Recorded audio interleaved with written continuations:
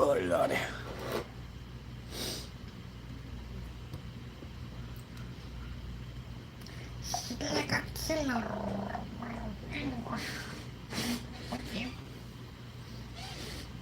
What the hell?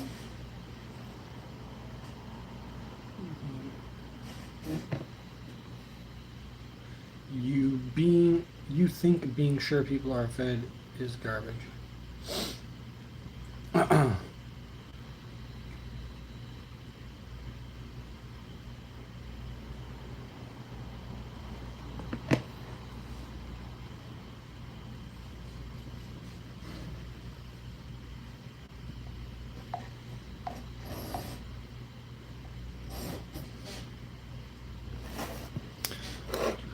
Alright, I'm gonna do a little drink review. Ultra Fantasy Ruby Red. That sounds like the top one. Top of the line. Top of the morning, there you go. Nah.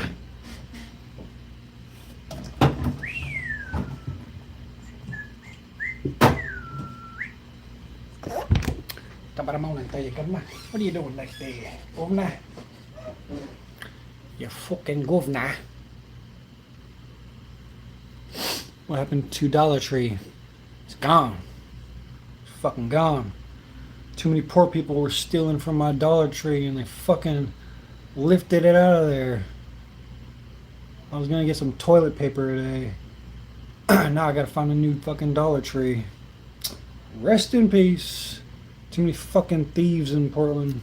Got the store to fucking leave. Anyways. Alright. I don't drink Monster very often, but we got a lot of new flavors. So we got the Ultra Fantasy Ruby Red.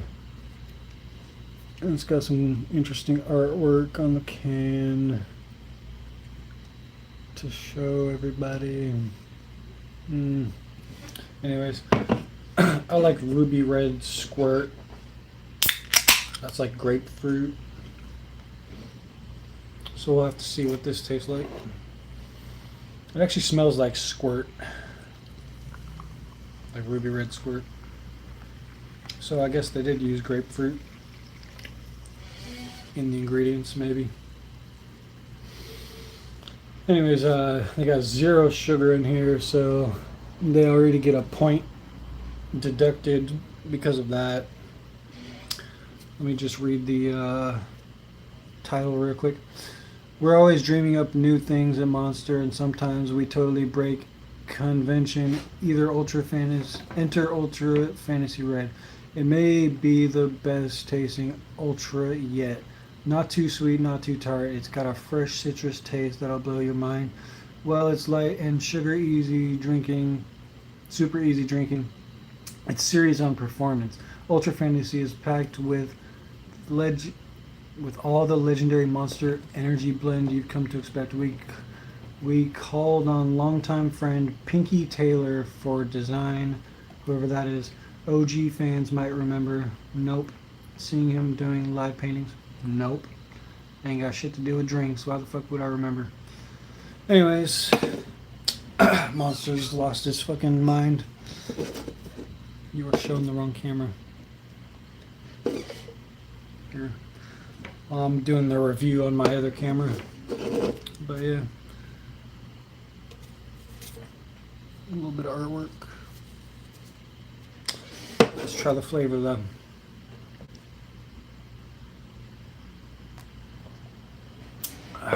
Kind of a strong flavor right off the bat. Really strong. Compared to Ruby Red Squirt, I'd say it's more sugary. And this is 0 sugar.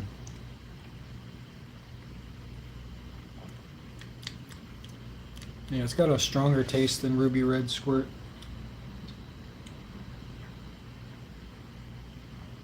Yeah, I've had them before. Yeah. I don't know, man. I don't know if I'm a fan of this right off the bat.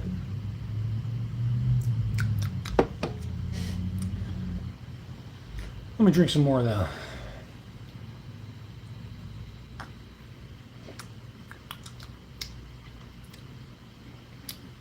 Well, it's got a grapefruit taste, but somehow, even with the zero sugar in the can, it's a very sweet tasting drink.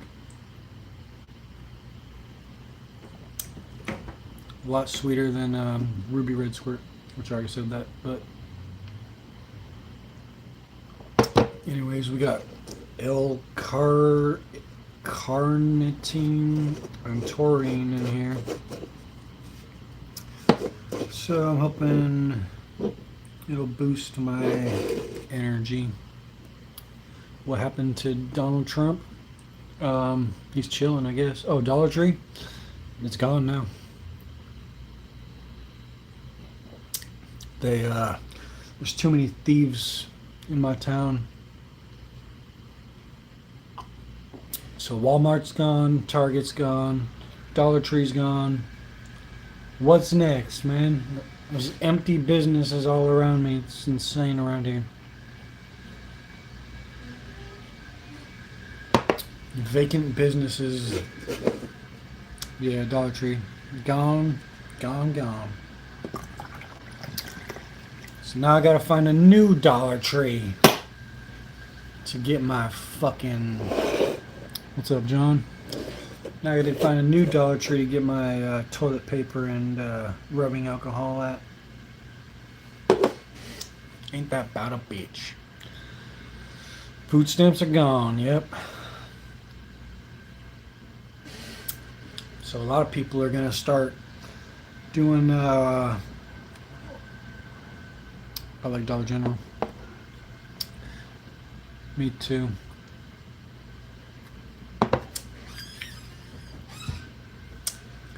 Anyways, I guess the taste in this drink is okay. It's nothing special.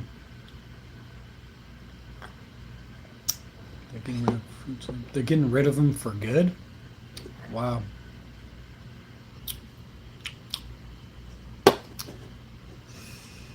I don't know what to think about this drink, man. It just makes me want a Ruby Red Squirt, because that's better. But this one has vitamins in it, so I guess that's okay.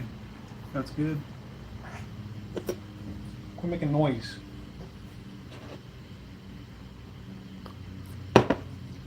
Yeah, it's, yeah, there's supposed to be like food, people pushing grocery carts full of food out the store and stuff like that. They're getting rid of Dollar Tree. They already got rid of it. My Dollar Tree is gone because of the thieves. Anyways,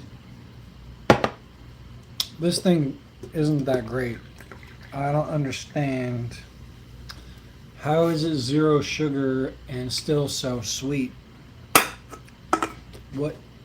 How does that make sense?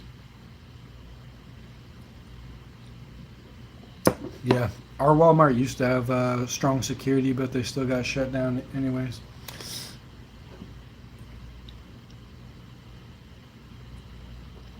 Science. I can't give this a terrible review. It's somewhere in the mid-range, but I don't like it, so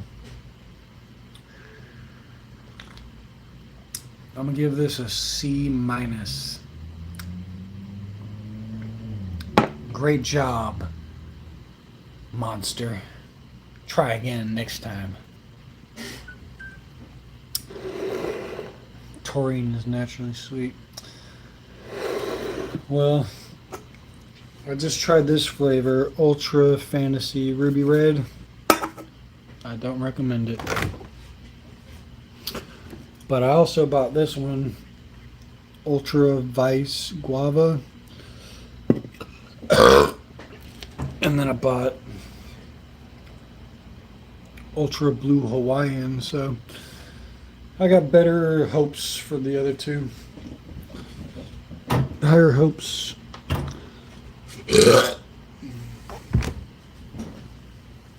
Fucking goddamn my town, bro. They're shutting everything down.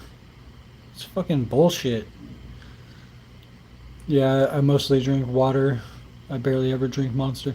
I read an article today that Walmart is considering going online only until food stamps come back. Wow, that'd be crazy. Beer. I had a beer like a day or two ago. They're not coming back. I don't know about that, man. Is the food stamps being gone thing temporary until the end of November, or are they getting rid of them altogether?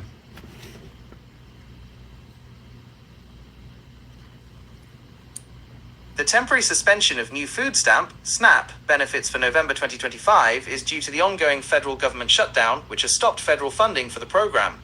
However, there are also permanent cuts and new work requirements in the SNAP program due to a recent bill passed by Congress and signed by the president, which will result in some people losing benefits or being excluded even after the shutdown ends.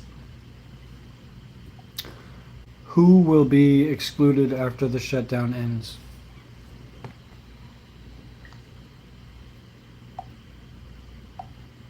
Answer the question, bro. Jesus fucking Christ. Why is this so slow today? God damn. I hate technology. The temporary suspension Who will be suspended from food stamps after the shutdown ends?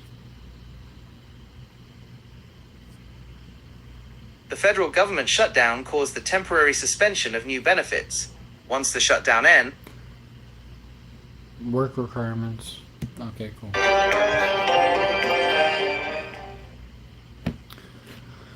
Well, they might take my food stamps away, but I only get like $60 per month, so that's like nothing anyways. As soon as government... Anyways, what's everybody else up to today?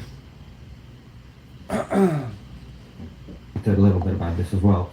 I have, I'm sure you know people working in the administration now. A lot of them are young kids, 23, 25, 27. Now, Britain is a lot richer, a lot more powerful, a lot more influential. It's on the UN Security Council, all of that. When that 23-year-old kid... Yeah, they said like 40 million Americans are on food stamp. And that's like a lot of... That's a big-ass number. The White House goes over to America, all Chatterbaiters the are 45-year-old British people are like that. Tell me what you want. How can we do this 80 for hours a you? month, Because America is the most powerful country in the world. And everybody... Oh, really? So if you volunteer, you could still get your benefits? That's cool. If they raised my... if they raised the amount of food stamps I got, then it would be like an incentive, but... The fact that I'm only losing like $60 in food stamps, it's like, I don't know. There's not much incentive to even try and keep my benefits.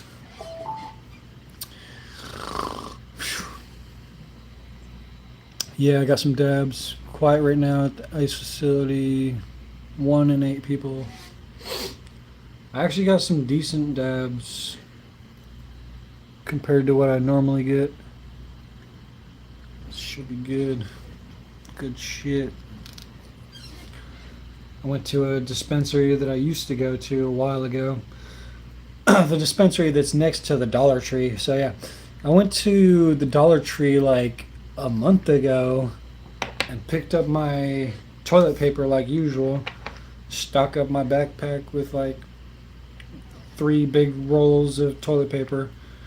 And I said goodbye to that store for the last time. Didn't realize they were fucking closing at all. So when I pulled up to Dollar Tree today and it was fucking empty inside, I went fucking nuts!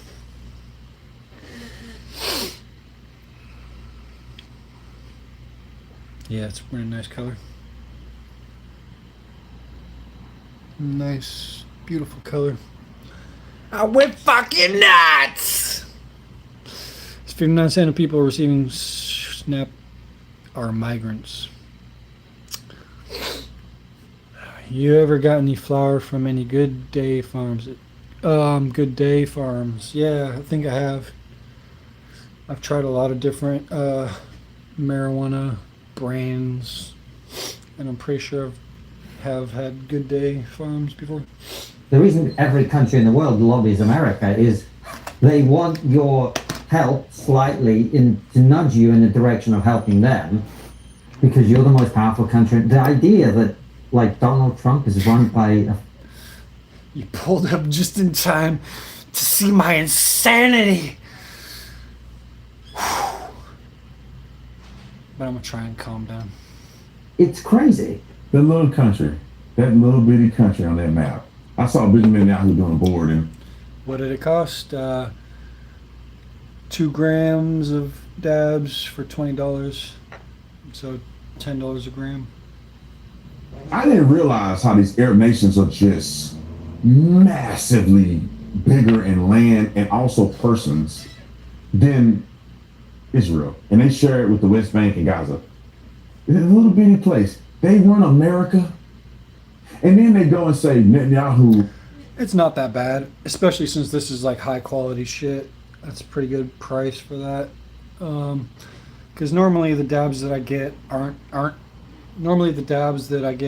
as quality as this, but they're like sometimes with a discount, like $1 or so cheaper. So sometimes you can get a discount and save a couple of bucks depending on what day you go. But in general, I think this is a good price. They might charge like 40 or 30 or more for this same thing at a different place, in a different state or whatever. Us in these wars. You think we didn't want to get in the wars? $200 I would argue that they had Netanyahu come as a front. It's not too bad. I haven't. It's been a while since I bought an ounce.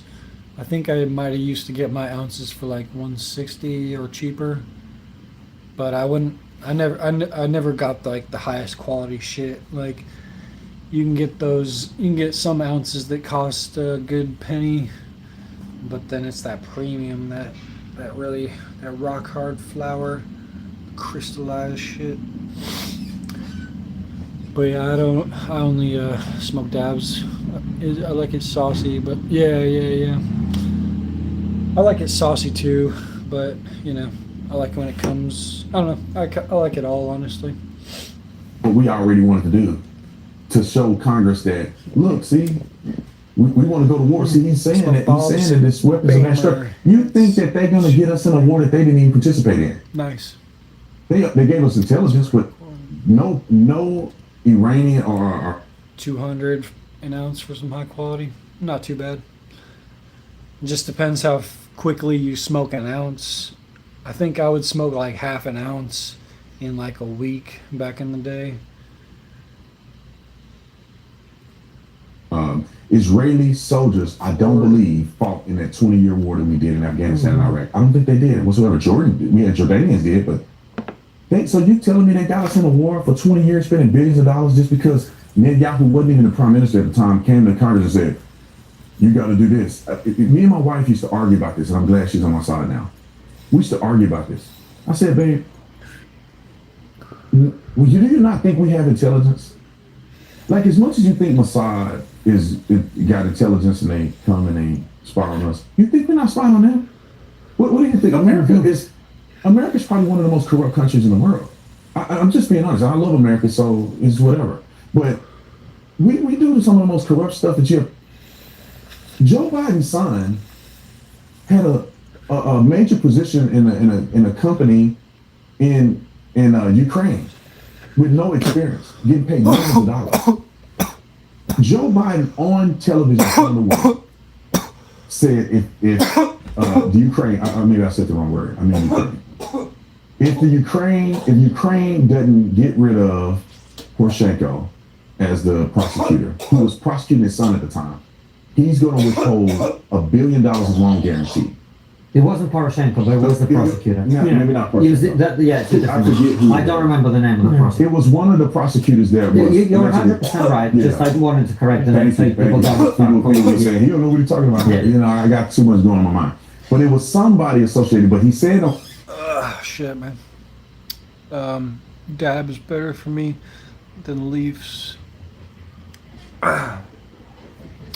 When I smoked flower all the time, my nose would always be stuffed up with like resin and shit, and like blow my nose, and there'd be a bunch of black shit in my boogers.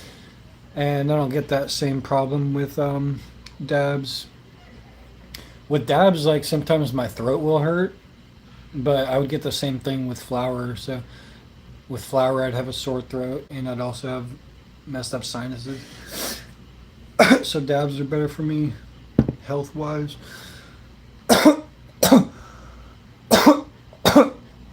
Spin City dab is extract from flour.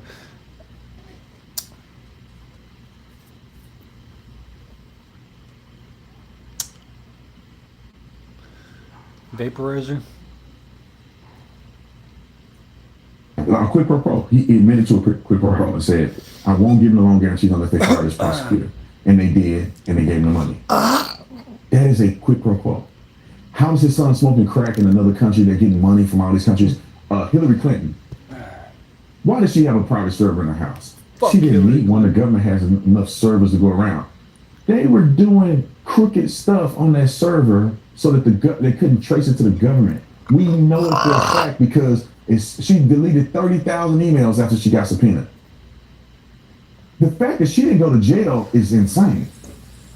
A private server, a regular citizen shared classified information, go to jail. It was one guy, I forget his name. He shared some pictures on one of the submarines. Went to jail. You can go to jail for stuff like this. She's sending and receiving classified and top secret information on a server that's not monitored by the United States government. The guy, the IT guy that she had monitoring, didn't have a security clearance, didn't work for the government. So he's exposed to classified documents.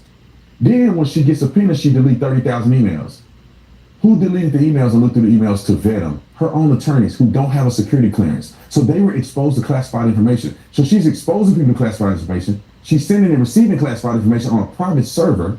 They take the Blackberries and bang them with hammers and they use BleachBit to delete her server. Why are they doing that?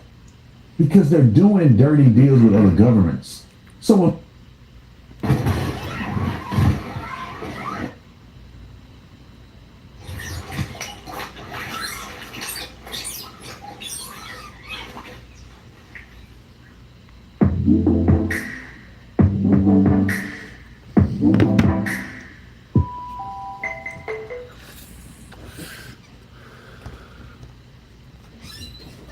Sick of the fucking ads.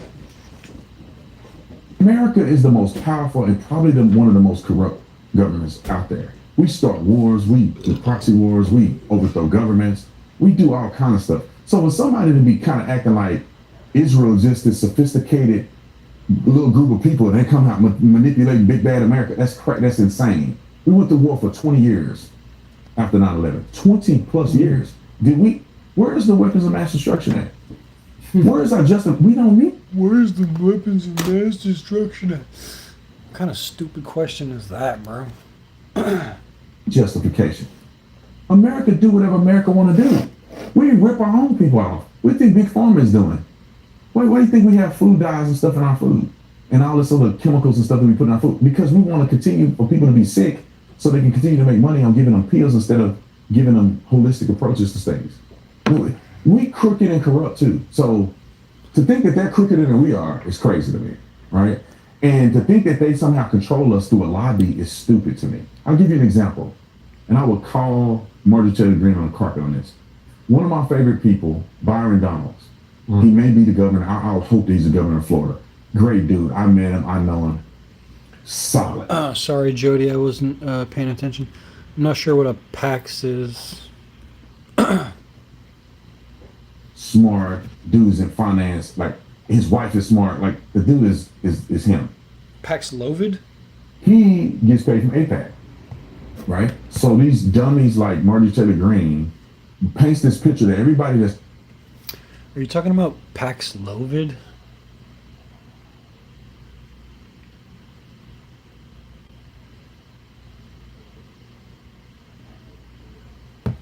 Pax is a handheld vaporizer. What's so cool about it?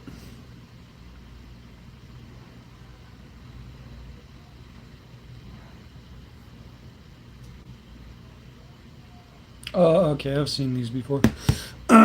All bell question: is the cost of living very high in Portland? Things like gas and such. Example gas here is like $2.19 a gallon. Well, I don't. So, what's the price of gas in Portland right now?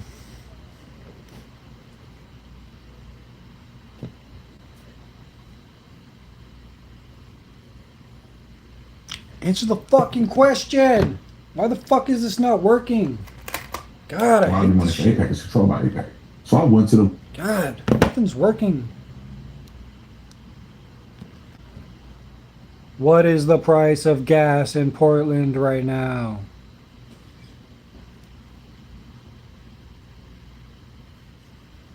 Everything's being slow as hell.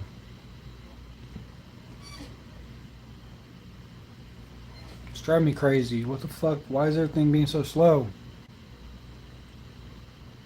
What does it mean, just a sec?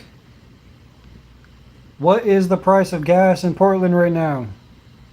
Instant search. No, just a sec. The average price for a gallon of regular unleaded gas in the Portland, Vancouver area, OR only, is $4.117 as of October 29th, 2025, according to AAA. Individual stations may have lower prices, with some reports showing prices in the $3.29 to $3.47 range. It's about, Would you like to search for the lowest gas prices near a specific Portland zip code? it's about $4 a gallon here. And the cost of living is like $900 for a studio, unless you're subsidized. Then it'll be like about $300. Damn, that's like double our price. What is the cost of living in Portland compared to Tennessee?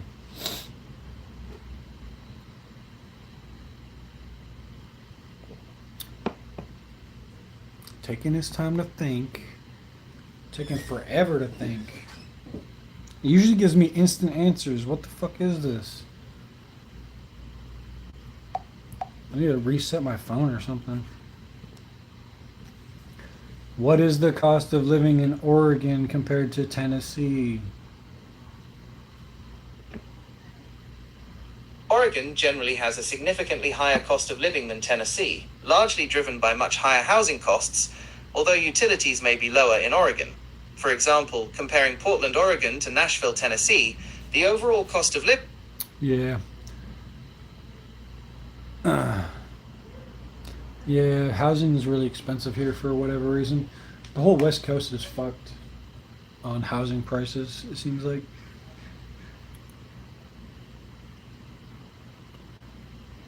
I feel like the South and the Midwest probably have better housing prices. sorry, I forget the website. My wife knows the name of it. I look it up to see who get paid, right? So I looked up her. Obviously, she don't get APAC money. I just had to make sure. Byron Donalds get money from APAC. Guess how much they gave him? $40,000. He raised $12 million in his campaign. You telling me 40,000? That's a private jet flight for Byron Donalds to do one event if he flew private in his team. Flying private to the West Coast and back. That's $75,000 probably on a private jet. That's not going to sway a man in an election. $40,000. And then you go and look at it and you go, oh, they give money to left and right. Duh, they're a lobbying organization. That's what they're supposed to do, is lobby. And this is the thing that the woke right, can I use that on your show? Yeah, you use whatever you that's my want. words, not yours. Woke right. This is what they have a lens of anti-Semitism, so everything they see has to be in the front. Maybe, just maybe, AIPAC supports people who support Israel. Not that AIPAC is making people support Israel through some little money that you're giving them. These people already support Israel. Like if I ran for office, I don't get AIPAC money. Why? Because I'm a Zionist. And they love a person like me. So they'll give me money. It's not that I don't like Israel and I want nothing to do with Israel. But in order for me to get elected, they're going to give me $40,000 and I'm going to somehow turn on my morals and turn against everything I ever believed to support Israel. You know, there's a very interesting dynamic with that people who are anti-Semitic don't see. There is a unique relationship between America and Israel. It's not just an alliance because they're not only that they're strategic in the Middle East, which they clearly are with their intelligence and military, they're literally like a military base for America, and we just allow them to have sovereignty. Because Iran, what did they do? They want to instruct Iran and get all the military stuff, and we just want to drop the bomb at the end. But the Judeo-Christian foundation of our country is why we have such a connection with Israel. They go, all the Christians have to go and kiss the wall. No, dummy. We a Christian nation. All of our founding is in Israel. Everything that founded the Christian faith in Jesus Christ was all in Israel. All the prophets, all of what Jesus did, all of the sites that he walked when he got crucified, and all this stuff. Paul, Peter, all of them is in Israel. So this is why we have such a connection that's beyond just political. And so I would love to go to Israel, not because I want to kiss the wall and do all of this stuff, is because my Lord and Savior and the foundation of my faith is in Israel. And this is why we don't have the connection with Qatar, even though we work with Qatar. And, you know, we doing foolery with them too, because, you know, they spawn Hamas, and I don't know what our government doing, but we doing shady business too. But that's the reason why we don't have a relation in Qatar and Syria and all these other Muslim nations. We work with them, we do business with them, they got money, so we're gonna do business with them. But Israel is deeper for America than just political expediency. If they were to be taken, see, some of these people on the woke right would love for Israel to be taken over by Muslim extremists. They want us to stop funding them. This is what Marjorie Taylor Greene are essentially saying when she say we shouldn't give money to Israel. Well, okay, let's not give money to Israel, and they get attacked, and then what's going to happen? They want to drive these Jewish people out, put them in slavery or whatever the case may be, kill them, make them convert, and then Islamic terrorists will run Jerusalem. And Islamic terrorists will be able to tell you if you can go see Jesus' tomb, or where they believe his tomb was, or the site where he was crucified, or, you know, the city of David. And they're going to be able to tell you if you can come in or not. They're going to tell Christians, you can't come here and proselytize. You can't come here and build a church. You can't serve in the government. Jews don't serve in the government in any of these Arab nations. No Jew. But Arabs serve in the government in the Knesset. And they can serve in the military and all this other stuff. These idiots want them to be taken over and controlled, and then they control the Middle East. Now, if Israel was to lose in a battle, all of that technology, all of that equipment, all of that stuff will go to a terrorist organization. All of our jets and all that. Is that really what is smart for America? And I'll just make this one point about Marjorie Taylor Greene, because she irritates me to no end. They used to be America first. Right? They say America first. Okay, everybody, I'm America first. You know, if it came down to America, Israel, I'm picking America, right? And then Israel will be another state in America. There's something bad here. He did tell me he'd been seeing weird stuff before he disappeared. The sewers. Below Derry.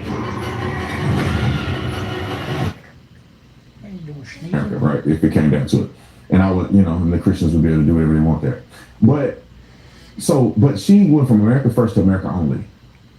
Isolationism is the stupidest thing that anybody with a working brainstem could ever say when it comes to world politics and geopolitical stuff, and also the economy and free trade. It's the stupidest thing ever. We do have a vested interest in having our fingers in all of this stuff. If we withdraw, then what? China's not going to withdraw. China's going to start taking up land here and there. They're going to end up in Mexico. They're going to be in Canada. And then what do you know? We're boxed in, isolated, and negotiations for tariffs and all this stuff is going to be all predicated to the biggest countries that are the biggest bidders. And America's going to be right here. And they're going to have their ships right in the sea. And they're going to have their ships in places where we have our ships. And we begin to be isolationists. We need to work with Israel. We need to work with Qatar. That's why we have a military base in Qatar. You know what I'm saying? So we need to have that. But these dummies are saying we need to be isolationists. We need to not give money to anybody. While in her portfolio, she trades, or her retirement money is being traded with other foreign governments, or other foreign countries. If you're America only, then pull your funding and your portfolio from every country but American companies. She won't do that. She started I read an op-ed about this. She is the epitome of a politician. She started with a $700,000 net worth. Now she's worth upwards of $20 million. How? What are you doing that you in that position making $100,000 a year, you go from $700,000 to $20 million. It's the same argument that conservatives have with all these politicians getting rich in politics. She just came out the other day and on a podcast and said, I'm gonna get in trouble for this. Because Donald Trump is deporting everybody, starting with the criminals, and if you hang out with criminals, you get deported too. She's saying this is not the right approach because I'm a business owner and we can't just deport people that are working in our businesses. Well, wait a minute. You're America first. You're America only. You now are concerned that your company will take a hit if people who are illegally in this country are no longer working in your industry. Wait a minute, Marjorie Taylor Greene. Is that your stance? Now she's getting backlash over it, which shows me, let me tell you guys this. You guys probably know a little bit about American politics. 90% of the people are not who you think they are.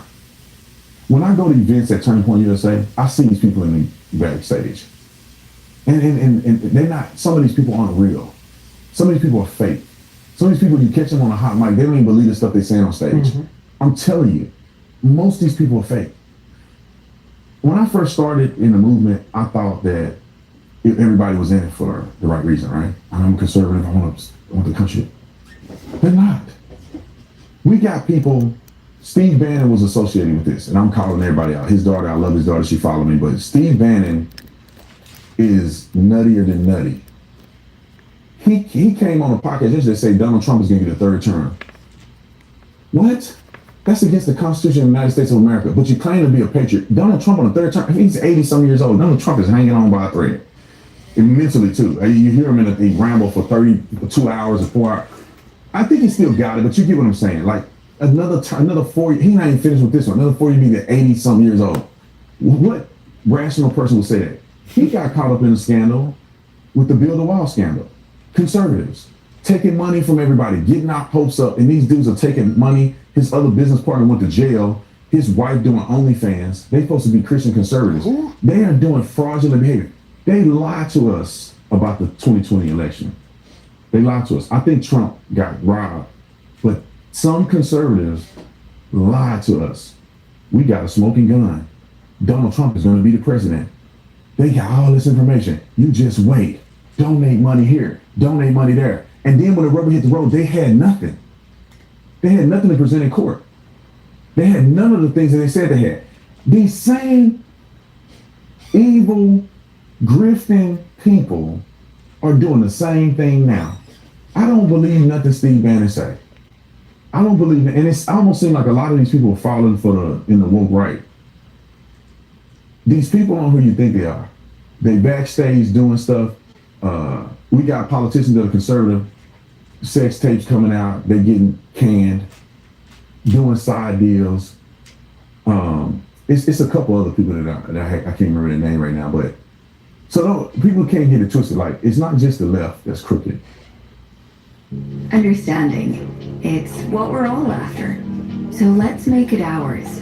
Because when we collaborate better.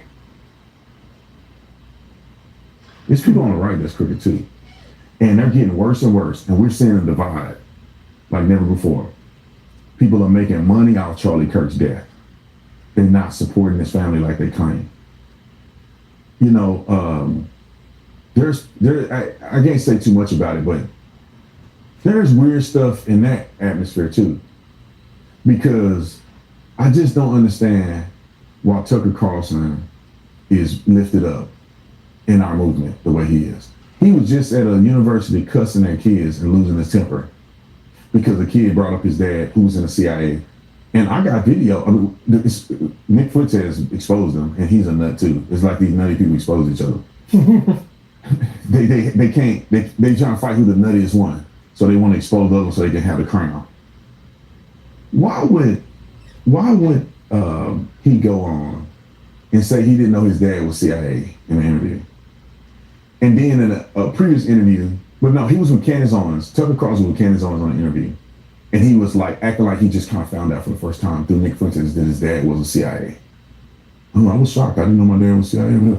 But before that, he was on Sean Ryan's show talking about how his dad was in the CIA.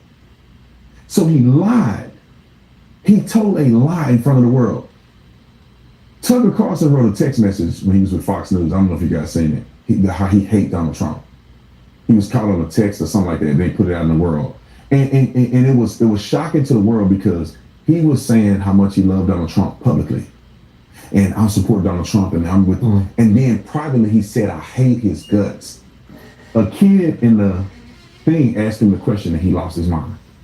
He was all upset with this kid. And it's like, no, the guy asked you a real question. Answer the question, Tucker. Why did you say that you hate Donald Trump when you were promoting to the world that you loved him and you were supportive of him and y'all were friends and everything like that? Why did you say that? And he couldn't answer the question, and he beat around the bush, and he got mad, and he did this. And then the kid came at the end and was like, why are you getting so mad? You know, you worth like $50 million. He flew off the handle because the kid said he was worth $50 million. Now, you guys are smart.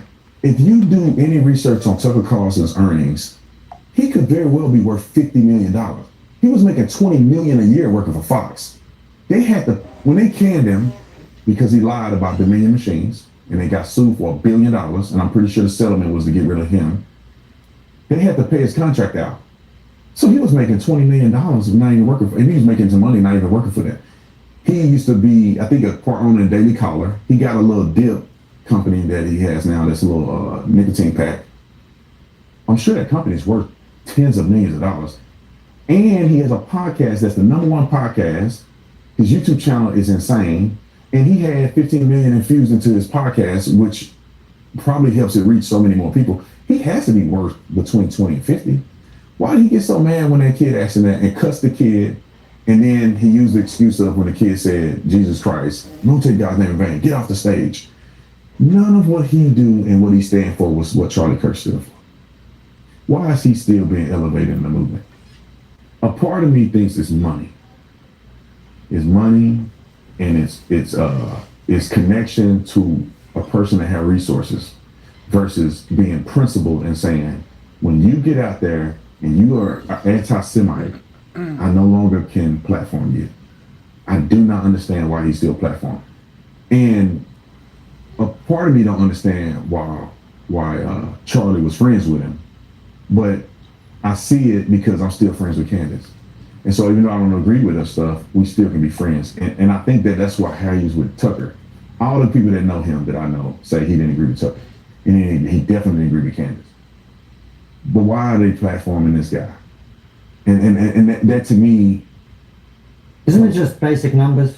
I mean, Tucker has a massive audience. Right, but that's what I'm saying. It's not necessarily about what the truth is. People are saying. Mm-hmm. Like the young kids are coming up thinking that we're trying to win our country. Other people got something else going on. Yeah. Somebody is in business with this person that's in business with this person that raised money for this person, and this person has got influence. So we're gonna act like we don't see that. We're gonna act like we don't see him cuss a kid out on campus, which was an embarrassment. And I said very clearly, he's antithetical to Turning Point USA. The young people need to hear truth. They need to hear integrity. They need to hear love for country. They need to hear at least trust in the government reasonably. Not somebody questioning everything the government is doing. Tucker's out there saying that Donald Trump is run by Netanyahu. He's saying that. Young kids, this is why we have a divide of the next generation. You have the divide on the right. Because you got people that are reasonable. You got people like him that are pushing conspiracies. That are pushing hate against Jews. That are pushing that the government is somehow Kesh Patel or evil. And I don't understand. But to your point, he's the #1 podcaster. He's worth tens of millions of dollars, if not more. And he got mad at that kid. And he has a lot of influence. And some people rather have the influence than to be principled. I wouldn't have nothing to say about him if he was, in my opinion, if he was being legitimate. He legitimately had questions about Israel. I'd be like, fine, I don't care. I'm not Israeli. So if you don't like Israel, then don't like Israel. But it's just the way he's going about doing things that make you feel like, dang, Tucker, either you were fake then or you're fake now. Why did you believe that and you changed? I don't hear your conversion story. I don't hear the story of why you now hate Israel. I don't hear the story of why you supported Donald Trump all this time and now Donald Trump is the enemy. He's essentially saying that Donald Trump is committing treason. If you're beholden to the interest of another country as an American, that's treason. He's saying it, but he's too much of a coward to call Donald Trump by name. The kid came on stage at the event and said, the governments are the same. No matter who's in office, Biden's in office and Trump is in office, it's the same. They're still giving all our money away. They're still not America first. And he agreed with it. Is that the message you want to teach young people? That you should distrust the president that's probably the most pro-American, pro-conservative, pro-Republican. And so anyway, I could go down the rabbit hole, but I've learned over time, and I tell young people this all the time, don't glorify these people like they're gods. Many of these people aren't who you think they are. There's a few that are real in this movement, that are genuine, that'll go to bat. And you can tell because when the wind blows, they sturdy like this glass, versus they over here when it's popular, they over here when it's popular, when there's money over here, they say they believe something, but they like this person because it's popular. And, anyway, that's the thing that bothers me the most. Well, I think, Brandon, one of the ways I found for myself to tell who is real and who isn't on left and right is the people who are prepared to say that they don't agree with their own side when their own side in their opinion has gone wrong. Right. And I appreciate you coming on and talking about both sides and where they go right and go wrong, and just sharing your opinions with us. We usually go for an hour. We went for 3. We've been here for 3 hours? Yeah. Oh my God, man! I apologize. No, it's Why? all good. I'm a talker, man. I have my own show, so I'll talk to you. No. We loved it. It was great having you on. We're going to ask you some more questions from our supporters. Before we do, though, what's the one thing we're not talking about that we should be as a society? As a society, I think we need to talk more about Jesus Christ. I mean, Jesus when Christ. Charlie Kirk died, I think people start seeing that revival come back, but we're getting too secularized. We're forgetting the foundational principle, and I'm speaking as an American specifically, but we're forgetting the foundational principles of where this country came, where our country was founded. All the greatness that we espouse and all the freedoms that we have, we forget that came from a Judeo-Christian background. All of our laws, and people go, it's not secular. All of our laws that we have now come from a biblical worldview. Our constitutional rights come from God. Inalienable rights, all of those things on our money. And our, There's in no the dollar Congress, we stores have in my area the now. judges, and one of the judges in our Congress is Moses. And so we gotta start getting to the bottom of Jesus. There's no faith dollar in God, stores in my area and now. understanding we're in a spiritual war. Got And bacon it's not soda. I just got carnal, bacon it's soda. not just politics. It's something bigger going on. Appreciate it. Some All right, bullshit, head on bro. over to Substack at triggerpod.co.uk. They took away my dollar store. What the fuck are we gonna do? Should we fucking riot now? Because this is a riotable offense. I need my damn Dollar Tree. I need my damn Dollar Tree, man. Give me my fucking Dollar Tree. Man. You should take us for a spin around the block, brother. Maybe later.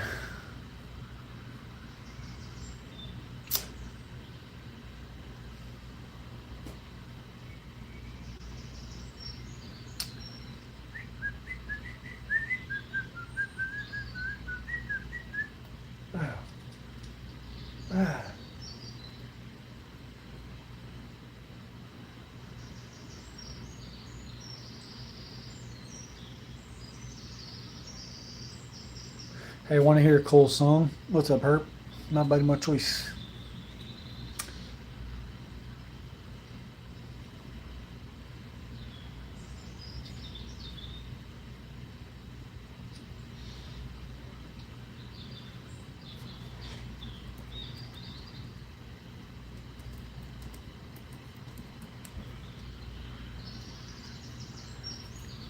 What state you live in? Wonder if I know of it. I know the most of the state. I'm in Portland, Oregon, on the west coast of America. West Coast, baby. ルール違反はお分かりだね。 Yeah, West Coast.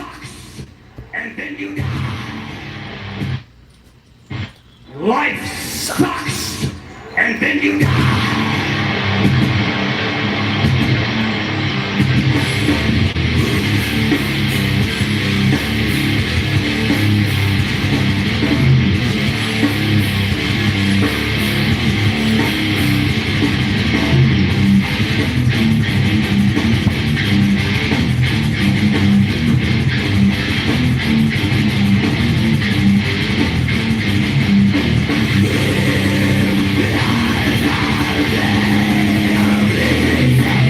Rest in peace, Pac.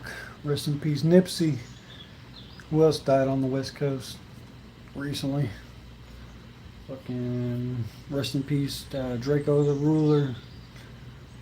Rest in peace, Briss.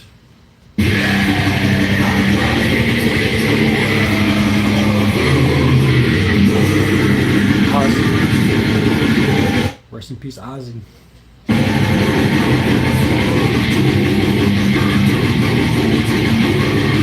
In fact, I'm gonna take a dab for Ozzy.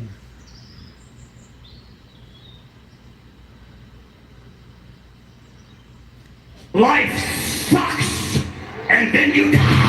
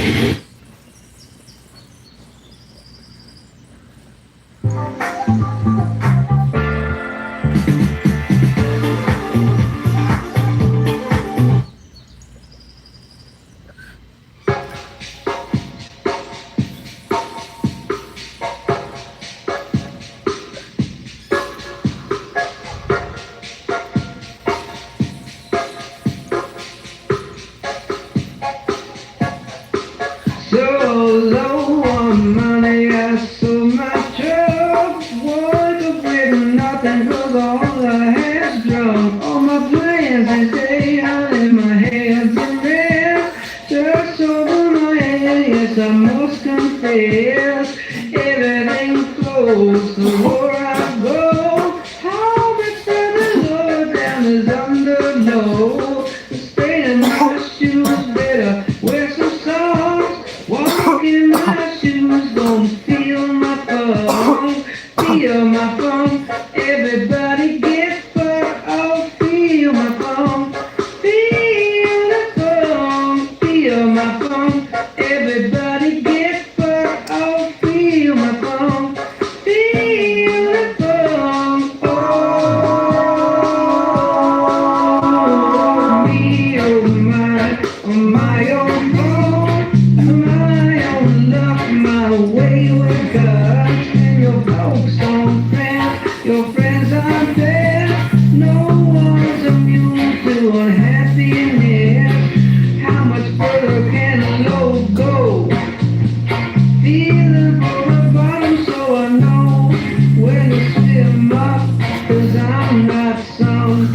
While the love is on and it ain't no man. Feel my phone, everybody gets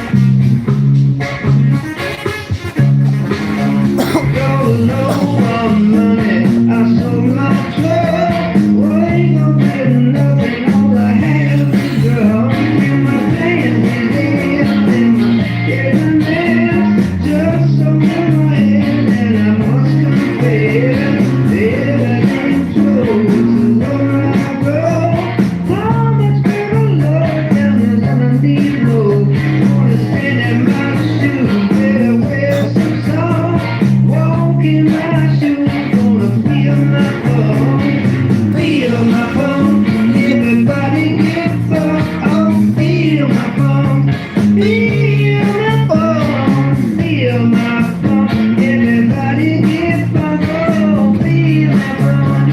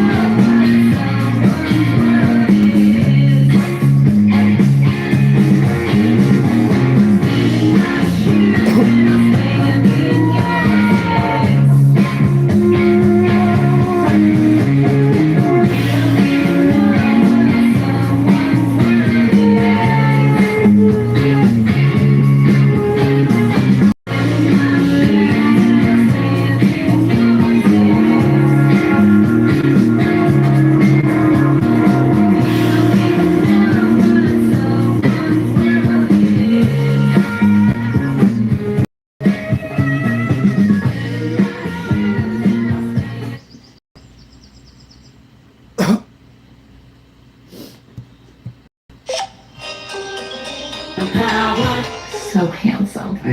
Oh, I can't buy this. Whoa, whoa. Your Empower investment accounts are designed for the long haul. So So fast forward.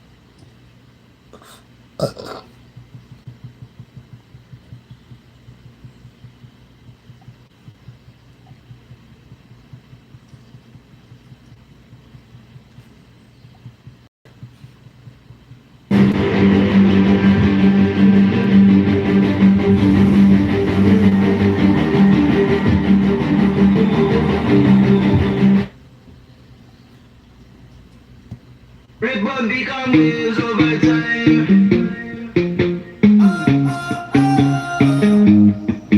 Throwing stones in the ocean, I've been passing time. Keeping all these lines, I see the signs.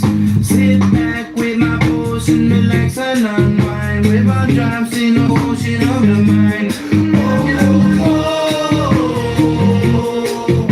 The sun and the moon coincide. Ripples become waves over time. Ripples become waves over time. Ripples become waves over time. Ripples become waves over time. Over time, I sit back and unwind. Ripples become waves over time. Sun and moon full of time over time.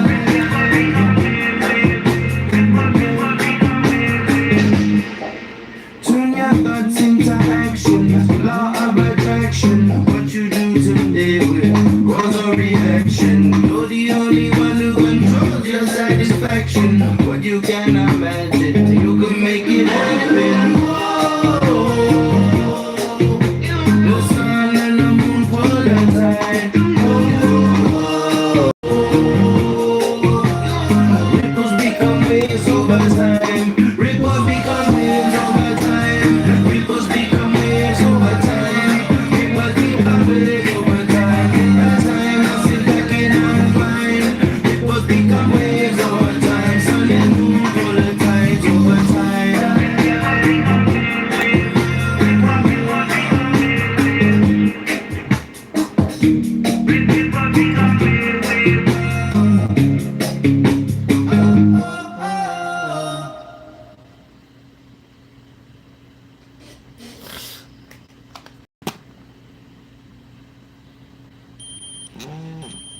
Save for education.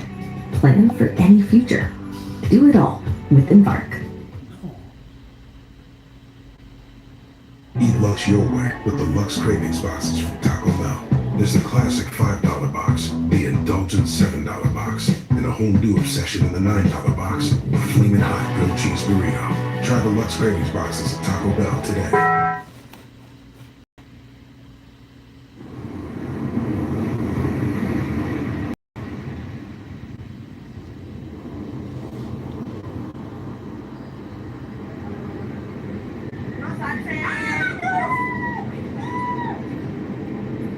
Bonito final para este gran día. Wow. It's so beautiful. I had to take a video, of course, because just look at that.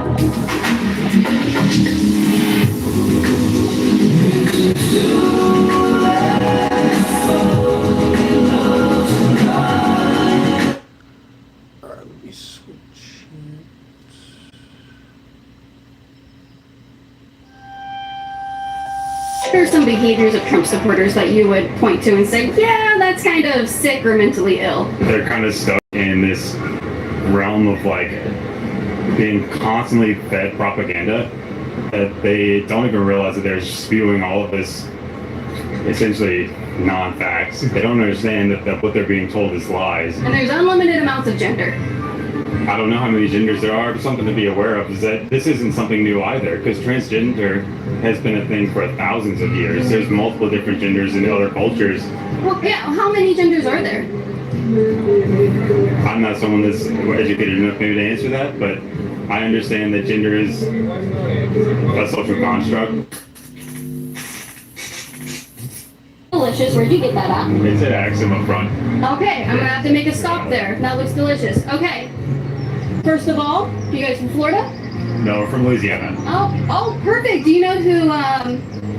No, she's from Missouri, not Louisiana. That's right, I mixed that up. Oh, anyway, do you know who Jasmine Crockett is? Yeah. Yes. What do you guys think of her? I mean, she seems like she's got a good future. She does, yeah. Yeah. Recently, she said that Trump supporters were sick and mentally ill. Would you guys agree with her in that assessment of supporters? Kind of put on the spot with this one, but I think that there's a subset of Trump supporters that definitely are really a little too far gone sometimes. They just like are in a cult, I guess. Okay. It definitely comes across that way. So, like, just a small section, or would you say in general her comments would be correct? If I'm being general, I'd say yeah, I kind of agree. Okay. At times, yeah. Okay, and what are some behaviors of Trump supporters that you would point to and say, yeah, that's kind of sick or mentally ill? When I needed a master's degree that fit my life and my career goals, WGU was the perfect fit. Their online programs are designed for busy professionals like me, with career-relevant courses that I could tackle on my own schedule. Learn more at wgu.edu. At Les Schwab, our above and beyond service means more hustle, less hassle.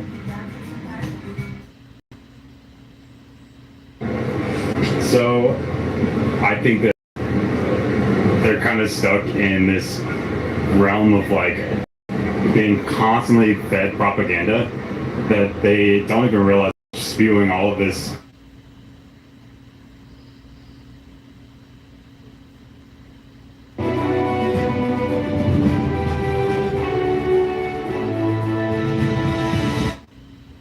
Like, where is your God now? And posted videos using an image of Christ for target practice. 2 weeks after that, Charlie Kirk was murdered.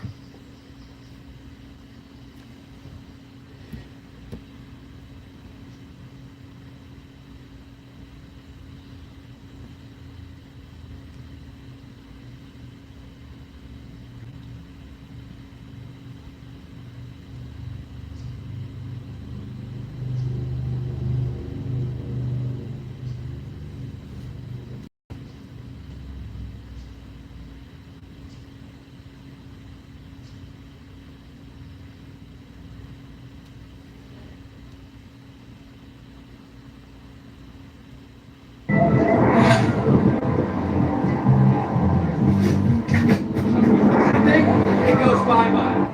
You touch me with it, it's mine. You touch me with it, it's mine. Alright guys, we're on our way to Portland Ice Facility. It is raining. Got our boys. We're on our way down to Portland Ice. We're gonna check this out. It's gonna be interesting, that's for sure. We're gonna see how their spirits are doing down at Portland Ice. If Antifa is hiding in their holes, or if they're out and about. And yeah. Alright, we'll flip it around, guys. We're almost to ice. How are you feeling today? Not good, that's for sure. Tired. It is down for me. My phone is soaked. Oh, look at that! We got Patriot Camp on the roof, on both roofs now.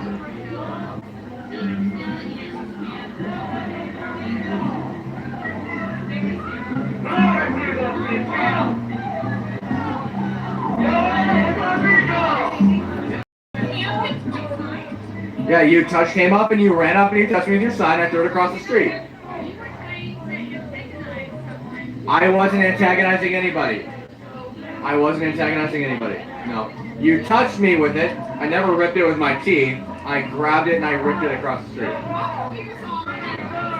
That's fine. It's on camera too. I don't care. I was live.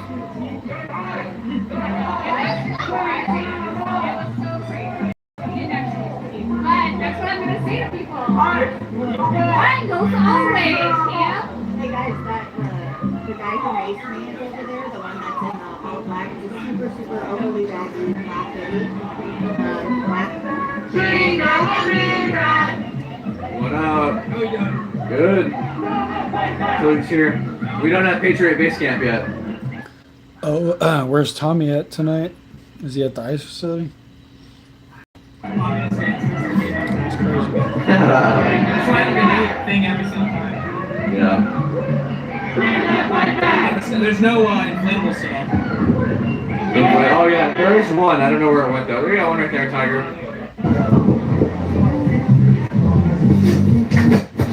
Something, it goes bye-bye. You touch me with it, it's mine. You touch me with it, it's mine. You touch me with it, it's mine.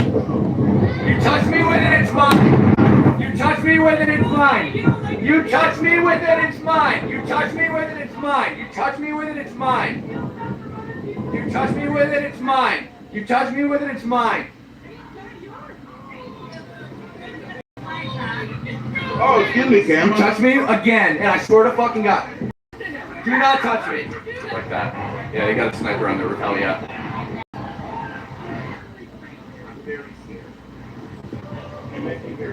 I just joined his stream. It is from apartments above him. They're throwing eggs from the apartment above him. Wow. But if your attention's on me, it's not on people that you think are vulnerable. Right, Cam?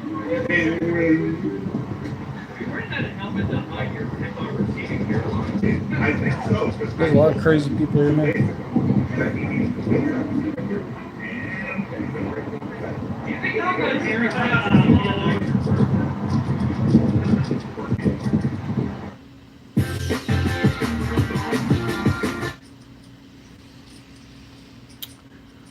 That's wild, bro.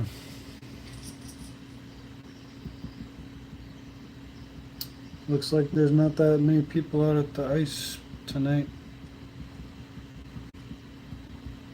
It's crazy that it's been like a week or so or whatever. I swear I haven't even been out there in a few days and I still haven't gotten my fucking footage all uploaded yet. It's fucking insanely annoying.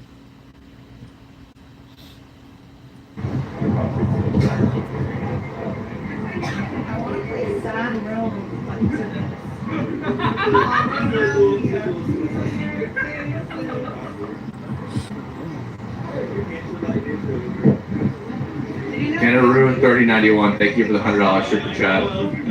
You are weird, disgusting, 100% agree. Those super chats really keep me alive, guys. They allow me to travel. They allow me to recoup the cost of the.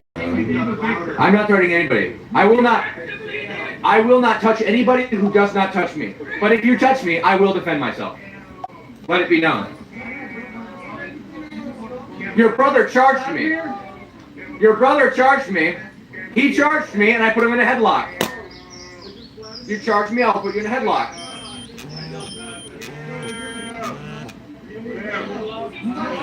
I controlled this motherfucker yesterday.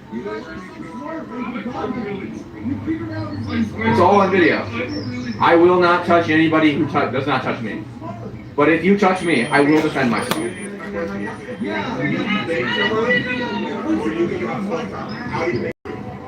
What is your favorite recipe? Why do you keep running through this question? These are important questions. How do you grill? Do you bake it? Medium or high heat? These are important questions for those who I'm sure you're acolytes, but they're all would love to know their answers. These are very important questions. What is your stance on an abortion? How do you feel about this? How do you feel about the Sheikah? The Wookiees? How about One Piece? Are you a One Piece fan? Good question. Are you anti-Luffy? Is that against Azure? No, he isn't.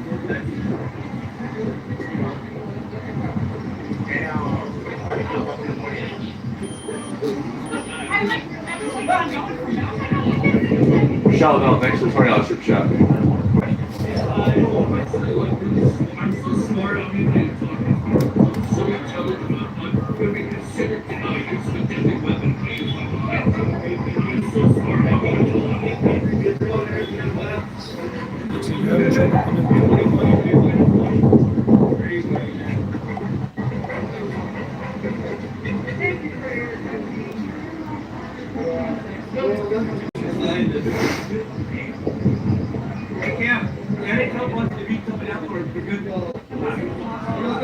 Richard, I can't understand a word you're saying.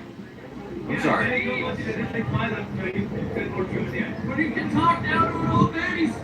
Richard, you just said you were gonna scalp me 5 seconds ago.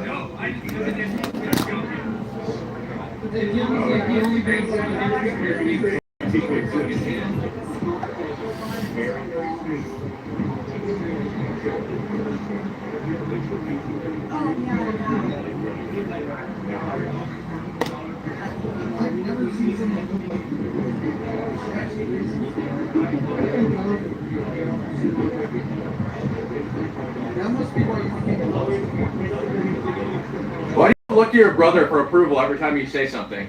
Laugh, Vladimir, laugh! Laugh, bro! Laugh at my joke! Laugh at my joke!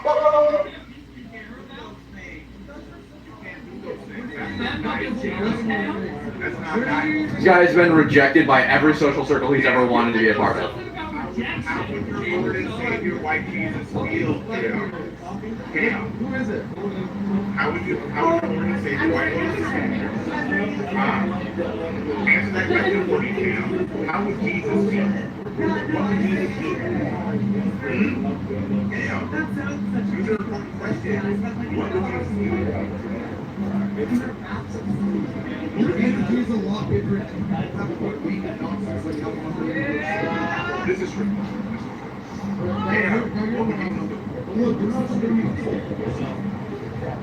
But it's still edited. Yeah, we'll edit it. When you do the CGI, you edit the violence.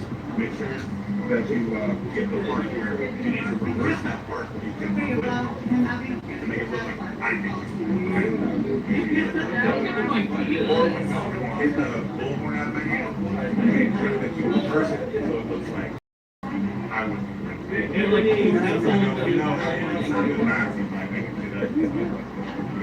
You were blaring high decibel noises in my ear, which is battery, and so I took your porn and put it on the ground.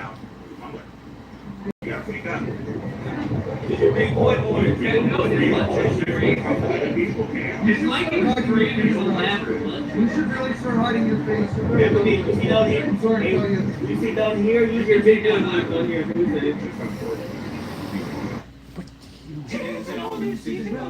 It's beginning to look a lot like competition. Team Naughty taking on Team Nice. Ooh, sweet. Look, this guy has the right idea. I bet she's fucking ugly. He's hiding his face. Why don't you hide your face? At least he has the decency to hide his fucking ugly ass face for Did you guys forget you were protesting ICE? When I mentioned One Piece, you seem intrigued. Were you a One Piece head? Talking to me? Well, I don't even know what you're asking. I don't think you pay attention. Are you a One Piece head? No? Okay, I don't know what you're talking to me. Explain yourself. I don't understand what you mean. One Piece is an anime. I'm asking you, Bill. I'm guessing you do it. You're full of shit. That mustache is crazy. Hey, what are we doing? Peeping Tom! Creepy Cam! At it again! You're so fucking horny,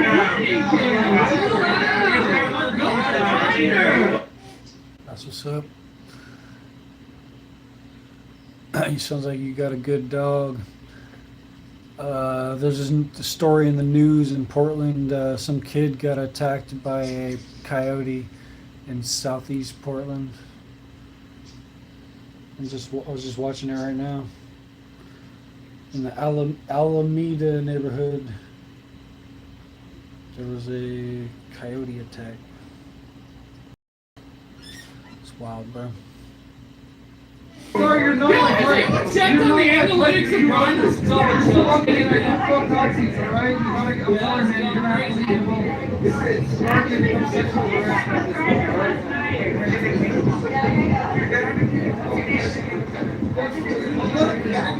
you're a dangerous place to be right now. Yeah, you should really kill yourself.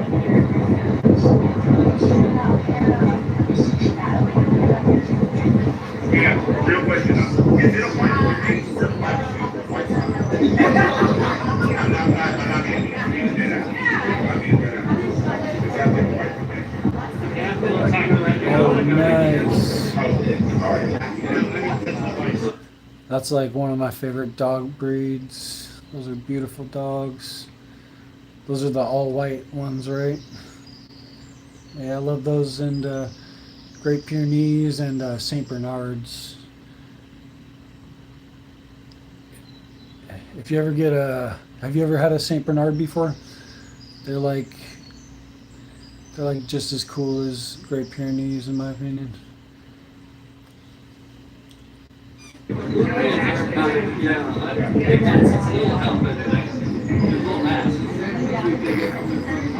Let's see him, Bennett.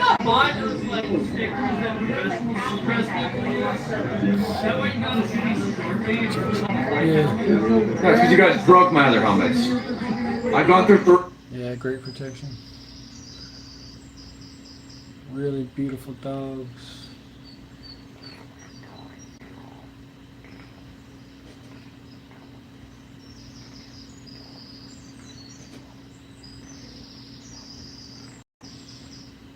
What's this facility? Free helmets, and it's simply not. Damn.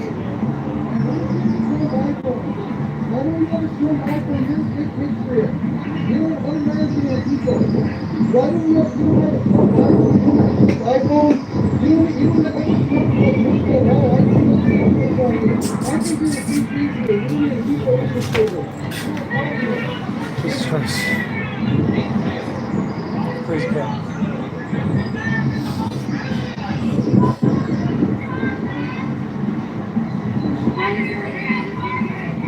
Walking another car again.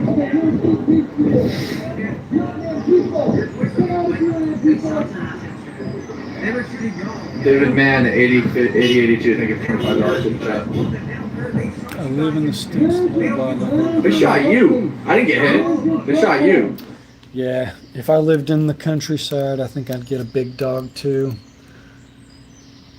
Maybe a Saint Bernard, maybe a Great Pyrenees. I like Rottweilers. Rottweilers are good breeds. I like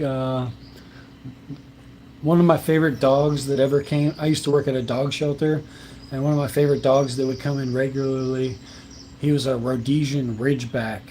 So he was like his name was Red, and he was like a hound dog. He was looked like a hound dog, but he was really athletic.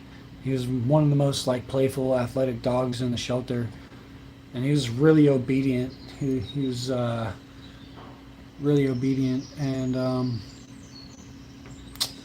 really good dog, really good breed, Rhodesian Ridgeback.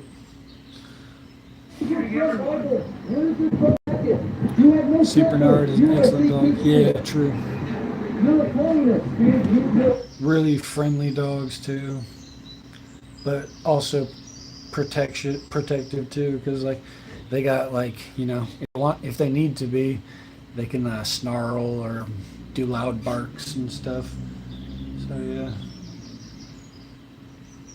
Get million people to come to try to infiltrate the election movement. Why don't we have any Trump votes? You're clearly a big fan, you're opposed to it.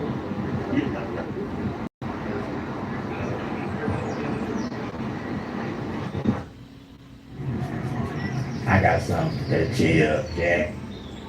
I go the other way to the 76, the way where my knee go. What's happening to me? Streak CRM for Gmail. All the standard CRM features, plus some inbox-powered magic.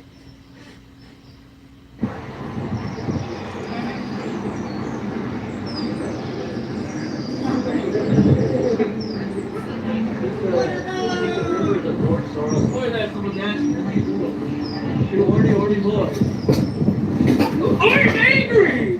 Do not touch me. Do not touch me. He hit me with his sign on purpose. Do not touch me. And he just punched me in the face. He's a Vietnam veteran who intentionally touched me with his stuff and then punched me in the face. He hits good, I'll give him that. He hit better than any of you bitches.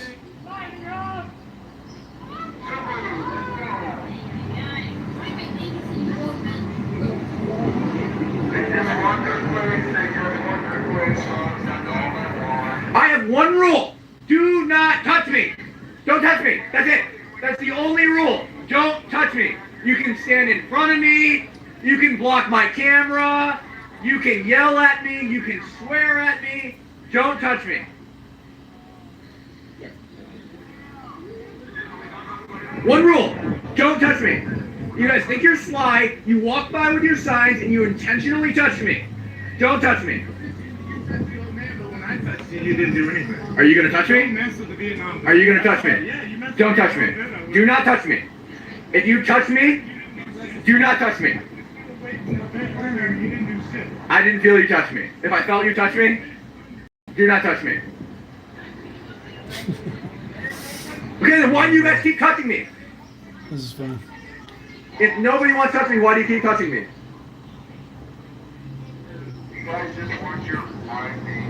I just want to come out here and do my job without getting touched. What's that? No, he touched me with his sign. And so I took his sign.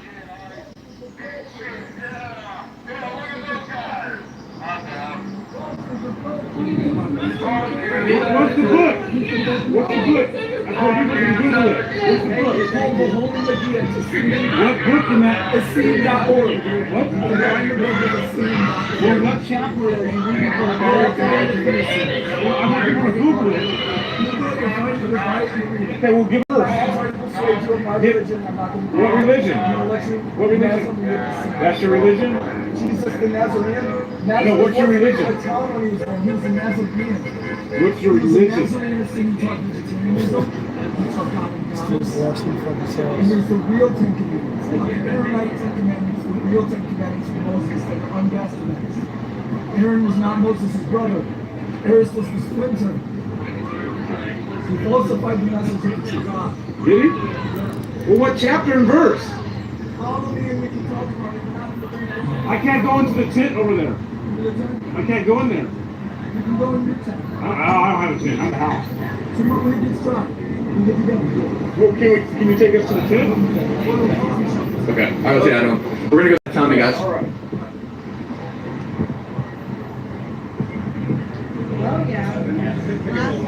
Good hit. Don't swipe me though.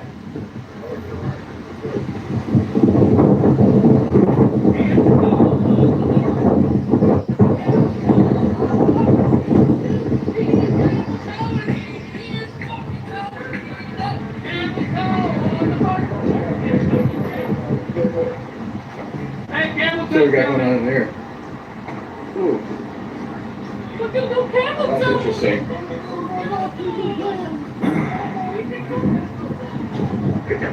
What's up? Oh, excuse me. Do not touch me. This is your last warning. You stepped on my shoe on purpose. If you touch me again, I will fucking drop you. This is your last warning. I have one rule. Don't touch me. Be warned. Last warning. Last warning for you.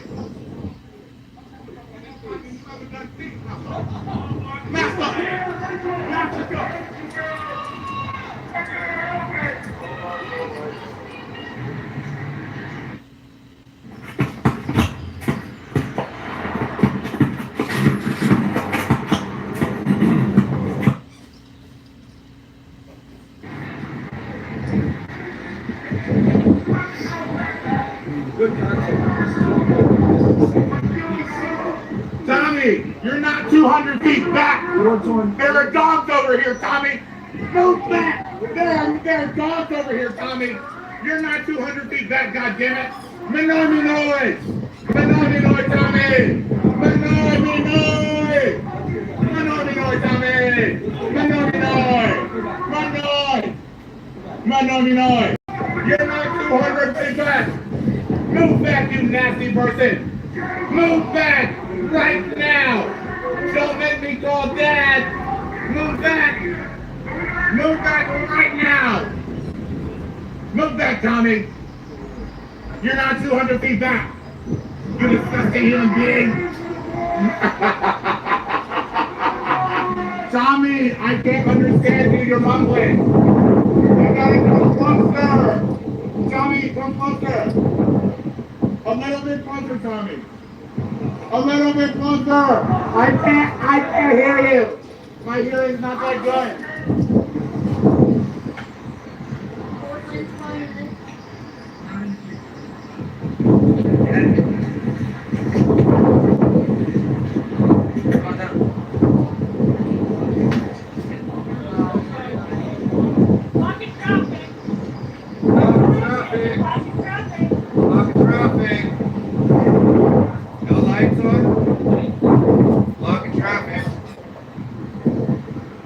Honk at him, it's okay.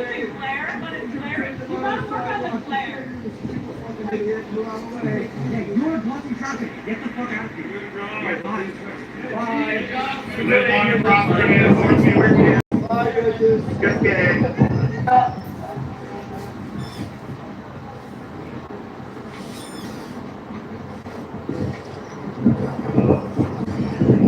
Yeah, sure. What's up?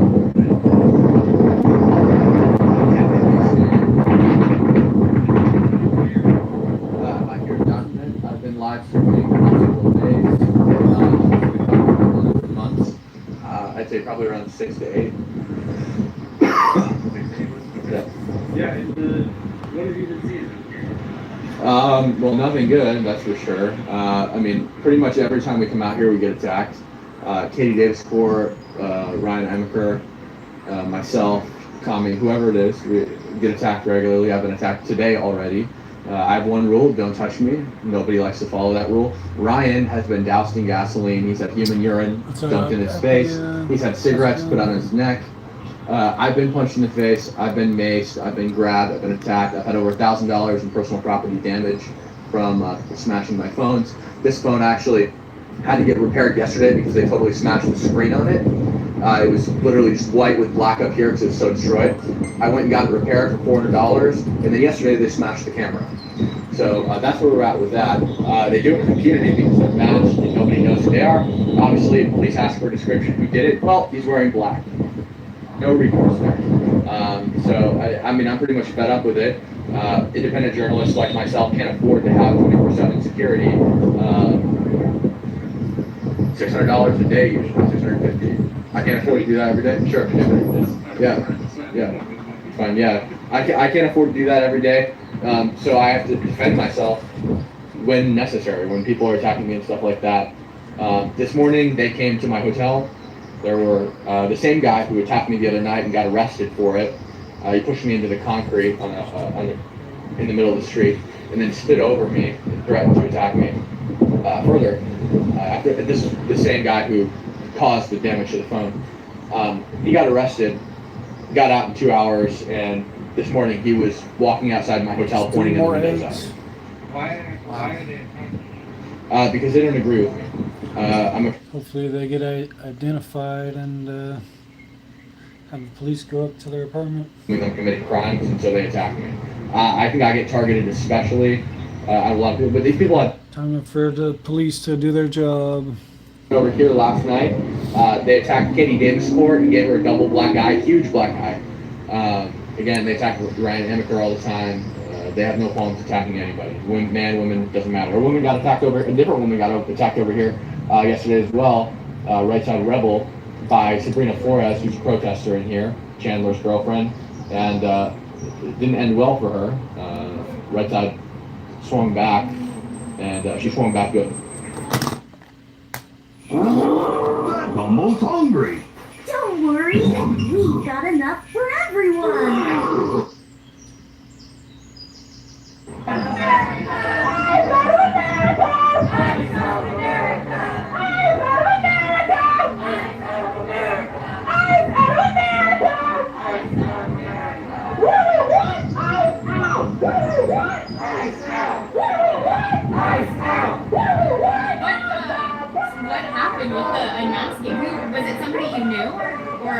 No, he kept threatening to kill me, and he kept attacking me, and he got in a fight with Chad. And so he's on the ground right over here. And I walked up while Chad had him on the ground, and I just fucking ripped his mask off. You did it. Yeah, and then came over here, and he hit my phone out of my hand, and I pulled his mask off again. Second time. So I'm telling people, stop punching people, don't fight. Take masks off. Yeah, exactly. Exactly. Yeah. Good job, everybody. It's wild. Nick Shirley's here. His phone is, you can't see it right now, but it's actually really And right now you have Antifa. People say Portland's a war zone. Some ways it's true, some ways it's not. Here, Antifa literally has control of the streets of Portland. Look, you have people that are wrecking traffic. The only way to go onto the highway here, to not go on the highway, is to take a left here. Or you have to take a huge detour, and then detour. These people will not let drivers come through here. Absolutely pathetic. Do not fall for the tricks of Antifa. Stand on business. Do not get bullied by these people. Because watch, a lot of these drivers are going to come through here and they're going to get bullied by Antifa.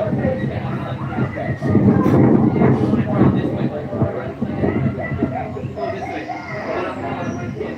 He had his thinker to go right, but no. He folded the Antifa. Don't fold the Antifa. Oh, yeah. It's actually crazy. It actually like, does make you mad. It's like, well, I mean, what jurisdiction do you have the right to tell you what to do? Yeah, 100%. 100%. It's not even left or right. It's like, it's not a left or right issue. It's like, are you stupid enough to fall for their tricks? Like, this is what gives them power, but deal with folding them. Don't fold. 100%. Go subscribe to Nick Shirley, guys, if you're not already. I'm sure most of you guys are already, but if you're not, subscribe to Nick Shirley on YouTube.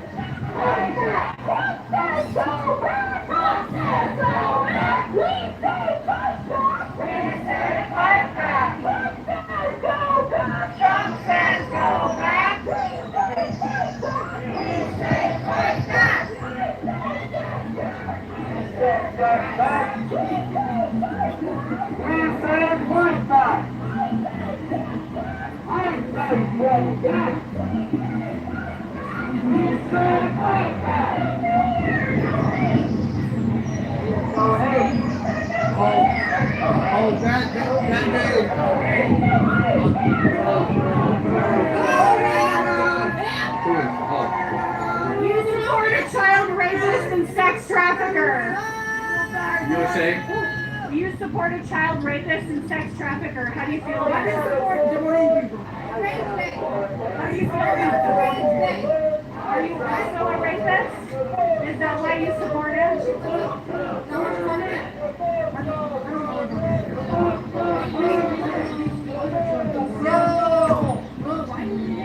Why do you like getting in people's faces like that? Why do you follow people?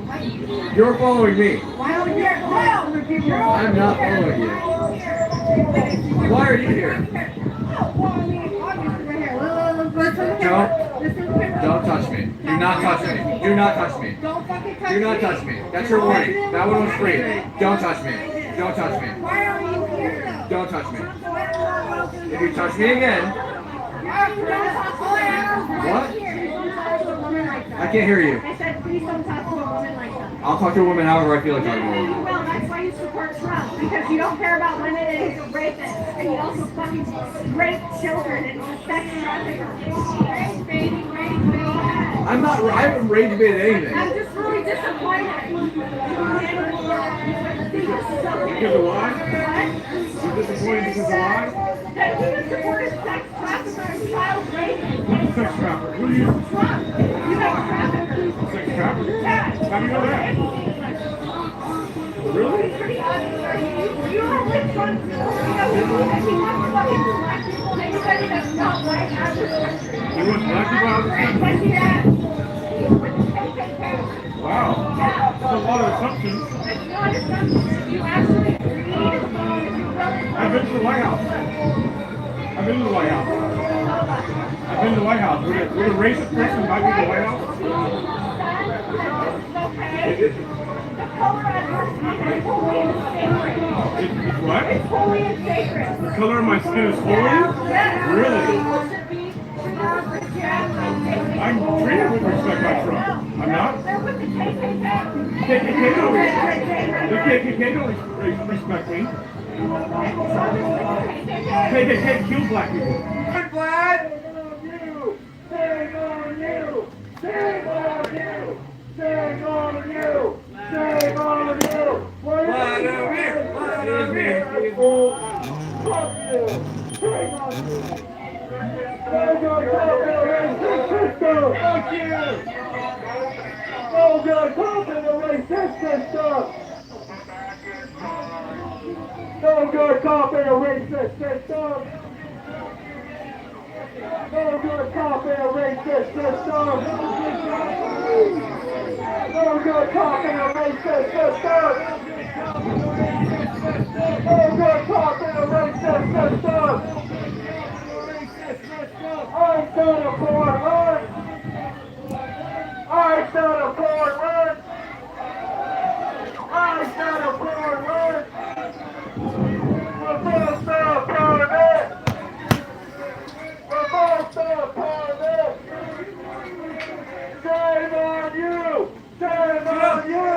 Shame on you! Fuck! I loved Halloween when I was a kid growing up. Eggs and water Well, balloons. that classic first-timers. They don't know that nearly half of all used cars have been in an accident. But Carfax shows how...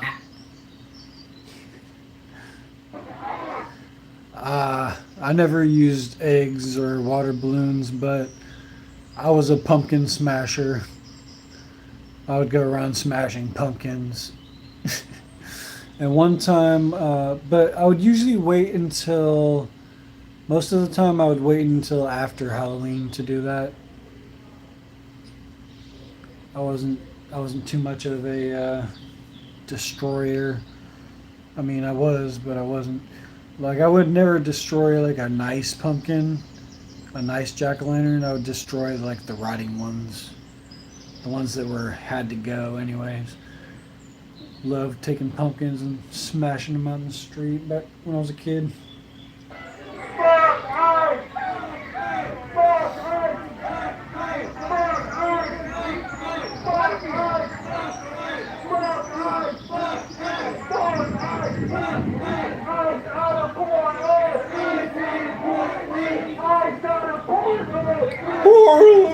His fucking voice cracked.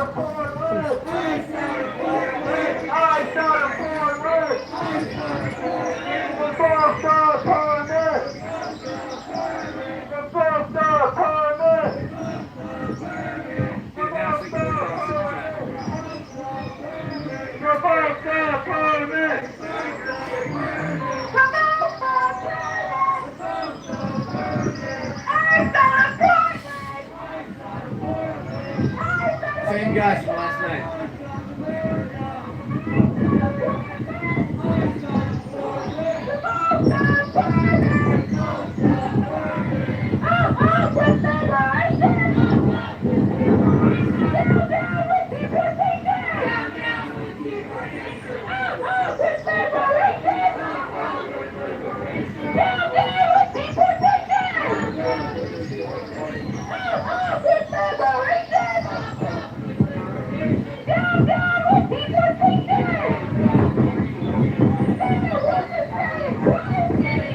Hey, thank you for becoming a member.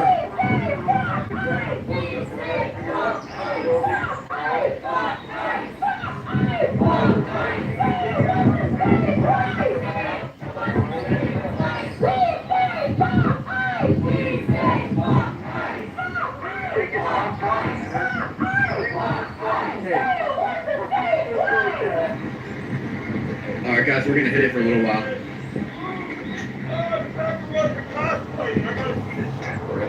We're gonna walk back. We're gonna go chill for a little while. Warm up by the fire. Make sure to join the Discord, guys. Like the video, subscribe, hit the bell notification so you know when I'm live later. What else? There's more. No troops in our city. No troops in our city. Protesters have descended onto Trump Tower in New York City to share their frustration about the viral ICE raid that recently took place in New York City. This is my most in-depth expose yet, and you'll see why very soon. I had just arrived at the protest early and found their professional protester meeting. I hadn't spoken to anyone yet, and that's when this happened. Welcome back to the Nate Friedman.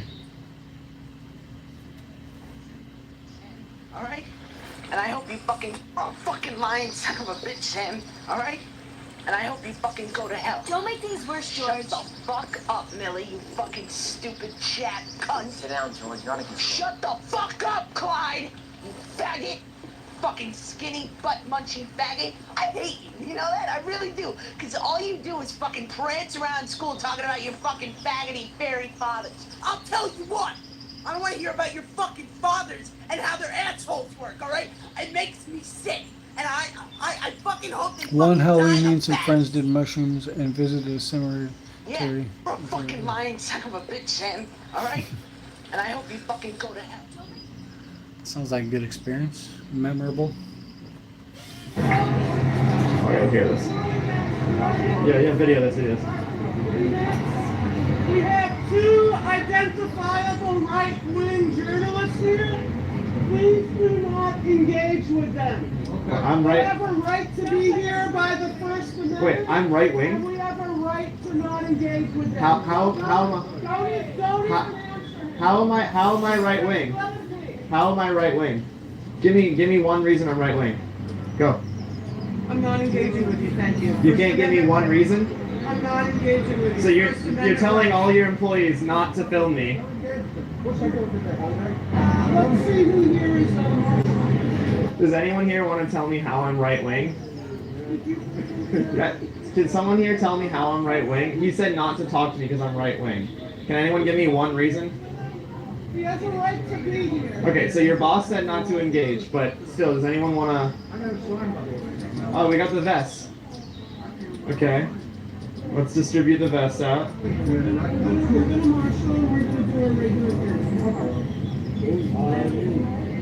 These are looking nice. You see her? She's the one who followed me around the Tesla takedown protest months ago.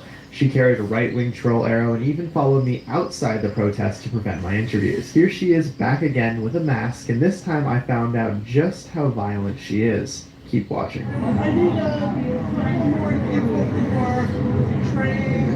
I'm trained. I can do it. You want to give me one? I can do it. Yes, sir. Here. No, I'm trained. I know what I'm doing. I know So how to deal yeah, with sure. right-wing journalists. Can I have it? I won't be remembered as a woman who kept her mouth shut. Okay, perfect. Alright, so I saw that your sign says I won't be remembered as a woman who kept her mouth shut. Can I interview you? Thank you. I appreciate it. No, her sign says that she won't keep her mouth shut, so I'd like to interview her. Oh. What do you say when a Jewish boy is kicked on a New York City sidewalk? What do you say when a Holocaust survivor is firebombed on the streets of Colorado?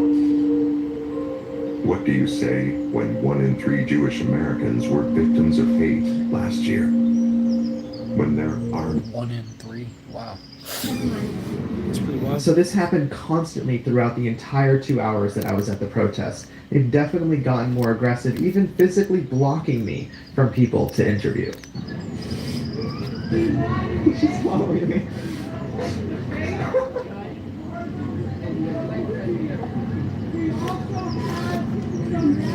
Why are you doing this? This is so pathetic. What are you doing? If you're gonna follow me today, can I at least get to know you? These are the people calling us fascists and Nazis, and then they say kill Nazis. And, well, you do the math. So who really is this woman following me around and stopping my interviews? Well, we finally know because one of her coworkers slipped up. Check it out. Hey, it's nice to see you again. Do you have the right-wing troll arrow today? Talk to George. He's the Okay, let's... queen of trolls. Okay, yeah, let's get it. Oh, we got some vests, though. Okay. Can we get the right-wing troll arrow out, please? Guys, there's more vests than not vests. So this woman with the hat didn't realize I wasn't just a new hire, and when she said Julie, that was the piece of the puzzle that I needed. So here's Julie. According to her Facebook, her last name is No Kings. The TDS of this woman has reached a level so severe that she changed her name because of Trump. Her posters frequently depict an attack on Trump, like this one, or this one when she thought Trump wasn't coming back. She even wrote, "We will bury you," with an X over Trump's face. In 2019, she was one of the protesters who made it impossible to catch your train at Grand Central Station, referring to our border as a concentration camp by saying, "Close the camps." When she went to go protest in Berlin with the Indivisible group that's funded by George Soros, she compared it to making her Normandy beach landing. She compared herself to these men.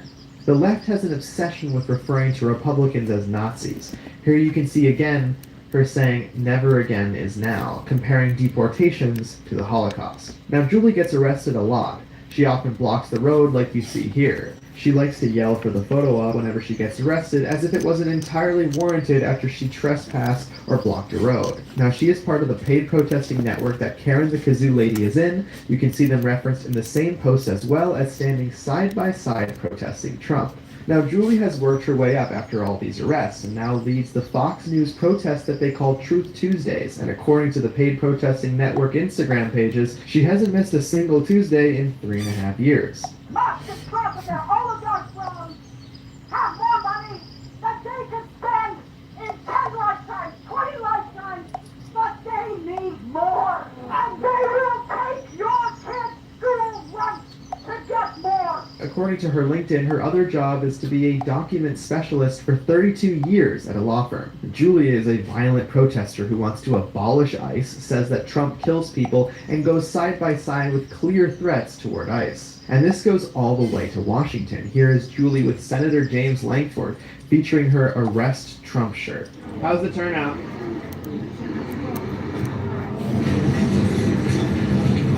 So we have some writing journalists to do. We're asking people not to engage with them.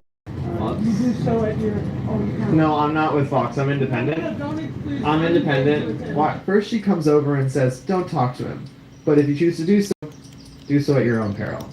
Then within about half a second when the guy is about to talk, the paid protester gets on the verge of a nervous breakdown saying, don't engage. So who is this paid protesting leader that wreaks havoc on our cities and will soon have a heated argument with the police? Her name is Jamie Bauer. She works for Rise and Resist just like Julie. In fact, you can see them together here with the Karen Kazoo Lady. Front center, Jamie played an integral role in the Tesla takedown protests, referencing Musk's crime spree, whatever that is. Now back again with Karen. Jamie's been protesting in front of Trump Tower for years, and you see Julie right next to her too. This is calculated and the truth is getting out. Here's one of the many issues with Jamie. She works for the MTA, or Metro Transport Authority. She's at more protests than I can count, so is she protesting on the taxpayer's dime? Now Jamie has an obsession with our children. Here she is holding a sign saying libraries are for everyone, backed by the trans flag, coupled with more photos of her saying more drag and less hate. This is extremely destructive. 82% of transgender youth have considered unaliving themselves. There are countless books like this that exist in the schools of your children because of people like Jamie. Said it before, but this is a great book for introducing small children to the idea of being non-binary. A lot of the LGBTQ kid lit really focuses on identity terms and ends up not being very accessible to its target audience, young readers. Let's see how Early Anderson does things differently. She does interviews detailing how she doesn't conform to normative gender expressions and details the evolution of her own non-binary trans-masculine identity. You see, Jamie is all about combating fascism and oppression. Yet she runs around the protest telling everyone not to speak with an independent reporter. But let me be clear, people like Jamie threaten ICE agents by saying, ICE agents, the tide will turn, and simultaneously act as if they have the moral high ground. I'm going to reveal something crazy about the funding behind this protest, but before I do, I want to give you a quick warning. If you're a homeowner in America, you need to listen to this. The FBI has been warning about a type of real estate fraud on the rise called title theft, and your equity is the target. Here's how it works. Criminals forge your signature on a single document, use a fake notary stamp, and file it with the county. And just like that, on record, they own your home. Using your ownership, they can take out loans against your equity or even self-monitoring monitoring of your title records, urgent alerts to any changes, and if fraud occurs, their US-based restoration team will spend up to $1 million to fix it. If I owned a home, I would definitely get Home Title Lock. That's HomeTitleLock.com, promo code Nate, or use the link below. And now, back to the Trump Tower protests. So who's funding all this chaos? Our investigation of Rise and Resist is of course ongoing. First you have the ActBlue link that you go to donate. ActBlue, the Democrat fundraising platform, is currently under many investigations for alleged irregularities in its handling of Rangers political versus donations. Kraken, The Halloween reporting night. shows that ActBlue detected but did not adequately address at least Let's go Kraken. with nearly half linked to foreign actors. We've talked about the cut of the I need to wash my Kraken beanie. It's dirty right now. Despite claiming to be nonviolent, they're frequently getting arrested. Most of the vests that you saw at the No Kings protests in New York City were backed by Rise and Resist. Anna Paulina Luna, a congresswoman who serves on the Oversight Committee, who is leading the investigations into Singham and Soros, has reposted some of the reporting I've done on Rise and Resist. So we'll just have to wait and see. Now, the fiscal sponsor for Rise and Resist is AJ Must. You can see that you can also donate to Rise and Resist straight Are you through the a Kraken AJ fan? Must Foundation for Peace and Justice. AJ I support the team over the other teams. Yeah. I don't know how much of a fan I am. I don't watch the games. But I support the team since it's my home city. the leadership role at Rise and Resist. I confronted David and exposed him for getting paid $75,000 protests. Only he gets paid by Roy Neville Singham, a Marxist billionaire living in China, through the People's Forum, not Rise and Resist. And to further solidify this reporting, David Chung also happens to serve on the board of the Singham Justice Fund. So Soros and Singham are continuing to fund anti-Trump protests throughout this country. I gotta get one of these vests. How you doing? Can I show you? I just don't watch sports very much in general. I used to watch football, and I used to watch basketball, and a little bit of baseball, but not much. And yeah, I always thought sports were for kids, and I always thought it was weird that adults play sports. That's good. I like when the Kraken does good. But yeah, I don't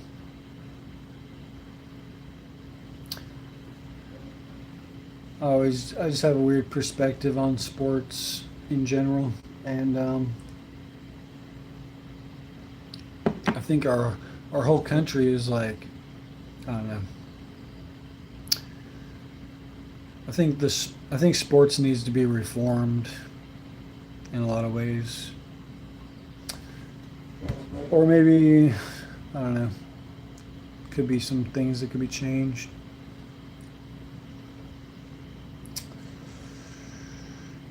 But a lot of people want sports to be like the way it used to be, like all the old rules and stuff. Thank you. So what makes you protest today? I was born and raised in New York. We don't need ice here. Yeah. And why don't we need ice here? Who are you? My name is Nate. I'm independent. Independent for what? Yeah. I work for myself. Why don't we need ice here? We take care of ourselves. We're all New Yeah. Yorkers here. We don't need Yeah. anybody coming in to tell us what to do or who should be here. I know like Republicans say that like the people that come here are illegal immigrants and they feel that if you're here illegally you should be deported. What's your message to Republicans? Fuck off. Yeah. It feels great when it's clean. The new Ocedar H2 Pro and its 2 separate tanks. Sprays clean water, wipes clean, and the dirt goes into... Hey, how you guys doing? Nice to meet you. Okay. Okay, thank you. These guys are not, so thank you. Okay. See, they're very upset. Imagine yelling, "Go home, move!" at a family with young kids just passing by and expressing support for a YouTube channel they like. We're about to hear the "Don't Take the Bait" speech. Well, we have people who have lived in this country Online betting is running in sports. for many years. Yeah, probably. You might be right about that. I tried out for the Reds in the 1990s, but I only watch hockey now. Yeah, I don't know. I feel like when I was in school, my parents never pushed me to get into sports, and then my school never like pushed any sports on me really either. Like, like I would play sports like during recess and all that and everything, but no one ever talked to me about how to get on a team or anything like that, or like there was never any like information about that. So you kind of had to be in the know to get on a team. Otherwise, you were just kind of whatever. So I never played on any teams ever in my life, but I always just liked playing sports sometimes when I was younger. I still really like playing basketball, as it's really good exercise. But yeah, I don't know. And then now I'm an adult, and I'm expected to like go to the gym and shit, or like keep myself healthy. And then there's like people my age who are like professional sports players, and it's kind of weird to me. Have legal spouses. Let people talk. Let people talk. Oh my God. What? Yeah. Yeah, of course. So what's your thoughts on what's going on here? I seriously just asked them. They said that the ice is occupied, right? So I asked trolls, so why don't you go over there and talk about I asked. Why don't you want to talk? Right? How are we trolls? I just described how we're trolls. Win an argument. I asked how is ice occupied, right? Plays And they waved me off. Yeah. I was in good faith. And then they started talking about, this is more. Yeah, so they just you were saying about online betting is ruining sports. They just exposed the owner of the Portland Trail Blazers was doing some rigged betting shit with the mafia and shit, and he got fucking caught for that by the FBI. So yeah, it's just insane how much money there is in sports. And that's one of the main things I don't like about sports is just like the money, I guess. And then a lot of the players don't have good, they're not very good role models, and they're not, I don't know.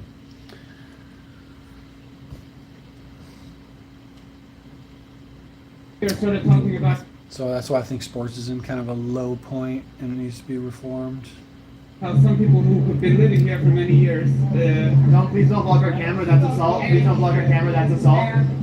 So my question to them. And I really don't watch. I watch like I watch like the big games now, like the Super Bowl or the Olympics or whatever. Whenever there's a big game, but other than that, I pretty much don't watch. I would like to go to a live game though. A live game would be different. I could get into it then, but watching on TV is like boring. And players taking themselves out of games to affect the over-unders. Yeah, true. It's too much weird shit with sports. You know what? I can understand people who've been here for a decade, 2 decades, who haven't committed any crimes beyond the mere fact that they're illegal, right? Do you separate those people from people who are here illegally and have committed actual crimes? Drugs, I guess, do you make a distinction between those two? Because I think it's a big distinction. And she just waved me off, and then this gentleman said, don't talk to me. Yeah. Here's the thing, too. If they want to garner more support, right, then shouldn't they just answer the question? I agree. Because maybe if they came up and talked to me calmly, I mean, I like. Okay, so And Speaker Johnson is a terrorist. We're not inducting the woman from Arizona. Speaker Johnson is a terrorist? Did I hear that right? I explained that. Speaker Johnson being a terrorist is just one of the opinions you can get going to these mental health awareness protests. But let's talk about the guy who's blocking my camera and flipping me off. Meet Rob Kroonquist. He was a teacher and a graduate of Stanford University. Here's Rob getting arrested. It's all about kids with so many of these people. Here he writes, late on Friday, I was present in the General Assembly of the UN with my Youth Arts New York credentials. Do you want this guy who flips off reporters, blocks cameras, and obsesses over drag shows to be anywhere near your children? Now this... Pussifer Live.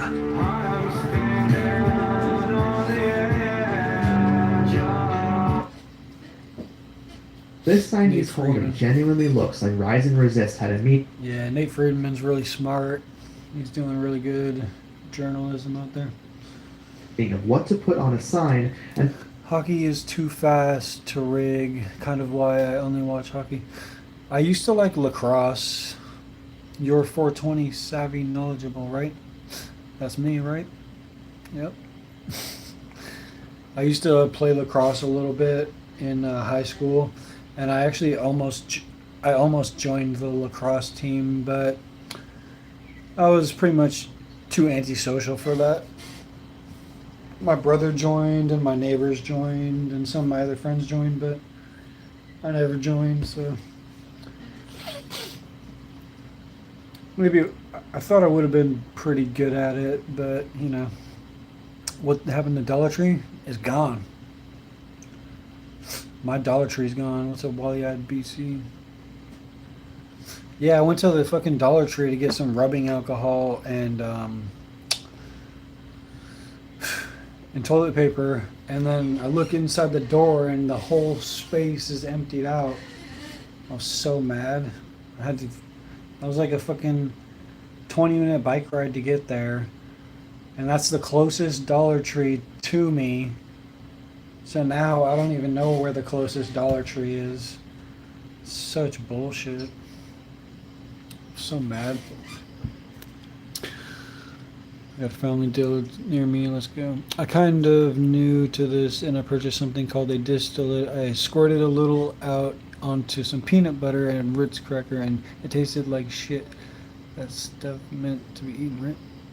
Distillate? You put that on a Ritz cracker, bro? What the fuck? You might have to send that shit back. I don't know about that, man. someone couldn't think of anything and just had a panic attack and said, I don't know, Trump lies all the time. Then they just went ahead. Oh, damn. What'd you say to him?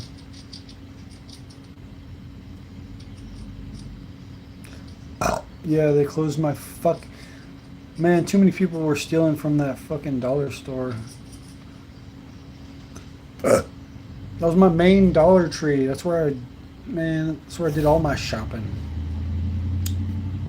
Now, where am I gonna shop? For $1. Come on, man.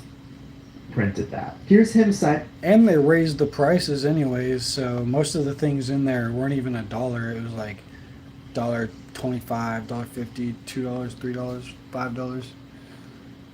I mean, I'm getting high, but now I'm getting worried I'm gonna get too sick. Well, I say stay healthy, man.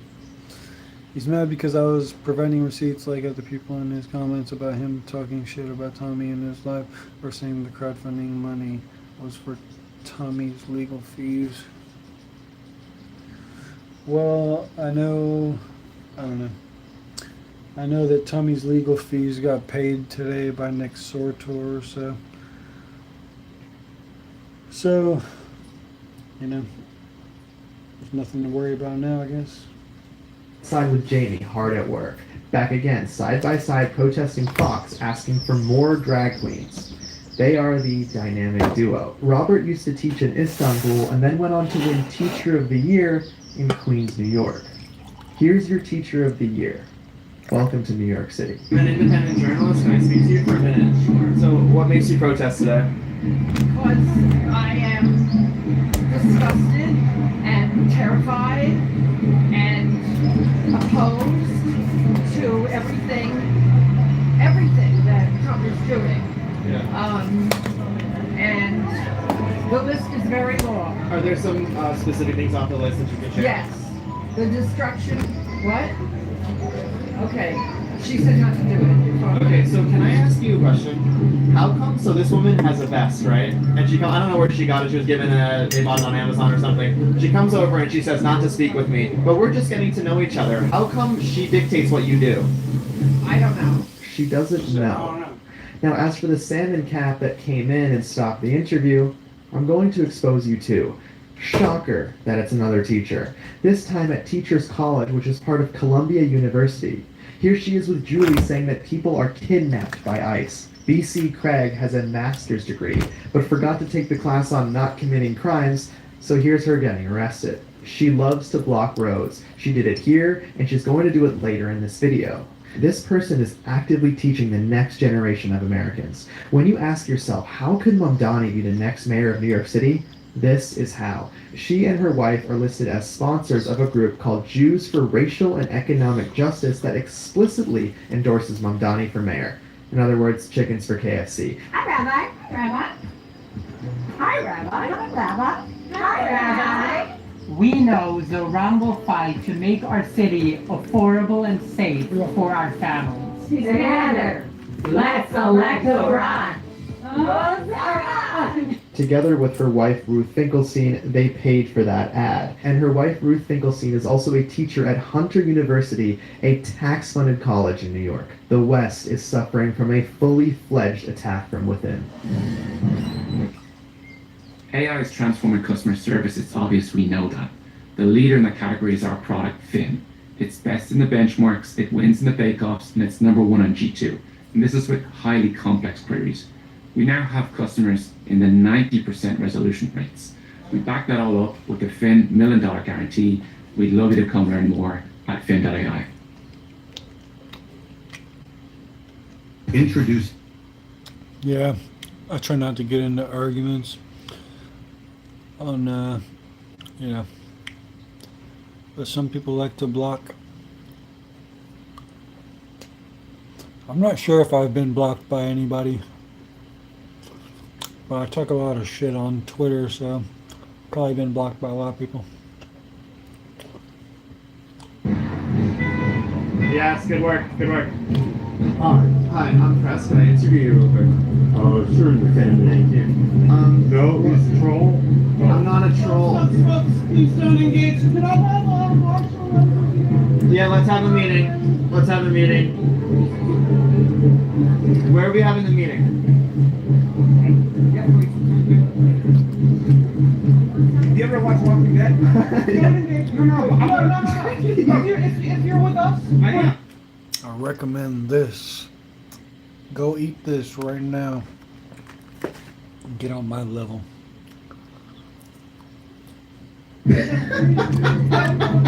Chicken. Is it fried chicken? he said, okay, no, okay, I support you. Oh yeah. For sure. If there's a protest going on, I'll go. Oh yeah, is it like Halloween? Is it gonna be on Halloween or the day after? Because I could wear my costume. Where's the fucking calendar? Whole pieces of chicken. Hell yeah. That's what's up. Are the police not going up there? The day of Halloween.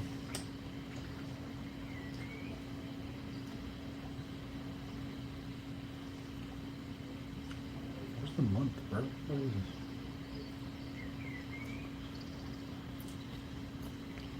So Halloween's on Friday. Hell yeah. I'll go over there. No cops in sight. Well, good thing Tommy's recording it, so he's pretty much recording their response time and their lack of response time. And it's bad look on the city. The cops don't show up to do anything about that. And more reason to send in the National Guard. If we can't even have cops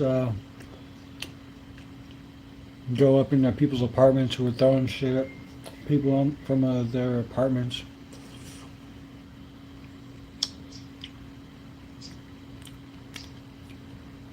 Damn.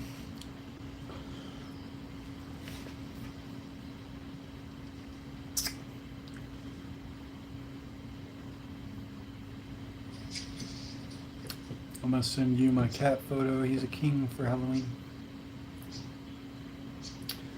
My cat's gonna be that's my cat's Halloween costume right there.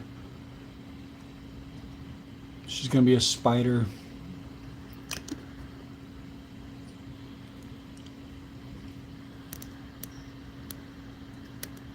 That's not a decoration, it's a costume. They respond to what they want to respond to. Yeah, exactly. Yeah, my cat's gonna be a deadly spider for Halloween. King Ajani. Ajani? Am I saying that right? Ajani? My cat would not let me put that on him.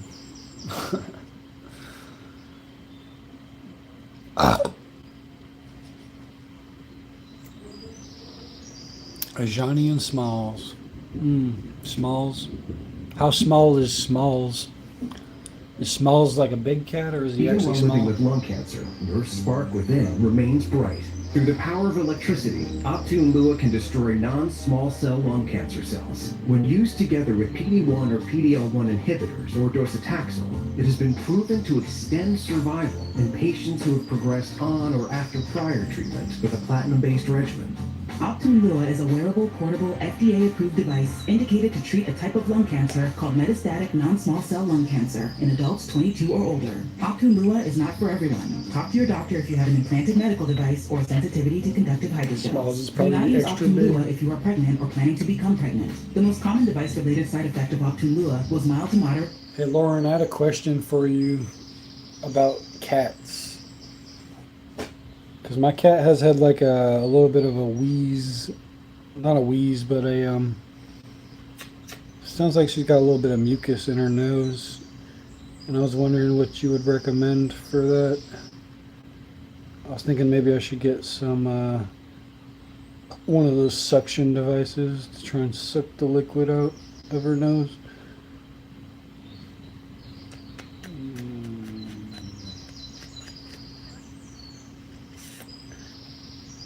Got a little bit of I think she might have something in her nose. Get in there.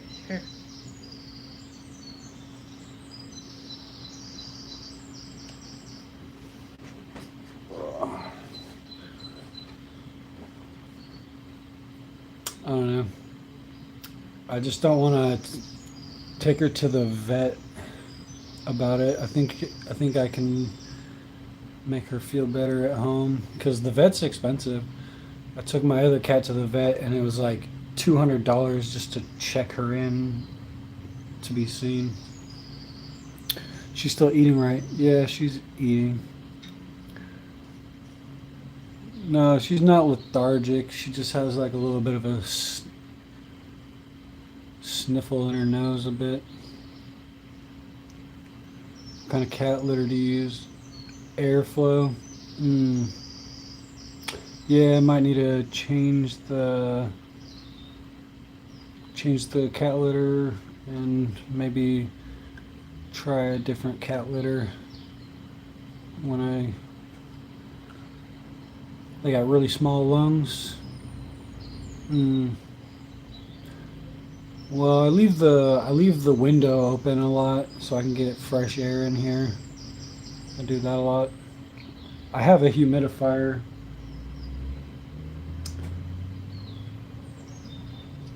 I have one of those.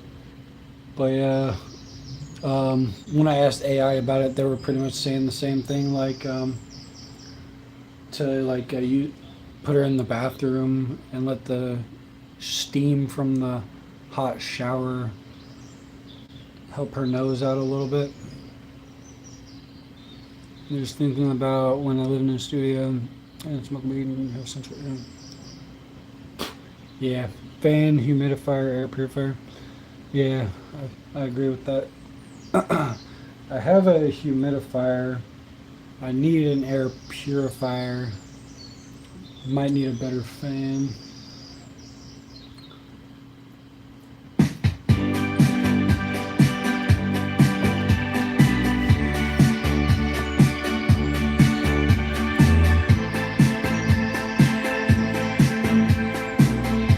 Yeah, I'm not sure if she's sick, but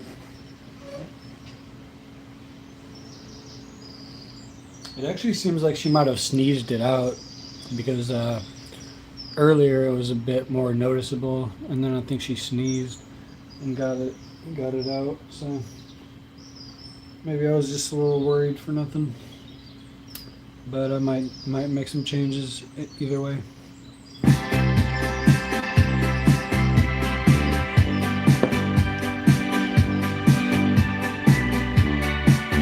Yeah, she's been eating and she's actually been playing too. She's been playing a lot.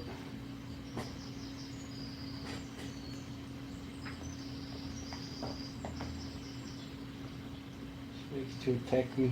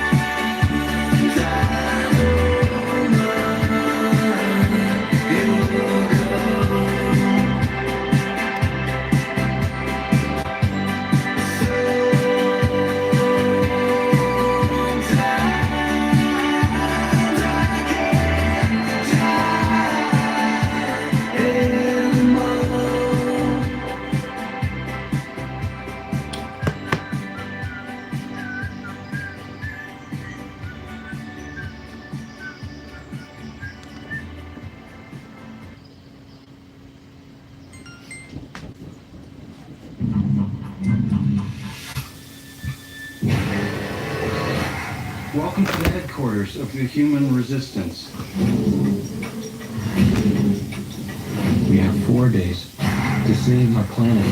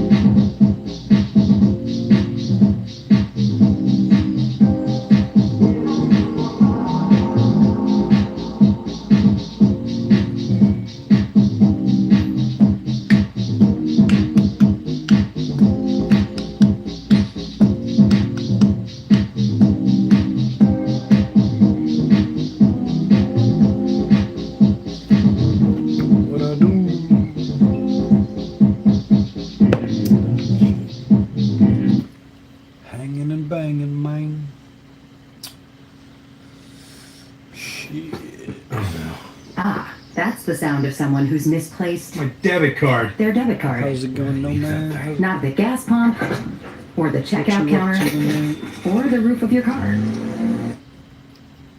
What I do?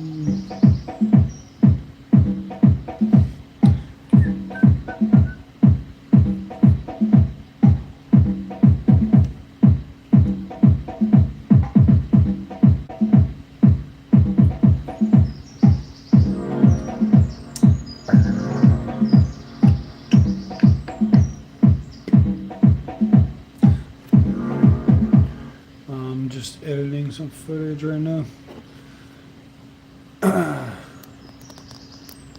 Good sir, I got a nice camping chair and a big old bag of weed. Hope it's a nice comfy camping chair. I'll smoke with you. I got some dabs today. Re-upped on my dabs.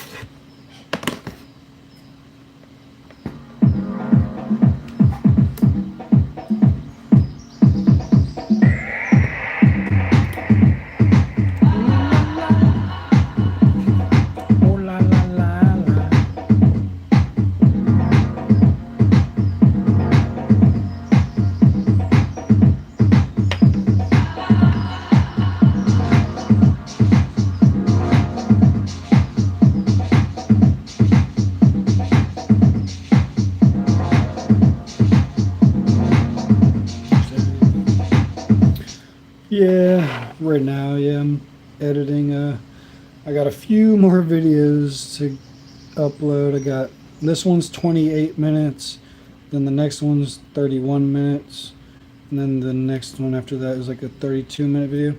So yeah, I started with my shorter videos, and now I'm getting to the final 3 long videos. And then I'll be able to delete all the footage from that night off my camera and have a lot more space. A lot more space. But yeah, I think I'm getting to some of the better footage right now. It seems like this might be more of the bulk of the interesting parts. The part that I'm editing right now.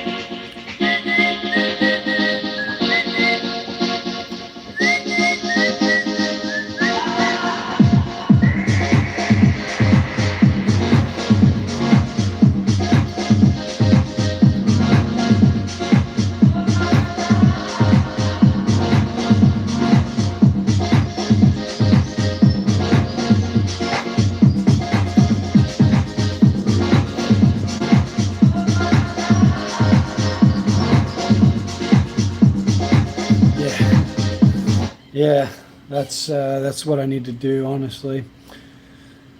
First of all, I need to make my videos in general shorter, and then I need to make more clips for shorts, because I have a few clips that I need to do. I got Nick Nick Shirley juggling. I wanted to make a clip out of that. I got when Cam Higbee tore off that guy's mask. I caught him grabbing the dude's hair a little bit, and I was gonna post that because no one else caught it.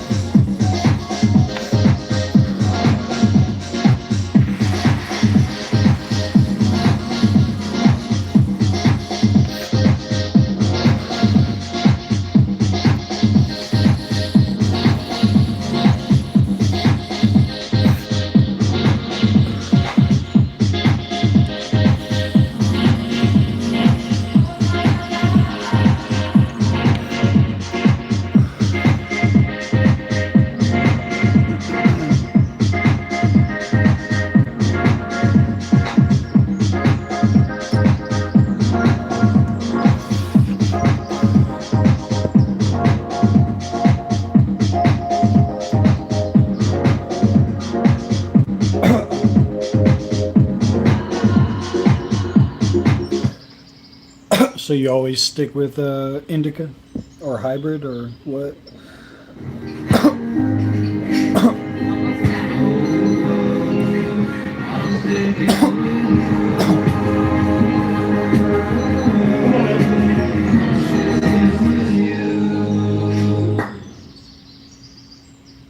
Vitamin water is packed with vitamin C when your office is... I when I go to the dispensary, I always say no preference. They always ask me indica, sativa, whatever. I say no preference, and they always just choose the best quality stuff for me. So they chose this nice crystally dabs for me today. Like rocks, like whole crystals in there. It's kind of crazy.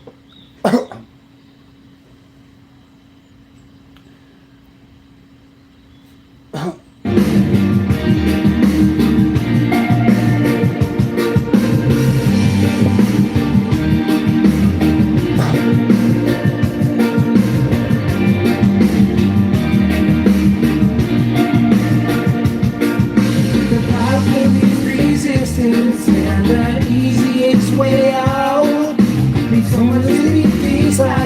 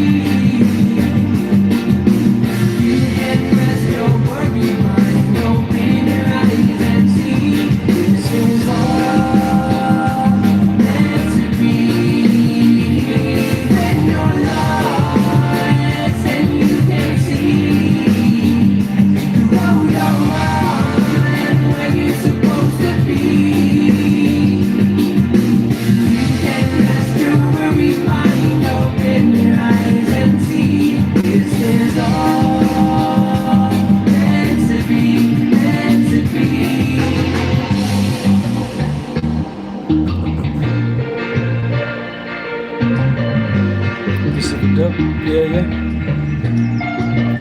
Hell yeah. I don't listen to them very often, but all the songs I do know by them are really good. I like the Movement a lot too. Let me play the Movement actually. I like a lot of reggae bands. Oh, hey man, you need some tickets? Yeah, you got two? Yeah, I just need your credit card. Visa's fraud protection checks more than 500 data points.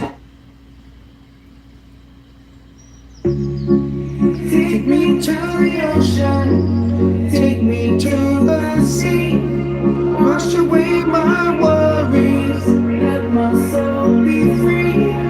Take me to the ocean, take me to the sea, wash away my worries, let my soul be free.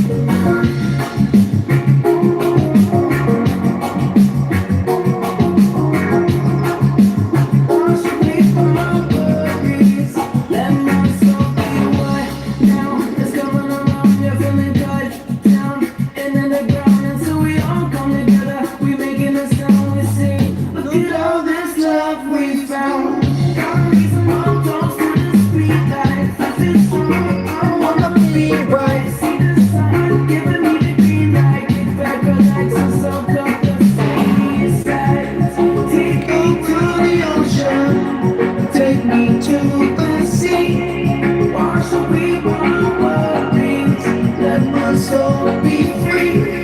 Take me to the ocean, take me to the sea, wash away my worries, let my soul be free.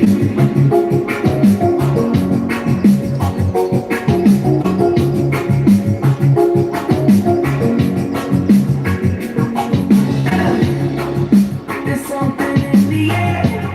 They come and take away my cares. I close my eyes to remember these dreams that we each share.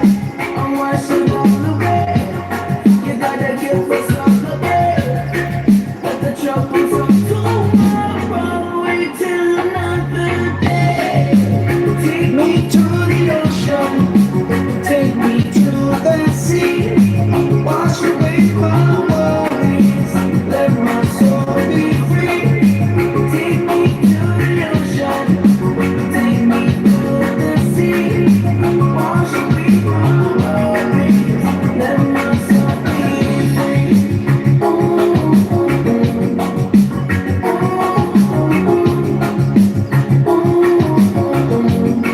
When life's going too fast.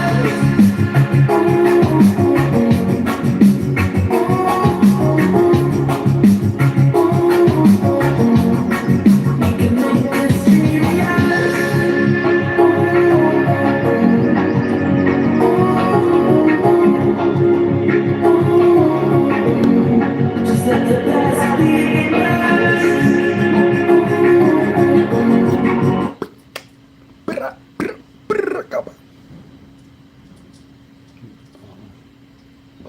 I'm not sure why I walked away from the crowd. Do you work out? You can feel worn out. Reach for core power and rise to a whole new level of recovery. Protein to build muscle. Electrolytes to help hydrate. So you can power on. Champion your recovery with core power.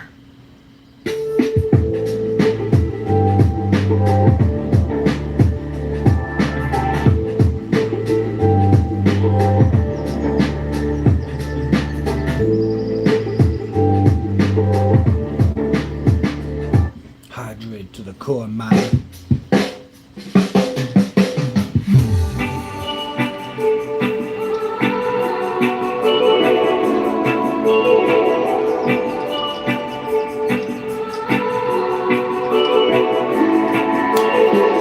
On smile, but there's been a night so dry. There's more right here, job. It's like the heavens abandon the chance of time. The gods plan for the treetops. On the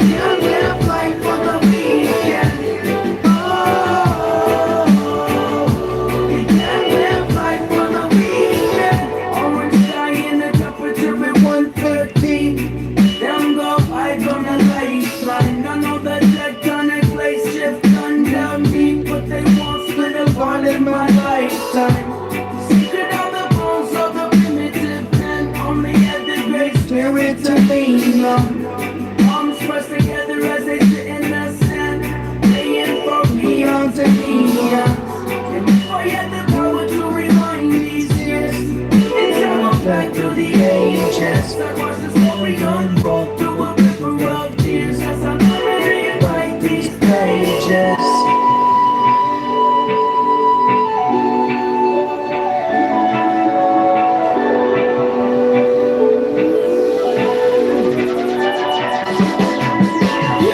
Get out of bed when your arm is running, can you wake up? Then I'm afraid you're still sleeping.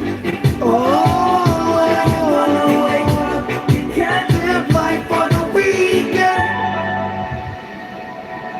Yeah.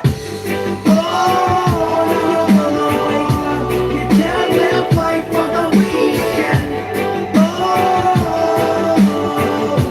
you can't live life for the weekend.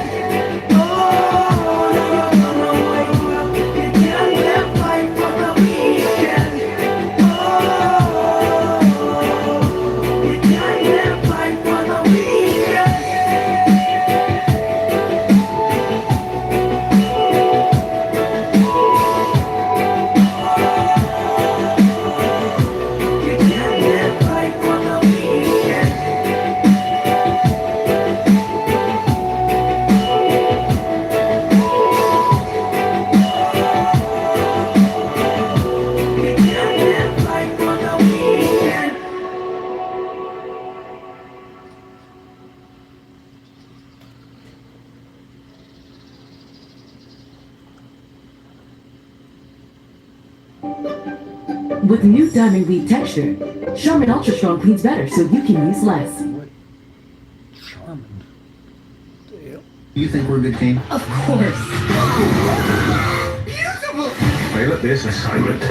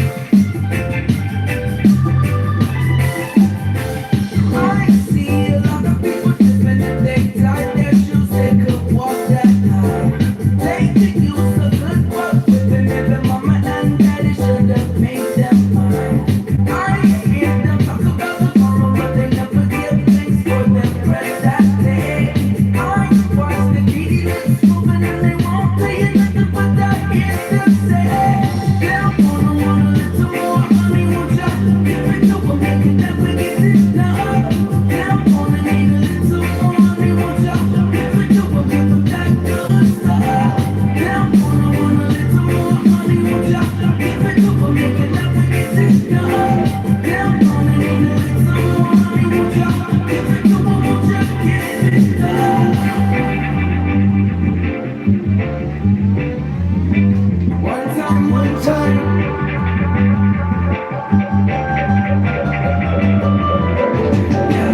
I see you what could be for somebody don't know the beauty that exists apart. What if we could all take a second just to stop and smell the roses before we get apart? I hear the make for the future, maybe they'll be satisfied with life one day. Then we got the bad sugar and then I'm so cool, but I hear them say, "Girls, wanna a little more honey, won't you? If you do, we'll make it."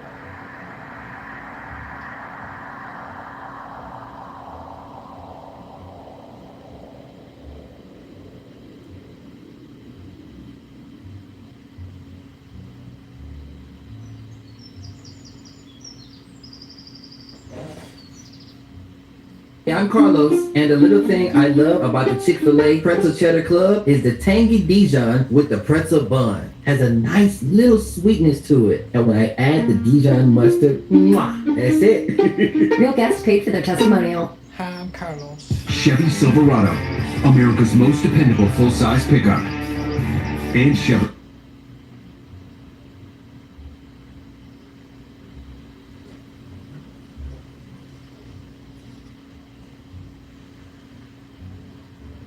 Hi, I'm Carlos.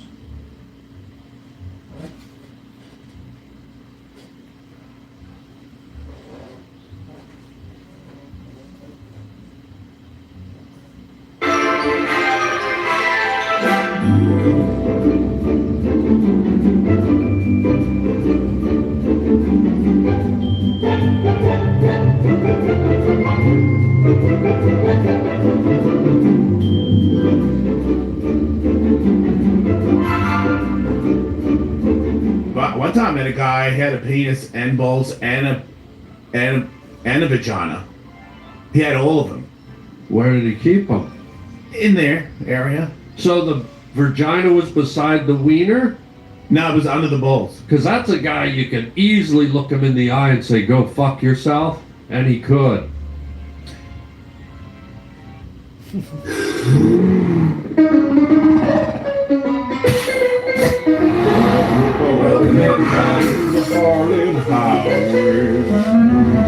We're all singing in the cinnamon springtime. Put a chuckleberry muffin on your radio dial. There ain't nothing but smiles on the Harlan Highway.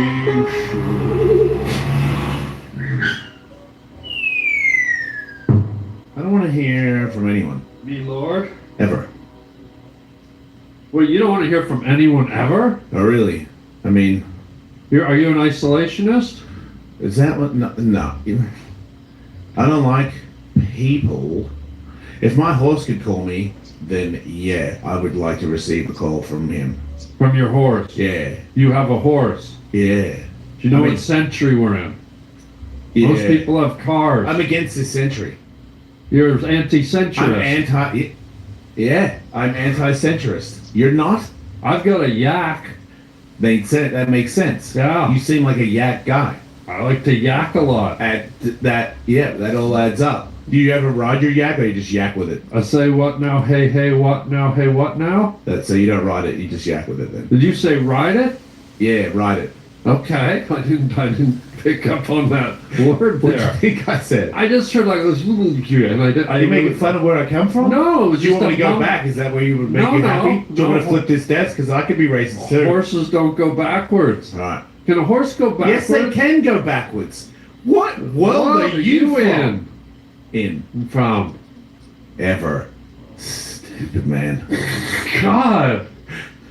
Sounds like someone was just recently at the DMV. How'd you know that? What in the name of cauliflower soup simmering on your grandmother's lap are you talking about? First bit sounded tasty, but the other part really... Yeah. I'm no longer into soup at all. Get real sour. Yeah, something about old people. Have you ever eaten soup out of your grandmother's lap? Something about old people. No. You will. You think? She's dead. First person ever loved me. Your grandmother? Yeah. Oh, talk about that. I made her go down a one-way street once. Oh, no. Yeah. Which way? The wrong way. Yeah. Yeah, we were going... I wanted to get a video game when video games... The first ever Donkey Kong Game Boy, like it flipped out. You could play... It was black and white, not color, because I'm very old, just like you. And I was like, go this way. And she listened to me, and I was like 11. And I made her go down a one-way street. She was rich, and she had a Mini. A real crappy old Mini. She didn't want a good car. Yeah. She was such a like gangster, like reality-based human being. She was like, "Why would I want a fancy car?" I was like, "Cause you got money to get one." Yeah. Her husband had one. He ended up when Wait she a minute. died. Her husband had a Mini? Nah, he had a fancy car. He had a gold Mercedes-Benz, and she had a pile of shit Mini, a little Mini, like a brown one. It was like it sucked. It was really shit. And then when she died, he married a lady that was the same age as my dad, and my dad was not very happy about that. And then she left him, took his money, and then my granddad became a lady. Folks, my special guest today, Ancestry.com. Can we not go through your whole family tree? I mean, Sorry, you spoke about old people that triggered me. I know, but then you rambled on about your whole tapestry of everyone in your family. I've got a podcast to do. I have been known to yak. I happen to own a yak. I know, that's why I was trying to bring it back full circle. Synergize, if you will.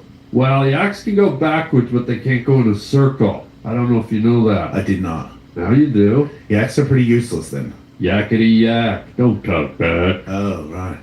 My horse goes backwards and does circles. He did a circle with me the other day and threw me face first off him. And that was funny. What? Really? Yeah, one of my favorite things to do is ride my horse, but when he kicks me off, that's even funnier. Wow. Yeah. You ever take him out into the corn and do a crop circle? No. But I try it. You like vegetables? Yeah, can't you tell? Huge veg. Yeah. Love a good veg. Also, love to tackle, a beast and kill and eat it as well. Kill a beast? Oh, yeah, I'll eat it. What do you mean? Can you cuss on this? Yeah, you can cuss. I'll eat the shit out of a 100% grass-fed cow. Which is weird because I love cows because they're friendly like dogs. Yeah. But I gotta be jacked, and like if I have to be jacked for a cow to die, Yeah. so be it. A lot of people don't admit they're assholes. Not me. You're an asshole? Hell yeah. And so are you. Wow. A little bit. Well, a little asshole maybe. Which is cute, but still. I think of myself more as the bruised meat around the edges of an asshole. Wow. Yeah. That makes me want to eat more vegetables. Eggplant? Are you referring to my crotch region? No, because I think you also have a mini. You'd be wrong, champ. Well, maybe you I'd can't be have right. it all. I don't have hair, but I'm packing. Are you? Oh yeah. How long? It's too long, some may say. See, the fact that you kind of hesitated. Yeah, because I think we're going a little too far into private areas. It's not really this kind. I don't like to talk about my privates. Yeah, okay. Even though I did just brag about them, but that's beside the point. Well, why don't we get back to the question I had, which was the DMV. Yes. Yeah. What happened? Why were you there? Talk to me. They want to know. People love the DMV. No, and they by don't. the way, before we start, can you just establish? Some don't know what DMV stands for. If you could just Department of Motor Vehicles. You didn't think I knew that, did you? No, they don't. You guys. You do. They don't. Them. You're breaking news. You're an idiot. They're idiots. Yeah, I'm talking to my camera. Yeah. You're an idiot. Yeah. You that didn't know what DMV is. Yeah. Wake up, America. Can I get in on Department this? of Motor Vehicles. Yeah. You're idiots. Like he said. Yeah. All day. At least we agree on something. Something. That's right. Okay, so you're at the DMV, Department of Motor Vehicles. Dude, I go there to reissue my license because I'm running out of time. And I go, hey, come to get my license, more time on the license because it's like out of date or whatever. And they go, yeah, no problem. We got to do the eye test again. I was like, oh. Yeah, because I've hit my head a lot. How many do you have? Concussions? Eyes. 2. 1.5, 1 3/4. It's an easy test. But if I squint, I can make my bad eye work. Oh, wow. Yeah, like I can make it focus. I'm supernatural. You I don't should know if work know. with homeless people. Squint and make them work. I've worked with homeless people. I make homeless people not act crazy. How do you do that, guy? I look like this. Yeah. Yeah. A penis So like I head? see the guy who's like, I'm gonna take a poopy on the sidewalk in front of a lady. Oh. And I'm like, hey, put that poopy back in your butt. Oh, wow. And they do. They'll pick it up and stuff it? Yep. That's called Stuff-A-Loaf. It is. And it was also one of the Muppets. Was it? Stuff-A-Loaf? Yeah. He was the one that shit on Sesame Street and then would stuff it back up his Velcro arse. Oh. Yeah. Not Snuffleupagus. Sounds like him, but it's his cousin, Stuff-A-Loaf. Oh. That Yeah. makes sense. He'd shite all over Sesame Street. Cookie Monster and Kermit would step in it, and then he'd shove it up his velour arsehole. Muppet poo doesn't bother me as much It as doesn't human. smell, yeah. Yeah, It's yeah. almost fun. Agreed. Yeah. Velcro butts are cute. Yeah, they smell like pea soup with a hint of bacon. I don't like where you keep doing soup. I think I don't like soup. I don't blame you after drinking it out of your grandmother's soiled crotch. What? You said you drank cauliflower soup out of your grandmother's crotch the minute we sat down. No, I said I like 1 second. One hold. You're idiots. Just a quick reminder. Go ahead. I don't like old people. Yeah. So you know you're gonna be one day, and you're gonna hate yourself. Well, it's coming. Do you have a rifle? Yep, several. You might want to shoot your own head off at about 72. Yeah. Well, I'm on steroids, so I think I can fight it, and I do stupid stuff, so I think I'll probably die before I'm. It's gone, man. I took a whole 20-minute bike ride to get there, and when I got there, the place was empty and cleared out with no notice at all. I was so mad. I was raging. How do you think you're gonna die? I already know. Shot out of a cannon. Oh wow. Yeah. Yeah. Naked, jerking off, listening to Metallica. Whoa. Yeah. Earbuds or Walkman? Oh, Walkman. I'm old school. Yeah. I can see you hit. Yeah. Now there's no. I looked it up. There's no Dollar Trees near me now. Like not within like bike range. I would have to like take a fucking train to get to a fucking Dollar Tree now, which is pretty lame. And our Target's gone, our Walmart's gone. Shit's getting primitive over here in Portland. Wall. There's a silhouette of your bloody corpse and just Walkman headphones. Yeah, soundproof headphones, just in case there's a baby crying, because I also hate babies. Well, they're people too. Right, but at the start and at the end, shut up. In the middle, like us, that's who I hang out with. Have you ever been around a noisy baby? Yes. And it's crying in a restaurant or on a plane, and you just reach into your night bag, pull out an eggplant and a wooden mallet, put it in its mouth, and just hammer and form a seal? I haven't had an eggplant, but I have hit a baby until it shut up. Yeah.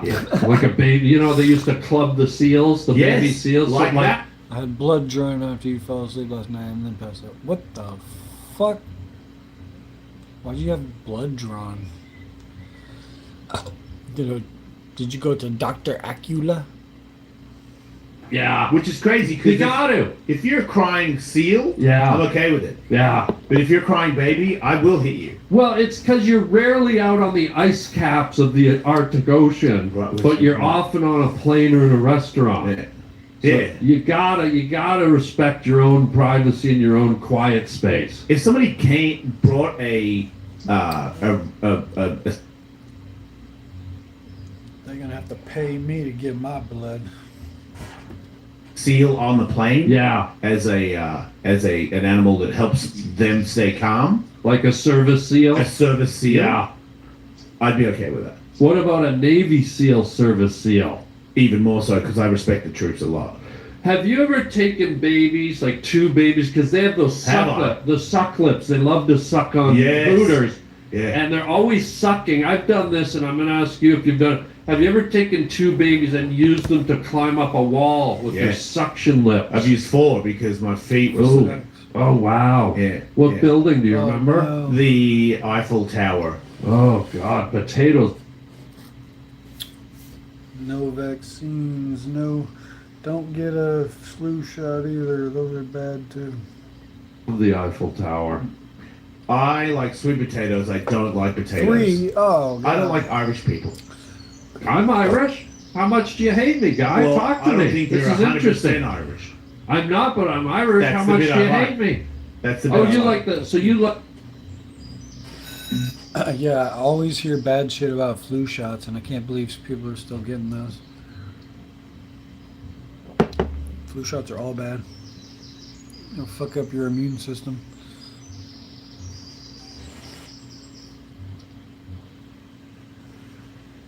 Sim characters. I believe you. What the hell? Can you guys hear the birds? Yeah. they're like not all Spanish. And that bit I don't like. But the Spanish bit, I'm in that. When you sleep with Spanish people, do you have that giant sombrero over your face? Usually. Okay. I also like to have bullet vests on both sides strapped. Yeah. And then I have 2 guns Like on the either. Rambo bullets type of Yeah, but Rambo is a fake Spaniard. Yeah. Because the Spanish did it first. It's also a sex more of a act in three- West Hollywood. Have you ever done the Rambo? Yes, I have done that. Yeah. Any sex act in West Hollywood, just consider I've done that. Have you done the peanut butter Yes. sandwich? Wow. Is there any I might not know about that you've done that I would love to know about? But again, I don't wish to go down that Yeah, road. we don't want to go there. So you were in the DMV. Yeah, and I was like, give me a new license because it's expiring. And So they were let like, me ask you this: Do it. what happens if your license expires? true.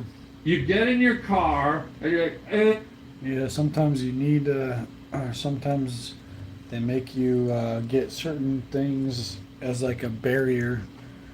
You know what I mean? Sometimes that's weird to me, like you can't do certain things unless you have a vaccine or whatever. I mean, I guess certain things make more sense for like Hep C or whatever, Hep B.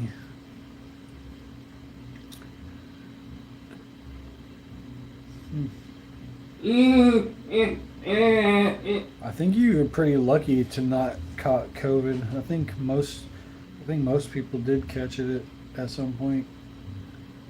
I caught it at some point. you forget to drive because you're licensed and you're just like, you don't know how to turn the key. The steering is like, Yeah. You're trying to switch gears. Like, Yeah. is that what happens when your license expires? Yeah. Sorry, I had a little. That's glitch. okay. No, maybe your license is running out of date right now. Well, maybe you don't even know how to spell license. Yeah, no, I don't for sure. I don't know how to What spell. Okay, L-I. S. Yeah. Yeah, C or S. Fuck you! I'm not helping you, you cock-headed freak. Wow, there's a lot of foul Well, you got language the I did not you got expect. the penis head going. What's it's a beanie? Well, it looks like a mushroom cock head to me. Your hair looks like it's load shooting out of an old dick. Maybe it is. Catch an old person's barrel wave. How do you get it set up like that? Judas Priest. I crank it at 11 every morning. Oh, you electrify your hair. Yeah. All right. Okay, so you're in the DMV. I'd really like to get through this story. And Yeah. you know what? I don't know I'm what's going to gonna start. happen. Ladies The and national gentlemen, because shots. this story could go on the whole podcast. So I, at some point, got to start. Yeah, I said no to the shots, but I was staying at the shelter at the time, and we had to like always have our masks on. Like, sometimes they would be like, they would try and get on us like, you guys have to be wearing your masks even in your beds. And then they changed that rule pretty quickly, but for a minute they were trying to like kick people out of the shelter for not having their masks on and shit.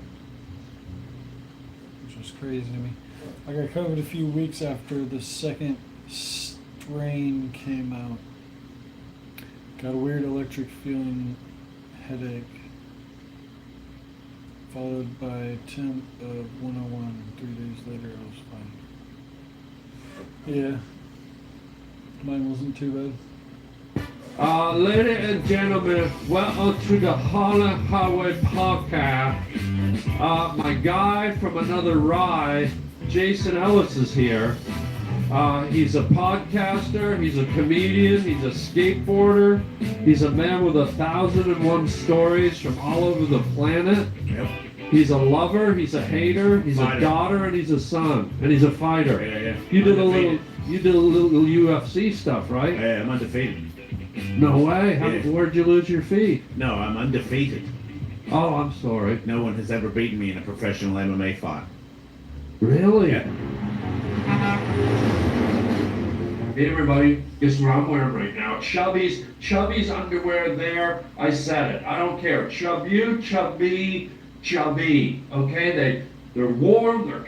They're Oh, baby. Mothers 2-0. Against Mad Drivers, or Oh what yeah, was a it? bunch of mothers too. What'd you Babies, say? mothers, and old people. You were a fighter House. in Mad, in what? I was a fighter in Mad TV. It's true. MF, what was it? MF, what'd you say? You're Mixed martial arts, MMA. MMA, I'm Yeah. sorry. UFC is a brand, is an organization where they have MMA fights. Yeah, there needs to be like a virus instead of a COVID virus, like a woke mind virus to wake everyone up. It's like when you say rollerblading. It's Woke not rollerblading, mind that's a virus. company. Oh. Inlining is what it's called. Oh yeah, there's a lot of things like Woke that. Like mind Kleenex virus. Yes. is a brand name, It's not a but tissue. people call everything a tissue a Kleenex. Stupid. Wake up, motherfucker. Idiots. And stupid. Yep, it's a combination. Yeah, it's like a chicken rib dinner. Yeah. Idiot, stupid, surf and turf. Makes no sense. Are you a conspiracy guy? Because it's obvious you're not going to tell Yep. me what you're doing at the DMC. I was trying to get my license renewed, and then they said yeah, and they did the eye test, and they took a photo, and then I was waiting for it to come in the mail, and then it didn't come in the mail, and then I call and go, hey, where's my license? And they go, you didn't do the eye test, and I was like, yeah, I did. Actually got a witness as well.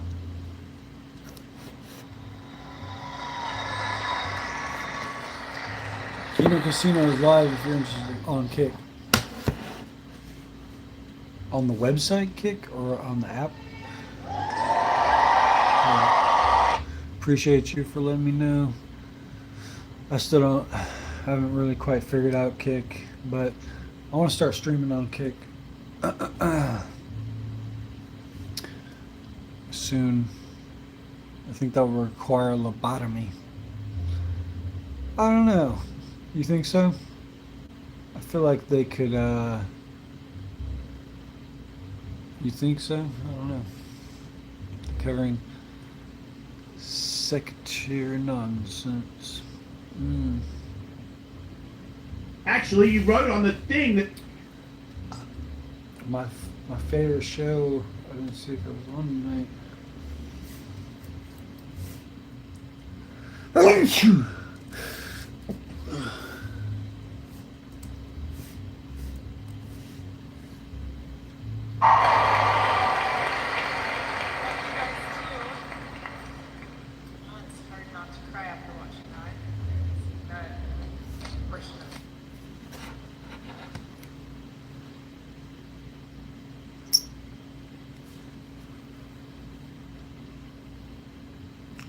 Cisareño, I don't see it, man.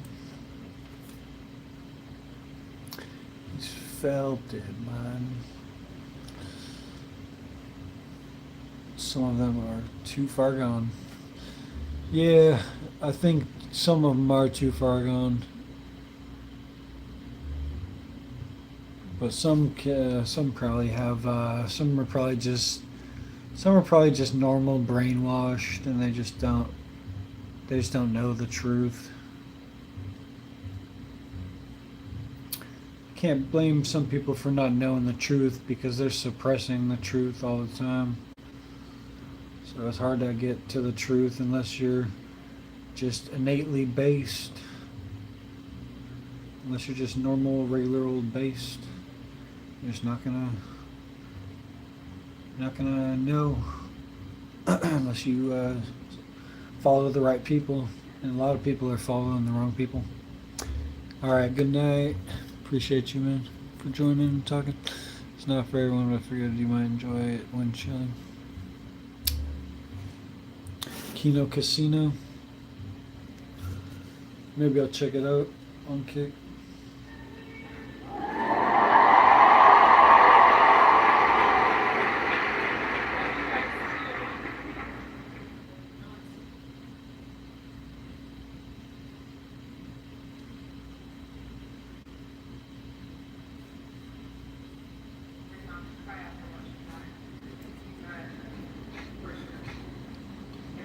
Yeah. You guys are too big to admit they're disappointed. My N64 emulator isn't as good as I thought it was. Oh yeah? to immerse himself in the culture of the campus that he was in. And Hell yeah. so, word on the street, you guys have a chant out there. I hear it's a good one. It's Toddy Toddy.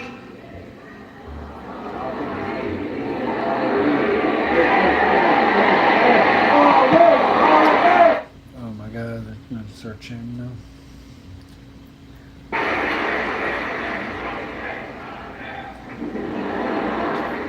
love it. I love it. It's a tremendous honor and blessing to be on stage today.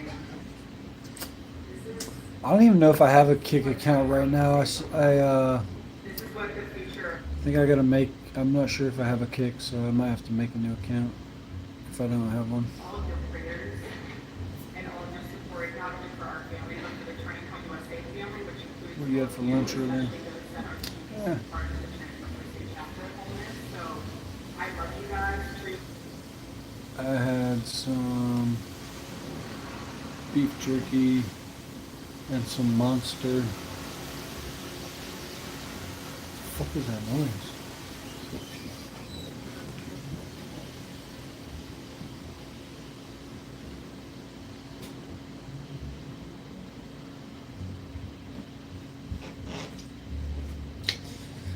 But I need to make some soup.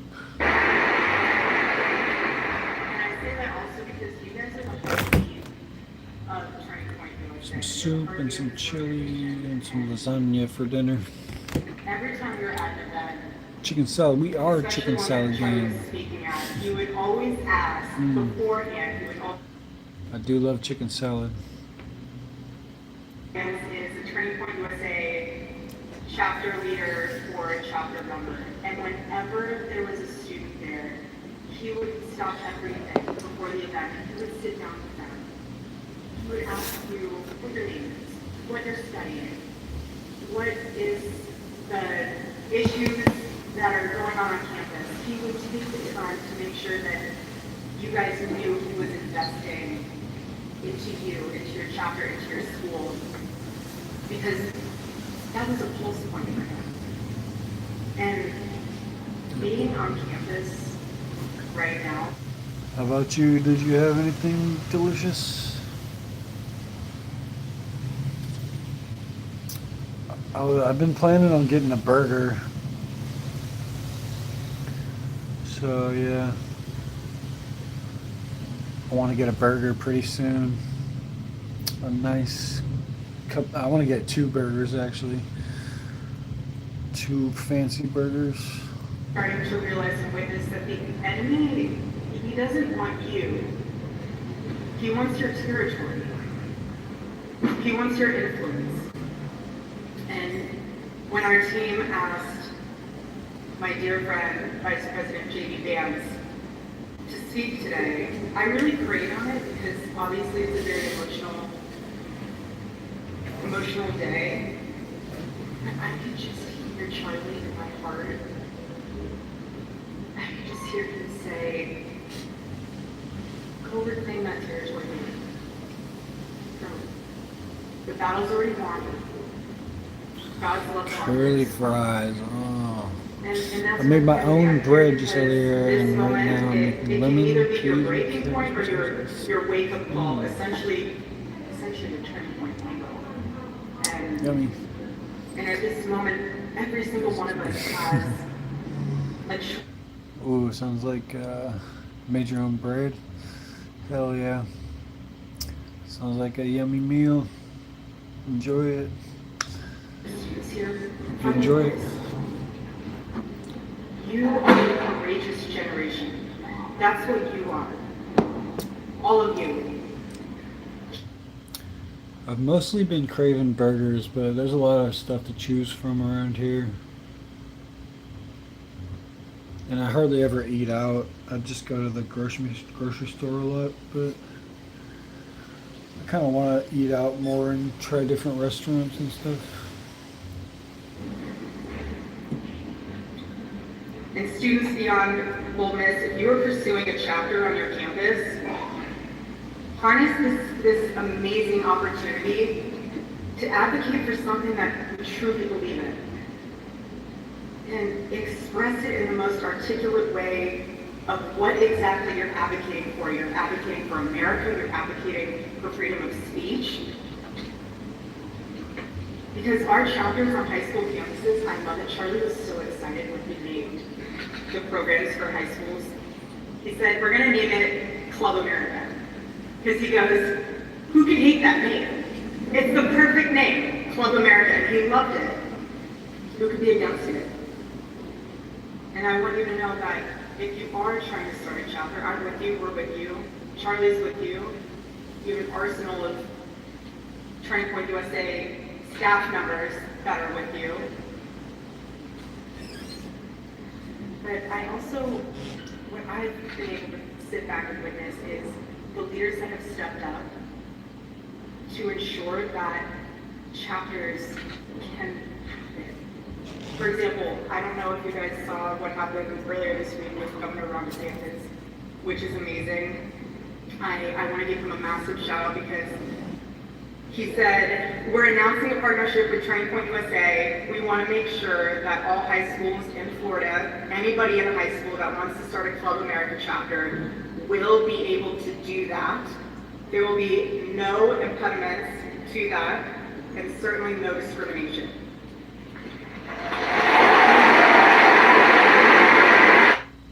Jesus Christ, they got the audio all fucked up in there. The applause is way louder than her. Smash burger. That sounds good. I'm gonna go to Killer Burger though. I think Killer Burger has like a special deal thing. It's like you can get a burger and fries and a drink for like $10 before 4 p.m. So I get a double deal. I do like Smash Burger though, but the Smash Burger that I tried here wasn't as good as the Smash Burger place that I tried in Tacoma. So I might have to try a different Smash place. Influence every choice that you make for the rest of your life and generations to come. Earn your voice. Charlie loved the word earn. Earn your voice. This is about your legacy. Each one of you in this room, everyone watching, when you earn your voice and you stand up for what is right, that is a part of your legacy, your family's legacy, just as much as it is part of Charlie's legacy. Don't forget that. Don't ever forget that. Because if there's one thing I've learned, especially being with Charlie for the past 7 years, it's that the hope we're looking for is not found in Washington, it's not found in media. It's right here. All of you. This is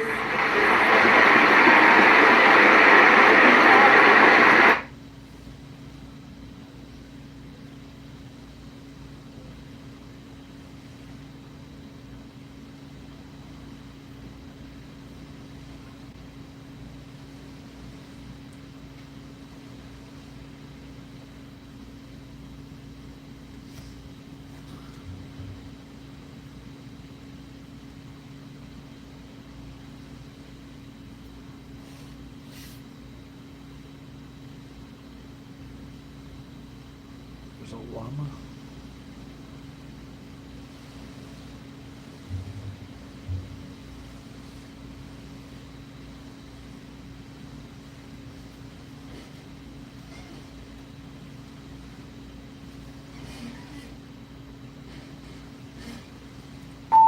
Go yourself! Tear gas has been deployed. Tell me about the other day when you were maced. Was that you? Yes, that was me. I've heard a lot of stories, and a lot of people just don't come back after they've been captured. By this current administration? Yes. So if we were to assume, do you think that they are executing those people? There is a good chance, yes. Everybody's got a trauma. It's like bingo for retarded people. Keep going, keep going, keep going, keep going, keep going.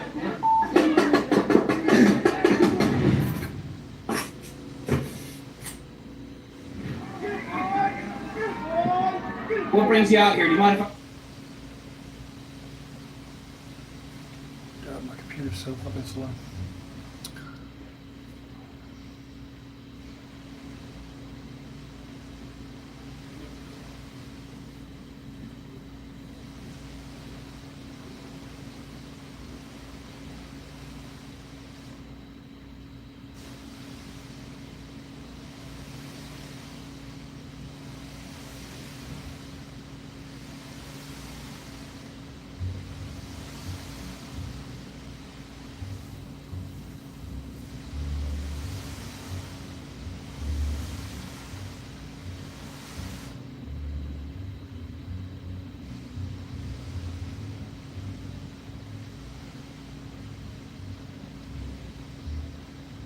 I'm a fatty for a burger and some cheese curds. Num num num. Make me.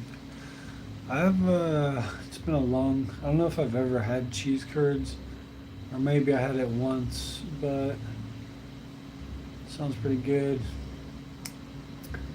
I just love me a burger. Good old big. Now I'm making myself hungry. I gotta make some soup. Ask you? Did you ever watch Stand up for basic human rights. That's Weird Boy? The one that always wears costumes. Huh.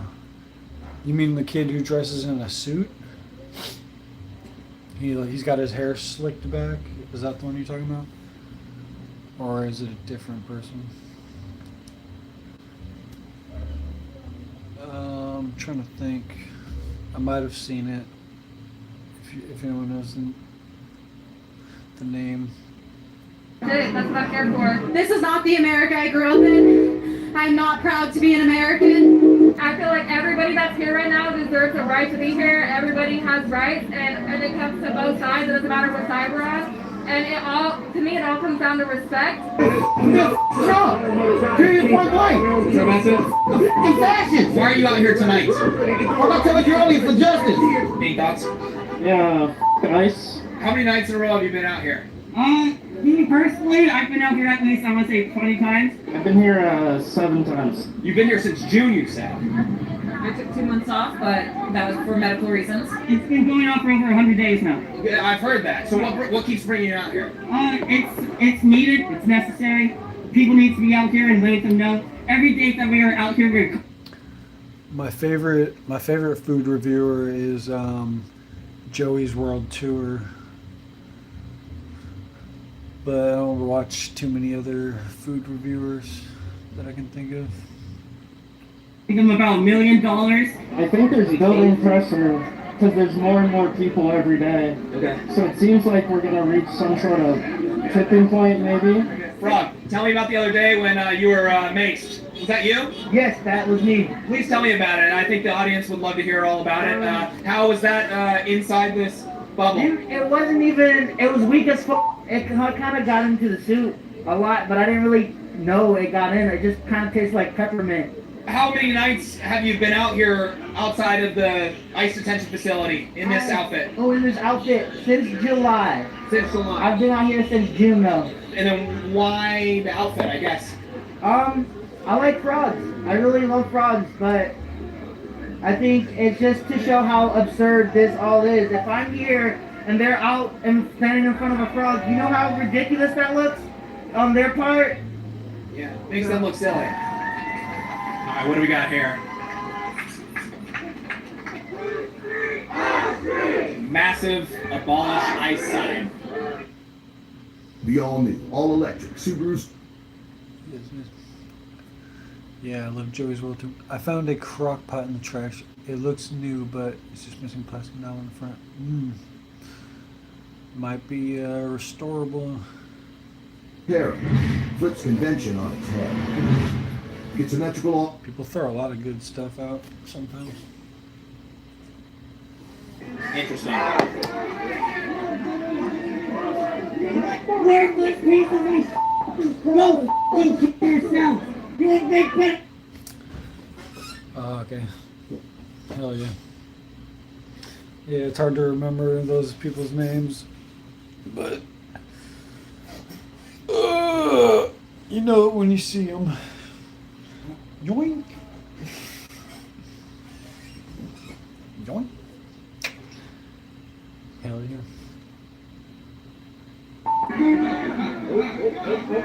All right, we're getting some spicy air. James Klug posted a video today called Mega and Antifa Clash at Portland Ice Facility. I just started watching it, but curious to see if I'll be in the this footage. What? We got an arrest over there. Okay, we got one arrest made. Tear gas has been deployed. A stun. Yeah, that's gonna come over here quick. All right, check this out. So you have tear gas all over the street right here. Up here, this is what we were talking about earlier. You can see, I mean, these are residential apartments right here. They're dealing with this every single night. By the way, we have to keep moving with that. As soon as that cloud hits us, we're not going to breathe. Yeah. Oh. A little chew. Oh, the pepper balls are here. Oh, you didn't like my sneezing? You sound pathetic. You sound like a pussy. Why are you being rude to me right now? You seem like a dick. Me? Yeah. I seem like a dick? What have I done to seem like a dick? It seems like you're acting like a dick. Your whole aura. You've been nothing but friendly. You're a douchebag and putting a microphone and a camera in my face. So. Well, we're working on a video. Yeah, get this out of my face. Well, you're get out of here. Get out of here, Whitey, what brought you out here every single time that you've been out here? Knowing the fact that anyone could be next. My partner could be next. I could be next. People are so crazy in Portland, man. Glad so many people are exposing it, but people already knew, really. If they're not gonna, they're not gonna stop at immigrants. Devil's They're gonna Night in go for Detroit, the trans people. They've already started to do that. They're gonna go for the minorities of the population. Devil's Night. Oh yeah, what goes on in Detroit on Halloween? And you're talking about deeper. I'm not sure if I've heard about it, but a lot of towns go crazy on Halloween. Usually there's killings here on Halloween. If you're in North Portland or whatever, usually there's shootings on Halloween. Not just deportations, but the government in general. The whole government, everything that's being run right now, they're not going to just settle for one minority. ICE does immigration enforcement. You think they're going to use ICE for that? Or what are your thoughts? Oh, I'm also here for ICE is just the first step. Bro, people are having real life consequences happening. Real be going on. This goes beyond us. Once they get immigrants, they're coming up for you. They're coming for you. I guarantee it. For the audience, for people that aren't aware of this, maybe they haven't seen what's going on here at the protests outside of this Portland ICE facility. What would you tell them? Like, why do you think that they're going after people next? Why are they going after you next? Or you said your partner? Why? Because that's what history has done. If you look into the history books, you've seen Hitler followed a very, very similar path. They started with one minority and then moved to the next one and the next one until they were literally hanging people in the streets. So do you think exterminations are on the table when it comes to deportations, getting people together? Yeah. I've heard a lot of stories, and a lot of people just don't come back after they've been captured. By this current administration? Yes. So if we were to assume, do you think that they are executing those people? There is a good chance, yes. Are you ready for fun? Make every trip a joyride with the all-new Lectric XP Life 2.0. With lighter tires, reduced amperage. All right, you guys, if you are interested in growing your personal brand or business on social media, you are going to want to listen up. Today's sponsor, put a video file or drop a link into Opus Clip. I'm going to upload this video, and with one click, and I'm honestly still blown away by how many features they offer and how much time they're saving content creators. Try Opus Clip today. This is a brand that genuinely... More pushing back. Keep going, keep going, keep going, keep going, keep going, keep going, keep going, keep going, keep going. They're going after somebody specifically. He's going after someone specific. I don't know who it is though.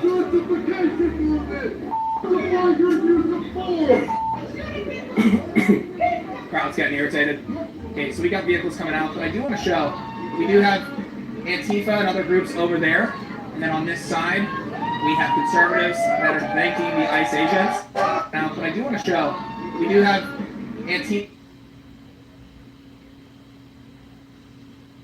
and other groups over there, and then on this side, we have conservatives that are thanking the ICE agents.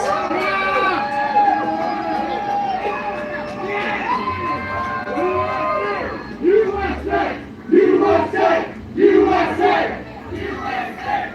USA! USA! USA! USA! USA!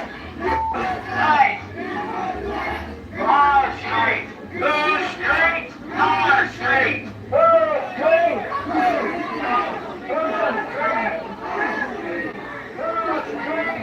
Conservatives showing up to support ICE. What are your thoughts? I think they're misguided. And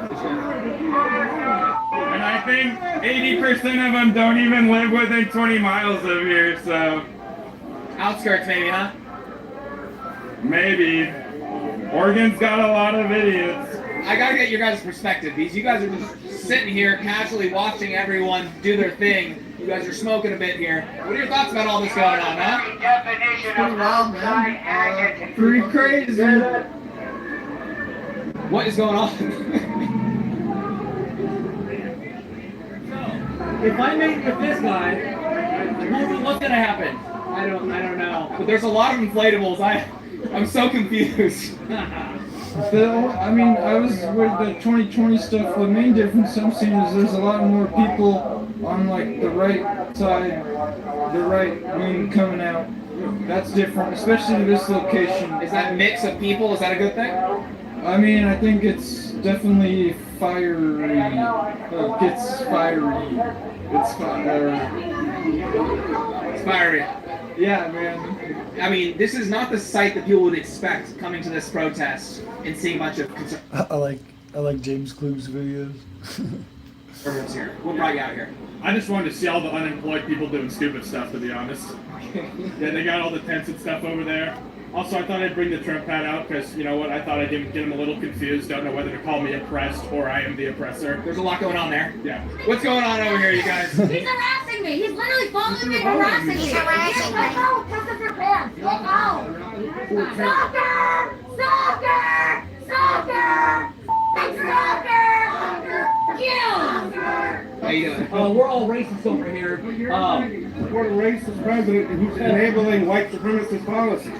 Who fired the Joint Chief of Staff? Who fired the Joint Chief of Staff? Who did? Joe Biden. Was it Pete Hesgap? Joe Brindle. Wasn't he a Joe black Brindle. guy? Wasn't he a black guy? Who's the racist? Which side is racist? They fired him because he was black. He was removed from power because he was black. Everything's racist. Yeah, you fire somebody for no other reason. If you fire them, if you fire a black guy, does that make you racist? If you fire the only black guy for no cause other than the fact that he is black, kind of makes you a racist. They said that? I mean, they said that they fired him because of DEI woke shit and he didn't deserve the job.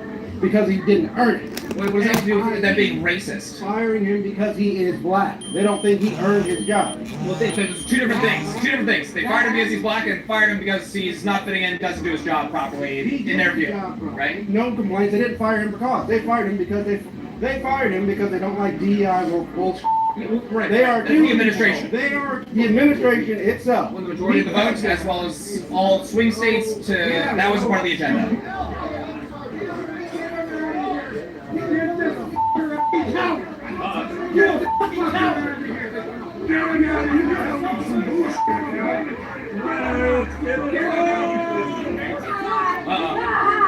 Uh-oh, we got a flagpole coming through. Coming through.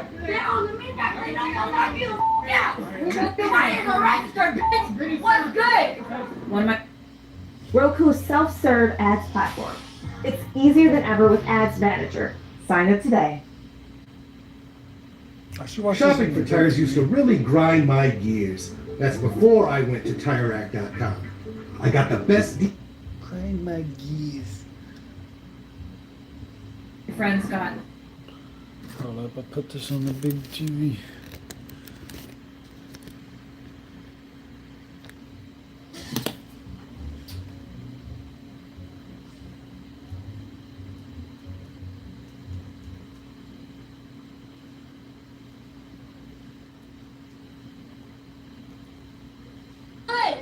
One of my friends got taken in there, and I was worried they would not come back out. Did they come back out? They did. They came back that same night, but they came out traumatized and not okay. They were sexually assaulted inside. Your friend was sexually assaulted inside the ICE facility? Yes. I'm assuming they filed a police report after that. They are working on currently a lawsuit. Okay. So you're talking about like ripped inside the ICE facility by federal agents? Not ripped. They were sexually assaulted. They were groped, and during the search, inappropriately touched. So By federal searched. agents. So searched. By the ICE agents. So Our searched. takeaway on a lot of these protesters is that a lot of them have said that they've been sexually assaulted, maybe raped, they have some disability. What's going on there? Everybody's a victim. Everybody's a victim. This is a victimhood Olympics.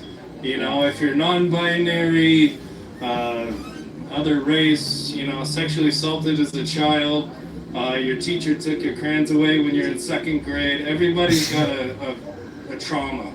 You know, it's like a freaking checkbox. You know, it's like bingo for retarded people. They think this is like the civil rights era, like the 60s, where they're doing this all big, oh, I'm gonna look like MLK in history books. No, you just look like a dumbass that's just gonna go get tased, pepper sprayed, then thrown in prison because our mayor's a dumbass. You're gonna get let out in 35 seconds, but then they're just gonna go, oh, don't do that again. Did she just get released? Tell us about it. How do you feel? Take it away. America was founded by immigrants. Our founding fathers were immigrants. How long were you in the facility for? Maybe 2 hours. But why was the former Joint Chief of Staff fired? But if the former Chief of Staff, if he got fired and he hasn't made a big deal about it, I guess. Well, what is racist is the diversity quota, firing somebody because, if that is true, if they were put in a position because of their skin color, that would be racist more than firing them because they were put there. Racist is the fact that you want to make it racist because at the end of the day, the Joint Chiefs of Staff work at the behest of the president. And if he don't want you there, you're not going to be there. Hell yeah. It's good stuff right there. All right, we got them pushing back over here. Police coming out, making some arrests going on. Eric, careful from the pepper balls. All right. Oh. We got at least a couple arrests. Kinda. Wow. Uh-oh.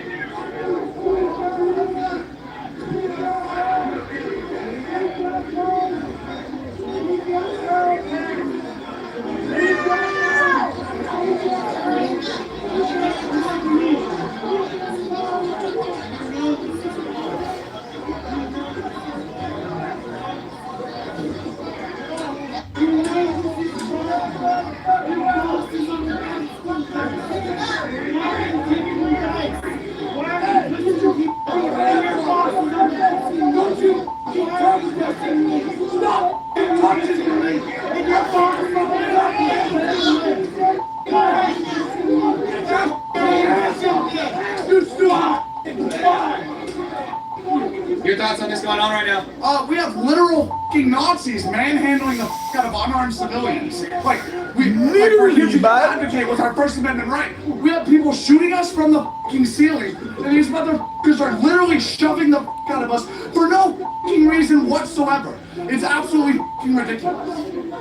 You pig! You useless bitch! Go f*** yourself! What do you want to be achieved after these protests? I mean, what would you like to see be achieved, and why are you guys here? Like, what are they doing specifically that makes you want to come here? For me personally, I would like to see people, I would like to see the government give immigrants a chance to at least obtain their citizenship while here in the U.S. instead of deporting them immediately and separating them from their. You're talking about illegal immigrants or illegal? Illegal immigrants. I feel like they should be given a chance to get their citizenship before completely deported and separated from their families. And I feel like Trump kind of did lie to us when he said that he was going to be going after like criminals immediately, especially the illegals that are coming here causing gang violence and stuff. I understand that part. That's completely acceptable. Yeah, they said worse first, but they also did promise the largest deportation effort in American history. Which I understand why he's doing it, but the way that he's doing it is wrong. Women being stripped from their children without a chance to say goodbye is wrong. It's not right. These kids do not deserve to see their parents. What should the punishment for coming into the country be illegally? I don't believe that there should be a punishment. I believe that there should be like more of an understanding. Do you guys want to abolish ICE or no? What is that?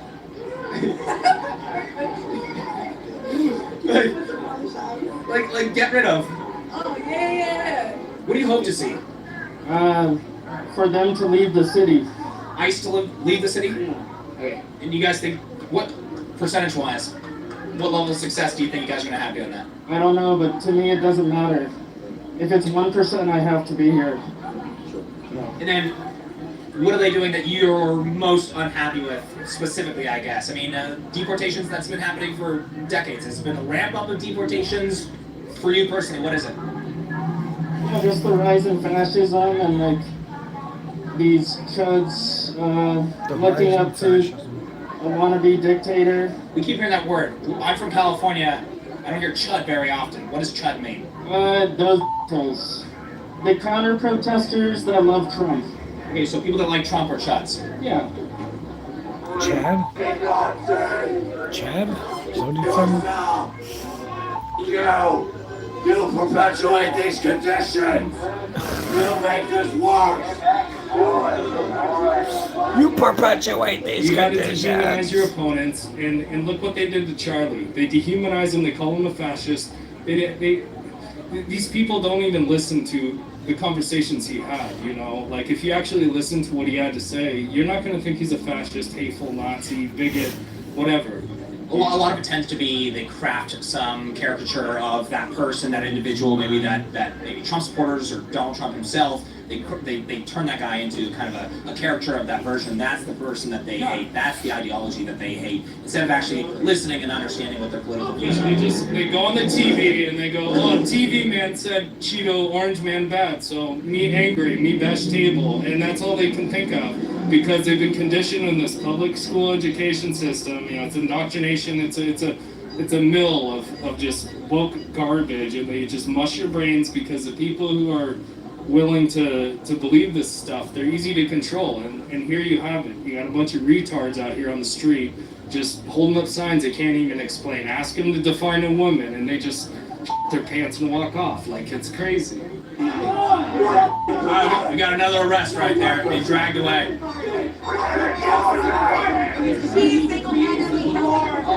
Got another arrest. That is arrest number 3 or 4. More agents coming out right now. That's arrest 3 or 4 right there. Wow.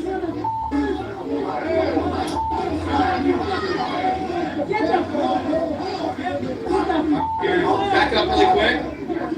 So you can see them right now. Border Patrol agents. That's U.S. Border Patrol agents are coming out, clearing the zone right here. Whoa! Watch out! Watch out! Watch out! Watch out! That's gonna be spicy. All right, they're rushing the crowd right now. Try to keep it on me. Do not run. That's what he said. Do not run.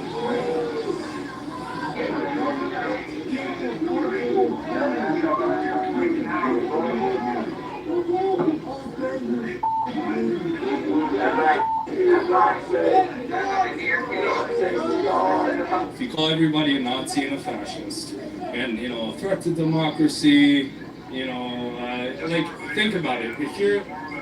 If you're stuck in a tyranny and you truly believe that the person in charge is a threat to democracy and is a complete totalitarian tyrant who hates gays or whatever, Like, if you're mentally impaired and you don't understand reality, what do you think you're gonna do when you got all these leaders of the Democratic Party, you know, calling all the right-wing people fascists? Like, hey, if you see a fascist or a Nazi, like, any normal person, you know, considering the context, like, yeah, you're gonna take them out because we're conditioned to take out evil. All right, where were we? Handcuffing the kid in Chicago, right? Yeah. Okay, so we were talking about that. You said they were handcuffing a child. You said you were going to show me that it was fake. So I pulled one up, and it could not be the one that you're talking about. Are you talking about this image that was going viral? No. No? No. Okay, so there's no other image that's going viral. So that one ended up going viral because people were talking about that. Okay, so that was a dad having fun with his child. That's what I was maybe thinking. So that one was yeah. It was a dad like handcuffing his child as like a joke. So let me get this straight. We got people out. Unrelated. Was it in Chicago? Was it at that apartment building? No. Okay, never mind. That wasn't. Never mind. Yeah. So prove to me that happened, then, because you brought it up. I don't need to prove a negative. Is there photo evidence of it? I don't know. Let's see. And where'd you hear it from? Because truth is important here. What we do have photo evidence of is National Guard or ICE or whoever jumped down from helicopters. No, we don't want to change the subject. And you said a child being arrested, handcuffed, is what you said. So let's see if I can find that video. It's okay. Take your time, please. No rush. Take your time, man. We want to get the truth out there. That's what we're focused on.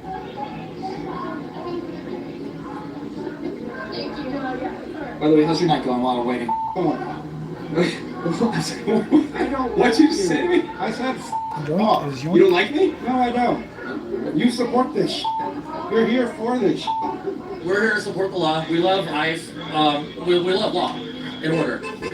We want the laws upheld. We love immigration. We do not support illegal immigrants, though. Period. I don't like you. That's why you don't have to like. I can't believe I'm in the same country with you. This is some sort of alternate up timeline in which a bunch of people are supporting this. I treat people that I disagree with politically with respect. You don't need to do the same. So you're okay. I still dislike you. It's not going to make you win the argument. No, it's not. Or the conversation. So you can be as rude as you want. Do you think there's a winner? Huh? Do you think someone's going to win this? Truth is going to win. Truth is going to win. I see. All right, so we're focusing on one thing that I saw that I can't find a picture of, correct? Yeah. You want to know why you can't find a picture of it? Huh? You want to know why you can't find a picture of it? Because it's a baseless claim that you're regurgitating. Did they still jump down from helicopters and detain you? You're changing the subject. Did they jump? You're changing the hands. The original. What's the original? You're changing the subject. You're talking about they arrested a child. That's a big claim. So you can't prove it. That they were detaining American citizens in the United States in their own homes. You can't claim it. You can't prove it. Was that true? Changing the subject because you can't prove it, right? Clearly, I can't. Is that correct? We can slow down and treat each other with respect, by the way. We can do that. Oh, okay. I can't find that picture. Yeah, of course you can, because it doesn't exist. Well, if it give me enough time, and maybe I will. Keep going. I'll give you all the time. I'll give you the entire night to find that photo. All right. Yeah. You're gonna have to find an AI version, sir. Thank you for your dedication and hard work. We appreciate you. Are you guys showing your support for ICE? What about you, man? This is for ICE? Yeah, this is for ICE. I'm out here for Charlie Kirk. I'm out here for Erica Kirk. I'm out here for all the Patriots. And I'm out here for ICE. And I'm out here to show the world what's really happening and prove that Donald Trump is right. We need the feds here. I'm sure you've noticed if you've been documenting this for a while now, how many more conservatives are here out with Antifa and these other left-wing groups. It didn't used to be that way. What changed? I think that people saw the videos and it inspired them. So when people come out and they see the inspiration of other people standing up, like we saw with the big guy that came out with the American flag that was all over the news the next morning. Hey, am I gonna be on this? Because I see this on every video. I see like every video you've done. So am I gonna be on it? Yeah, absolutely. I love it. I appreciate you watching it. I know you have a lot of people out here just exercising their right to protest what ICE is doing. That is fine. But you do have a large presence of Antifa members that are out here still trying to intimidate. I've received multiple death threats. They're saying that we hope you get stabbed tonight. They're saying we hope you get Charlie Kirk. They're threatening to follow us around to our vehicles, and so it's been nonstop. So this Antifa group, I'm no stranger to, but I'm not going to allow their intimidation to stop me from doing what I want to do. I have a right to be out here just as they are. What's going on over here? What's going on over here?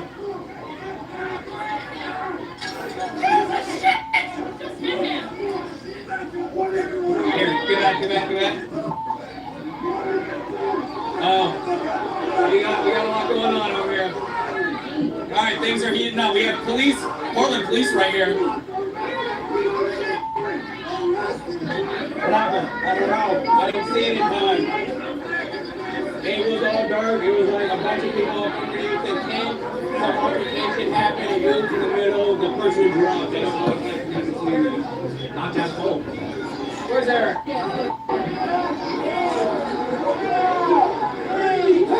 There's a lot going on.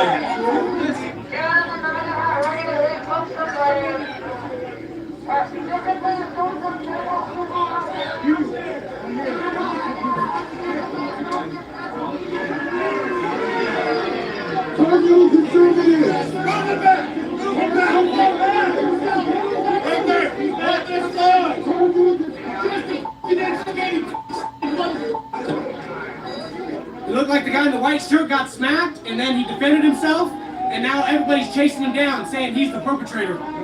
So what happened? Because I was trying to catch up on that. Thomas Allen is the guy wearing the MAGA cap and the Freedom Charlie Kirk shirt, and he's been targeted all night. He's actually been here for several days now, supporting ICE agents. And what happened this evening is Antifa militants swarmed him again. He was simply trying to defend himself. Right as they're filming this, I'm right behind the cameraman because I have this footage on my live stream. So I'm behind James Klug's cameraman at this point.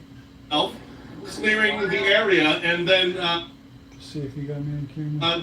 Portland cops finally moved in after not doing anything all night, and then they took him away in zip ties. So he's now being arrested. He might be charged with assault, but he's been here several nights supporting ICE agents, and this is what happens. And of course, over there you had conservative journalist Nick Sorter going through the Antifa tent, the refueling tent over there. And they're protective over that. That is public property. Correct, the whole sidewalk is. But again, this is the type of lawlessness that city officials, the mayor Keith Wilson, Governor Tina Kotek continue to allow. And this ecosystem, again, attracts all the maniacs and unhinged individuals. And then this happens. Every single night, this is a powder keg waiting to explode.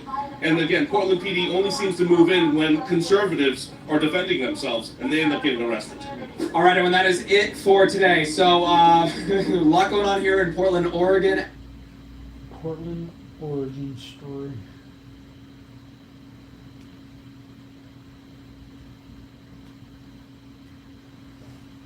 I gotta go to the bathroom.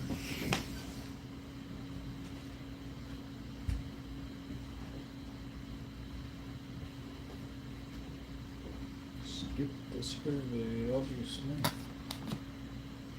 Do you know what it is? What is it? What is it? You tell me. You're bringing it up. What is it?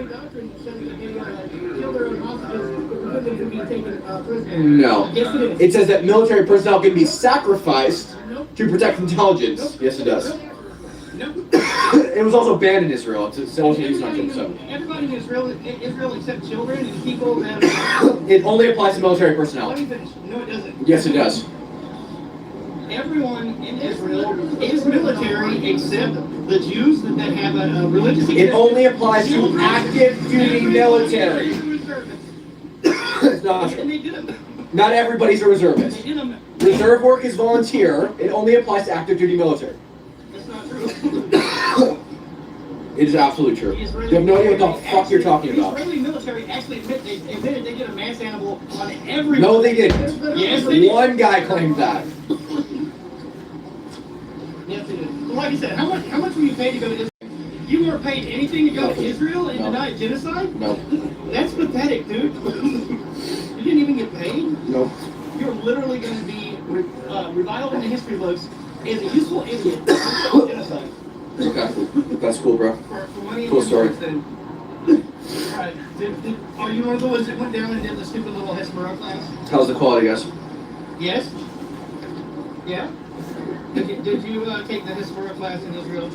There's no fucking Hesbara classes. You're an Oh, idiot. no, there's not. You should go. I didn't take a bunch of right-wing bloggers and influencers down there.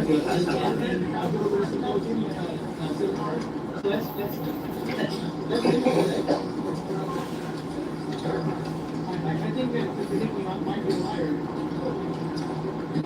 Let's put it up, Buster. Hey, why is it illegal for Brandon Simpson to deny the official narrative about what happened on October 6th? Oh, it's not illegal? No. Oh, really? I know plenty of Israelis who questioned what happened on October 7th. In fact, if you go to Israel and you go to Bibi's house, his whole house is fucking covered in protest. Yeah. People that want their hostages back, they don't give a fuck all the Palestinians. They don't care. Right, so I thought it was illegal to oppose the government. No, it's illegal to oppose the official October 7th. No, it's not. Yes, it is. No, it's not. That's too spicy for you out here? Yeah. Baby guns? God, you're such a cunt. Conspiracy.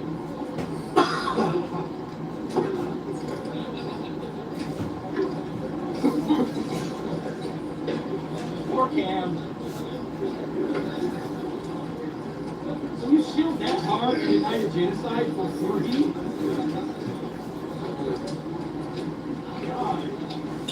Not even paid like the rest of the group, just an idiot. Nobody's paid. If you believe people aren't paid, you're a retard. I'm sorry. I'm sad for you. How's the stream quality, guys?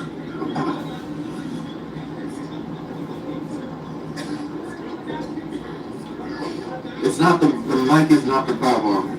It's my, I'm in a gas mask, that's the problem. It's not the mic. See, there's like a lid in it, it has a speaker. How's the quality?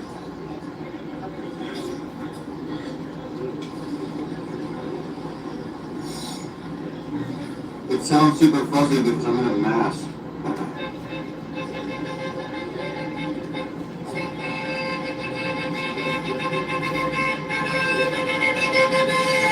What's going on over here?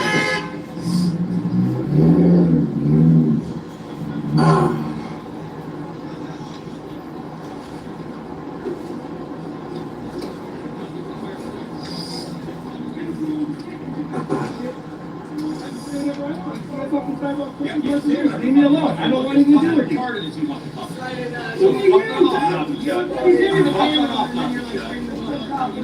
What, I can't dress for fucking Portland weather? How about this? You have to later. You're still all bullshit. Okay, well, I want to fight you.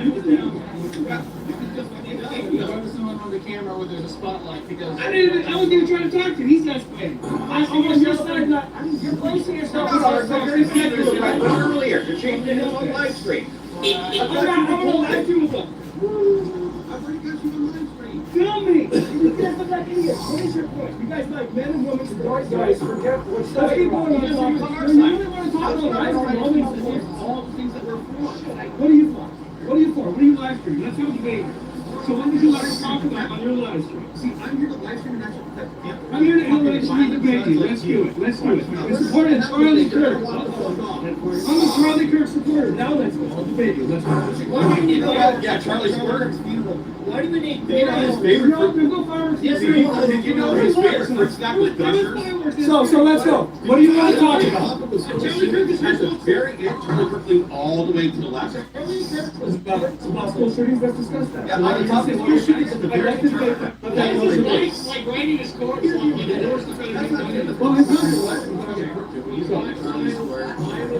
So what were you gonna ask? Let's have an open conversation. By the way, I was gonna say on your side. You never know what fucking day people are. Let's not. What kind of retard are you to think that people will What's your question? What you know? I don't need to listen to you, bro. Say your Fuck off back to your friends. Those are my friends. I don't know them. Back to your friends. I don't know Then them. fuck off out of here. No, I'm just saying I'm not here. You're fucking off. I'm asking you what you're arguing about, Judge.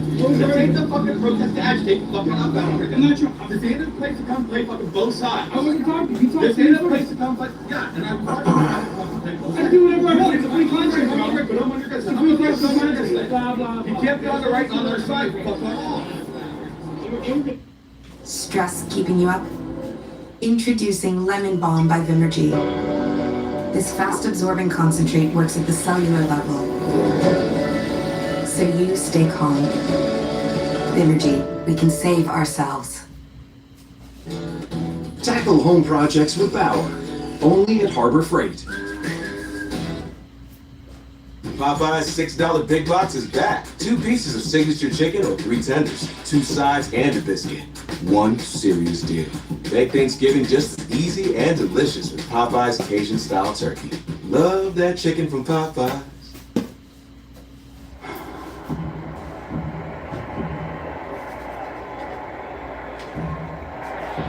Apply for a new place from any place with just a single click. Brightwoods.com, the place to find a place. Google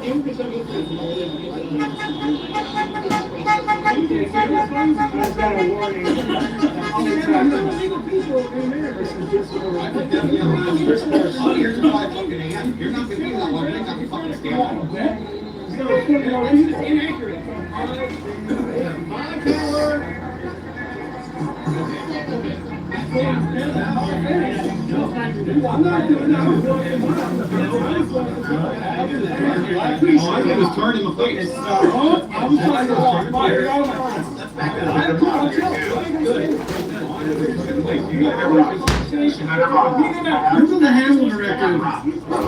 Google the Hannibal Directive. Google the Hannibal Directive. Google the Hannibal Directive. Google the Hannibal Directive. Google the Hannibal Directive. Google the Hannibal Directive. Same shit. Google the Hannibal Directive. Google the Hannibal Directive. Can I ask you a question? Okay. Camel toe, Higby.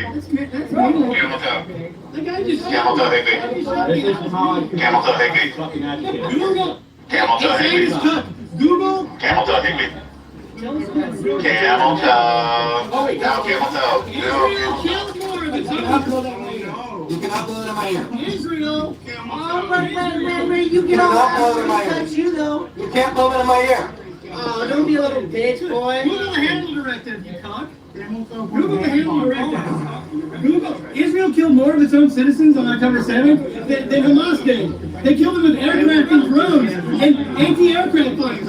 Israel literally had tanks killing their own people in apartment buildings. And then you went to Israel like a good little doggy, good little doggy, met with Netanyahu. Like, Israel killed more of its own people on October 7th. Run, coward! Run, coward! He ran into me. What's up, little bitch? Little bitch! Google the Hannibal Directive. Why are all the security cameras that were on the border wall separating Gaza from Israel all censored and hidden from the media? Why did Israel bomb its own kibbutzes with tank fire, in mortar fire, and fucking artillery fire? Why did Israel kill more of its own citizens on October 7th than Hamas did? Google the Hannibal Directive. Google the Hannibal Directive. I think the camel toe. Camel toe. Poor little Cam! Poor little Zio Cam! Little Zio bitch! Poor little Zio bitch! Run, Zio bitch! Run, Zio bitch! Google the Hannibal Directive! Why did Israel kill more of its own citizens? Camel toe, you proud? I fixed it. I fixed it, Camel. Google the Hannibal Directive. Why did Israel kill more of its own citizens on October 7th than you said you wanted to be the next Hamas did? Why is that? How are you? How are you doing, Cinderblock? Poor little KVP! Poor little Zion boy! Oh! Poor little Zion!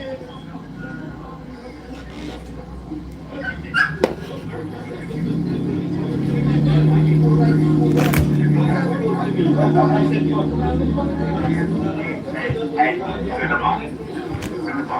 at the Zion count. He didn't even get paid to go. All right.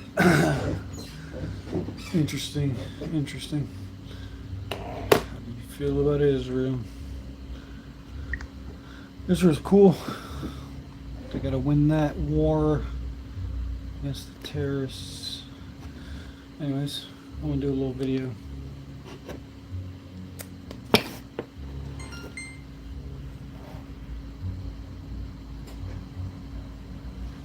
It's time for another quick review. Real quick like.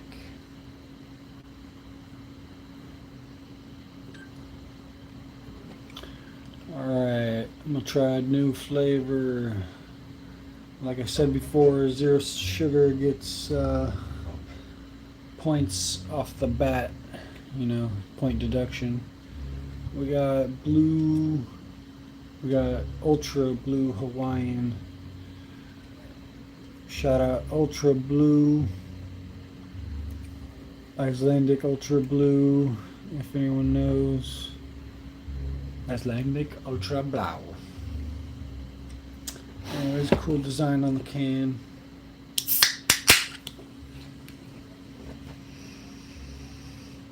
Smells like nice flavorful drink. It says whether you're in beast mode, vacay mode. Let's pour it actually first.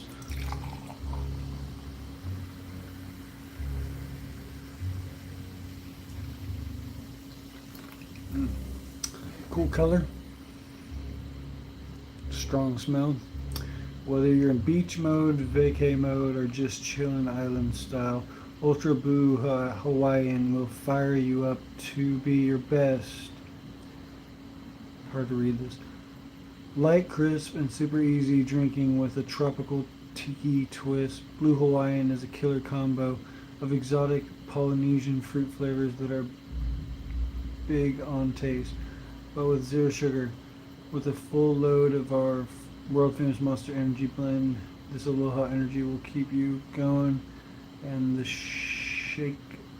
shakas flowing. From dawn patrol to last call. Okay.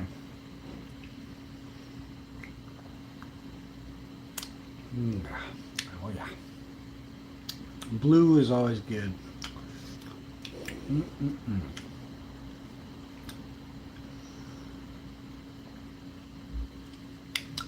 Nice and blue. Blue. Ooh.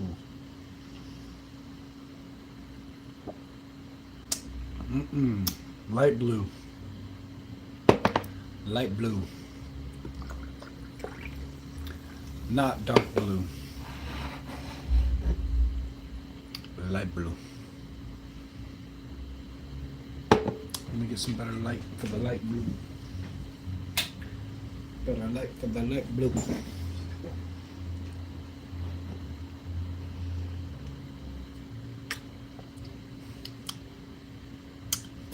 Hey, it's no Baja Blast, but it's pretty damn good. It's actually pretty similar now that I think about it. So this is like the monster version of Baja Blast. And it's Icelandic Ultra Blau.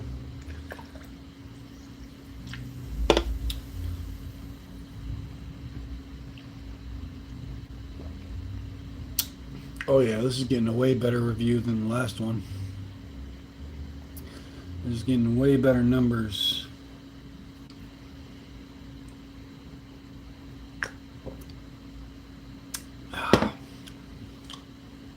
So you got the blue taste. You can't beat the blue taste. And then you got the tropical taste. And that's pretty on point. It's not overpowering at all. The blue reigns supreme. Blue supremacy. Blue Man Group.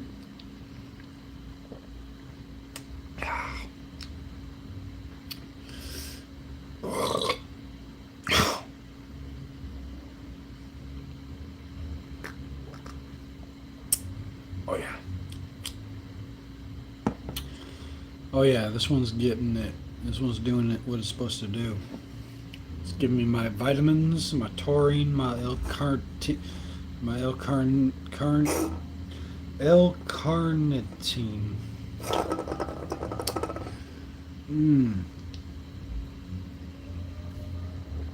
And there's a gastronomy rule that says avoid at all costs all kind of blue colored drinks and food. Oh damn. But blue's my favorite. I guess blue might be bad for you, the doctors say, but blue's always been my favorite. Oh yeah. So this has got to get a good review, especially as a Monster flavor. Not bad. Gotta suck it down. Yeah, I mean, if I'm choosing red or blue, it's always blue.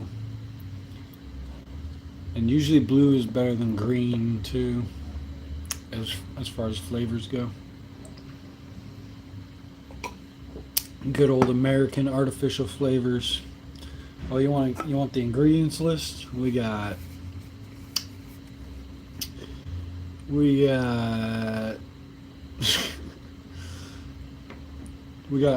erythritol, 2 grams of that. We got niacin, vitamin B3, 250%, vitamin B6, 240%, vitamin B12, 490%. Are those numbers a little high for me? Pantothenic acid, vitamin B5, 400%. Not a significant source of saturated fat, trans fat, cholesterol, dietary fiber, vitamin D, calcium, iron, and potassium. The percentage daily value tells you how much a nutrient in a serving of food contributes to a daily diet. 2,000 calories a day is used for general nutrition advice. Oh, here's the actual ingredients. I found it. It says carbonated water, citric acid, taurine, erythritol, sodium citrate, natural flavors,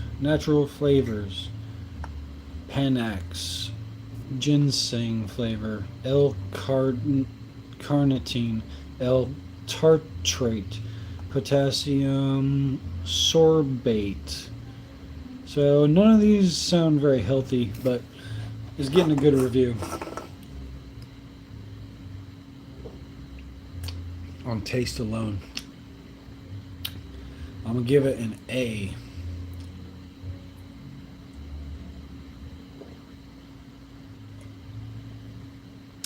But I can't give it an A+ because it has 0 sugar. That's against my policy.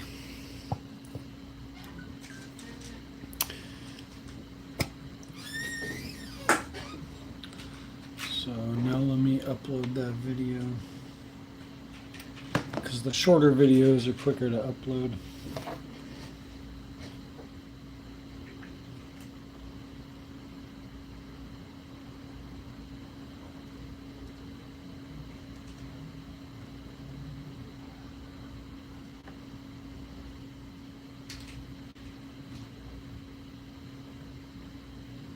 Daniel Larson is one of the most...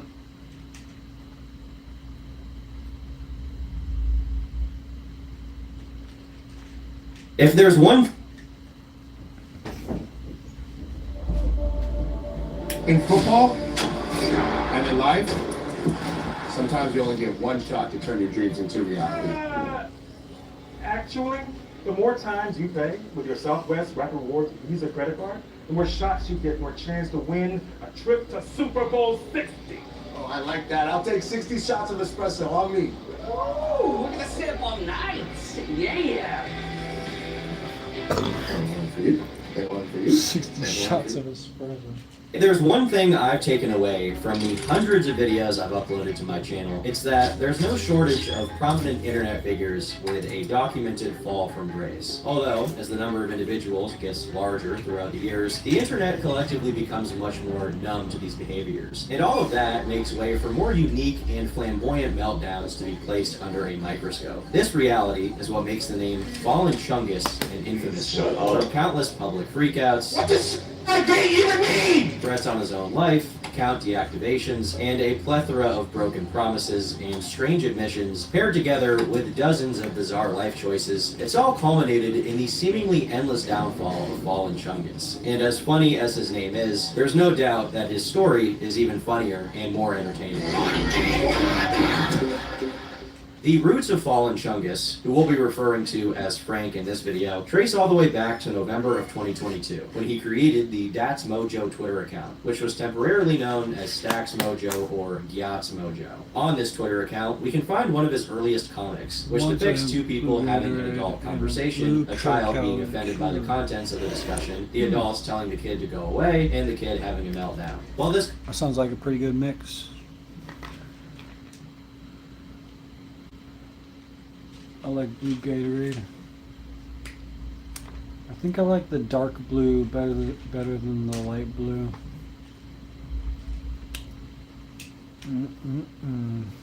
comic does lack the defining characteristics of the typical Fallen Chungus comic most of you are likely familiar with. It does maintain a similar subject matter, making relatable references to the mundane or bizarre nature of internet discourse. But Frank wouldn't become truly well known until his second Twitter account that he launched in September of 2023, which was originally intended to be a burner, in which he could freely post and upload various doodles. This Twitter account, of course, was the now infamous Fallen Chungus. It was on this account that Frank was truly able to carve out a name for himself, and only 2 months after the account's creation, it had amassed over 7,000 followers. He was able to achieve this rapid success thanks to his consistent and frequent posts, in which he shared comics he had created not too dissimilar to the ones shown prior. One undeniable factor in the admiration these comics had garnered were the characters featured within them, characters that Frank has named Pinheads. Despite being relatively simple, the Pinhead is an extremely effective and marketable character design. They're easily customizable, simple to draw, and are easily distinguishable from other artists' work, characterized by low-resolution line work, minimal detail, overly expressive faces, and almost elementary level drawing reminiscent of MS Paint. The Pinhead stood out as a new method of expression, not too dissimilar from a Rage comic or a Soy Jack. However, Frank has expressly stated that he never intended for his Pinheads to be the next big meme format, describing them as amorphous blobs he uses to visualize.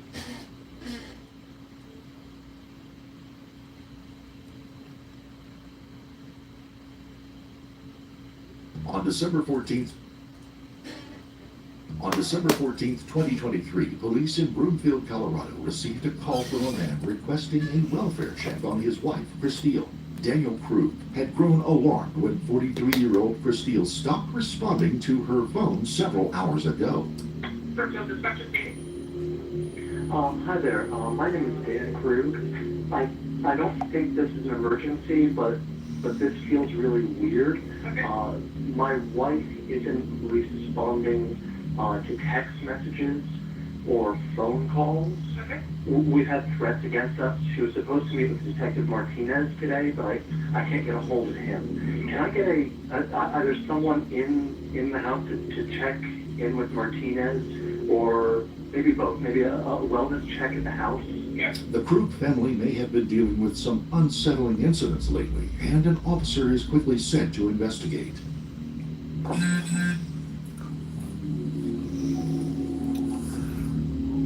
Hello. Oh, I was just under Haber and called them. Oh yeah, he sent us as well, so. Just next door?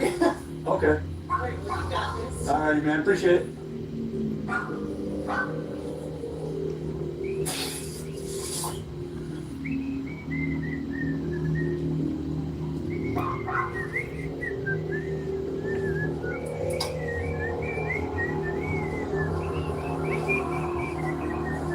What's up, Mike?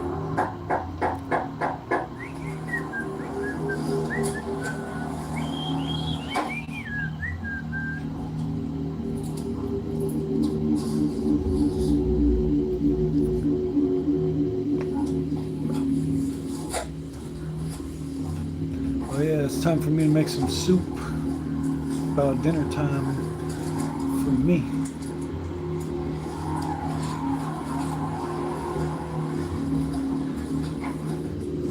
Super duper. Who's whistling?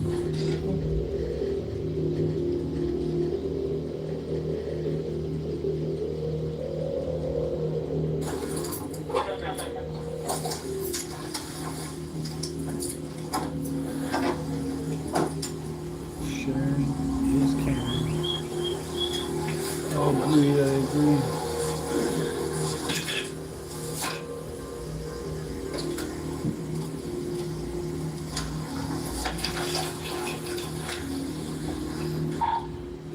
.51, send medical, and 110. I need a 4 sentry.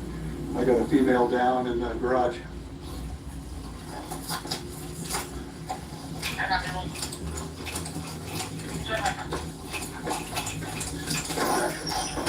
Brookfield Police! Brookfield Police!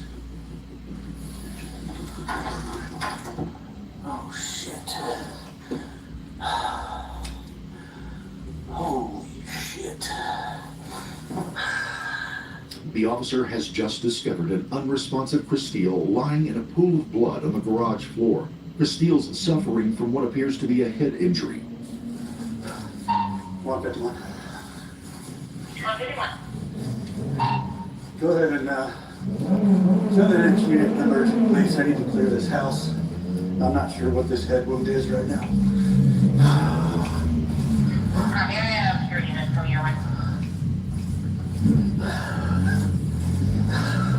I need to tag out, man. She's got a head wound. I don't know if it's from falling or something else. Probably falling, but I don't know. That's a good one. Husband said there was a stalker, threatening to kidnap her, so I don't know. No, she's unresponsive. Decent head wound.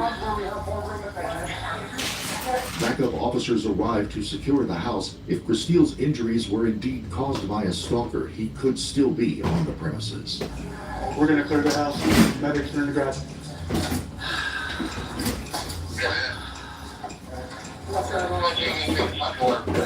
We got you. Brookfield Police, anybody inside? Make yourself known. One coming in the front door. We got you, man. Brookfield Police, anybody inside? Brookfield Police, third and final warning, anybody inside? All right, move up to the... You got the stairs for? All right.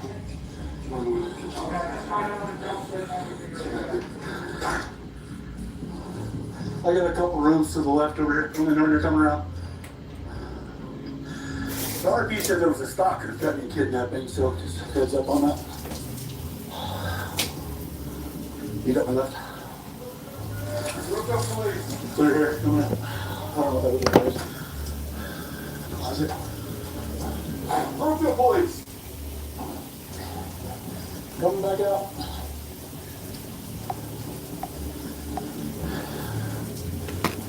Alright, so upstairs. Okay. Yeah, those are all right. Those are great. I got, you go one way, I got the other. You gotta take the open door. Okay. Open door all sides, man. I'm going straight. Another one on the left. Yeah. See what they need. I kicked that. Yeah, that's interesting. Yeah, that is very interesting. Almost like dude might have stuck around from this way. And I wonder if maybe the door was unlocked, that's how we got in. Officers find the house empty and no signs of forced entry. But they've noticed something disturbing. Masking tape has been placed over the home's doorbell camera. More troubling still, they're about to learn that Christille has suffered more than a head injury. Dad, have you seen anything other than a fall type of wound?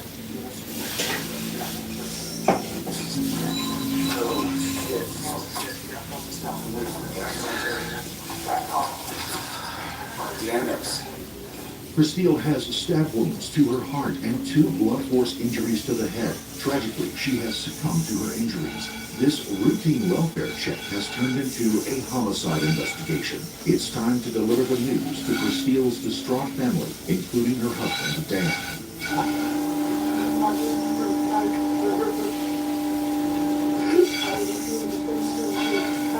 Dan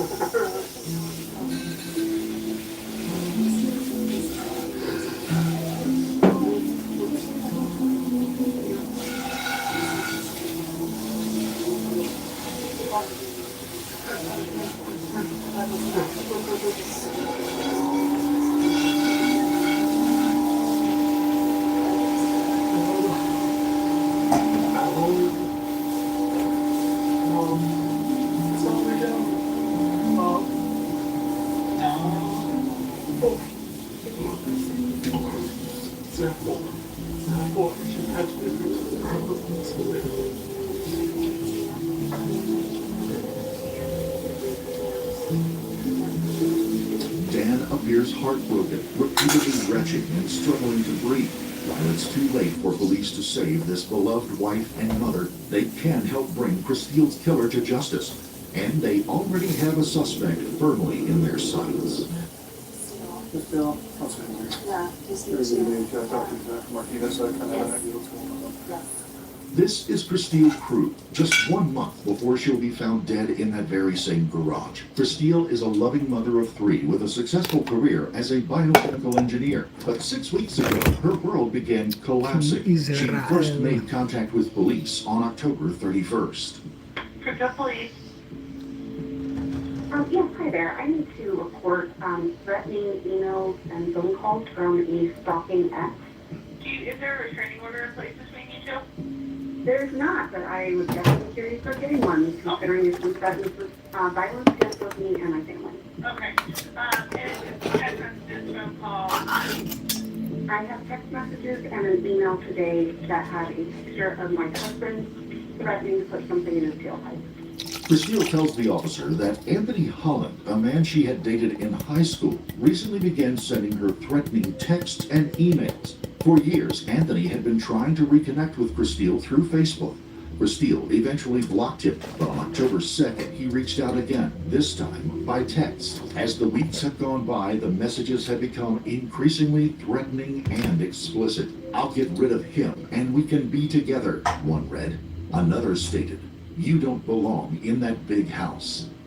Some criticized her husband Daniel, one calling him her loser husband. "You don't want him. I know you want me." Soon, Christile discovers that Anthony has posted her details on a hookup site. By the time this officer is called to the house, Christile is living in a constant state of terror. She believes Anthony is following her.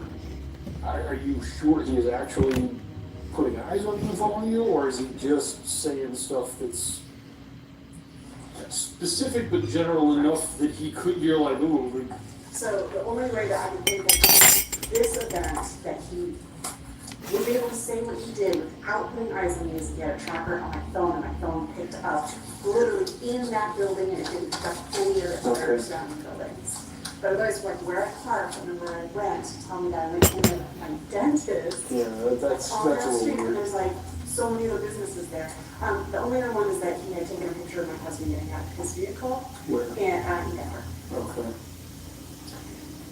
And was on within a certain range. So that's the only one that I have that's confirmation that I would have seen again. All right. When did he pop back up? So first text message was back in October. Okay. Just threats. And just out of nowhere, just Yes, pop back. yes, Okay. I've been doing it for over 20 years. Okay. So this is This is the first time it's this violent. Okay. So normally it's how's it going? Okay. So the last contact was, I'm guessing, more than 5 years ago, just because it was last, I had a Facebook account, and I don't have that, I haven't had it since pre-pandemic, so. Okay. Easily, like, whatever years before that. Yeah, no, completely out of the blue, and not, so we're just absolutely no response. Okay. And it's still going. The in-person stuff is scaring the crap out of me. My office was starting since last Tuesday. It's been almost every day since. Okay. I've gone a few days break. The officer finds nothing amiss with her car, but he is unable to offer much in the way of help. The elusive Anthony has no fixed address, leaving Christile unable to file a protective order. Little does this officer know that he'll be back at that house in just a few weeks from now. We're going to help with this, but I have to tell you, because of the longevity of this always going on, he will never stop. You'll never say. Well, and I mean, here's the deal, we can get him, you know, if we can get him either charged or get him found out, you know, you can hit him with a protection order. Right, oh, yeah. And then as soon as he does anything, then it's jail. I mean, it's, you know, it's that simple, you know, I mean, it's, and the nice thing with those is there's no, you know, you go, hey, look, he sent me this message, okay, there's no investigation, there's no, it's jail. It's easy, right? It says he shall not contact you, period. So that's the only investigation that I need to do. You have it yet? Can you send me a picture of that yet? Okay, we'll find him. So I would recommend, like I said, make sure you're keeping doors closed, locked, all that good stuff. Okay. Okay. Everywhere on the property. I'm just trying to think of anything else I could recommend you to try to help. So. And I'm going to also get my permit for my concealed carry. So yes, it will be making sure I'm protected. But this will turn out harder than they imagined. Soon after his visit, Dan calls 911 after catching sight of a man on their property. Nice to meet you. Chelsea, nice to meet you. That sounds like 4:15. Yeah, so I ran out at 4:15, 4:20. Okay. So I left. I watched the garage door closing, not necessarily closed still. Okay. My wife drove back home.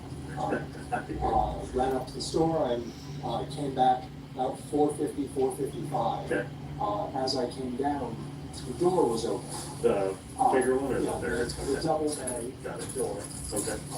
So as I pulled in, I saw someone, I think it was a guy, but it was so fast. Yeah. Blue jeans, gray shirt, run out, jump over my gate, and take off that way. Got it. Okay. I care less about following him than getting inside and checking on my kids. Yeah, absolutely. My daughter is adamant no one came in the house. Okay. She never heard the garage door open. She was in the living room right next to it. My wife and I tested her, and I opened and closed the garage door. She couldn't hear it over the TV anymore. Okay, got it. In November, Christine meets with Detective Martinez at the Bloomfield Police Station. One thing that She really shows stood how out to me when I detailed first are joined every this. incident, every text, and every photo from Anthony. Okay, hi. Yes, I know. Yes, it's been a little hearing the other day. For the most part, you know, anything that I had interactions before, I have never dealt with like this kind of level in like a online version. And I think to myself of like advice that I give to my kids, like watch out for online people. And I'm like, this is exhausting. This is really like I can't believe like any kids would be dealing with stuff like this that comes from all directions at any time. You know, it's just. It's a lot, and it has definitely made me like paranoid everywhere I go, unfortunately. So. No, I can completely understand that. Yeah. Well, and I keep trying to remind myself this is intended to be terrorizing. This is intended to scare me. So like here, you know, he says, let's get together. I'm like, no. Here he says, let's get together. I'm like, I have a serious boyfriend. Like we were living together at this time, and he's like, screw your boyfriend. And then yeah, February in 2007, he's reaching out to me. He can see I have a kid. This is my profile picture of like my kid. And I'm like, I have a family. No. And then again, where I'm like, I'm married with children over here. So I mean, like he saw like full pictures of my family, of my kids. Like I locked down my profile real fast after this because it was pretty alarming, right? Where he's like, we're going to be together, and my family loves that we're talking. And I'm like, whoa, you think that we're like in a relationship? So I shut down real hard. I said, this is really creepy for me. You need to stop. I'm married, happily married with children. You need to stop. And he got like real emotional, real hurt. It wasn't angry, but it was hurt, real like over the top emotions, and then blocked me on the when someone blocks you on Facebook. I'm like, good. And I blocked me, and I'm like, and then I shut down Facebook entirely before the pandemic. So like there was no way to get a hold of me on any kind of old email address or old way, and that's when this starts. Christine is about to reveal something that will later prove highly significant. She tells police that Anthony's behavior has changed. In the past, he was annoying and a little creepy. Now, he's downright terrifying. He's never said this kind of stuff to me before, so whatever. And the fact that it went so emotional is like something's really wrong here. Then things go dark, right? And this is when I then contact you guys, because this now is escalating. This is not just threats against me, it's threats against my husband. There's nothing in the relationship other than him being like stupid with stuff that was ever violent. It was more like I was going to college. I was like on an engineering track. There was just total different lifestyle choices. We argued, but never like in a violent way. It was just, he was super emotional. You can see this where he just flares up. I'm like, dude, what is going on? So anyway, I broke it off with him, and we ended fairly amicably. So I just see him as pretty unstable, honestly. Back in the day, harmless. Dumb, but harmless. Now, I have no idea what this is. I don't know this person anymore, right? So The officer tells her that the digital search warrants have been issued for the IP and cell phone data connected to those messages, but it could be weeks or even months before these are issued. In the meantime, Detective Martinez questions Christile's husband, Dan. So, I understand that Christile has been working on wrapping her own head around self-defense type stuff. What have you been doing?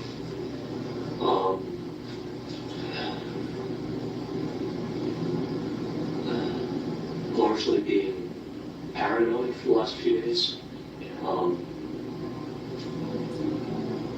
She didn't want me to panic, so she didn't share all of the details of the log.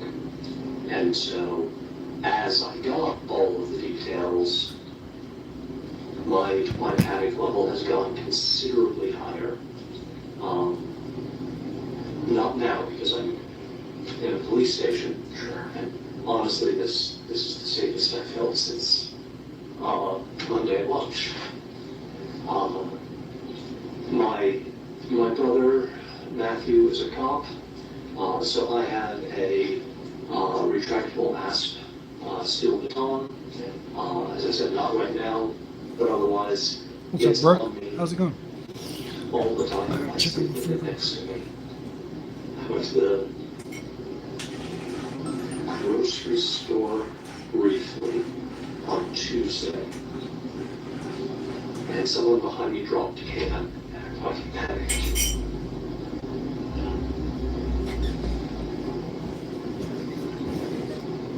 So what am I doing? I'm panicked.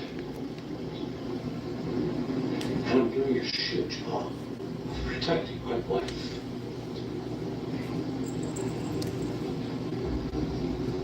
So I'm not doing good.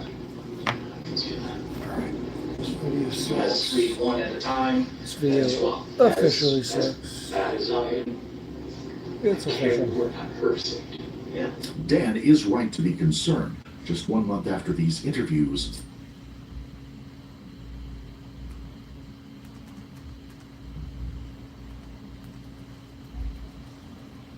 The last time that we covered Gabriel Gage, also known as Nova Online, his world had been turned completely upside down. He was still unable to get a job, still being called out for being a Discord predator, and now having people show up to his home, yelling slurs at him in his own backyard. 2025 has a very interesting year when it comes to Gabe, and a reoccurring theme throughout it has been Gabe's hunt for a job. Due to his notorious internet presence and absolutely atrocious resume, he has been unable to find employment in months. And of course, his chat is constantly reminding him, but things are no different recently. Nova still doesn't have a job and is growing increasingly frustrated with the amount of people telling him about it in his comments. Okay, I am sick and fucking tired of these comments showing up on every single fucking video I post when I am actively looking for a job, but nobody wants to fucking hire me. So, I've had it. I'm gonna show you proof that I'm actually applying for jobs. First up, bakery assistant. They viewed my application, never heard back. Also, cook at a Mexican restaurant. Applied. They probably hit delete on my application before they even viewed it. Next up, line cook at a local bar. They viewed my application, yet I haven't heard back. Hotel housekeeper at a local hotel. They never viewed my application. Even Taco Bell hasn't even gotten back to me yet. And as you can see, these were all applied for within the last week. So stop with the get a job comments, because I'm actively working on it. FML. Many people, myself included, were absolutely stunned to see that Nova had applied as a housekeeper. This is a recent picture of Nova's bedroom. There is a mountain of trash which has been named the heap, and anomalous stains all over the floor. Could you imagine hiring a housekeeper and they're the ones that give you roaches or bed bugs? Nova does seem to have some pests crawling around his room, but we'll get into those later. For now, Nova was just producing content as usual. But like I said at the beginning, things were not all the same. Nova had grown even more infamous in his hometown of Spokane, inevitably leading to trolling. TikTok He's in would send Spokane. milk to Nova's house, but not just 1 gallon. It was over a dozen. And this event would actually be recorded He's in by the Spokane, DoorDasher Washington. who took part in the order, obviously knowing Nova and posting just what they had done for work to their own TikTok. And that video would get hundreds of thousands of likes. But Nova would never really address the milk situation. I think he briefly mentioned it in a stream. God only knows how rancid it was before he got to it. Nova was far too occupied filming food review TikToks, which had become the primary bulk of his content. I think it's time that I remind not only the people, but also Nova of a statement that he made in February of 2025. He made this claim during the middle of the gym saga that in 1 year's time, he was going to look extremely different physically, and that in that year's time, he wanted someone to @him, reminding him of the progress he made. This is me on February 28th, 2025. Can someone pick me in a year from now and see the difference? And I promise there will be one. You can rest assured that February 28th, 2026, I'm going to post a Nova video. You heard it. Someone's got to hold him accountable. And I really do want to see the progress that he's made, because I've been following closely all the work that he's been putting in. So I just had an epiphany while my hot tea is steeping. What if I took a McGriddle and a McMuffin, While my hot basically tea I is swapped one of the steeping. halves and created a McGriddle McMuffin breed. Let's try it out. Bon apple tea. Those two textures do not work out. Going back to the normal way. A soft bun like a McGriddle versus a harder, crunchier bun like a McMuffin. They just don't go together. I can understand why McDonald's has never made this. It's not the best, and unfortunately, it's getting a 1 out of 10. Nova was really only doing 3 things on his TikTok. First and foremost, reviewing fast food items. Second was karaoke. And third was Pokemon card pulls. The second 2 are extremely uninteresting, but Nova's food reviews are full of details, like the current state Dude, this of guy's his channel home, is just both like mine. inside and out. He does fucking food reviews, Pokemon, just like me. Except he's like a lolcat too. Only doing 3 things on his TikTok. First and foremost, reviewing fast food items. Second was karaoke. And third was Pokemon card pulls. The second 2 are extremely uninteresting, but Nova's food reviews are full of details, like the current state of his home, both inside and out. We're trying more items from Houston, Texas hot chicken. But before we do that, let's try the cucumber watermelon lemonade. That is so good. It's so good.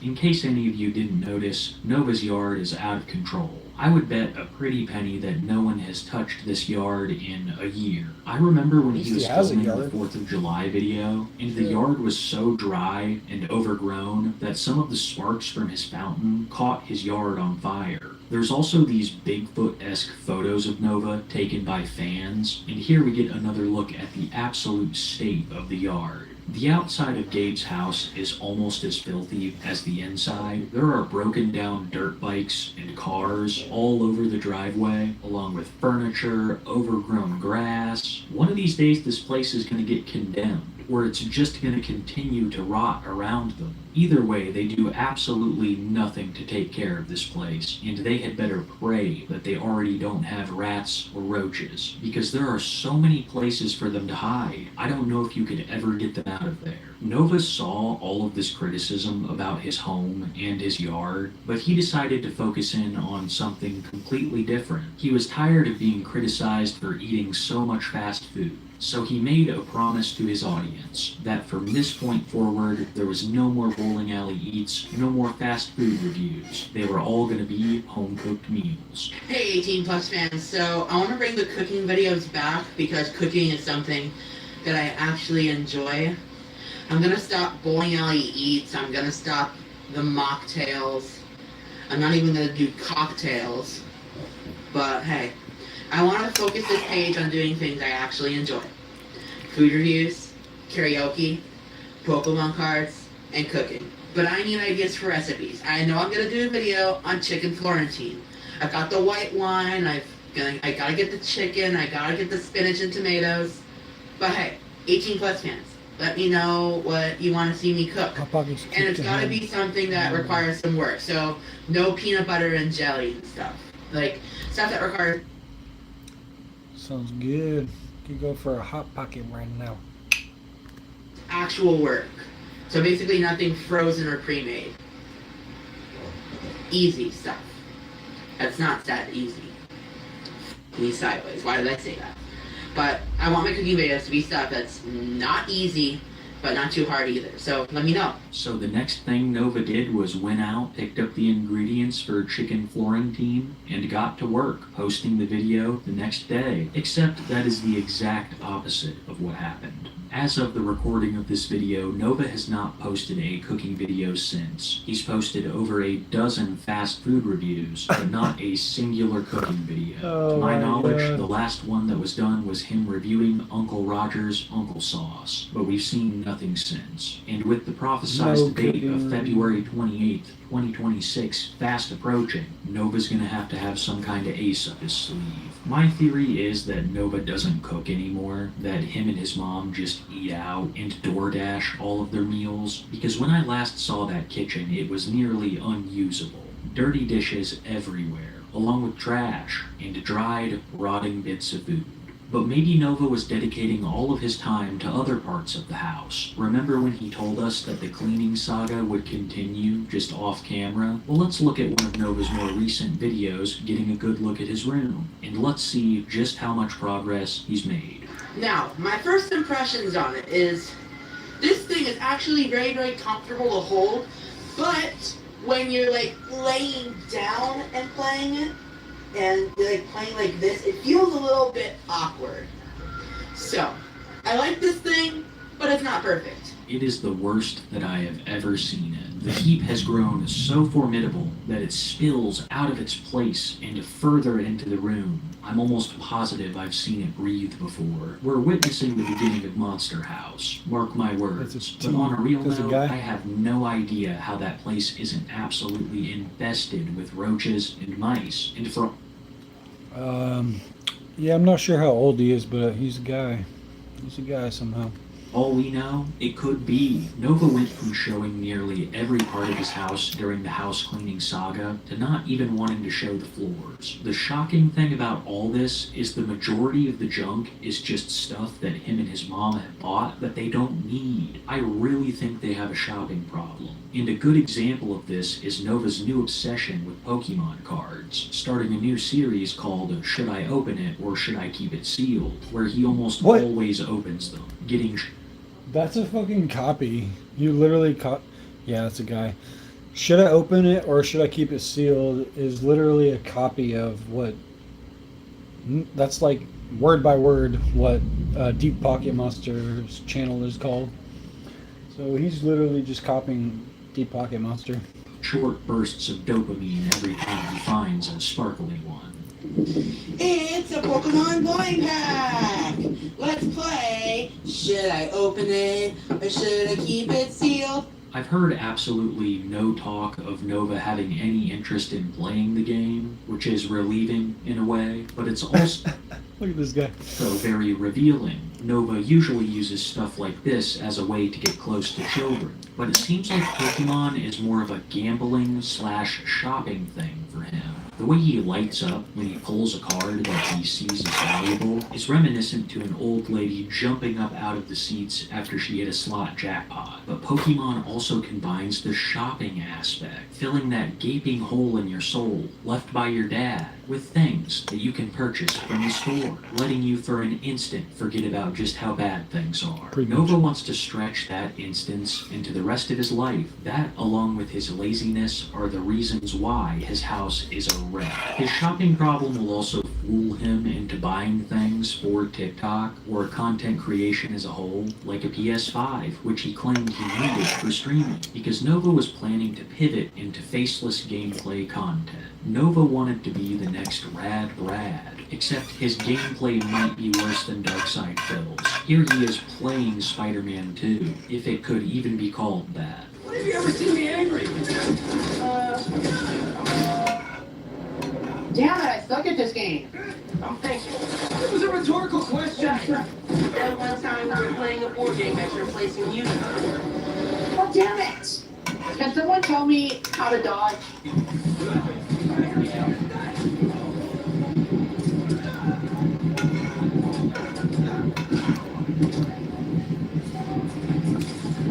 Take the way!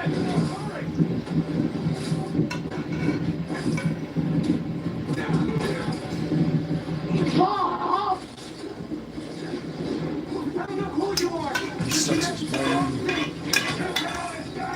And you think I'm...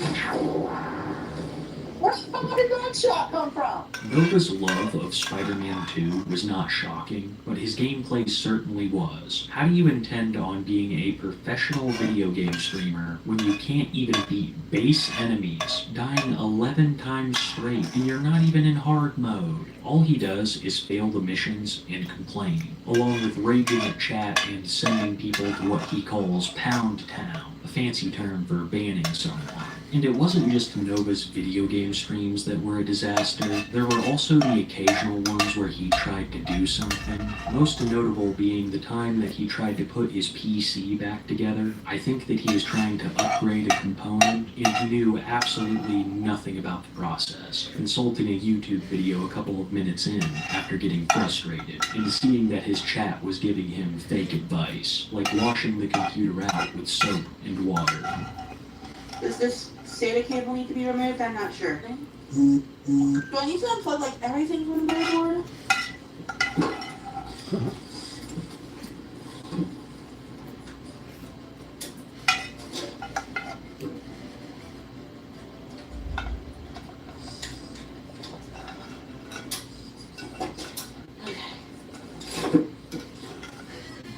So I do have to unplug this cable. Oh, I felt the wiggle. I felt the wiggle. Got it. I got the CPU power on. Oh, I need to disconnect these. Ow! But I am not fucking dense.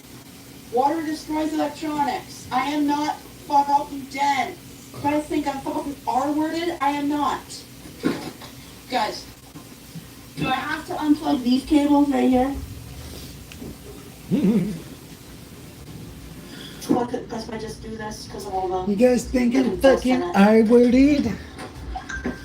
You think I'm fucking R-worded? What?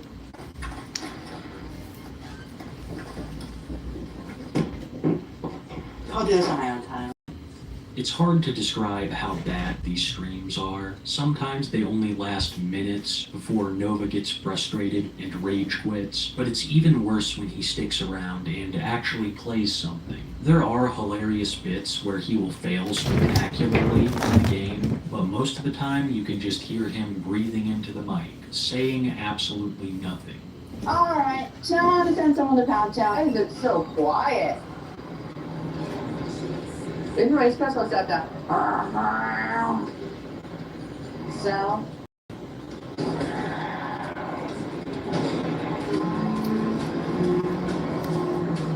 See, even shitty streamers get views if they're lolcows.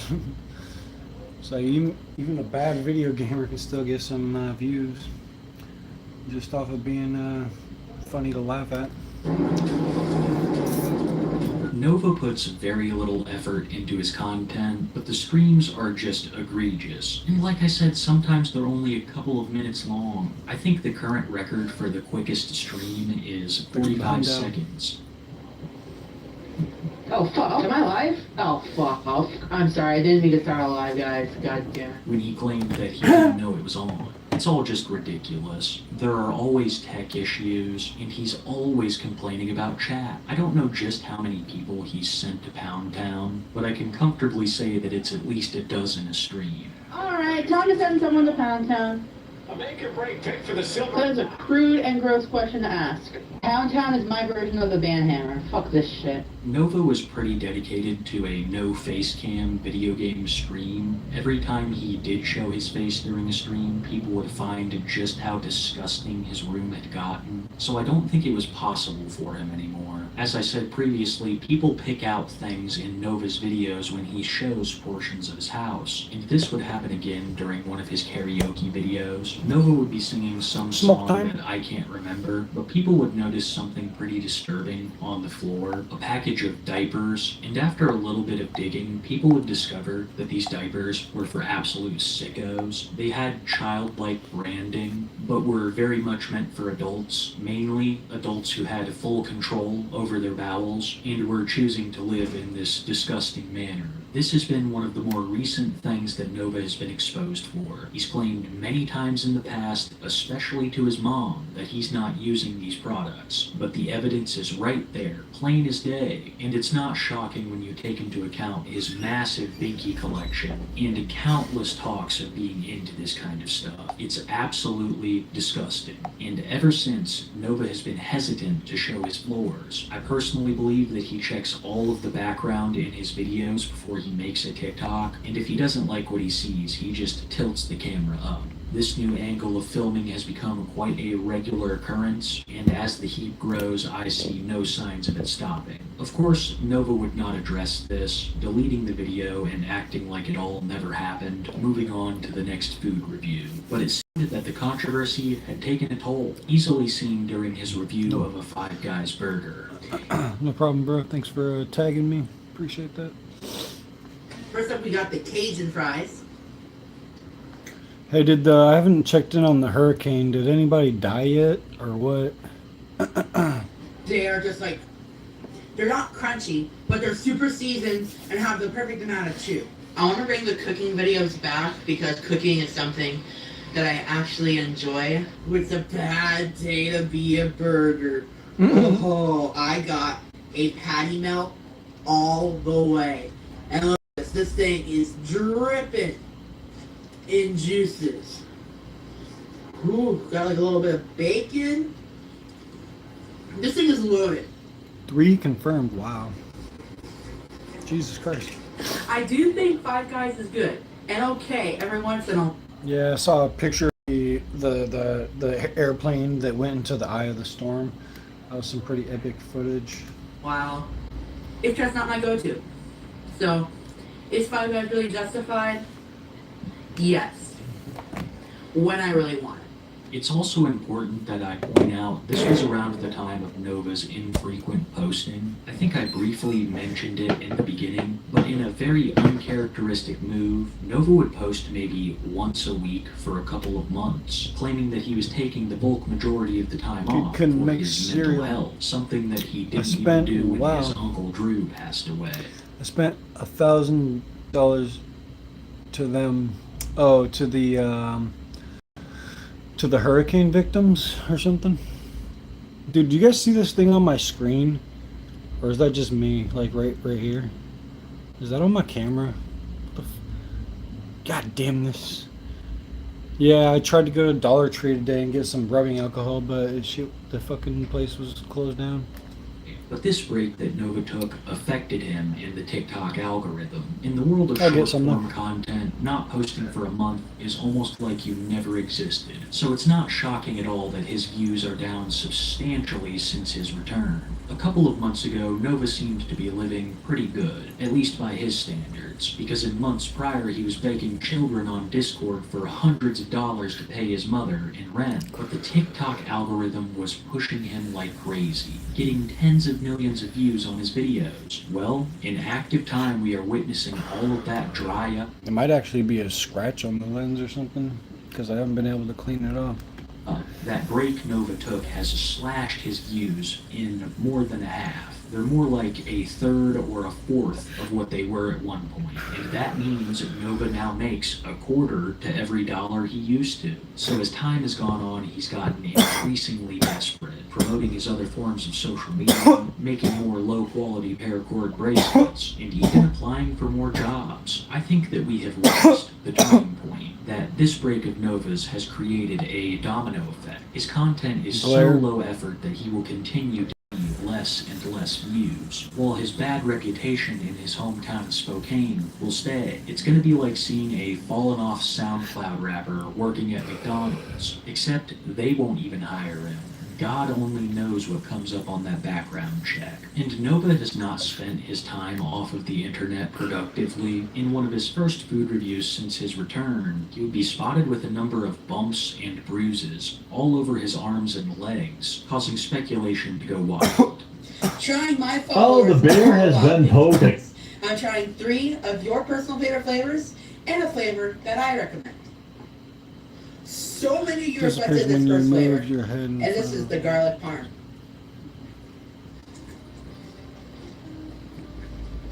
Thanks for helping me out with the technical aspect. Technology is not my strongest Needs more garlic. subject. Now another flavor a lot of you requested is going to be the mango habanero. Let me just stand up my phone properly. Okay, mango habanero.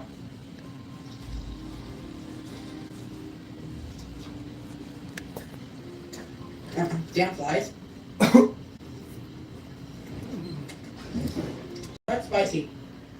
Another flavor a lot of you recommended That's still there. was Asian Z, which is my personal favorite. It just. Oh, that's spicy, boy. A little sweet, a little spicy. I'm gonna go ahead and enjoy the rest of my wings now. All these flavors you recommended were absolutely amazing. Novine Universe, signing off. I mean this in a purely medical sense. It looks like there's something wrong. If you look back, these bumps and bruises are very new, and there could be a number of urgent medical issues that have caused this. But there's another piece of evidence that we need to consider, something that I alluded to earlier in the video, and that's the possible pest problems in Nova's home. People have speculated for a long time that Nova has pests in his home. I've seen a lot of talk in the past of bed bugs, especially after people noticed his wall covered in brown specks. But we have yet another piece of interesting footage. Some Predator supporter bought his cameo asking for him to give them draft picks. I once again want to reiterate that this person is no better than Nova, but they would release this video to the wider internet, and that's when people noticed something crawling on Nova's arm. Picking your draft. So, here's the order. Austin, Caden, Jay, Colin, Dex, Grandma, Lucas, Tate, Jackson, and Aiden. If I missed any names, y'all unfortunately are last. I just wanted to shout out your league. Good luck. Thank you for being fans.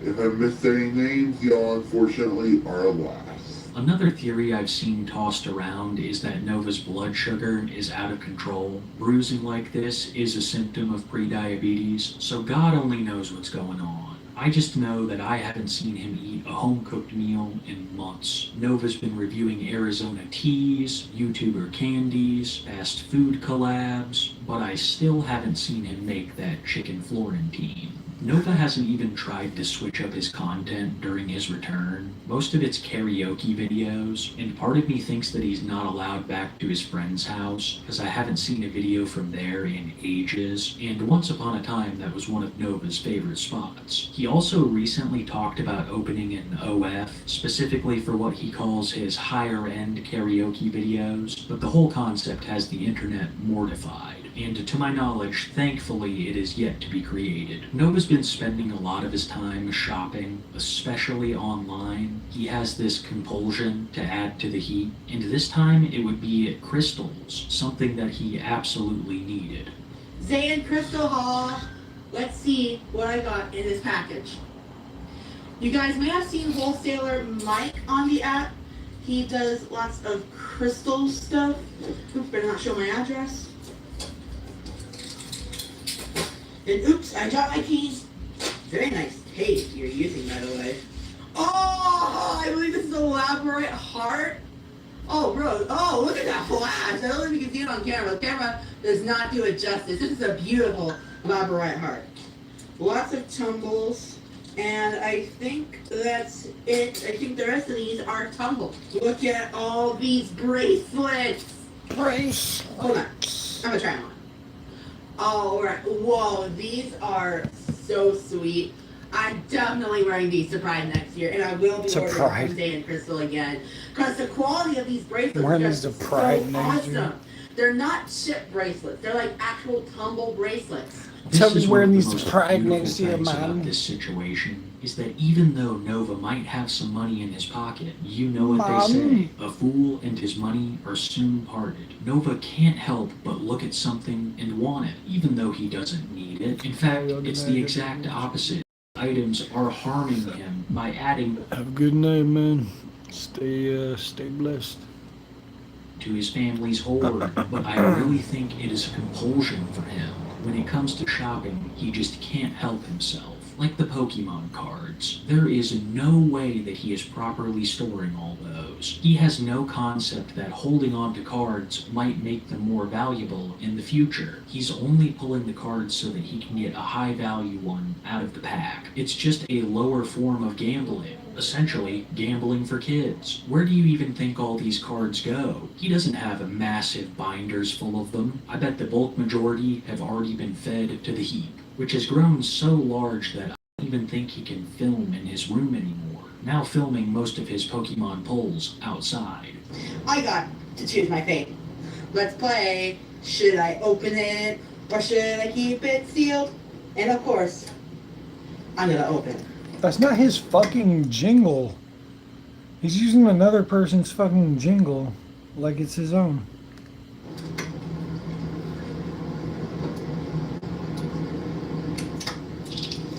I'll open it off camera. Alright? Open it off camera? Is that what you said? Why would you open it off camera? What's the point of that? Heart Flame Mask Ogrepon, Magnet Trick, Team Rocket's Factory, Primeape Reverse, He's not even showing Weasel the Reverse, cards. What do you- and Team Rocket Zapdos. Please. That was awkward. Jinx Reverse, and oh! Mega Mawile EX. Now that is a good first pull from Mega Evolution. And a little fighting energy. Wow, wow, you actually pulled something nice.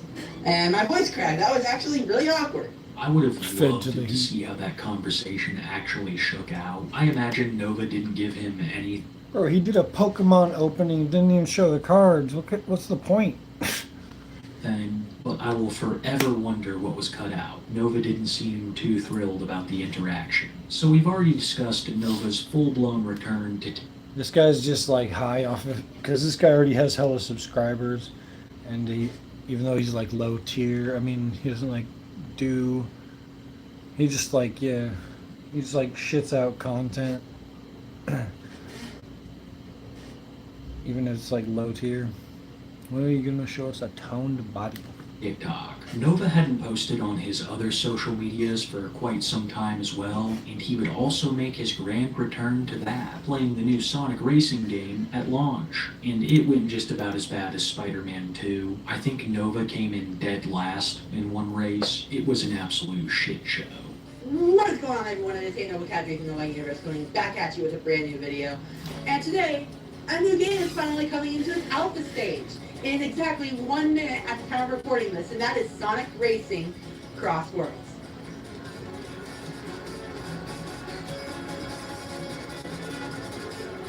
No, no, no, no!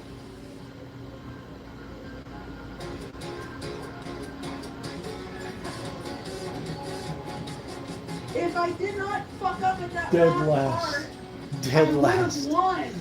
He came in dead last, hell yeah. Nice. What's up, Jessica Peters? Oh, I screwed up again. Video of Sonic racing What's up, was Sarah? pre-recorded. Nova could have edited out any of that, but it further speaks to just how lazy he has gotten with his content. 30 minutes of unedited Sonic racing, where he comes in dead last during a race. But Nova's Fortnite gameplay isn't much better, especially when it's live. Nova would make a return to live streaming recently, playing Fortnite and once again battling with the trolls. I don't associate with the name Nova Online. It's honestly the worst name choice I've ever had. I associate with the Novine universe. The name Nova Online with me has a bad rep, because the Novine universe is my fan base name. And then, of course, there are those trolls who dead name me. Get sent to Pound Town. We are in real time Dead witnessing Nova fall off. His views are down substantially across the board, and I see nearly no one talking about him recently on TikTok. We can only hope that this is the way that it goes, because we've seen in the past that Nova uses his TikTok platform to prey on minors, and you've seen ample proof in this video that Nova hasn't changed. Diapers are a prime example. He may have taken all this time off, but it appears that almost no improvement was made. The house isn't cleaner, he's not healthier, and the people are still just as against him. I might be speaking still a little bit too soon, but I think we are witnessing the end.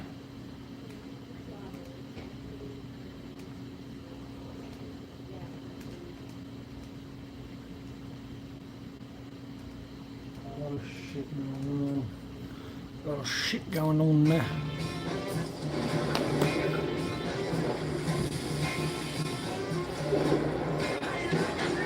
Superior's food taste worth playing. The global superior might be. 2022, at 6:50 a.m., 15-year-old Trinity was hit by a car when she was crossing North Indiana Street to board her school bus. She was propelled into the air by the impact and sustained fractures to her skull, femur, and arms. The driver of the vehicle was an intoxicated man named Michael Simpson. His BAC was .125 at the time of the collision. The legal limit is .08. He was charged with 4 offenses, including causing serious bodily injury while operating a vehicle while intoxicated and possession of paraphernalia. On August 28, 2023, almost a year after the collision, Michael died. Later, Trinity told the police that she believed Michael had brought an end to his own life. She felt guilty about his death. Trinity recovered from her injuries and even visited the police who responded to the collision. Now moving to the timeline of the crime. On Tuesday, February 11, 2025, the FBI contacted law enforcement officials in Morgan County, Indiana, and indicated that a tip came in about a potential threat to Mooresville High School. The tipster said that their friend had planned to carry out a shooting at the school on February 14, 2025. This friend had access to an AR-15 rifle, just ordered body armor, and was a big fan of Nicholas Cruz. Nicholas is a murderer who conducted a notorious shooting at Parkland High School in Florida on Valentine's Day, 2018. The friend turned out to be Trinity Shockley, but the police had not discovered this yet. They investigated a Discord account that Trinity had with the profile name Crazy Nicholas. On January 12, 2025, Trinity communicated with a user named TCC Mama. Trinity said, "I'll be honest, I am close to shooting mine up. I have an AR-15. TCC Mama asked Trinity if she had a solid plan. Trinity responded, "Parkland Part 2, of course. I've been planning this for a year." On February 7, 2025, Trinity communicated with a user named Sasha. She sent a link to a photograph of 10 AR-15 magazines and said, "I'm also buying a bulletproof vest." That same day, Trinity confirmed with TCC Mama that she was still going forward with the shooting. Trinity confirmed this again 3 days later and sent a photograph of the mass shooter Dylan Roof and images of AR-15 rifles. On February 11, 2025, at about 3 p.m., Trinity Shockley approached a counselor at Mooresville High School. She wanted to speak with this counselor about some ongoing issues. During their conversation, Trinity mentioned that she was sexually attracted to Nicholas Cruz. She wanted to have multiple children with him and had already named these future children. Trinity wrote to Nicholas several times during his incarceration. She showed the counselor a heart locket necklace containing a photograph of Nicholas. Not surprisingly, these comments attracted negative attention to Trinity. The police were able to figure out that she was the Discord user, Crazy Nicholas. All the pieces in the investigation came together nicely. On Wednesday, February 12, 2025, the police interviewed Trinity Shockley. She told them that she was planning to study criminology and wanted to join the FBI. Trinity was upset about her mother's death, which is why she wanted to speak to the counselor. As far as her statements on Discord about conducting a school shooting, Trinity said she was joking. She would never do that. She then talked about her plan. Again, this is a plan for something she never intended on doing. Trinity said that she would go to the school with a firearm. At lunchtime, she would move into a position outside, Yeah, but I kind of like because that. this is when she could kill the most people. Trinity thought about buying a gun, but changed her mind. She did not have a firearm. After she was struck by the motor vehicle in September 2022, Trinity had been bullied. Her motive for the attack, however, was not this mistreatment. Rather, it was to prove to Nicholas Cruz that she was his #1 fan. She spoke for a while about a shrine she had built to Nicholas and believed they both had the same mental problems. Trinity Shockley was arrested and charged with 3 offenses: conspiracy to commit murder, intimidation, threat to commit terrorism, and conspiracy to commit intimidation, threat to commit terrorism. On October 27, 2025, Trinity Shockley pleaded guilty to 1 count of conspiracy to commit murder. This is a level 2 felony. The terms of her plea deal call for a 20-year prison sentence with 7.5 years suspended, so 12.5 years in prison. Trinity must also serve 5 years on probation, receive mental health counseling, and is prohibited from researching materials related to school shooters. She is scheduled to be sentenced on November 24, 2025. Now moving to my analysis. Here are my thoughts on a few areas that stood out to me in this case. Item number 1. On the same day as Trinity's arrest, the police executed a search warrant for the apartment where she lived. In her bedroom, they found many items of interest. A few examples: a collage of the masked shooters Dylan Roof, Nicholas Cruz, and Randy Stair, a poster featuring Dylan Roof, a framed photograph of Dylan Roof, a photograph of Nicholas Cruz, a poster for the ultra-low-budget 2003 movie Zero Day. This film is about 2 boys who conducted a school shooting. On Trinity's laptop, the wallpaper was set to a photograph of Nicholas Cruz when he was on trial. On a bookshelf near Trinity's bed, there was a photo album depicting mass shooters. Shut up! In the backpack, there were 3 pinback buttons. These buttons depicted Dylan Roof, Nicholas Cruz, and Randy Stair. Whenever someone is caught planning a mass shooting, people often say things like, there was no way to know what they were thinking, it was impossible to predict this outcome, there were no red flags, they seemed like a normal person. How were we supposed to figure out they were planning a devastating attack? In this case, however, it seems pretty obvious what Trinity was thinking, even without an awareness of the Discord messages or her statements to the counselor and law enforcement. Did anyone ever look in Trinity's bedroom prior to the search by the police? She had constructed a shrine to mass killers. No one thought this was unusual or worrisome. A little supervision can go a long way to prevent problems. Item number 2. Inside Trinity's backpack, there were 3 notebooks containing personal. Well, the bear has been poked, I guess, one too many times. The Overton window has been shifted one too many times. And now the internet's largest political commentator, known as Asmongold, has absolutely unleashed. In fact, agreeing with one of the more divisive figures out there, Mr. Fuentes, on their take about what to do with Antifa and their riots at like the ICE facilities and all this stuff. By the way, I 100% agree with both of them. It's the position that I've had since all of this nonsense started during the Yeah, I watch him sometimes. St. Floyd let me get some tennis shoes nonsense back in 2020. You have to crush these riots. You can't allow them to throw rocks at police. You can't allow them to shoot mortars and fireworks at police officers. You can't let them rob stores. You can't let them burn down Wendy's. You just can't. They shouldn't have let them do it during the St. Floyd era. And because they did, now they're doing it again. And by the way, the mainstream media continues to absolutely gaslight and lie. Just to give you an idea, here's Tom Homan about, the tear gas. They're using tear gas. But I want to point out, there's an article right here from the Oregon Live, the Oregonian. Trump's administration keeps saying there are riots at Portland's ICE building, but the last one was 4 months ago. They wrote that flippin' article today. Hello, McFly, we have eyes. Nick Sorter and many others were on the ground watching these idiots riot. What are they talking about? And that was all last week. The only reason they stopped is because the National Guard came in and Trump said, hey, we gotta, we're not gonna put up with this anymore. And then the media's like, oh, why are you using tear gas? Look at these people. This is not a peaceful protest.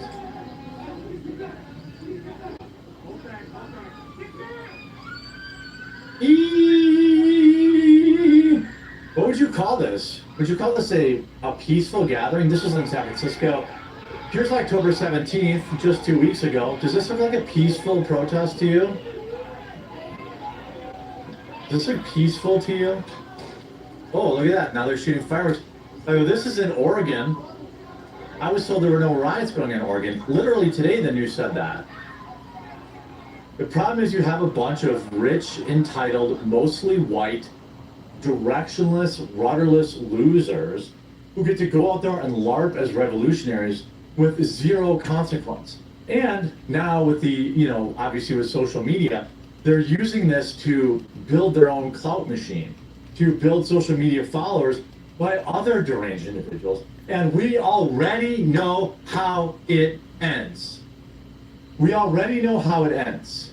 Because we saw that leftist lunatic firing rounds into an ICE facility, horribly missing, not hitting any ICE agents, but of course taking out innocent migrants on the way to be deported.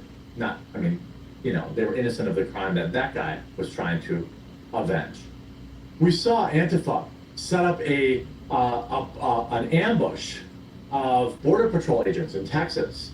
This is how this stuff ends. You let them get more and more and more and more and more radicalized, and they have less and less and less and less consequences.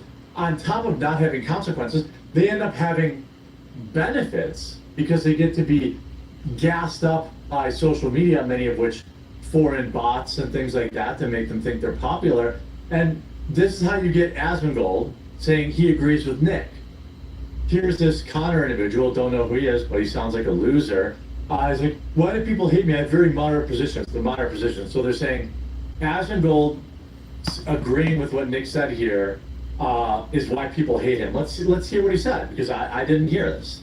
This is controversial, but they have to crush the other side.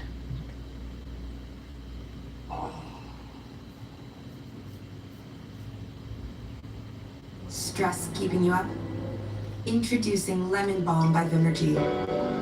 This fast-absorbing concentrate works at the cellular level, so you stay calm. Vimergy, we can save ourselves. Coach presents The Feel of Fall.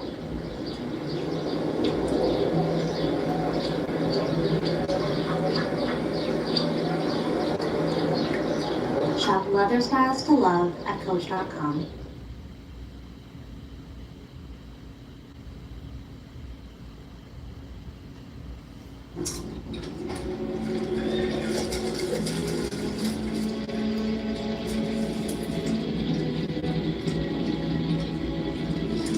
The pet-friendliest people search pet-friendly listings on the pet-friendliest site.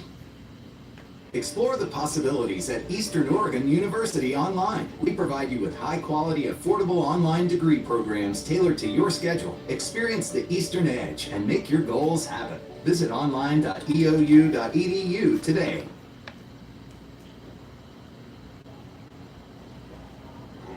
That's right. Oh, that's right. It is right. Now, I'm not saying, just so we're clear, I'm not saying if somebody's there peacefully protesting, to be like pepperballing them, or icy spraying them. They're allowed to be there and peacefully protest. But the second they cross that line and they throw rocks at people, or they're throwing mortar fireworks, or the penalty has to be severe. Because it can't just be this catch and release nonsense. Because this is why they're doing it. Humans are not hard to understand. If you look at, everybody's mad at these, welfare queens who are uploading stuff on TikTok. What did you expect? The system is set up in such a way where if they make more than X dollars, they lose their insurance. And if they take that job making X dollars, they don't get insurance. Yeah. Or, the system keeps telling them, here's Sometimes. more and more money to stay home and not go to work. Why do you think these people don't go to work? You can be mad at the ones who are flaunting their SNAP benefits and whatever, but if you take a step back, be mad, okay, be offended, fine, but take a step back and ask yourself why these people are like this. It's because the system rewards it. But right now, the system rewards people being, attacking ICE. If you don't want 42 million people on SNAP, you need to rebuild the system. You need to audit everybody who's on SNAP. You need to figure out how many of these people are illegals. You need to figure out how many of these people are felons. You need to figure out how many of these people are using their SNAP benefits to sell meal plates and scam the system, okay? Get them off, and then keep the 10 to 12 million.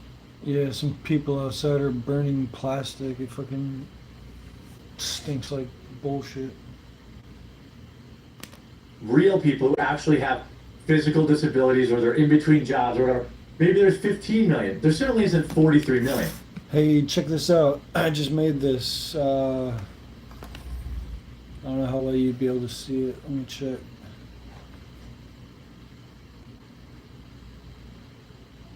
Shit, it's too bright.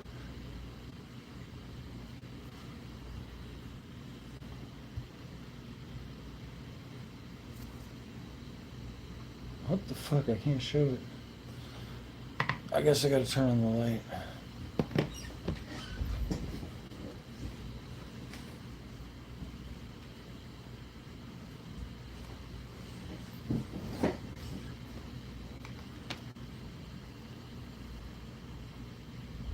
Oh man, it's too bright still.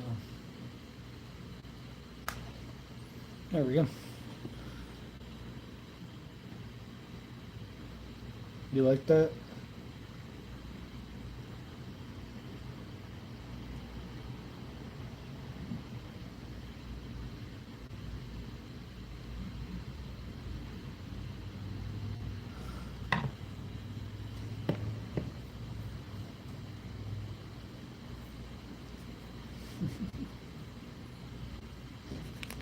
The same thing is true about these rioters.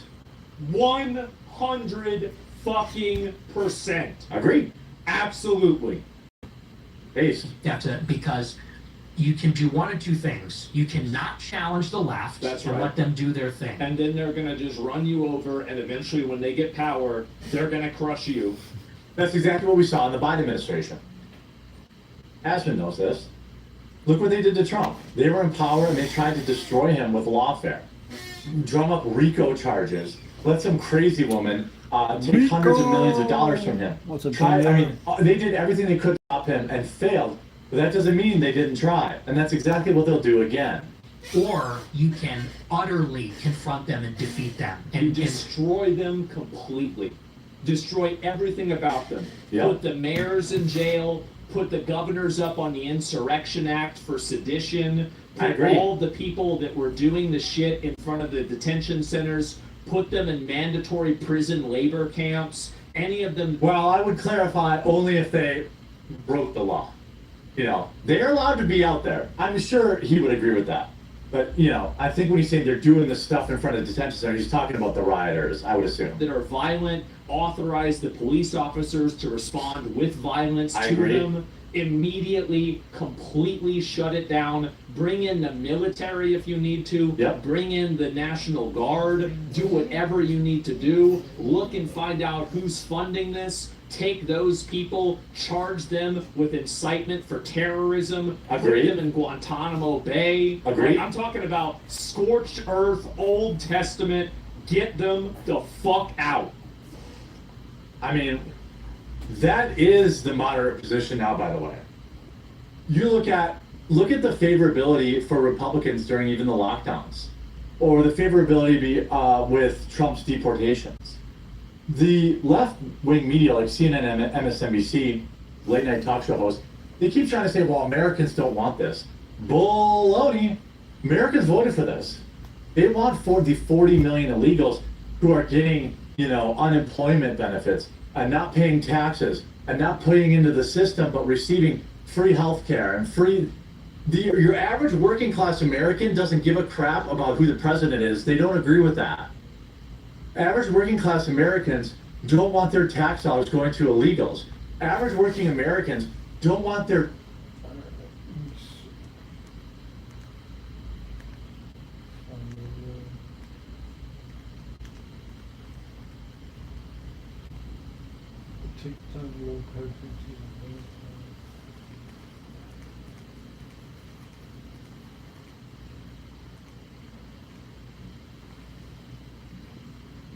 Running a business is more legal than you think. Luckily, LegalZoom is here to help.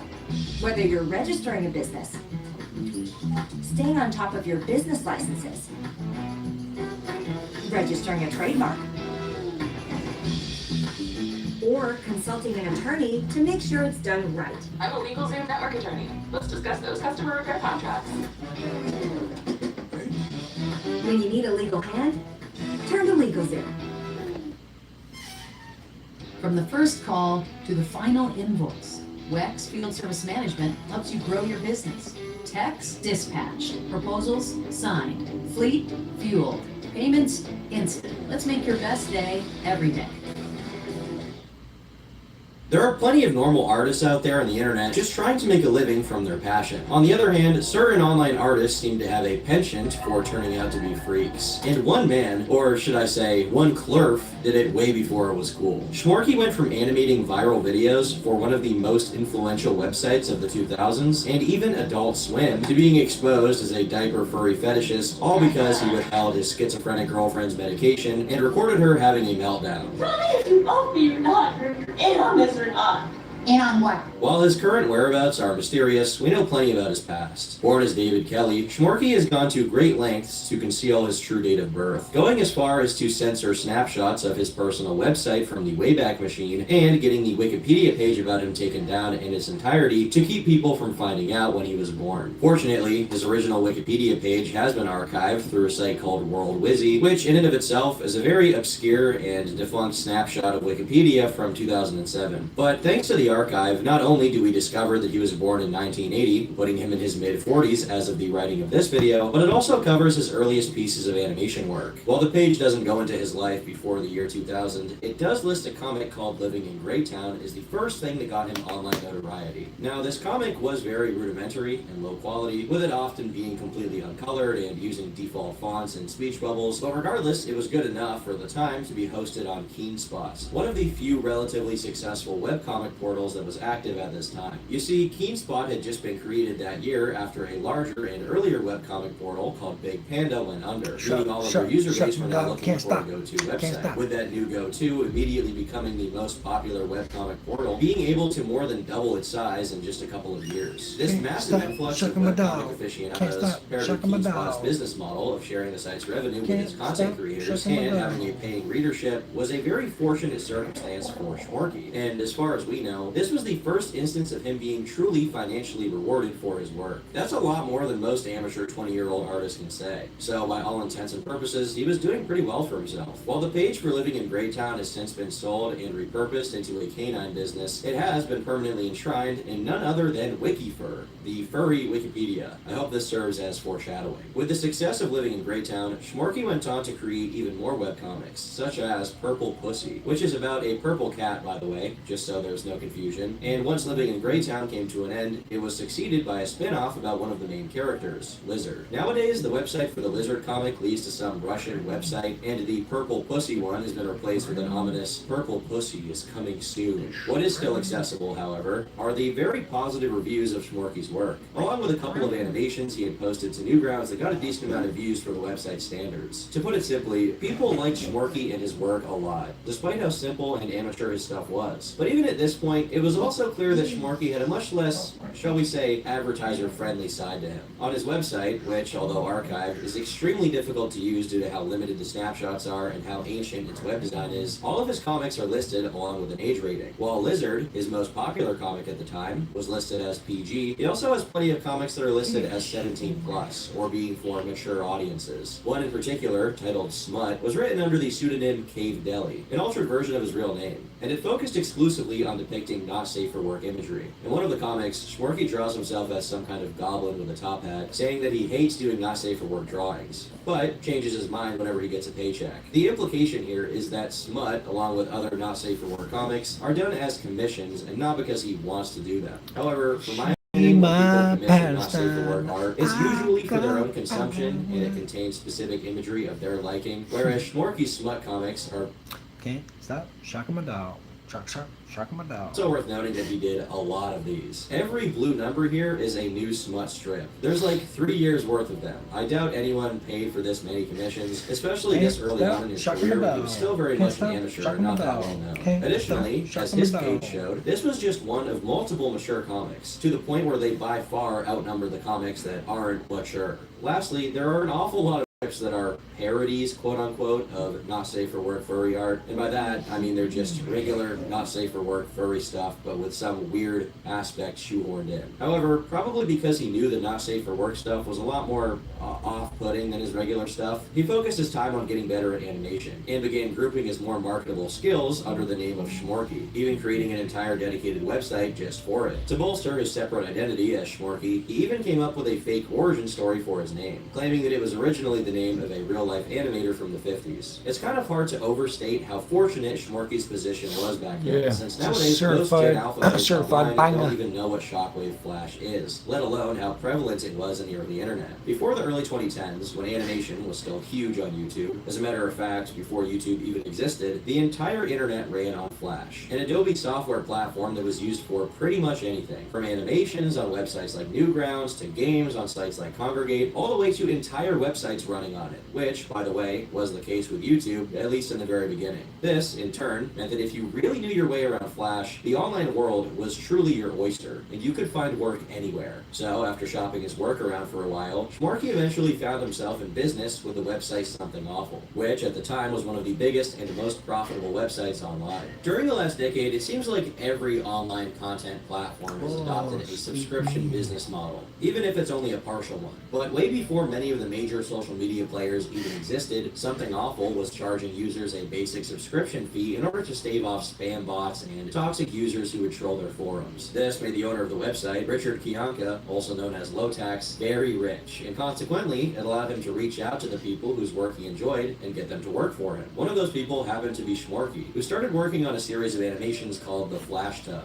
a new edition of which went up every 2 weeks or so. But that wasn't all. You see, Lotax liked Schmorky on a personal level, so much so that due to feeling bad about how terrible his living conditions were, he had Schmorky come live with him. When Something Awful got himself an office, Schmorky and Lotax worked alongside each other every single day, and the two grew increasingly close. This was the de facto golden age of Schmorky, as he was beloved by everyone at Something Awful. Oddly, he never used his prominence to get exposure. If anything, he actually tried to conceal his identity to stay as private as possible. But despite his relative anonymity to the internet, at large, he grew something of a cult following, as several of his comics and animations went viral. The first of which being relatively obscure now, but at one point in time, it was all the rage. Zalgo. Before it went the way of every other creepypasta and was saturated to death with increasingly worse revisions, Zalgo was first mentioned all the way back in 2004 in one of Schmorky's comic parodies, which he tucked away in a secret subsection of his website. The comic itself is pretty simple. It's an Archie comic strip, but the text bubbles have been replaced with ominous references to Zalgo. It became a meme on Something Awful and eventually made its way to 4chan's random board, where it gained its own life. Being worked into these comics where everything gets distorted and the text is digitally corrupted, it's signal that Zalgo is coming. It reached peak popularity around 2009 when videos were being made to accompany the comics, and interestingly enough, they often featured Garfield, as in the cat, I hate Mondays, love lasagna, you know the guy. Keep in mind, this was years before any of William Burke's Garfield horror parodies that got really big, as well as the Lasagna Cat ARG, which makes me think that both of them were influenced by Zalgo, even if indirectly. Despite his creation being so influential that it spawned nearly 2 decades of variations and other successful art projects, Schmorky was really taken aback by all the reinterpretations and changes that the concept underwent, saying, I just made it up. It has nothing to do with Lovecraft. I'm not nerdy enough to make those kinds of references. And seeing it become a meme kind of killed doing further Zalgo edits in the future. For me anyway. Zalgo wasn't his only contribution to the early internet meta either, as in late 2006, another meme was born out of Something Awful, as a post compiled Yahoo Answers pages with particularly funny entries. A few months later, Schmorky dropped a new edition of the Flash Tub, and it included animated versions of each of these questions. Funnily enough, the text body of this post lists anime pedos, racist, and fart lovers as the scum of the internet, and coincidentally, Schmorky can eventually be made to fit into all 3 of those categories. Regardless of any of that, one of Schmorky's animated Yahoo questions, namely, how is burgers, steak, what you got? Babby formed, was cut from the original video and re-uploaded to YouTube, where it now sits at a little over 2 million views. Also in 2006 came 2 other notable creations from Schmorky, one of them being the Furious Famicom, an animated parody of the angry video game nerd, and another one being a comic of his, with this one basically setting out to make fun of all other opinionated comics that set out to make the author's opponents look stupid, which is a precursor to what would eventually be called Smuggies. At this point, Schmorky's comics had changed a lot, now taking on this kind of softened, almost CalArt style. The kind You got good taste, man. you'd see in a lot of mid-2010s Cartoon Network shows, which became especially popular due to how easy it was for amateurs to replicate. This style was eventually enshrined by Schmorky into a set of characters that he called Clerfs, which were these little genderless, furry-looking beings that he used as the basis for all of his drawings from that point onward. This was a far, far cry from the crude, sometimes hideous newspaper comic strips that Schmorky was originally known for. And although he retained the support of the majority of Something Awful, some people started to grow suspicious of the changes he made to his art style, thinking that they could be reflecting his personality in some way. One unsung hero decided to follow up on this suspicion and managed to find Schmorky's old smut comics from 2003, only to then also discover heaps of Schmorky's self-insert furry characters wearing diapers and pissing themselves. Through the now defunct Dave Kelly Central website, you can also find a curious connection to another online handle, Dave Bunny, which in turn was attached to a LiveJournal account that was promptly hacked and vandalized, as well as a series of posts on a website called Etchy Attack,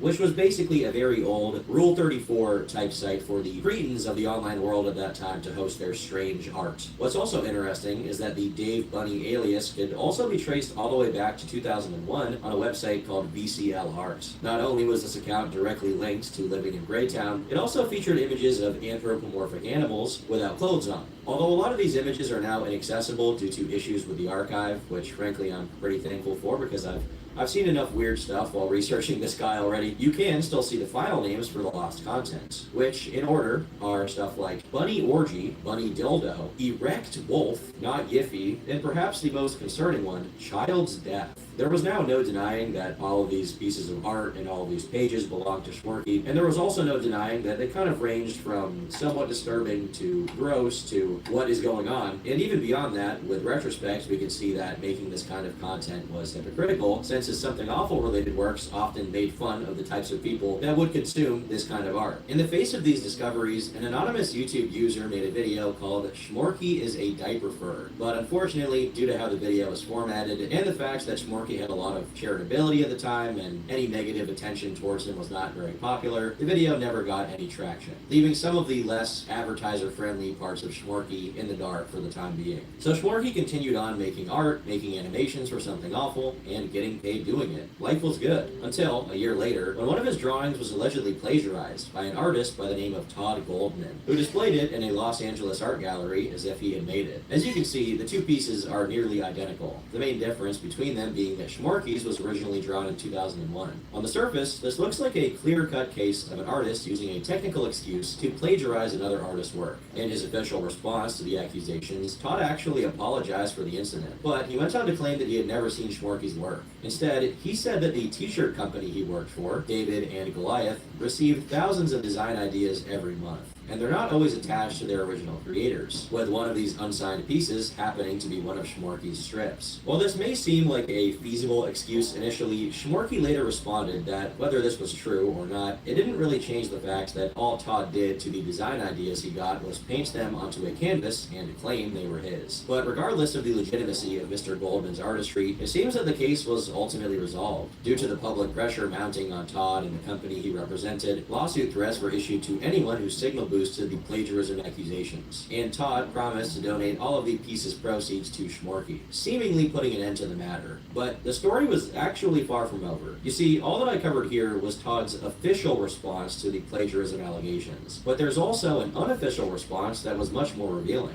According to the thread on Something Awful about this incident, when contacted about the plagiarism accusations, Todd responded by saying, "Every month, I paint the works of a file. This week, I chose the work of Dave Kelly. He's a huge infantilist furry. This is someone who draws baby anthropomorphic animals in disgusting situations. I'm not kidding. Once again, his name is Dave Kelly, and this is his page full of his lovely art. There are even some photos of the artist himself." Now, the link that appears right before this message is dead, but it was archived. Not only are there more furry self-portraits of Dave Bunny doing a lot of unsavory activities, but there are also other strange images here that appear to be Schmorky exposing himself to the camera, although their true origins were still murky at the time. If baby fur self-portraits where you're wearing diapers weren't bad enough for people who saw this, there were also a couple of what seemed to be chat logs of some kind of server. The first one showed someone named Bakaboo relentlessly attacking and humiliating Schmorky, prompting everyone else in the chat to defend him. The second one had Schmorky admitting that Bakaboo was him on an alternate account, implying that he had made an alt account to attack himself just so that he could see other people defending him. But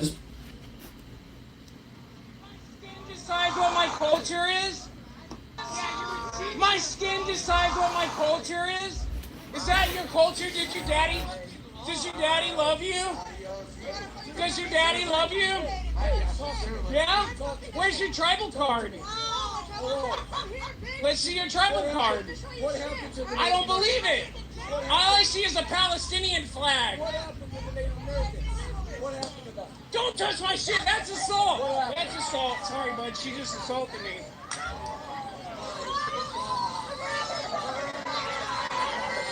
It's good. You guys assaulted me. It's all on video. It's all on video. It's all on video. Can you take pictures of them?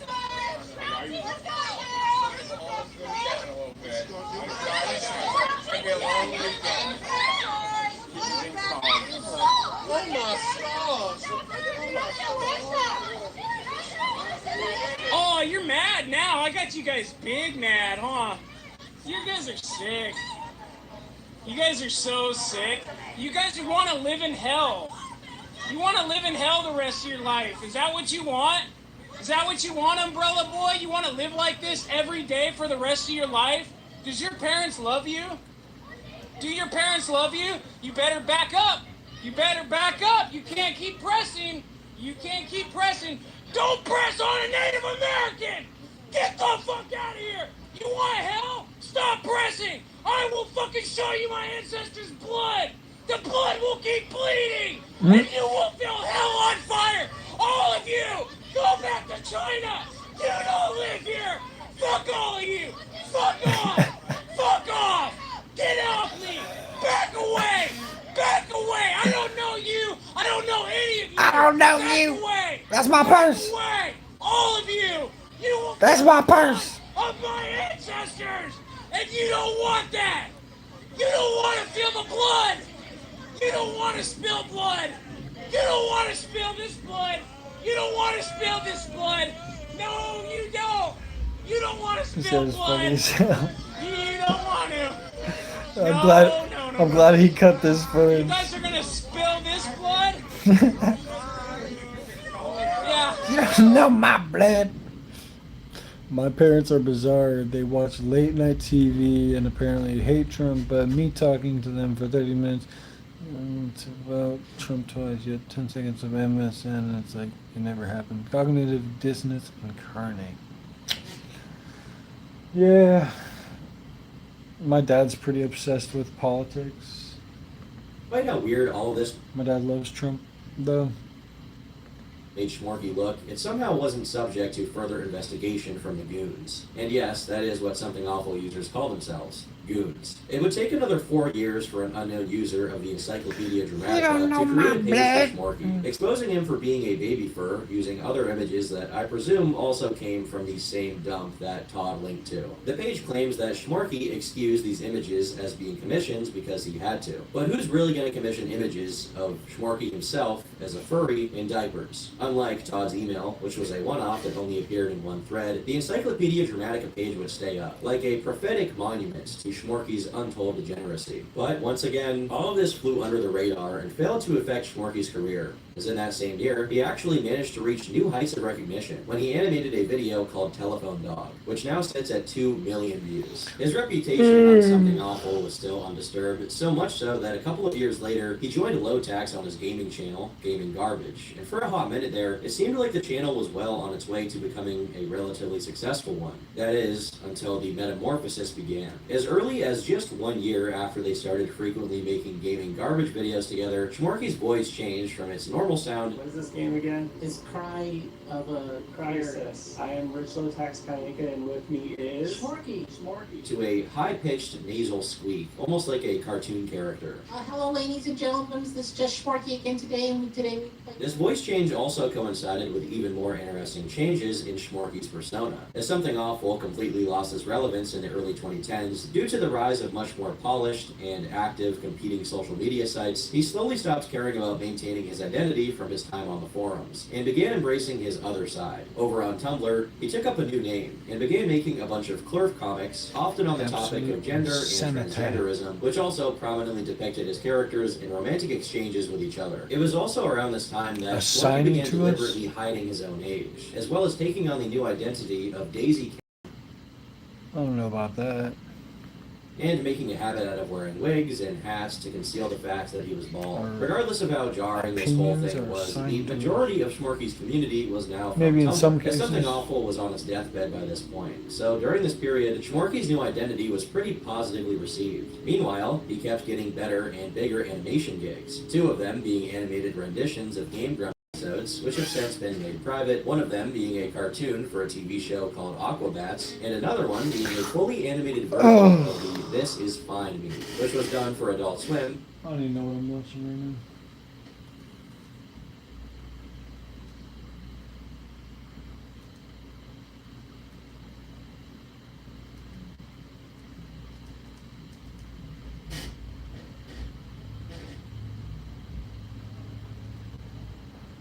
YouTube lawyer facing 26 years. I'm just a white bread. 26 years. After 40, our skin needs more. Based on what you choose to take visually Ladies, means it's time to what? ask for more. Oh, Triple yeah. Power Moisturizer by L'Oreal with 3 key Well. anti-aging ingredients. I don't know. You can watch a lot of different shit and still disagree with most of it. No, hyaluronic acid and vitamin C visibly reduces wrinkles, firms, and brightens. Not just a white bread. What could a man with money, a wife, and 5 kids possibly want more in life? Apparently, hard drugs. Description. Max. Dude, why would you write a statement that's so hard? And fighting with internet strangers. I don't trust any of you, and I hope all of you catch gonorrhea from that white face paint you put on. You disgust me. This is how Nick Rekieta went from internet lawyer to criminal lawyer. I'm done. I'm done with life. Long before Nick ever had aspirations to become a lawyer, he went to Southwest Minnesota State University to get a degree in literature and creative writing. It was during this period in his early... I used to watch Joe Rogan's podcast a lot. And Steven Crowder's podcast. And some more people. early 20s that he met Kayla, his future wife. Rackets. Attending the same university. Though they remained remarkably private about their kids and kept pictures of them squarely out of the internet, probably wise given the state of things, we do know that Kayla became a stay-at-home mom in 2007, soon after they had their first child. The pregnancy and having to pay the bills are probably what made Nick take up work in customer service for Wells Fargo around the same time. Fortunately for him, he only had to stay there for a little over a year, as he managed to get a much more prestigious job as a brokerage representative at Thrivent Financial for Lutherans, an organization that provided services like life insurance and retirement planning, and at the time employed only Lutheran Christians, indicating that this was Nick's religion. For 3 years, Nick had a life many people would kill to have. He was in his mid-20s, he had a wife, a kid, and presumably another kid on the way, and a good-paying job in a charitable Christian organization. But even then, he had the ambition to do more, and in early 2010, he stopped working for Thrivent, and, based solely on what's on his LinkedIn page, spent the rest of the year without a job and enrolled in a law school the year after, followed by another 4 years without formal employment. I can't say for sure how he afforded to do this. There could have been unemployment payments involved, at least early on, but it's hard to believe that they lasted for a total of half a decade in a household with 5 or 6 people, not only having to pay bills, but also pay for law school. On the surface, it's a mystery how Nick stayed unemployed for that long, but it's been speculated that him being able to do this is directly involved with the passing of his grandfather, a veteran from the Korean War who happened to pass away just half a year prior to his enrollment. While there are no documents proving the inheritance, we do know that he had some degree of proximity with his grandfather, since Nick grew up in his grandfather's hometown of Houston.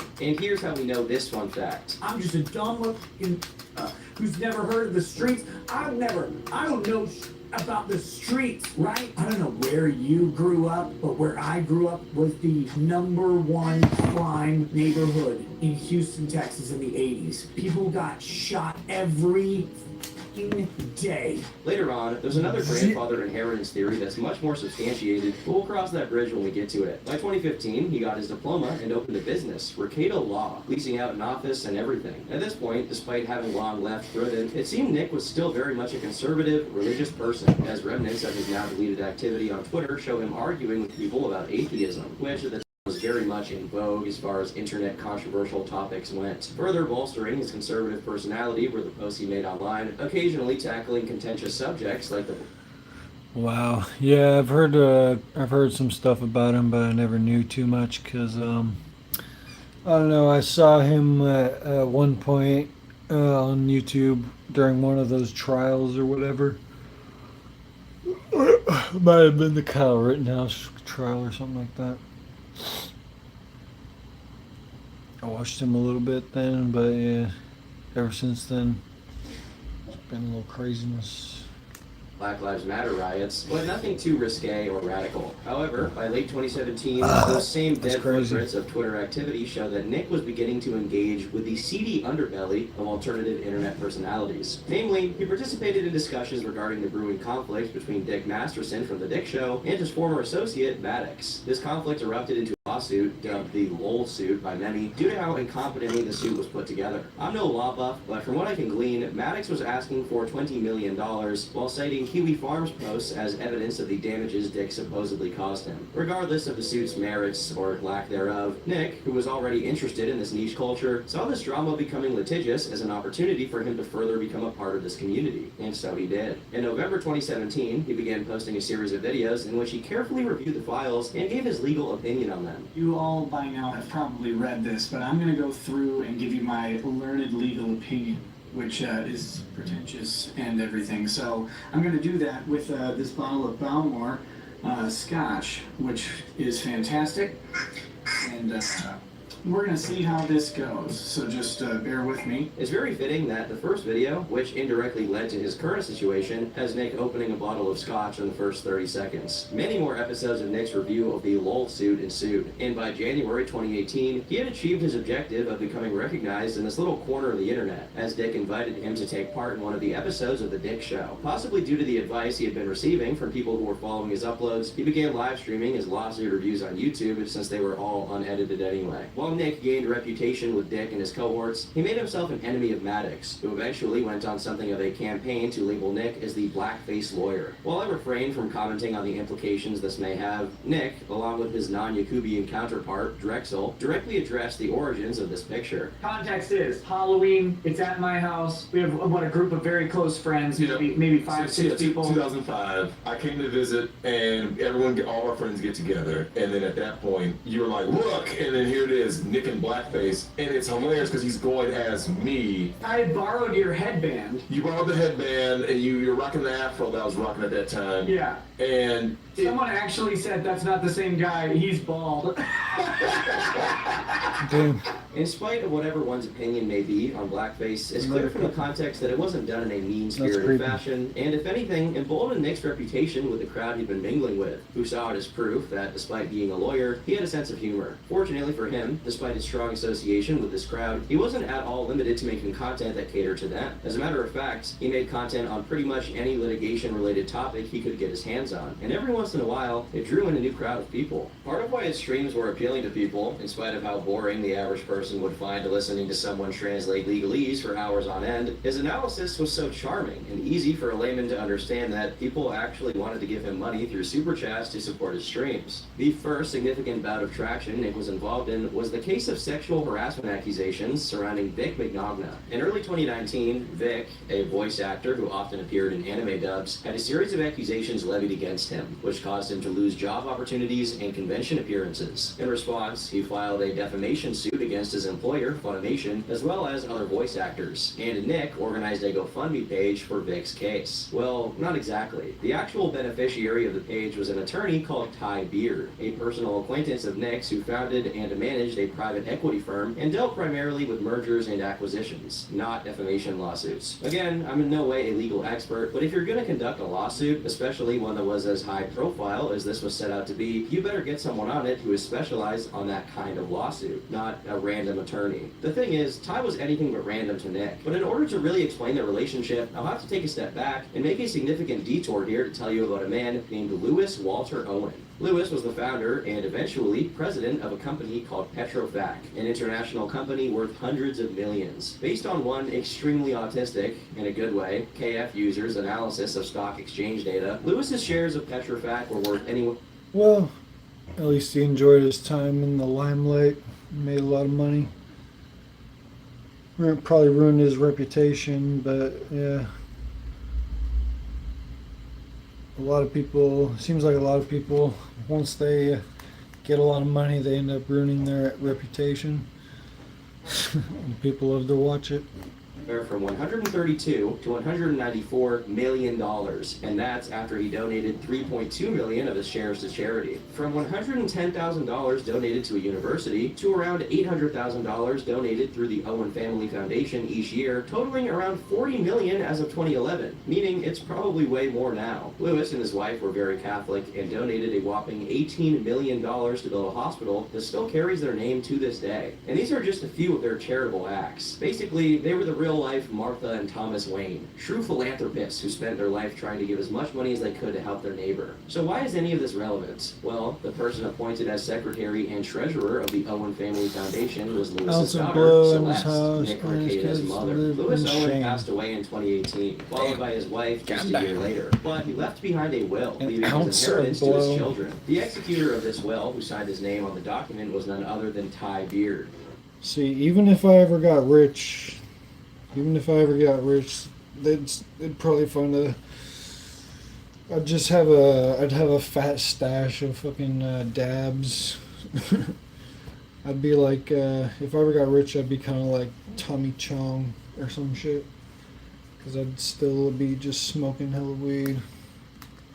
Oh yeah, it's all coming together. You see, Nick has a history of claiming that he grew up in the worst neighborhood of Houston, Texas, and truly knew the streets as the OG white bread N-word. Additionally, he's claimed that his family's ability to afford all of their kids and homeschool them has nothing to do with having money, because according to him, they were already doing it when they were flat broke and unemployed before he went to law school. This means he's necessarily talking about the time period prior to 2011 when he began law school. But there's a little issue with that. In comments sourced from a Rumble stream of his from October 2023, he bought a house for $269,000 in 2009, 2 years before law school. Wasn't he supposed to be dead broke and raising 2 kids at this point? But that's just the tip of this iceberg. In November 2018, around the same time Lewis passed, Nick bought a house for $650,000. And by the time the Vic lawsuit began, early 2019, he claimed he wasn't making any mortgage payments, suggesting the house had already been paid for. All of this information can be verified by checking publicly available information about him, although I can't put it here since it would technically constitute a dox. His streaming was doing very well, sure, and being a lawyer does pay well, but he does live in a rural area and probably doesn't have that many clients, especially considering his office never expanded or moved to a larger location. Based on what's available, there was never a stream of income that easily explained the purchase of either of his houses or him paying for law school. Of course, this is all speculation, and he's publicly denied getting any significant amount of money from his grandparents. However, it's really hard to believe or understand how he could afford his lifestyle. So let's get back on track. Vic's GoFundMe raised almost $300,000, all of which went to waste since the suit failed catastrophically. Nick, on the other hand, was doing fine and dandy and went by completely unscathed, moving on to cover the Rittenhouse trial, which gave his online presence another boom in popularity with over 100,000 live viewers at one point. His growth got to the point that the corporation responsible for streaming the trial footage he was reacting to sent him a cease and desist, essentially accusing him of copyright violation for restreaming their stuff, despite there obviously being a significant amount of commentary over it. Many things can be said about Nick Rekieta, but he was one of, if not the most successful content creator in his genre. Nick Rekieta was long established at this point, but the Rittenhouse trial really sent him up in an unforeseen way as far as his YouTube popularity. And fortunately, at this point, while his alcohol consumption was still present and often featured throughout the entire streams, the most it ever led to was Nick sounding a bit tipsy. Soon after the Rittenhouse boom came another one, the Amber Heard versus Johnny Depp trial, one of the most discussed trials in recent years and Nick's biggest claim to fame. His series covering the trial has 24 episodes, with most episodes running for well over 8 hours. The very last episode having over 1 million views and a whopping 10 hours of video length. Just imagining the kind of...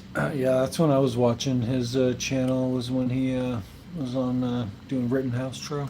Seeing money this guy was making off of AdSense makes me sick, meaning please give it all to me. If he wasn't already rolling in it at this point, he absolutely was now. The insane amount of track... Yeah, stay away from the hard stuff. The hard stuff for me is some mushrooms or like strong liquor.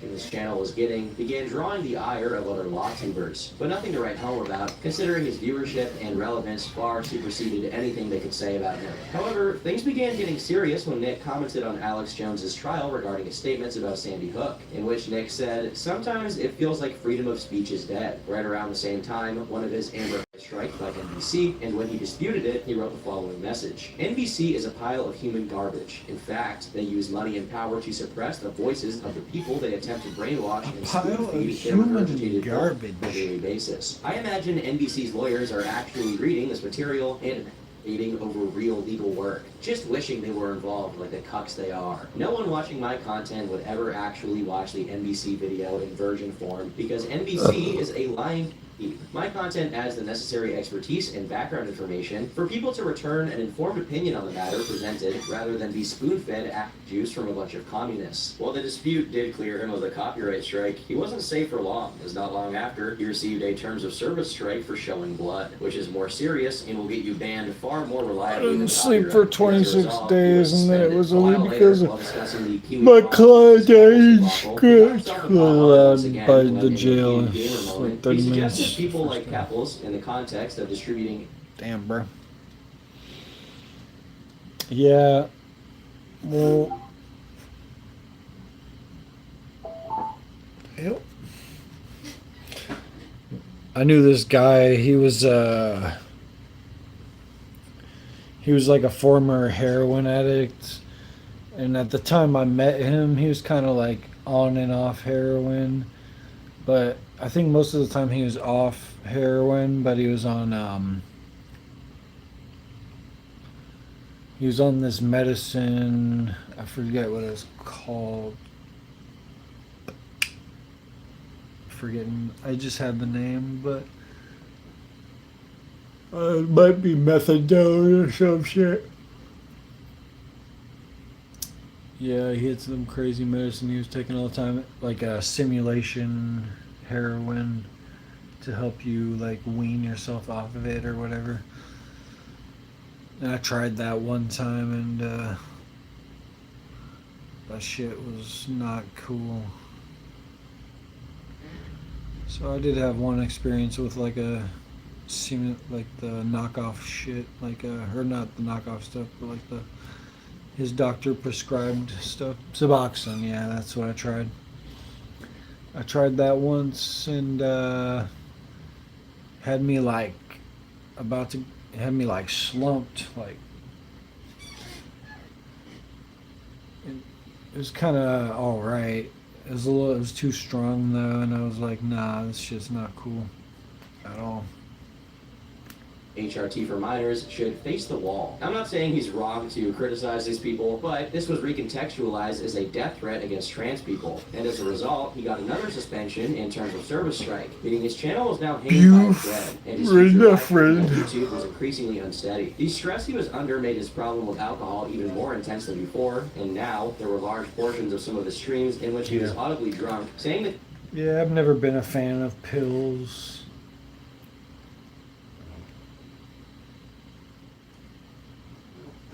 kind of things that get you banned real fast. You want to take it from me? Got to get sleep meds in jail and sleep the whole time. I was trading Seroquel for soups and sleep to sentences.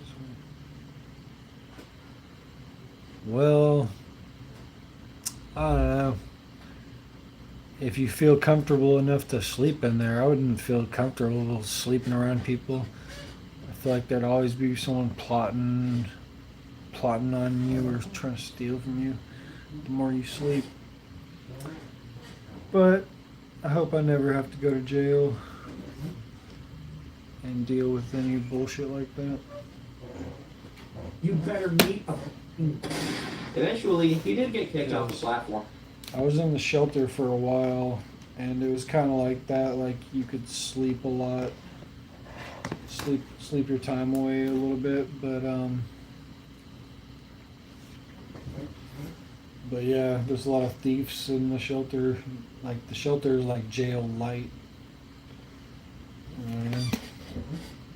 For a third TOS strike that was supposedly due to Nick doxing people, but in reality was the result of a mass flagging campaign conducted by Keppel's followers. This event was covered by journalists who, recognizing Rekieta's importance on the platform as pretty much the originator. Pretty much, man. I hope you put an audiobook playing later for us to listen to. Audiobook? Yeah, I could do that. I remember you suggested Pride and Prejudice at one point. I never listened to that.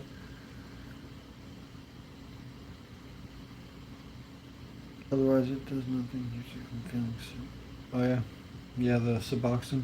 Of the genre of law-related YouTube content highlighted the injustice of YouTube allowing this mass flagging campaign to succeed. Yeah. And lamented the possibility that Nick could even get disbarred for the death threat allegations. Even if that didn't happen, Nick hadn't been practicing law, as he was dedicating all of his time to the channel, which in 2021 pulled in over $700,000 in revenue, which is crazy for content. Man, my sleep schedule is kind of fucked up.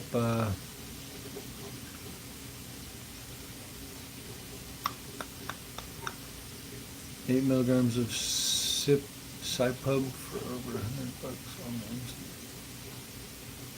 Oh yeah. Yeah, I've been staying up till like 6 in the morning and then sleeping till like 2 in the afternoon. So Suboxone, yeah.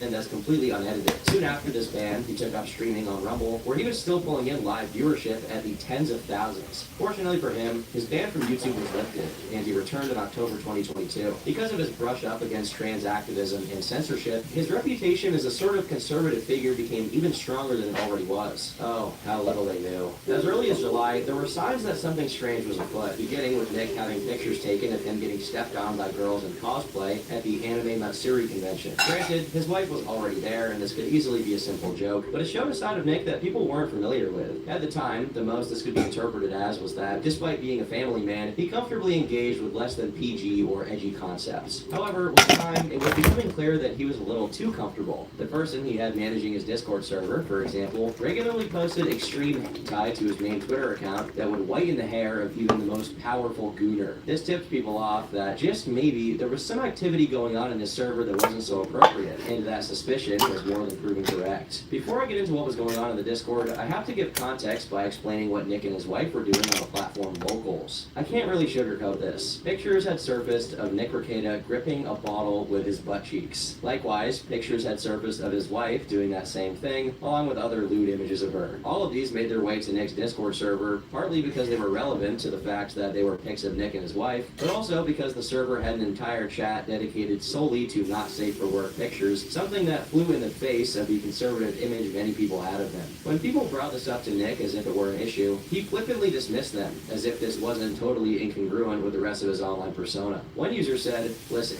your wife posts pics of her booty online for strangers. This is the response bound to happen, so you're either in one of these positions. One, you don't care, but you still talk cucks and make fun of men for not having loyal wives. Two, you do care, and you are a cuck who wanted her to post her and get off on it. Or three, you were overpowered by her macho strength, and she's the alpha. It just makes you look like a hypocrite." I think Nick may be going the Ida's route. This was something of a game changer since all of the people in this Discord were paid subscribers of his, meaning even his close following wasn't cool with what was going on. People began questioning his wife about this, to which she replied, "I like having fun. I think I have a beautiful body, and I love taking and sharing pictures. I wouldn't ever post actual nudes. I'm not fishing for compliments or trying to inflate my ego. Guys are proud of their cars and guns. I'm proud of the body I take care of. I'm having a good time, laughing with friends, and enjoying the beauty of the human body. Nick is my only partner. We don't fuck around, we aren't swingers, but I also don't care what other people do. That's none of my business. I'll let you be the judge of what that means." As for Nick, he eventually explained the bottle pics. I have this Locals live chat, shout out to them, pretty wild, it runs like 24 hours. Someone came up with this idea to do Wednesday, and people decided to post the bottle challenge, I guess, and I thought maybe like I should participate because like a whole bunch of my people are sitting here like posting their, and so I took a joke picture of mine and A posted joke it to my picture? Locals, and now I took what a I have joke learned picture, about man. myself since then is not what I expected. I have learned rather than just having a skinny white boy, I am not a Christian. My wife is now, and I am a cuckold watching other men have sex with her. Oh yeah, I'm a bad dad, and my kids will be scarred for life.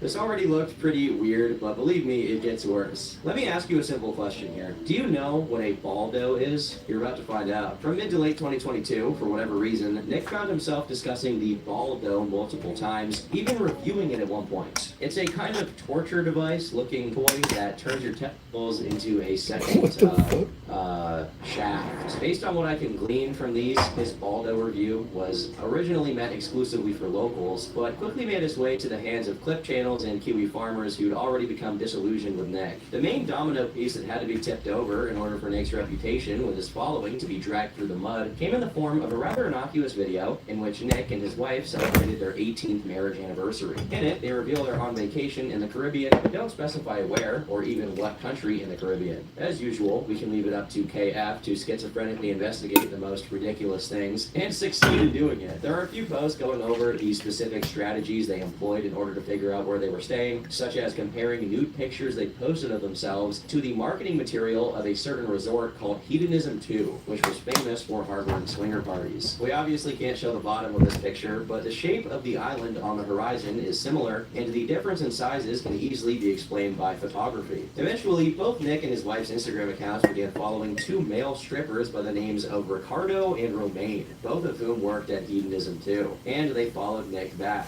Honestly, I don't think this much schizo no research was necessary since Nick was already well on the path to admitting it anyway. One example of his lack of concern about denying it and maintaining his image was when he got asked about hedonism during a live stream, and this is all he had to say. Nick, did you see that conspiracy theory?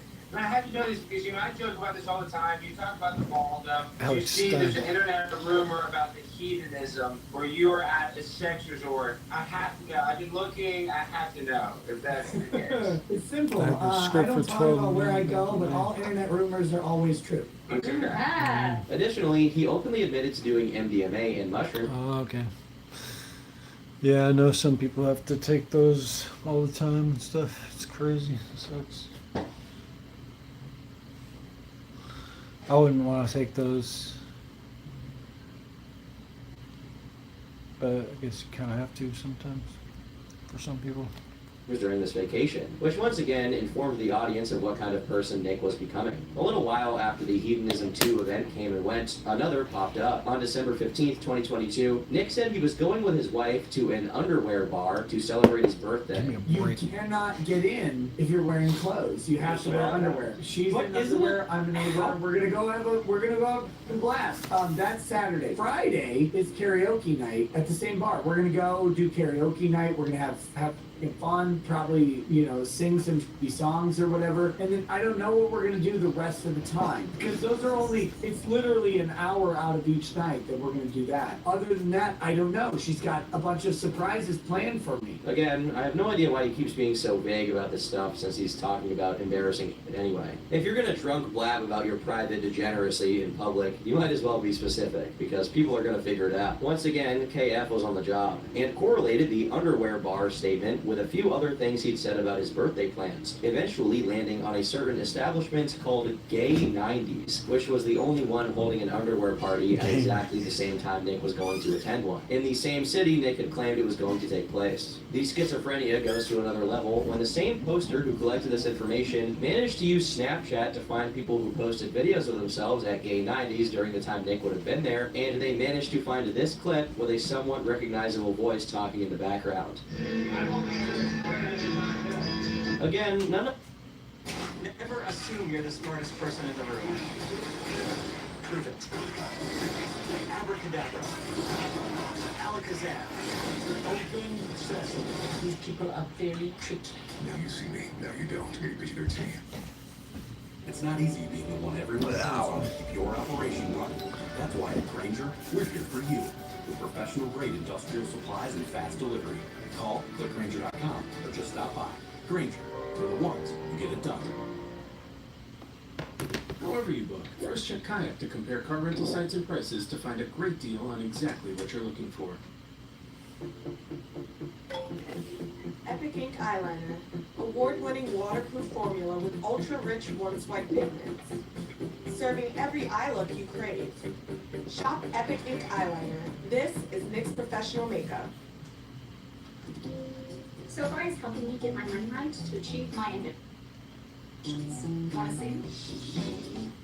Again, none of this is particularly damning were it not for the fact that Nick, for a very long time, made fun of cucks and joked about gay people from the perspective of someone who wasn't in line with those lifestyles. Now, he was attending underwear parties in gay bars and going to swinger resorts. Though this part is a lot less relevant compared to the previous revelations, Nick also decided to gift himself a Mustang GT500. And though I'm sure he made a lot of money off of YouTube, we have to remember that a significant part of what's allowed all of this to take place was allegedly Grandpa Owen's tugboat money, whom I can only imagine is doing cartwheels in a grave. But being the derelict alcoholic he already was at this point, it comes as no surprise that within 48 hours of him having the Mustang, Dex, one of his main and longtime associates, revealed in the stream that Nick wasn't going to be streaming because he had driven his car off the road, presumably damaging the vehicle since it had to be towed away. Nick himself, however, doesn't seem to have admitted to this happening since his post about not streaming that night never mentions it. Despite having been visibly irritated by people's speculation about his midlife crisis, he tries to downplay it. Nick, you're getting eviscerated by Kiwi Farms? You gotta chill, dude. Maybe you don't know. Kiwi Farms' influence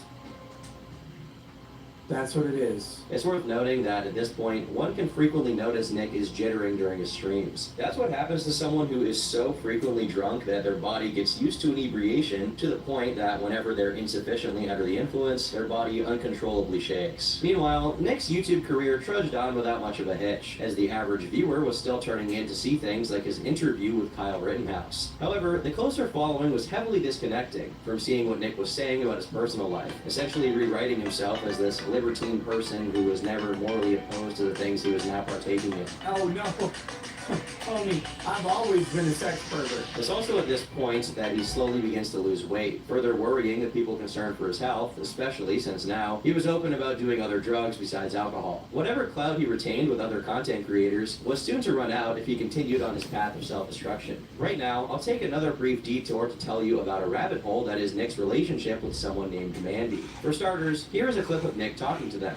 Mandy, if I were single, you would never be single again. Pretty unusual stuff for a married guy to say in a public live stream, but that's just the tip of the iceberg. Mandy had been an avid super chatter since at least 2020, and a former follower of Nick's posted some lore to KF, saying, I can confirm that Mandy and one of the chat mods, C. Goody, were flirting, at least as far as them saying it in chat on Nick's night streams sometime around Rittenhouse. While we do have an archived comment from C. Goody confirming that they were at least close and on very good terms with each other, Mandy's relevance is made evident in one moment during a very drunk stream of Nick's in which he says, Look, Mandy, I'm telling you this right now, Mandy, show up to Anime Matsuri. I will 100%, I will sign your tits. This is some true hypergamy at work here. Mandy went from flirting with one of the mods to being one, all the way to flirting with the big man himself. Apparently, there was a strong push behind the scenes for Mandy to actually go to the Anime Matsuri thing so that their IRL meetup could happen. But Mandy was the one who had shut it down hard, according to one of the people who claimed to have familiarity with the inner workings of Rekieta's community. But, much to his embarrassment and our cringe enjoyment about what I'm about to make you witness, it didn't stop at his awkward-ass flirting. It evolved all the way to him serenading Mandy during a stream. Oh, Mandy, you came and you teased with the picture. Eventually, all of this culminated in the clip I played earlier, where we can see Nick, a husband and father of 5, shirtless, nipples protruding, disgusting, gratuitously fawning over some random chick who's posting boobs in his locals chat. This was such a move on his part that it even got him to recognize that it was a mistake, and one of the miraculous instances of Nick expressing regret over an action of his. In Discord messages he exchanged with someone who had asked him about the weird, parasocial, and sexual relationship he was developing with his fans on locals, along with the rumors being spread on KF, he said, I've made loads of changes in everything I do since December. You know what I learned? No one cares. No one gets unpissed. The majority of people don't notice. Trying to fight people's fictions is exhausting and unproductive. There's a genre of fiction created about my life now, and it's wildly interesting, but reality is much more mundane. I'm a busy husband and father who has to balance the realities of a crammed family schedule with being an accessible member of new media. You bring up the Mandy thing. Yeah, it was a bad couple of minutes, and of course, I asked Alyssa, the owner of the Clips channel, to take it down. I was in a real shitty slump for a lot of reasons and exceedingly intoxicated. The fun side of streaming is that your worst moments have the same chances of being recorded as your best. That was a bad one and it hurt a lot of people. I could try and wrangle excuses for it, but I never have. My wife does not have an OnlyFans where she sells nude pictures or videos. Some people have a problem with pictures we post in locals, and that's fine. But frankly, I never found those pictures to be sexually suggestive or even that risque. For a brief moment, he seems to have become lucid about his excessive alcohol consumption harming his judgment. But the same cannot be said for the pictures he and his wife posted to locals. Again, not to judge, but I think you'll have a hard time saying that an up-close picture of a woman's butt in lingerie isn't risque. It's sad enough that Nick stooped this low in the first place for essentially no reason. He had nothing to gain, and everything to lose as far as his reputation went. However, it gets a little more sad and embarrassing when you discover that there's more to Mandy than meets the eye. For starters, Mandy suspiciously could never make her microphone work and take part in the voice chat, and that old picture of her boobs was discovered to be taken from a monitor as opposed to simply posted directly to the chat. This prompted the schizophrenic KF Gumshoes to get on it once more, and they quickly found out that all of the pictures Mandy had ever sent were stolen from random places online, resized, and edited to make it look like it was taken from a bad Nokia phone. Eventually, it was discovered Mandy was from Israel and had played over 5,000 hours of Team Fortress 2. Upon finding this out, the immediate conclusion everyone jumped to was that Mandy was a man with a A circumcised one at that, if the Israel thing is true. It's technically uncertain that Mandy is a man, but it was proven beyond the shadow of a doubt that they were a catfish, though I'm not too sure Nick would even care if his parasocial girlfriend came with an extra Frankfurter. Fortunately for Nick, this never resulted in some kind of big Mandy-gate moment and just continued to be discussed in KF. However, one threat, if we can call it a threat, did rear its head during August 2023 when Nick was sued. The validity of this lawsuit, however, is highly questionable because it was a RICO case, which, if you don't know, is the kind of lawsuit usually put together to break up organized crime activity. In reality, it seemed to be a glorified defamation and hate speech thing dressed up as a RICO for whatever reason. And because of how stupid that was, it never really got off the ground. No, for Nick to be taken down with an injustice like this would be much too poetic, too heroic an ending for his story. It would take a martyr, and that he is not. He is a lolcow, plain and simple, and a self-made one at that, with more than enough opportunities to redeem himself, or at least preserve his image, by not exposing humiliating details of his private life at random to the strangers watching his streams. When he was given the opportunity to put his foot in his mouth and say something dumb that would make him look like a goofball, he embraced it wholeheartedly. For example, in September 2023, someone in his chat brought up the topic of how moms having OnlyFans can negatively affect their kids, as the children would be embarrassed that their parent had that as a job. Nick disagreed. I think a lot of them just say, yeah, this is what mommy started doing, and it's why we go to Disney every year. I think that's what they do. I think they just tell them. Because they're gonna find out. And I would assume that their logic would be, you know what, this is a very safe way for mommy to do this. It's how mommy puts food on the table. And what happens after you dominate the world of James's? And then what? Are you gonna give out free ice cream or some shit? so I can do this and work from home and be with you and hang out all day when you do fun trips, or I can go be a secretary and have people stare at my chest without paying me. With this cope, the thread of prophecy was severed, and Nick chose to persist in the doomed world he'd created for himself. Reality itself decided that enough was enough, and it was time for him to meet the consequences of his actions and lifestyle. And it did so by invoking the cursed talisman of the Ancient One. It says, the stars are aligned, a new host is chosen. Hail unto thee, Nick Chan Rakatachu. And then with that came this. And this is so weird because this came before the mention of Sonic in the trademark dispute that we were talking about last night. A Sonichu medallion has been passed to me. I don't know where this came from. It was at this moment that his downfall became inevitable. In January 2024, Nick took part in a debate with Destiny, and though many people considered him to have won the debate due to his better understanding of the law, Nick was visibly worn down. His clothes looked too large on him due to weight loss, and his face was more sunken than usual. While he was remarkably sober during his interaction with Destiny, probably because he knew what he was getting into and didn't want to make himself look like a total idiot, none of this composure was found on his streams, which hit a new low. Message you have for your haters. Thank you for showing up. Trying to be less poor. Have you ever considered the fact anybody who's willing to sit for hours and hours at a time for a camera just so that maybe 5 people, but hopefully way more, maybe 500, maybe 5,000, maybe 5 people sit and look at them and go, God damn, I'm gonna show my fist in it.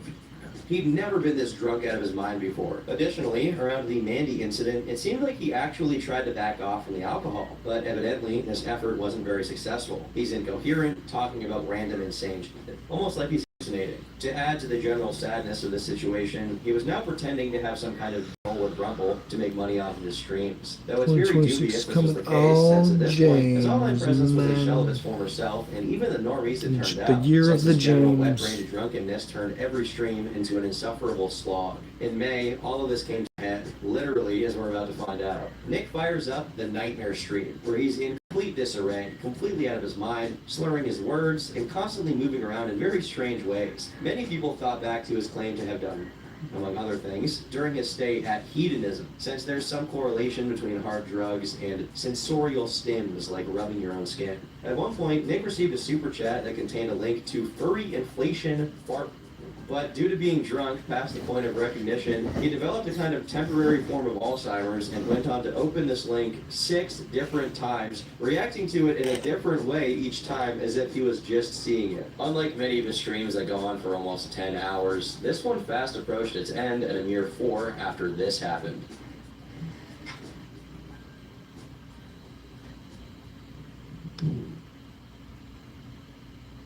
Oh, my God!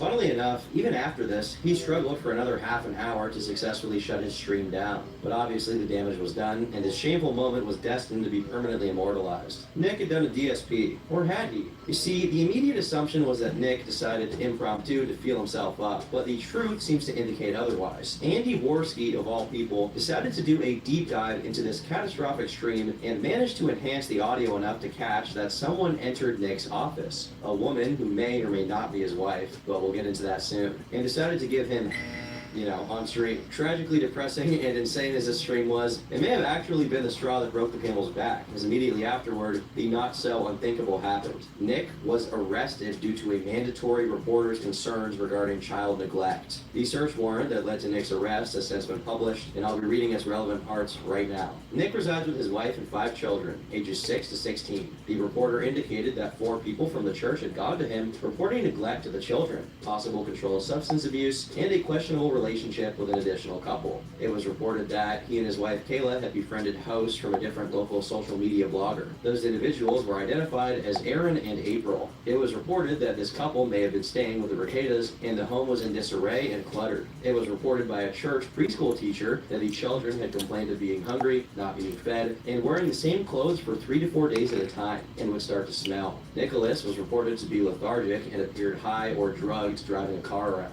Another individual advised the reporter that Nick will walk out randomly during sermons at church and has noticed behavioral changes in him. It was alleged Kayla looks anorexic, and Nicholas has lost a substantial amount of weight recently. One individual described Nicholas as having injection or track marks on his arms. While reviewing Aaron's social media video blogs, Aaron goes on to say that he has experimented with him 3 times and 6 or 7 times in the past. Aaron did a video blog where he said Nicholas needs help and needs to get help for his kids because of his substance abuse. Aaron points out a time in the video where Nicholas has a white powdery substance on his nose. On the next page, the officer also remarks that during the same nightmare stream, Nick takes an hour-long bathroom break at one point and comes back with what looks to be white dust on his nose. These bathroom breaks aren't news to the people following Ricado's downfall, and as a matter of fact, they've been exhaustively documented, as they've been getting progressively longer since December 2023, going from 3 to 4 minutes to 6 to 8 minutes to frequent breaks over 10 minutes, indicating that this was Nick doing drugs. The search warrant was approved and carried out, and we also have documents on how that went. The cops went to the Ricada residence in the morning and happened to catch Nick driving as they approached. They stopped Nick and tried to enter the house with him, but he wouldn't provide them with a code to open the door. They proceeded to ram the door open, only to find the house in complete disarray, with clothes everywhere, dirty dishes, and dust. Keep in mind, 4 of the kids were in the house as this happened. All in all, they found 8 tablets of over 25 grams of distributed in multiple different baggies, 2 .22 casings, a 6-hour AR, a bunch of paraphernalia, most of which tested positive, and more unspecified firearms in the garage. Nick refused to speak about the drugs, but Kayla, presumably in an act of pure drug stupidity, asked the officers for her medication, and once they brought the prescription bottle she was asking for, they looked inside and found 2 unknown pills and gummies, neither of which matched the label on the bottle. Soon after the arrest, the mugshots were released, showing Nick with a black eye, Kayla looking completely strung out, and April, who was brought in with them. April, and by extension the Imholt couple, are a can of worms in their own right, but as was noted in the search warrant, at first, they were just visiting each other, and something happened to prompt April and Aaron to separate, with April beginning to stay at the Ricadas permanently, supposedly as a live-in girlfriend. The people following Nick closely noticed that something was different, as they often heard noises that weren't coming from him, and saw a person in the corner of his office who didn't look to be his wife. One KF user even speculated that it was April. When the arrest happened, April's husband, Aaron, happened to be streaming and reacted to it in real time as he found out. This is big for the show. April has been arrested today with the Ricardas. I don't believe that. Is that her? I don't think so. No, that's not. No. That's crazy. No, that's for sure been edited. In another moment, Aaron went on to retell his experience with Nick. I remember Nick ripping 2 massive rails right in front of me, and I literally put my hand on his shoulder, and I said, dude, you need to chill. I'm worried that you're gonna die. No, don't worry. It's okay. I read up about this a lot. I can show you all the literature and everything else. It's okay, because it doesn't all hit you right at once. And I'm just like, what? Another time I told him, I go, I'm worried about this. I remember telling him one time, I go, my wife is doing mean, a lot, dude. Many people reacted to Aaron's comments on the situation negatively, suspecting that he was a lot more involved with incentivizing these behaviors than he claimed to be. In the wake of the arrest, people decided to estimate what kind of sentences Nick could be handed based on the laws in the state of Minnesota, ranging anywhere from 7 to 15 years. However, when Nick had his hearing, which was accessible online, meaning people were watching it was discovered that he could be facing over 26 years in prison. Other online personalities reacted to it too. For example, Dick Masterson, one of Nick's most steadfast allies throughout his entire career, admitted that it was indefensible. Though people didn't take this seriously, as many saw Dick as an enabler of Nick's, incentivizing him to go on doing drugs. Another person who entered the peanut gallery was Ethan Ralph, who first virtue signaled about having tried to get Nick sober in private, talk about the blind leading the blind, and then proceeded to sell cheap, shitty merchandise related to Nick's arrest. On the 24th of May, April had an early release, which many speculate is due to her cooperating with the government against Nick. This would be peak poetic justice. Not only did the drugs get him arrested, but his side piece snitched on him, as if his entire lifestyle acted in unison to betray him. Just a few hours after April's release, Nick was also released on bail. As soon as he was out, he made a post to his locals saying, "Obviously a lot has happened. I'm sorry. For legal purposes, it must be reiterated that the sorry is for the disruption and is in no way related to any pending legal matters. That said, please realize that no one has the full story or picture of anything. It's possible no one ever will. Nothing reported is accurate, and that's not their fault." But this was far from the only time he spoke out after his release. Soon after, DMs he'd sent to a group chat he was in leaked, claiming the neglect report was BS from someone who was out to get him. Funnily enough, when one of the people in the chat accuses him of doing at 8 a.m. while his kids are watching cartoons, the only thing Nick can be seen objecting to is the 8 a.m. part. The highlight of this set of DMs is when Nick says, and I'll obviously paraphrase to avoid getting demonetized, "If you think my kids ever went hungry or were neglected, please phantom tax yourself." What the Sigma? He keeps suggesting that this was some random person who decided on a whim to try and ruin his life, when the list of people who attested to some degree of neglect just keeps growing. His congregation members, the mandatory reporter, the cops who conducted the arrest and actually saw both his kids and his house in complete disarray, and even Kayla's sister, apparently. However, if Nick is so confident in his stance here as he's portraying himself to be, why is it that he chose to pay the bail, which was set at $50,000, by the way, just so that he wouldn't have to do a drug test? Of course, it's his right to not get drug tested and all of that, but it's not exactly a secret he was on drugs, especially given the things found in his house. Another sign of Nick having some undisclosed hang-up with transparency regarding his situation is the fact that he could, at any moment, consent to the release of the arrest footage from the officer's body cam, but he didn't do that. Regardless, it's likely that after the release of this video, the footage will be made public, as Kiwi Farms' Null has already successfully raised the $6,000 necessary to pay for its release. Additionally, people were asking for Nick's court hearings to be live-streamed, a position he himself had already advocated for, saying all hearings should always be live-streamed for the security of everyone involved. One of the reasons that video is critical and should be in every single courtroom in every single case.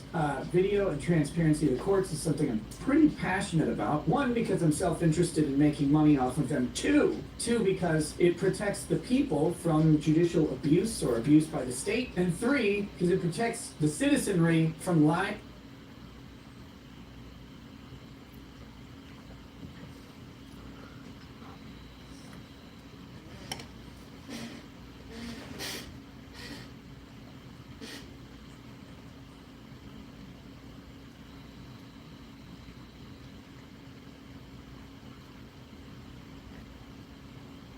Banned from the shelter. After 40, our skin needs more than just a basic moisturizer. Revitalift Triple Power with 3 key anti-age. Sophia Chu has big problems. The last time we covered her, she got caught at the casino while still having a GoFundMe up for her brother's funeral. We would also see that GoFundMe get taken down, and some of the people alleged that refunds were given. Well, Sophia was none too pleased by this, and decided to double down in more ways than one, all of which will be covered in today's video. But for those unfamiliar with the current lay of the land, I'll give a brief refresher. Sophia has been homeless for over a year now, and after the carjacking, she's been living out of homeless shelters, along with her mother, Mama Chu, who got released from the hospital. And Sophia was banking on that GoFundMe to give her the money, as she had spent nearly every other penny given to her. And that's where we pick up with Toph today. She's still pretty mad about the GoFundMe getting refunded. It's not just to bury him, dummy. The headstone, the service, and everything. That's why it cost $4,000. Yeah, but they gave the money back. They refunded people's money. Because first it started off by people reporting the GoFundMe, saying that I was scamming, which turned out to not be true. And then they said, well, we have to get a hold of the person who ran the GoFundMe. If we can't do that, we're gonna give people their money back. They did it. They gave people their money back. They said, if we can't get a hold of Ryan, then we're gonna give people their money back. And I said, well, how do I get a hold of them? What do I do? Because I said, I just proved to you that we're the beneficiaries, that we're supposed to get this. I thought someone took the death certificates. That's not the case. They didn't take, they didn't take.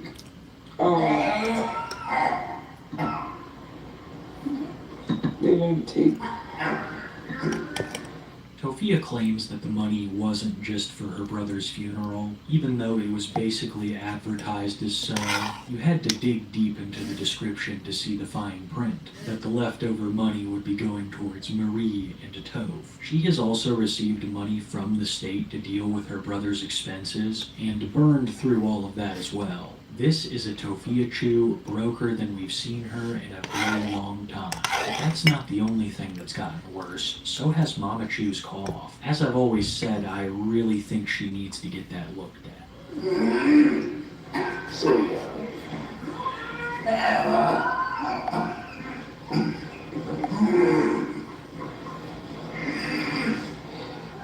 No, before I had to leave. Marie's condition is probably not helped by the fact that they live in a homeless shelter, and that resources are extremely limited. Tofia really should get a job to help support her mom, but it seems like she's relying on Marie for her government assistance, because Toph's not getting checks like that. It's crazy to say, but now Marie is the primary breadwinner. It's like I said, Tofia's only plans for the future were to collect that GoFundMe cash. I mean, I would have loved to have that money because that extra money, well, not extra, but the money that was raised was like over the amount of him getting buried. They would have helped us get a place. They would have helped us move our storage. There is some real mental gymnastics involved in explaining this situation. You see, Tofia's brother has already been cremated, and they haven't picked his ashes up, but they want to spend more money to bury him, and Tofia claims that a large chunk of the GoFundMe money would have gone towards that. All of us know that never would have happened. Tofia is allergic to making the correct financial decisions. She would have just taken this money straight to the mail. We're talking about a woman who is homeless and actively begging people online for donations, who's also attending Jonas Brothers concerts and gambling at the casino in fresh white shoes and new Hello Kitty t-shirts. It's crazy to say, but ever since Tofia started living out of homeless shelters, she's been more high class than ever. New clothes, getting her hair dyed, going out with her friends, all when she needs to be saving money the most. That is the essence of Tofia Slidell. But enough of me yapping about esoteric bullshit. First, let me tell you about the sponsor of today's video, Aura. Aura is an absolutely amazing service for anyone that uses the internet. Would stream exclusively from bathrooms, spending hours in there, and one time even getting kicked out by an employee. Sorry about it. Just want to let you know the restrooms are going to be closing soon. If you want to use it, go and get your name on the waiting list.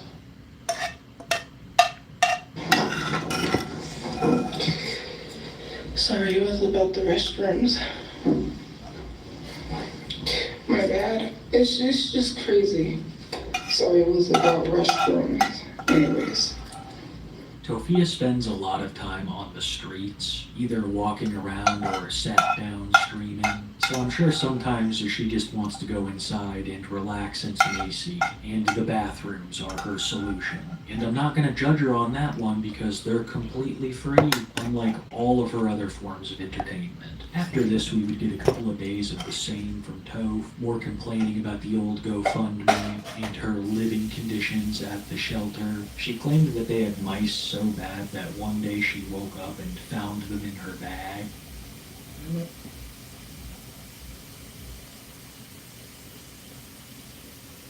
because I was gonna deactivate, but then what happened was is that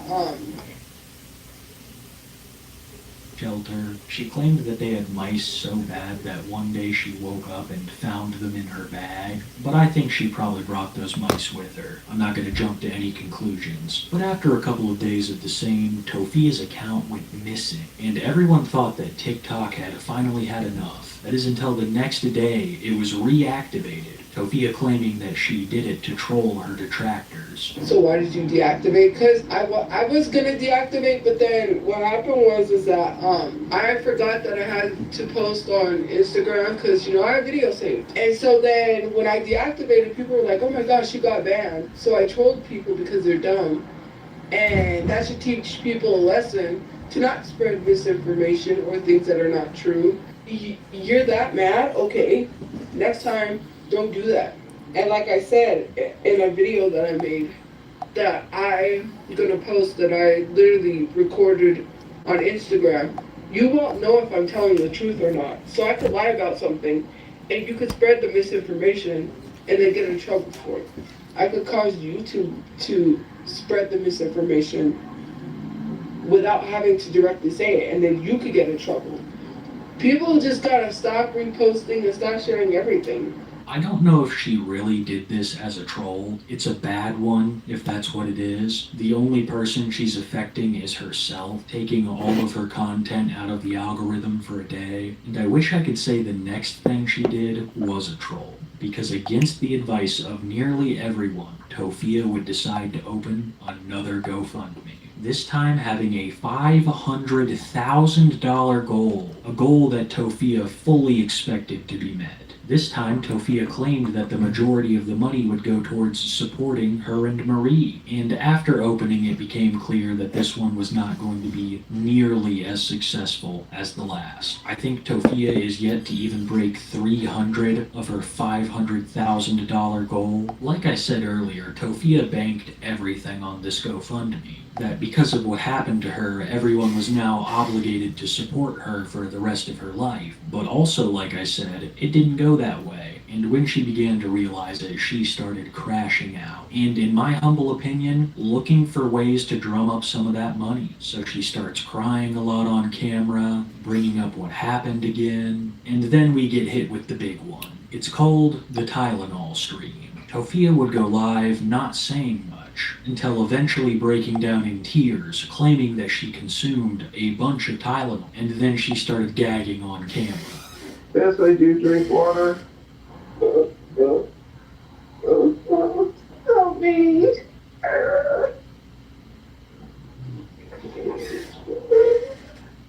don't feel good.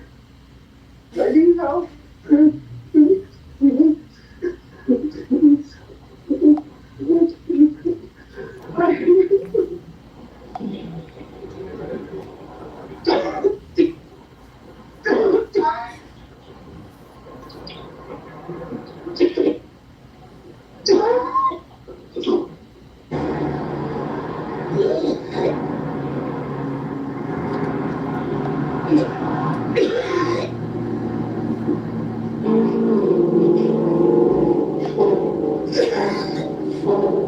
After Tofia ended the live, we wouldn't hear anything from her until the very next day, when she would once again go live and to try to explain what happened. Hey guys, I'm back.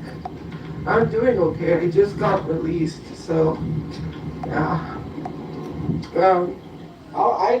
And the thing is like I didn't even plan it. I just went somewhere. I did some work, some important stuff I had to do. Some stuff happens. Everything was like building up. It just was building up. It was building up. Luckily, I didn't have to have my stomach pumped because I looked online. That's horrible. And while you're awake, they stick a tube down you. And they were like, "Oh, well, we'll just let you sleep." But I was like, "No, I better get out. So they discharged her there. She was gonna let me sleep, but I was like, no, I need to go. But there were still some things that weren't adding up. Tofia claimed that after the incident she would get a lift to the hospital, but this image contradicts that. After Tofia's live ended, a fan would approach her and ask her for a picture, and Tofia agreed, creating this image. After realizing that taking a photo with the fan smiling didn't really fit her narrative, she would make this post trying to explain herself once again. I want to say this because it's really important. I just had an interaction and they literally asked me for a photo. I said sure, they could have a photo, but please, if you guys take photos, please be respectful and do not do inappropriate poses, because it's literally so uncomfortable. Everything just happened so fast that she was literally popping her butt out or whatever pose she did. Like, please, for me personally, I would like it if you guys would be respectful. I don't want anyone to take anything the wrong way. That's it, that's all. I almost lost it when she asked her audience to be respectful. I've said it before, I'll say it till the day I die. I've never seen a chat as wild as Tofia Choose. There's this almost hive mind mentality. The chat is so brutal that I've had to censor most of it from this video. So it's rich to think that her fans would be respectful in public. People were also pointing another thing that wasn't adding up. That if Toph did go to the hospital, she would have been held for 72 hours, and that would have been to make sure that she was safe from herself. But Tofia claims that she was released immediately in the morning, only staying the night. When Tofia was told that if she did this, she wouldn't have a choice but to stay there for 72 hours, she started coming up with all kinds of excuses as to why she got out early. I just need a place to get good sleep, man. All the screaming and the yelling and the noise and the tossing and the turning, man. I was polite. I went in there calm. I knew what I had to do. Because if I would have went in there all crazy, all like, I don't even know. I would not be out there right now. I'm telling you that. I'm okay. Like, I don't need to be pretending to freak out to get stuck somewhere. I don't need to be stuck. Why do I need to be put somewhere I don't need to be if I'm okay? I mean, yesterday I wasn't okay. Maybe eventually I'll be okay. And that's it. That's all. So with that, I was held overnight. They wanted to hold me, so they wanted to hold me in the psych ward. But what happened was that I needed to get back to get to my bed, or else I would have lost my bed. She asked me, well, what does your mom think, right? And I told her what my mom thinks, and literally she wanted me out. So, of course, technically, you know, I'm working on getting help, but the reason I was in hold for 72 hours is because I needed to get back to my bed at the shelter, or I would have lost it, and they wouldn't care if I was being held in the psych ward getting help. They wouldn't have cared. Many believe that Tofia is using her current situation to farm sympathy and in turn donations. Yep. That 500K isn't going to generate itself. I think I saw someone comment that it would take her almost 200 years to meet the goal at this current rate, because that GoFundMe has been getting next to nothing in donations. Any kind of sympathy that people had for Toph is long gone, with their hopes of Toph changing and maybe finding gainful employment. It's kind of been crazy to see Toph become more and more ingratiated with the Albuquerque homeless population. Her story is really one of sagas. From the time that she's been on TikTok, it has been a gradual slip from having an apartment to utter homelessness. When the family was a complete unit, even Donald was living in the house, they had an apartment. But after he went off the rails, they'd have to start living out of motels. Then the whole squid thing happened, and they had to live out of the car. And now here we are today, with Tofia and Mama Chu living out of a homeless shelter, Papa Chu in and out of jail, and God only knows where Hershey Chu is. It's absolutely insane how much of a difference a couple of years can make. 2023 and she's on top of the world. But in 2025 she has homeless people asking her why she's talking to herself. I've been trying to get diagnosed. The thing was that I was supposed to get evaluated. Hey. That's fine. He thought I was talking to myself. I was like, no, I'm not talking to myself. This is a recipe for disaster. Tofia claims to have all of this trauma, which makes her unable to work a job, but here she is on the streets in an extremely compromising position because she doesn't have a job. And it's not just Tofia Chu who's on the streets, it's Mama Chu as well, whose health is getting worse. Even die-hard fans of Tofia Chu are trying to convince her to get a job. And she absolutely hates it. I have no income whatsoever. I can't even work because my mind is jacked up. Yeah, crack all the jokes you want about what happened a couple of days ago, which was a very, very hard day. People don't understand. You don't even know how to wash your ass correctly. And you're online talking about people like me on government assistance when you have a silver spoon shoved down your throat. I was there when the guy tried to steal the car while I was in it.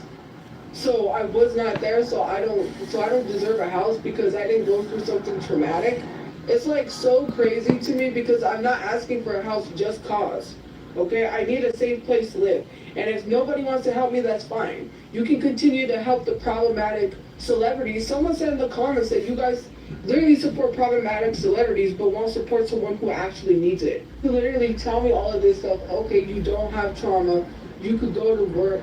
I literally just 2 days ago was in the hospital for something severe.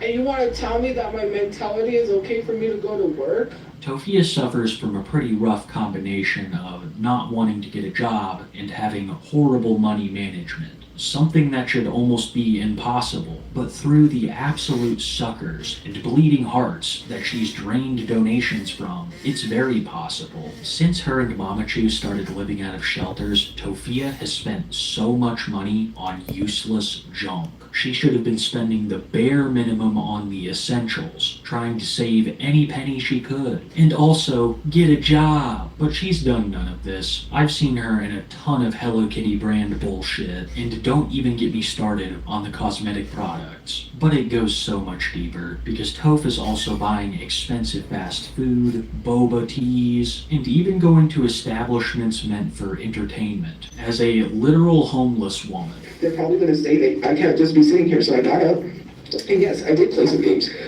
But that was the only place that I got to go because everywhere that was free was closed because it's Indigenous Day. Then just don't go anywhere, Tofia. Look for some jobs. Her excuse would be, TikTok is my job. Which is fair if you were generating a livable income. You are begging for the charity of others and actively receiving it. What makes this even crazier is that her situation is far different from the average homeless person's. These are usually people who are actively trying to improve their lives and get back on their feet through work, or people who are really struggling with addiction and mental issues. Tofia just doesn't want to work. There is almost nothing stopping her from getting a job. So it's hard for people to think that she doesn't choose to live this way. Personally, I think she does. She would rather live on the street accepting handouts from others than work a 9-to-5 like the rest of us. And I think that is a big reason why people are very critical of Tofia's choices, especially in the financial department. And especially since you're asking for $500,000, just cuz. But make no mistake, Tofia is not banking on this. She's got a couple irons in the fire, because another one of her plans to generate massive amounts of income and save herself from homelessness is to sue users of her subreddit,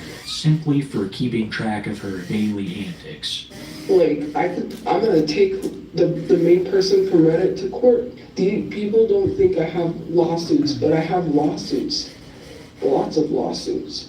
You can't just go on the internet and say whatever you want because you want to film me somewhere and say, oh look, she's shopping with money that you got. My family gave me $300 at my brother's funeral service that I then turned around and used to buy things that I needed and also that my mom needed.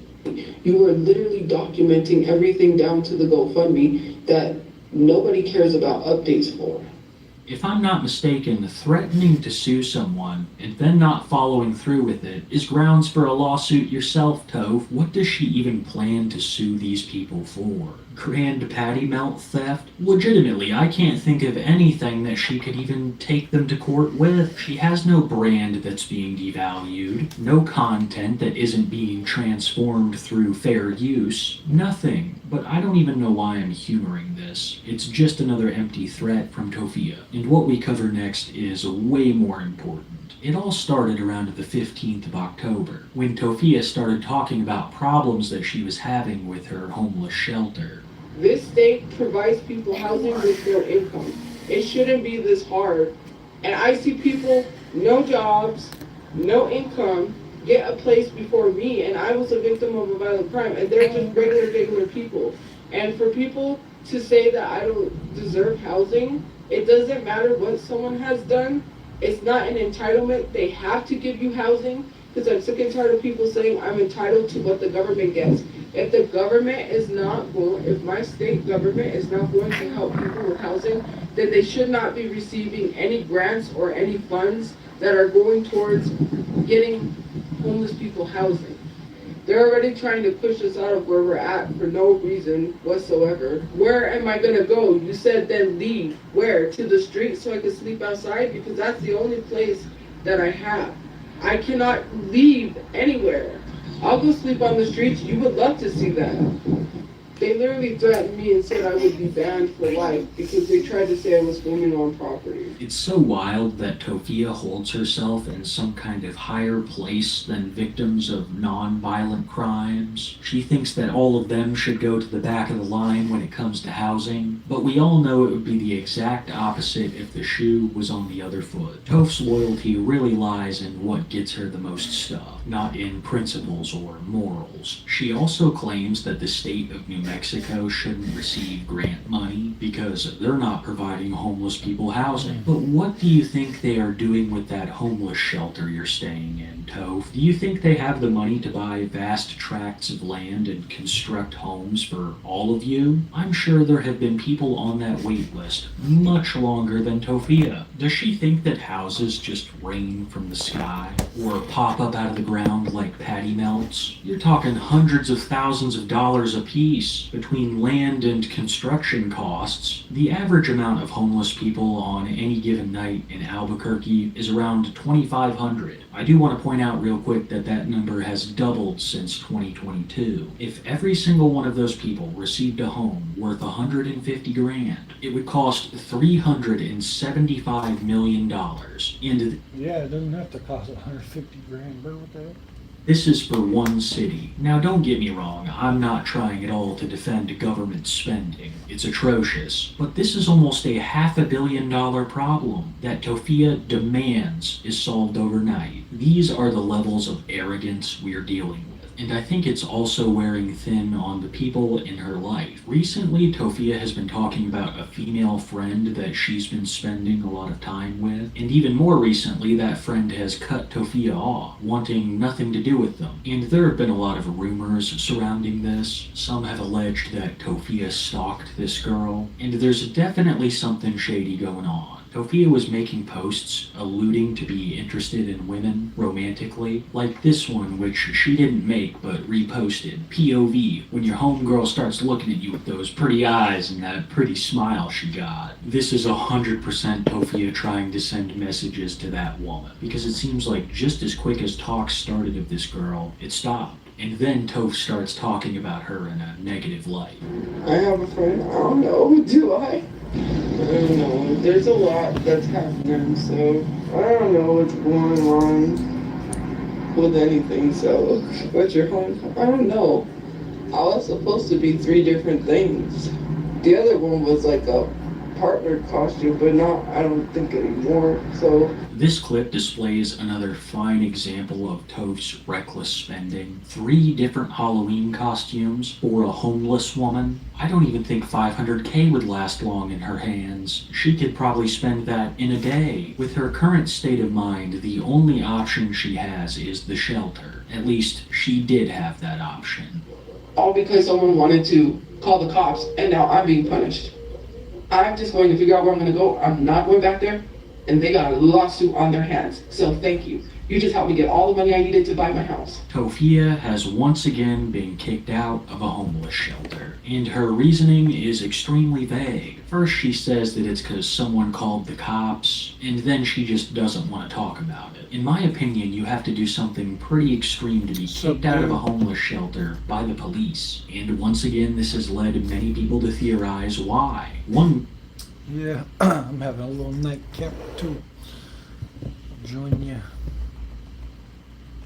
Major theory is that this friend of hers is also at this homeless shelter and is uncomfortable with the way that Tofia has been treating them. Another could be that she tried to film a TikTok, but I highly doubt that trolls calling the shelter would have any impact. Details surrounding the situation are very sparse. I don't think anyone but Tofia Chu and maybe Mama Chu know the truth. Mama Chu did get to stay at the shelter, but she's also been having problems. Tofia claimed that one day she couldn't hear staff and was almost kicked out for non-compliance, but knowing Marie, I'd say she was probably just being stubborn. That also could have been what happened to Toph. God only knows what really happened. I doubt we're gonna have another Squid situation where someone peels back the curtain and talks about Toph's time at the homeless shelter. So for now, it's just hearsay. But Tofia's situation was still very real. She was no longer allowed at the homeless shelter, being banned. So many assumed that she would have to sleep on the streets, but she would end up getting a motel room for the night. And she would hold live streams in the motel room, with people swearing that they heard a second person in the room, because of faucets running and bags crimpling when Toph was on camera. She has said nothing about this living situation, so once again we're left to assume. And many believed that she rented a motel room for the night with one of her friends, possibly even the one that she's been beefing with. There's a lot up in the air right now, but one thing's for sure, she hasn't been enjoying it. Like, I was gonna sleep under a bridge with no blanket. My mom, I had my blanket, right, but I told my mom to keep it because when if I have to go to a restaurant or I have to go get something to eat, they're not gonna allow me to walk in there with a blanket. They're probably gonna tell me to leave. It's a lot, and it's been real stressful. I've been exhausted. I barely got any sleep last night. I had to sleep on a cot, and that was not comfortable. Because my legs started hurting and I went from one side to the other. I literally got up almost like every hour and I kept waking up. I couldn't sleep. It's been hard to pin down exactly how long Tofia spent in the motel room. Some believe that it was just a day, others think it could have been a couple, and I've got to agree with the latter. I personally believe that she was renting a motel room with one of her friends, mainly because of the odd hours that she would stream, like 2 a.m. Something that would be impossible if she was going to a regular shelter that has a no filming policy and a 10 p.m. curfew. But one thing is for certain, she wasn't living in the streets. I'm not in the streets. I have a place, thankfully. Yes, I am safe. Thank you for the good night. I'm very safe. I haven't even been keeping up with the Resilient Jenkins. Like I said, I think the last time I heard she left him, because they were sleeping behind a dumpster and he refused to get a job, so she left him. Yeah, I talked to her today. My mom's okay. No, I'm not living in the streets. Oh, she locked me out. Never sleep by a fucking dumpster. That's the worst place to sleep. Trash there, rats there. Tofia, you are legitimately no better than Drew, who is more commonly known as No W2 Drew. That's how infamous he is for not having a job. Please let this crossover happen. I would kill to see Stephanie's opinions on Toph. We also have to discuss the elephant in the room when it comes to that clip. The very ending where Toph complains about being locked out, blaming it on someone particular. And this could either be the person who she's sharing the motel room with, or some kind of homeless shelter without a curfew. It's all extremely confusing, and Toph claims that she keeps it that way for safety reasons. Extremely ironic, given she's living out of homeless shelters and seedy motels. People are also noticing that Toph is growing incredibly paranoid. She says that people from the previous homeless shelter are sending other people to follow her, and I'm beginning to worry that she's taking after her father just a little too much. But there could be another explanation. Sometimes Toph seems really out of it. She claims it's just because she hasn't gotten a good night's rest, but this, along with the paranoia, and her saying in earlier weeks that she refused to take a drug test, I think that Toph might be indulging in a little bit of that Willie Nelson, a little bit of that Snoop Dogg, a little bit of that Brian Peppers. I don't know, maybe I'm looking too deep into it, but you know the saying, it takes one to know one. If you've been paying attention to this video, then you've noticed Tophia has taken quite a few L's. Getting kicked out of the homeless shelter, rejected by her friend, and making almost no money on her GoFundMe. Well, Tophia would acquire a rare W, if it could even be called that, when her subreddit was shut down. r/TophiaChew TikTok has long since been a great place to keep up to date with Toph, but for some reason they have been banned, and TophiaChew absolutely hated them. So people expected her to take a victory lap when she found out. But it turns out that Tophia didn't even believe the Reddit was truly gone, and that they had just taken it down to troll her. And they got mad that I didn't mention it. Because I think here's my thing, right? I don't think that really happened. I think they tried to take it, it didn't get taken down. What I think is they deactivated it so that way they could get me to say it. So that way they could say I spread misinformation. I'm not a dummy. They wanted me to say that it got taken down so that way I could sit here and say that, and then they could say I'm spreading misinformation, and then they could try to sue me. The Reddit may be gone, but 3 more have popped up in its place, still just as dedicated to documenting Tophia, who has way bigger things on her mind right now than Reddit. Tophia's situation has been getting more and more dire. Her options for staying places are now extremely limited, not even being able to stay in the shelter with her mother, so you'd think that she'd take any kind of help she could get, but she's still Tophia. If you need proof, look no further than the video I'm about to show you, where she denies a free sandwich that a man was offering to her, and offering to other homeless people around her. Does it? I don't think so. No, I'm good. You sure? Yeah, I'm sure. Thank you.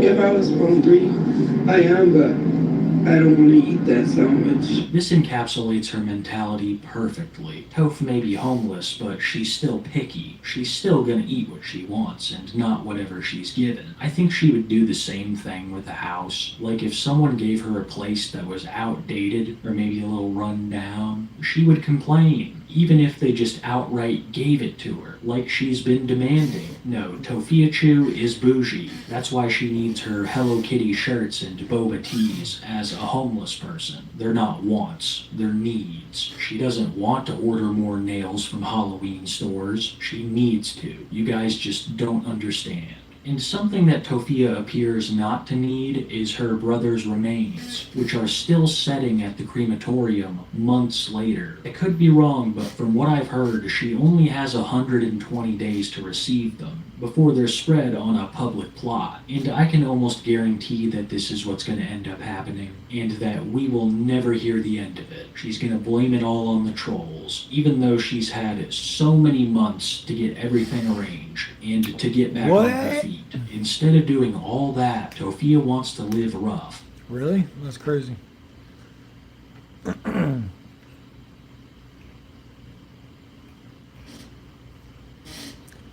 Did Rosie O'Donnell's daughter go to jail?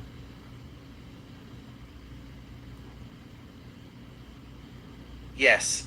Rosie O'Donnell's daughter, Chelsea, was sentenced to prison time in October 2025 after a Wisconsin judge revoked her 6 years of probation for violating the terms related to multiple 2024 drug arrests. She will be transferred to a correctional facility. How much time is she serving? When Chelsea O'Donnell was initially sentenced to probation, the underlying prison sentence that was stayed or suspended was 18 months behind bars.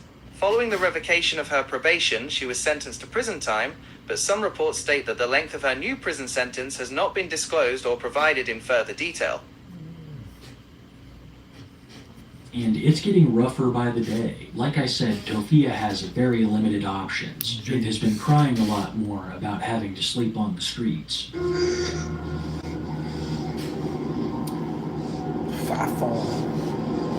I'm just trying.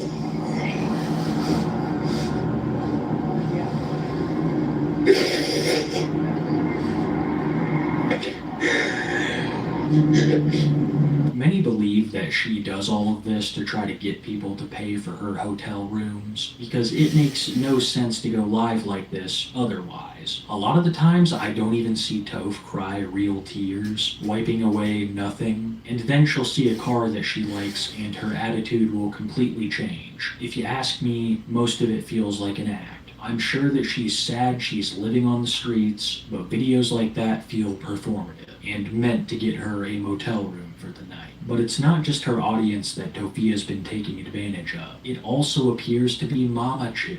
A photo of them together at the Walmart surfaced recently, showing that one of the few outings that Tofia still did with her mom was to the grocery store. We should also keep in mind that Marie is the only one that qualifies for benefits. Toph has next to no money. What little she has, she spends on garbage. Personally, I've never seen a homeless person with such white sneakers, and I've never seen someone do their own mom like this. I can almost guarantee you that Toph didn't pay for these groceries, and that it came off of Marie's benefits. But I'm sure Marie is just happy to see her daughter, who's been feeding her the excuse that she's busy finding them housing while she's out at Jonas Brothers concerts and at the mall buying boba. Tofia Chu continues to be a prime example of why you have to work hard in life. She likes to claim that it's because of her starting position in life that she is now here, when that is completely false. It is because of her own choices that she has landed in the hot water she's in. She has barely ever had to work in her life, just sitting around all day and expecting people to pay her, under the guise of being a social media creator. But in reality, Tofia is an internet beggar. She doesn't go Bagger. She's a bagger.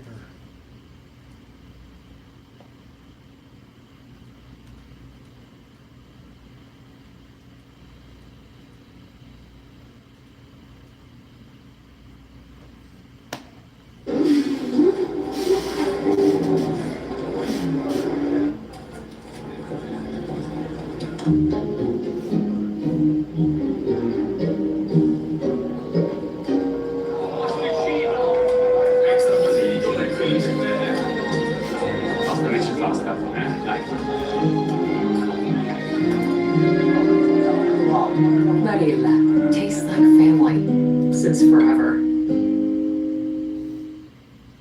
Nathaniel Poulin and his girlfriend Paige are a self-described age-gap hippie couple, Nate being 45 and Paige being 22, and they would like you to believe that their lifestyle is wholesome, traveling the country, seeing the sights, and selling jewelry online. But it's all way darker than that. From lies to scams to some of the most disgusting stuff a human being could do. They are far from how they present themselves, especially Nate, who is a complete scumbag with a long history of preying on vulnerable people. But we will get to all of that in due time, because I think the perfect place to start would be the beginning of their TikTok account and their subsequent introduction to the wider internet. The majority of their content in the beginning was about their age gap and to travel, Nate having to constantly explain to people that this was his girlfriend and not his daughter. Alright, so people keep asking if this is my daughter. How old are you?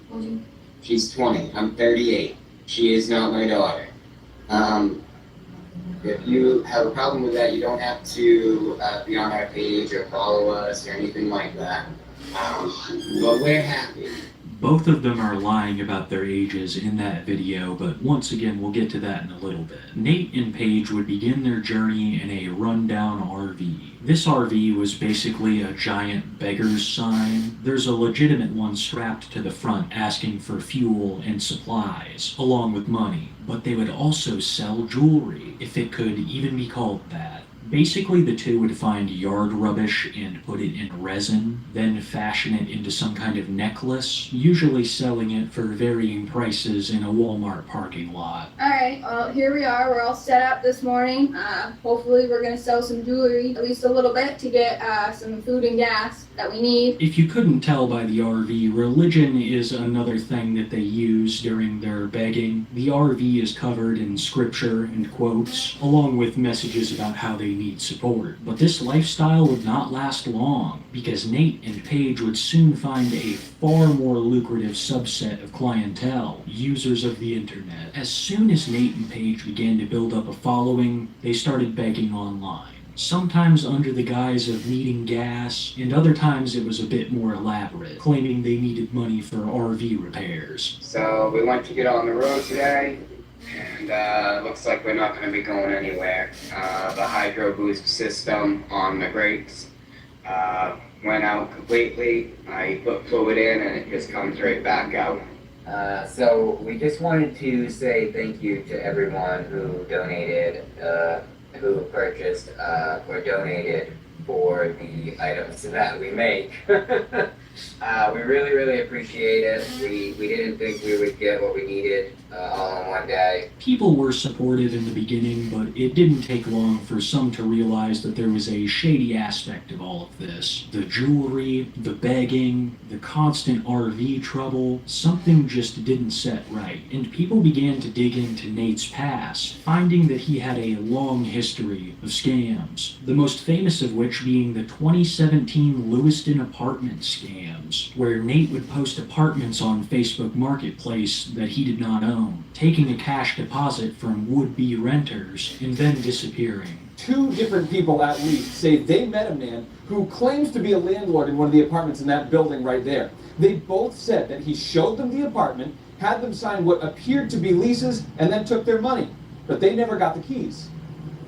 Heather Coulombe and her 4 kids are at risk of becoming homeless. You so goofy. She needs to be out of her current apartment in 10 days and found a new one in Lewiston, listed on the website Trulia. As soon as I got to the apartment, I called the police.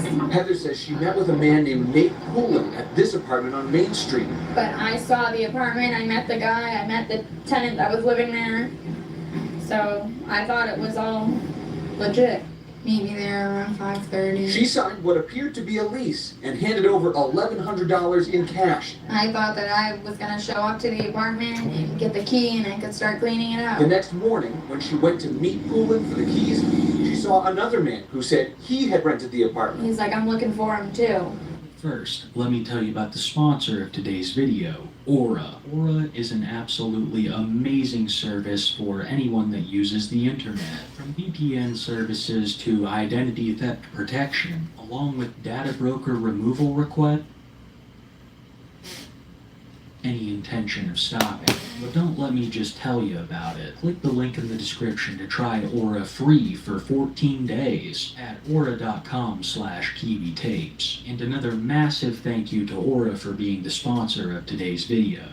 The culprit turned out to be none other than Nathaniel Poulin, and eventually he was charged for his crimes, serving 30 days and getting a year of probation. When people uncovered the truth behind Nate's old arrest, they also found his real age. As I said, they've both been lying about their ages, and not only was Nathaniel older than he was claiming, but Paige was also younger. Curious about this, people dug even more, and discovered something pretty disgusting. And that is how Nate and Paige actually met. Though they deny it, Paige initially was dating Nate's son, Josh, and when he was asked, Josh would confirm this during one of his TikTok lives. I did date Paige first. But it all gets significantly worse, because at the time Paige was only 16 years old, and they may have had contact even longer than that. Here are clips of her dad, mom, and sister all confirming this. Got with him and I heard it.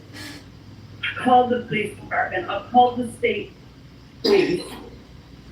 There's nothing to do with me. I mean, 16 is age to consent. There's nothing. Ember was born and Paige and Nate started getting together. So that was what, six years ago? I mean, and she's what, 22 now? 22, 21, 20, 19, 18, 17, 16. So she was 6. So that tells you a little bit. So about under 18, obviously, but about 15, 16 when they got together.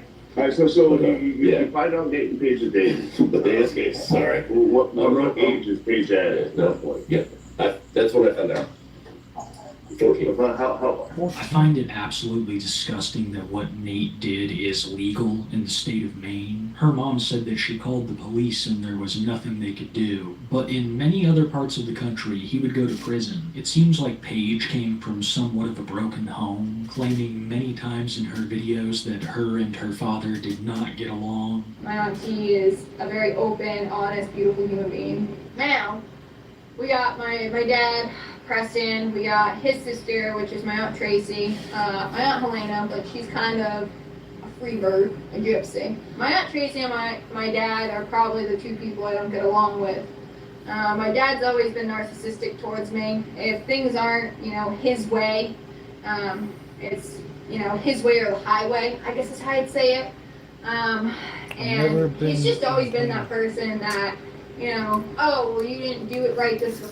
I was on a plane when I was like a toddler, so I don't even remember it. I took a plane to Alaska at one point. So you didn't go to college, you don't have anything, you just travel around in your RV, and you know how you feel when you have that one parent, just no matter how much you do to try to please them, you finally give up because there's no way to please a narcissist.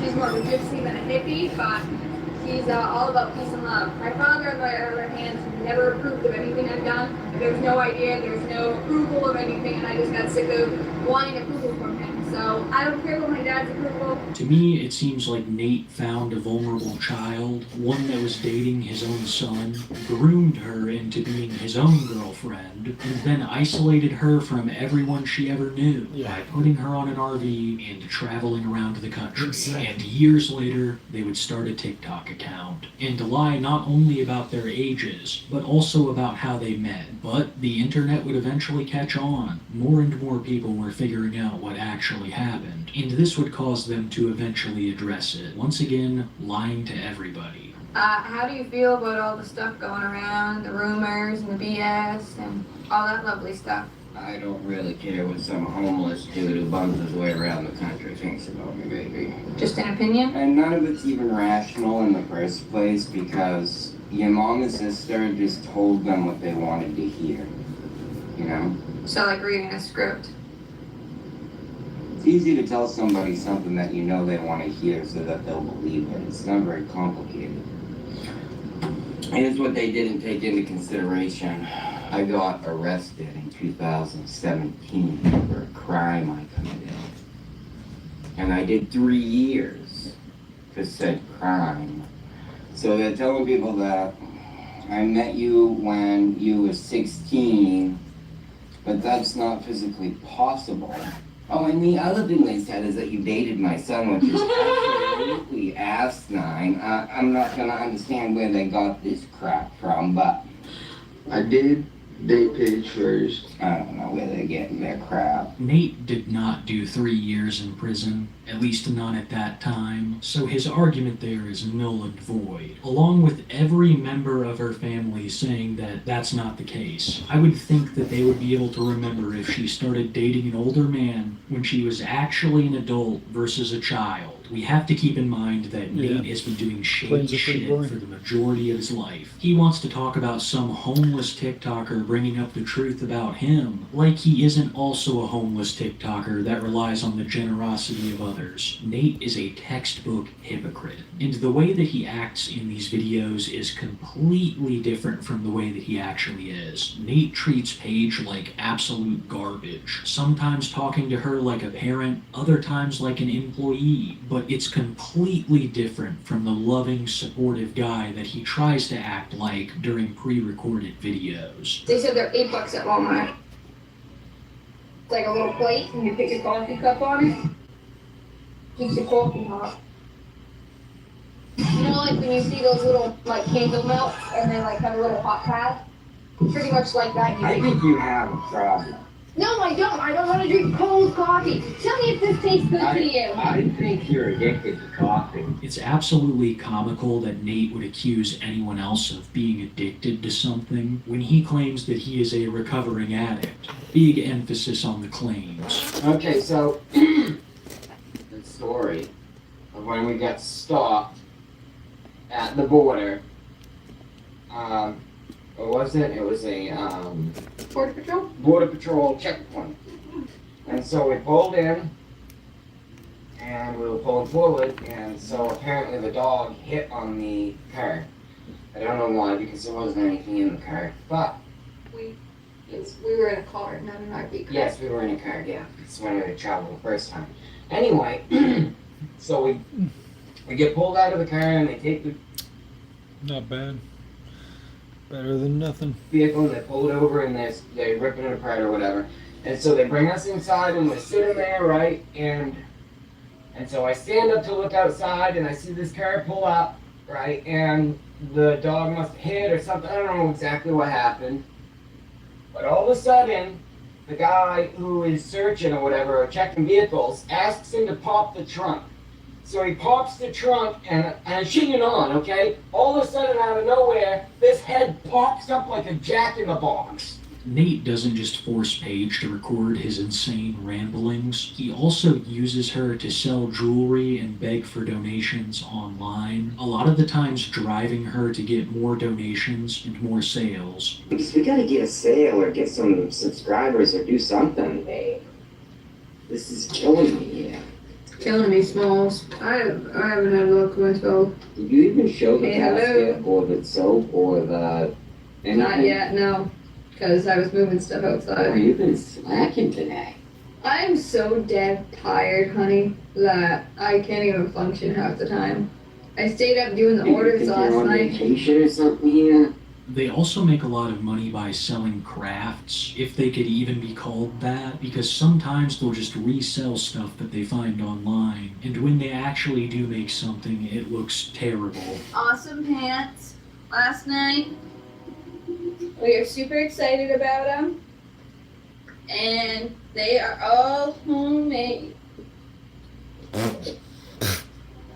This man is about to go and beg his audience for more money while drinking a $6 coffee. It's crazy how little you have to dig under the surface with these two to find garbage, which is what I would call the majority of their jewelry. This is the main way that they make money, and knowing Nate's past, it makes complete sense. The jewelry business is absolutely scummy, especially at the level that Nate's involved. I mean, it's almost like something from medieval Europe. A toothless old man and his young bride going town to town selling bunk jewelry, leaving once the villagers have become wise to their schemes. But back to just how terrible this jewelry is. Nate is by no means an expert, and a lot of the designs that he claims to have made himself have definitely taken inspiration from Temu items. And some of the items are just from Temu. When people started catching on, they heavily denied these accusations. Nate even showing his phone as proof of them not using Temu,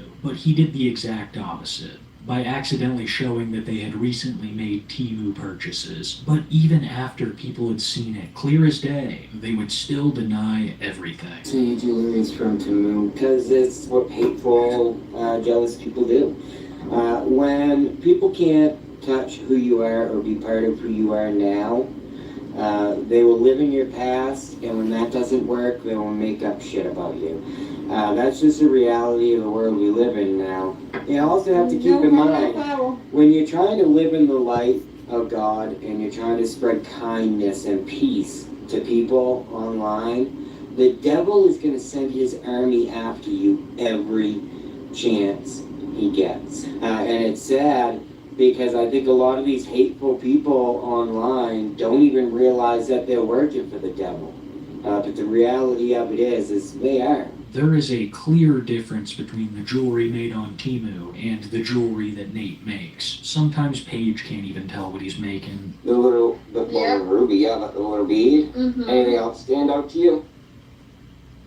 Was this a trick question? I'm wondering if you'll notice it. No. You don't notice the little E for Emily? Oh my god. You're he's something else, creepy. baby. Isn't that neat? Yes. That was so It's a little creepy. E. Nate likes to claim that his jewelry is high quality, Oh, not man. only in craftsmanship. That was creepy as fuck. I don't hear that creepy shit, man. Wondering if you'll notice it. No! You don't notice the little E for Emily?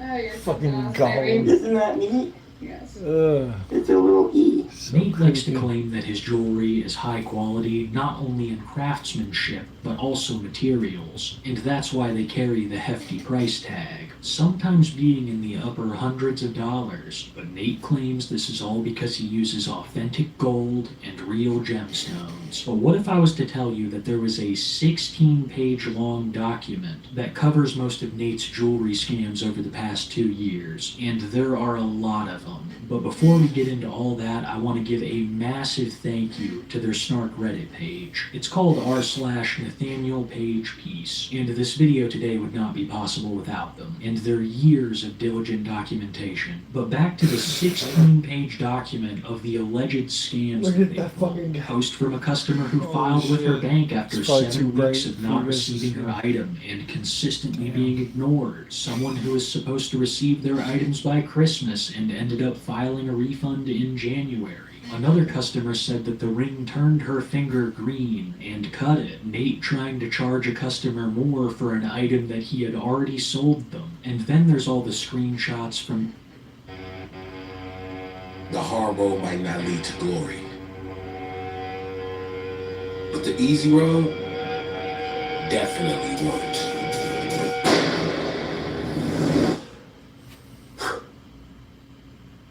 At Paycom, your badge unlocks a world. A world of collaboration. Style and substance. In the GMC.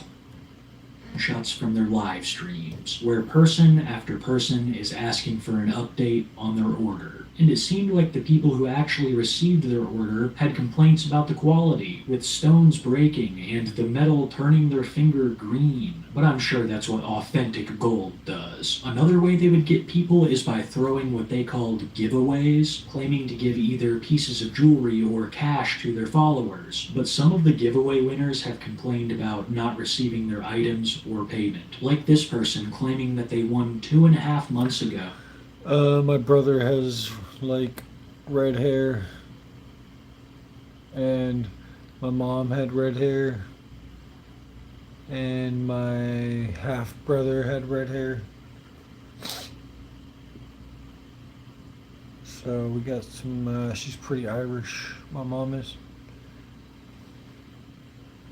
And still have not received their earrings. Or this person claiming that they had the jewelry tested and it was fake. As you can see right here, they ripped off the lab-grown diamond sticker when trying to promote the value of these gems to their audience. It seems like they like to buy sets of gems, or discounted ones, and then sell them as something they're not. Or charge exorbitant amounts of money for stones that are not worth nearly that much. I'm sure you're beginning to see why this is a perfect business for someone like Nate, a lifelong scammer and con artist, almost like a cult leader without the charisma, just the unfounded confidence. Nate is an absolutely terrible human being. From what he did to is currently doing to Paige, to scamming God knows how many people across the country.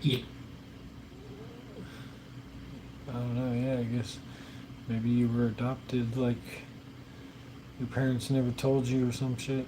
Has absolutely no shame, proven by him buying a much nicer RV after getting all of this money from his fans. After living in the rundown begging mobile for years, they would get a much nicer RV, and it seemed like during these days, they were absolutely rolling in it. It wasn't just the RV, they had tons of new stuff, even getting a new dog. They had so much more space in this RV that Paige's mom would come and stay with them for a time, and she would see some pretty awful stuff. Stuff that she didn't really talk about until after she stopped living with them. She said that Nate was terrible to the new dog, that it wasn't eating enough, and that on multiple occasions Nate had kicked it. When all of this came to light, they even had legitimate fans asking what had gone on, once again forcing them to make a response. And this time Nathaniel would put Paige in front of the camera and say that none of it was true. Her mom was just scamming. My mom has been scamming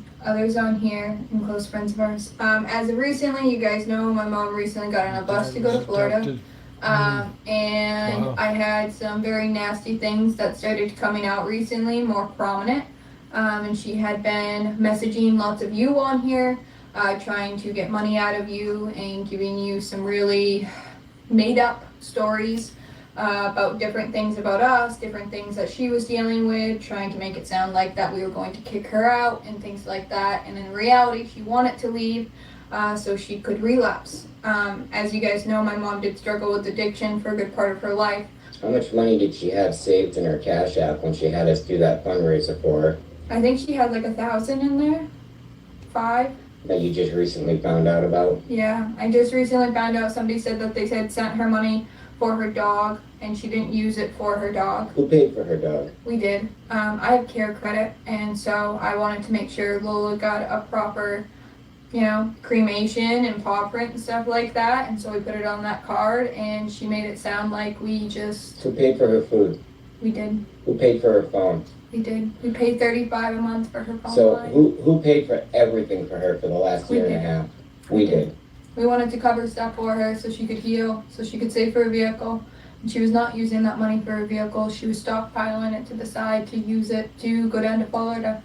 Because some people get scammed out of quite a bit of money. A couple of our closest friends and followers got scammed out of quite a bit. You had ordered some crocheted items from her, and I'm really afraid you guys are never going to get those. So everything you have seen on here for videos, everything you have seen in my lives that have been said were all rumors by my own mother, by my own sister, and probably by some other family members of mine. Paige's sister would say that she received calls from her mom, hysterical, on nights where Nate had done this shit to the dog. My mom has called me bawling her eyes out, saying that she can't believe that he kicked her the night before, kicked the dog right in the ribs, and has punched the head. And if you see the dog in any of the videos, you can literally see the dog's ribs.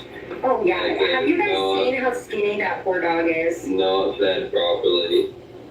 And the time, multiple times, your mother's, called you, when her dog was sick, crying. Oh yeah. Wanted to take her dog to the vet and stuff, but Nate and Paige were refusing to go. They were avoiding the vets. And upon digging deeper, this isn't the first time that they found themselves in a dog controversy. Way back when they had the Begmobile, they had a young puppy, one that they left in a hot car, and after returning from whatever the hell they were up to, they discovered that someone had rescued the dog, but they would claim it was stolen. He was our baby. We got him when he was a really, really small puppy. He was a pit. What's the advice, Naomi? Shoot. He was a pit bull mix. He was very, very, very, very tiny. He was very emaciated. The person who had them did not feed him. He was the runt, so he never got food. He always got pit outside, left outside. He was just not well taken care of. And we're like, well, I don't care what it takes. We got to get him. So the person's mother went and got him, and we paid her like $80 to $100 for gas, because we knew he needed us. Now we started traveling after a while, and he sat in the front seat while he waited for us in Bertha, and we were probably gone for 5 minutes, if that, to go and grab some gas for the generator, and somebody tried to steal him out of the front of our RV. Now it didn't go well, because as soon as he realized it was a person he did not know, he of course got scared and came looking for us. And we headed back to the RV, and we went to go open the back door and expected him to run over and, greet us and stuff like that, and he wasn't in the RV. We stayed there for some time, but the Walmart was finally like, listen, you guys can't be here. Who would want to steal a young pit bull mix? I'm sure it's a great dog, but it's not like it's one that people are lining up around the corner to get. I don't see someone breaking into their RV for any other reason but to rescue this dog from the heat. But knowing what they're doing to their current dog, it seems like the other one got off lucky. Eventually, Nate and Paige brushed the whole thing under the rug, saying that the dog just got out and ran away. It's textbook lying. Just a grain of truth at the center, and the rest is fluff. Surprisingly, after all of these times that the couple was exposed, they still had supporters, and they were still up to the same scummy business practices that they had been for years, except they had tons of money. Nate's flexing huge wads of cash. Here you go, sweetheart. Take a quick picture, and then fantasize about having that much. Now it's hard, right? It's hard to see a couple of poor people make more than you. At one point, they both had a bunch of fake dreads put in. What's up, guys? We are going to be doing our first live on our other platform.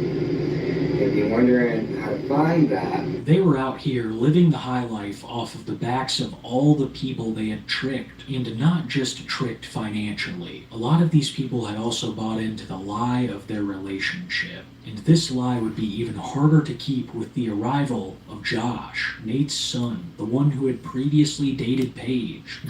You see MS stands for money. Low cow squatter. I'll have to check that one out. Josh would move in with his girlfriend and young child, a kid who can be no older than 2. It all started as a visit and eventually morphed into Josh just living there. This is also around the time where Josh started denying that he dated Paige, claiming he didn't know where people were getting that from, when we have a clip of him, plain as day, saying that he dated Paige first. To me, it seems like that might have been one of the conditions of him moving there. Nate has put a lot of pressure on the other members of the RV. He'll have fellow members of the RV doing TikTok live battles, which is one of the most insane premises I've ever seen. 2 people live stream. Hell yeah, bro. I'll watch that one next.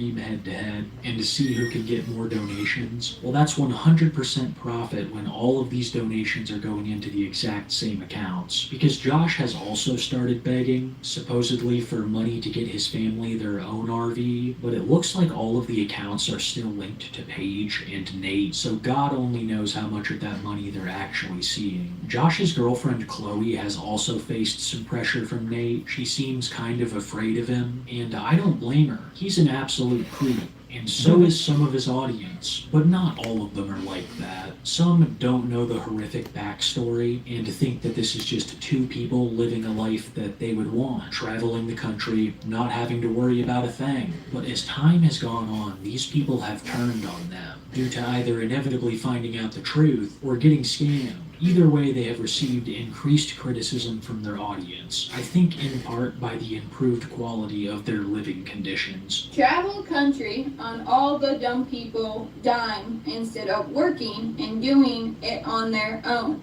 Damn shame. I wish we could travel the country for free on other people's dime. To your defense, I will say, there are a lot of people that do that, but it's not us. Yeah, and I have some beautiful gemstones right now. I just purchased a bunch of new ones. I think I have somewhere around $150,000 worth of rare gemstones. I've got some beautiful stuff. There was a growing resentment towards Nate and Paige, and this would eventually lead to their Snark subreddit being created, and they've been keeping up with these 2 ever since. And some of them got under Nate's skin pretty bad, like the aforementioned mod FN, who Nate hates with a passion and has threatened on multiple occasions. Oh, she's gonna get more than banned, guys. She don't know it yet, but she's gonna get more than banned. She won't be able to post, I promise you that. I'm not worried about what TikTok does. FN or your Jess, I got bad news. I got both your info. Don't worry, I'm gonna dox you all soon enough. I know lots about them. That's what happens when you hire a PI. You learn lots of cool stuff out. She's married! She has a job! No, she doesn't. Nope. Nobody's spending no time with her. But I think the moment that solidified people really turning on them is what I like to call hand over the mouth gate. During a live stream, Josh's baby would be crying pretty loud, only to suddenly be much quieter, almost muffled. The abruptness of this made many people speculate on what had actually happened, and the majority assumed the name of the gate to be true. Once again creating a scenario that Nate and Paige It's too bright. It's fucking annoying. each had to address. Of course, denying everything. Really upset My me vicinity. scrolling this morning, seeing T pages clipping videos to make it seem like Nate was putting his grandson in harm's way. Never ever, girl mama. Yeah, so that's the thing. That's terrible. You know, that's what the haters do is they clip little pieces out of the lives that we do, and they put it in a certain way to manipulate it to make people think what they want them to think. It's pretty sad, really. The RV seems like a terrible environment to raise a child. Nate seems absolutely geeked out of his mind half the time, and I'm pretty sure they smoke in there. It's just awful, and I hope that Chloe gets the sense to either leave Josh or convince him to leave that environment, because it has an absolutely terrible effect on people. Proven through Paige, who is now 22 years old, and as time has ticked on, she's become more and more like Nate, which was probably the only thing that could have happened. It's like I said earlier, this is textbook. A vulnerable child, having trouble with family, Nate comes in, provides that support, and then he convinces her to leave with him. He isolates her, sometimes in Woods, cooking some food, making some brisket. Well, pulled pork, really. But it's gonna be pretty good. It's a pretty cool spot. Pretty excited about it. Ain't been out in the woods for a bit. Peaceful, no people. Good place to make some jewelry. Didn't even sweat it. Love you all. Then he starts to manipulate, almost brainwash, convincing her more and more this is what she wants. That this whole thing about them traveling around the nation, it's something that she wants, not a byproduct of his predatory behavior and multiple scams. Why are you doing this? I don't want to go with you. I don't know why. Because you're gonna drive me around the country and you don't have a choice. And see, now you have no choice. Why are you doing this to me? You're really gonna make me drive you around the country? So this is 5 reasons why I won't date someone my age or younger. For one, don't know anything about engines. Not really good with money. They don't know how to take care of you and respect you. They're way too immature about everything. And going out in public with them is absolutely embarrassing most of the time. And eventually, he molds her into exactly what he wanted. He grooms her, even if Paige was 18 years old when they met. Like they claim, this is still incredibly wrong in my eyes. There is a massive power difference between the two. Nate has said before that Paige owns almost nothing. And if that's the case, she's basically been working for him for free. It's all just so gross, and I can't believe that all of this was legal. Maine needs to seriously do something about that. I can only imagine how many people have been affected by similar situations. Though Paige is now an adult and has a hand in the scamming, I still see her as a victim. And I don't think it's too late for her to save herself. If on the off chance that you are watching this page, you've got to get out of there. You're being manipulated. Yeah, right, bro.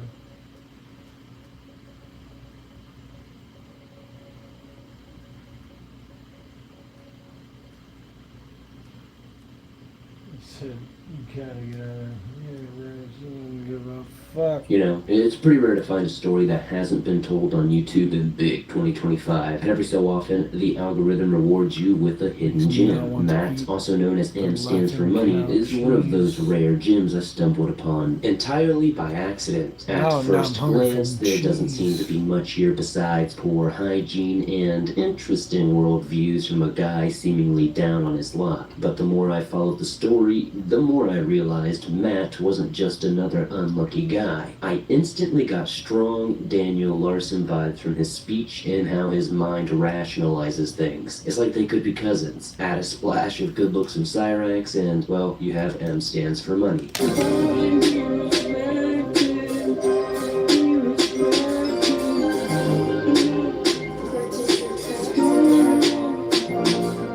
There is not much information about Matt's background out there, at least not that I am aware of at this moment. He seems to have had some sort of presence online for the better part of a decade, rebranding several times, but almost always producing the same lifestyle and vlog type content. Something Matt is very... Oh yeah, someone was looking for you yesterday. Actually, a bunch of people. I forget who was looking for you. They were like, "Where's Leo?" very insecure about and seemingly uses as sympathy bait is the abysmal It's like, I don't know, man. Leo's doing it. He's out there living. state of his teeth. On this channel, we are no strangers to bad dental hygiene, but nothing tops Cyrax's levels of dental debauchery. With that said, Matt has been on a tireless campaign to fix his teeth and has been allegedly saving up donations to make it happen. I appreciate everybody's support while we continue to save all the donations and super chats to fix my teeth at Johnny Dang's. We are currently saving up for expenses to go over to Texas to get my teeth fixed at Johnny Dang's, so if you could support, I'd really appreciate it. Now, while it's definitely a great endeavor, and there is a dozen more clips of him asking and begging for donations to get this great trip going to Texas to have his teeth fixed by Johnny Dang, I hate to be the burster of the bubble here, but Johnny Dang is a jeweler, not a dentist. He makes custom grills, etc., but as far as I know, he doesn't work on people's teeth. He ain't fixing no plaques and no enamels. Probably isn't installing any actual implants for you or anything like that. But this is a place I wanted to start because it gives you a good idea of the mental capacity of this person, their ability to do research of their own, their willingness to just believe whatever is told to them in a chat. Yep, Kayla, now I remember. And this is where things usually end up getting very refresh to my little noggin.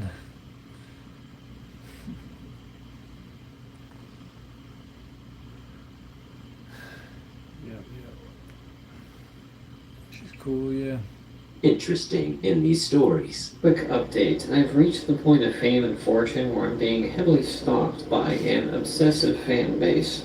The YouTube team, as well as the higher authorities, aren't really doing anything about this, so it's affecting my mental health. So something that I've come to learn really quickly, that this guy has a big e-begging problem, but on top of that, he's incredibly aggressive to the people who support him, whether they're buddy trolls, whether they're paid pigs, whatever it may be. He seemingly can't take a joke, but wants to dish out all of the jokes himself. He consistently crashes out on the chat and always turns off the comments because he can't take the heat. As of this very moment, I'm not quite sure of any deeper allegations, and it seems like there has to be something there for this wave of hate to be there. Maybe people are just hate watching because he looks weird, maybe they just like to see the reactions. But something that he's also known for is, you know, smoking a ton of weed, boys. 420 every mother effing day, apparently. But something that most people should know by now is YouTube's not a big fan of you drinking, smoking, doing all that stuff on stream too often. Every once in a while they don't care. But if you're doing it for money, ooh boy, you're gonna get booty slapped by good old YouTube. And he goes on a tirade against it because he just got into the monetization program only to be yeeted 2 months later. Feels bad. Hello YouTube. It's been a while since I made an update video. I'm just going off the dome here, so if I'm unscripted and fumbling over my words, my sincerest apologies. Let's get right down to it. My partnership is paused currently because I consider this a matrix attack based on the current state of the internet itself. So YouTube is, my channel isn't earning right now, and it says Yeah, go for it. What kind of music?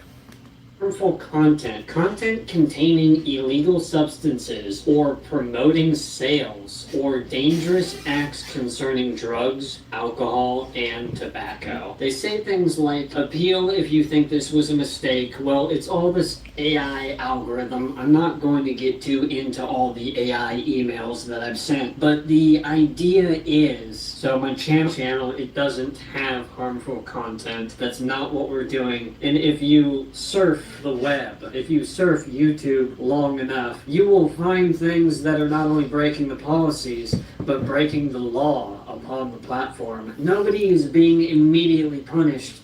So why is this happening? Now, of course, he gives us a relatively articulate explanation about what's actually going down. He broke some guidelines, and unfortunately, he was removed from the partnership program. Now, it's neither here or there if we agree with these types of things. YouTube will do what YouTube does. But of course, he's not going to take any sort of accountability. He's going to say what he's doing is completely fine and act the rules. The rules should be mended for him because there's other people breaking the rules and they still don't and they still get to be monetized, which sure, yeah, that's fair, but this is a mass billions of people on it. Maybe being a little dramatic with the billions, but you know what I mean. But don't worry, he's gonna give us an actual explanation. It's not because of the guidelines he broke. No.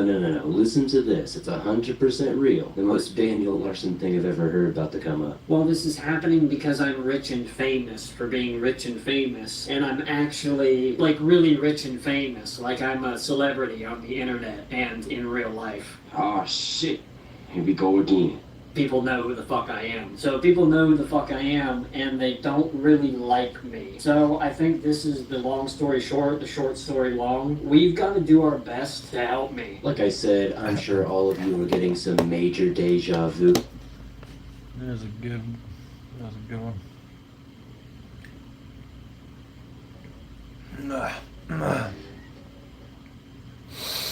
Can't even remember last time I smoked a joint. I smoked one the other day. Some guy had one. It was so boom.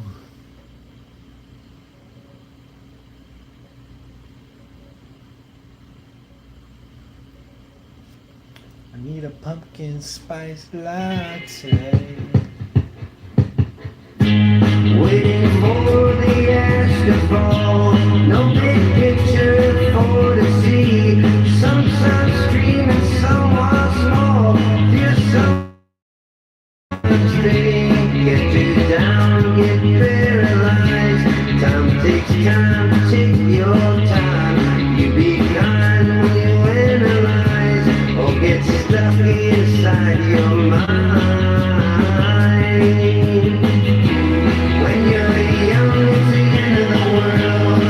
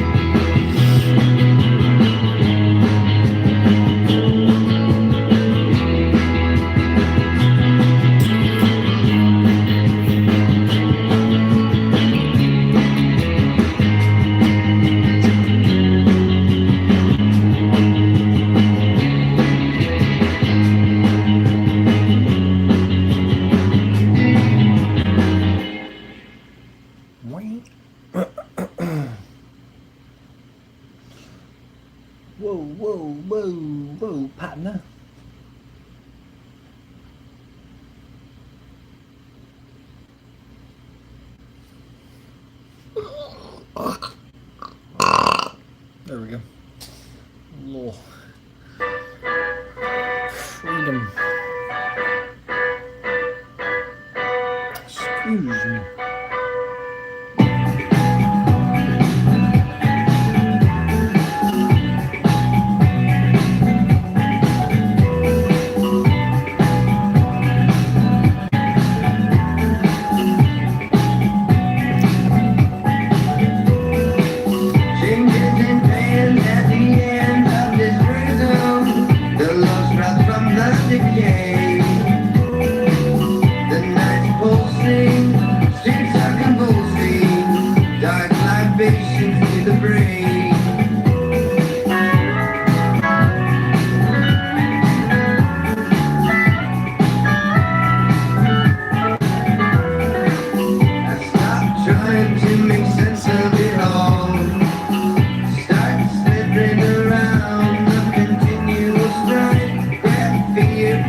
Try and learn one thing. Oh man, a fucking pop quiz. Come on, man.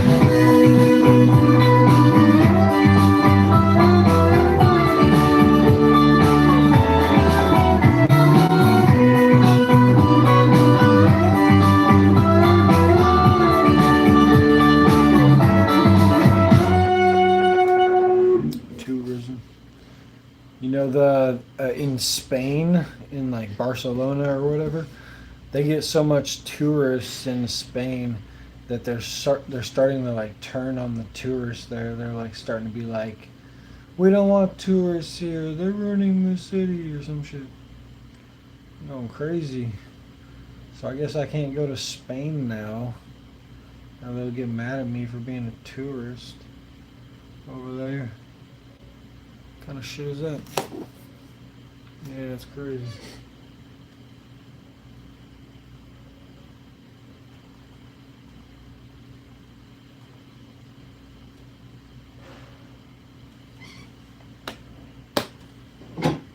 I love doing greens, especially when 6 season is upon us. I'm hoping my Target has the peach hibiscus. That one sounds so good. I found the greens and the peach hibiscus. We got the goods! Yeah! There is no need to wait.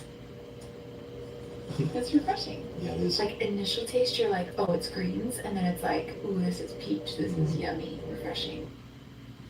They still have money, and they still get to be monetized, which sure, yeah, that's fair, but this is a massive platform with billions of people on it. Maybe being a little dramatic with the billions, but you know what I mean. But don't worry, he's gonna give us an actual... Yeah, I feel that. Well, explanation. It's not because of the guidelines he broke. No.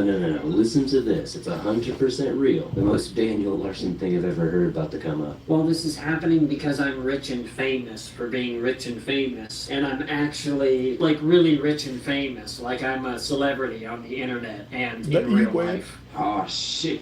Here we go again.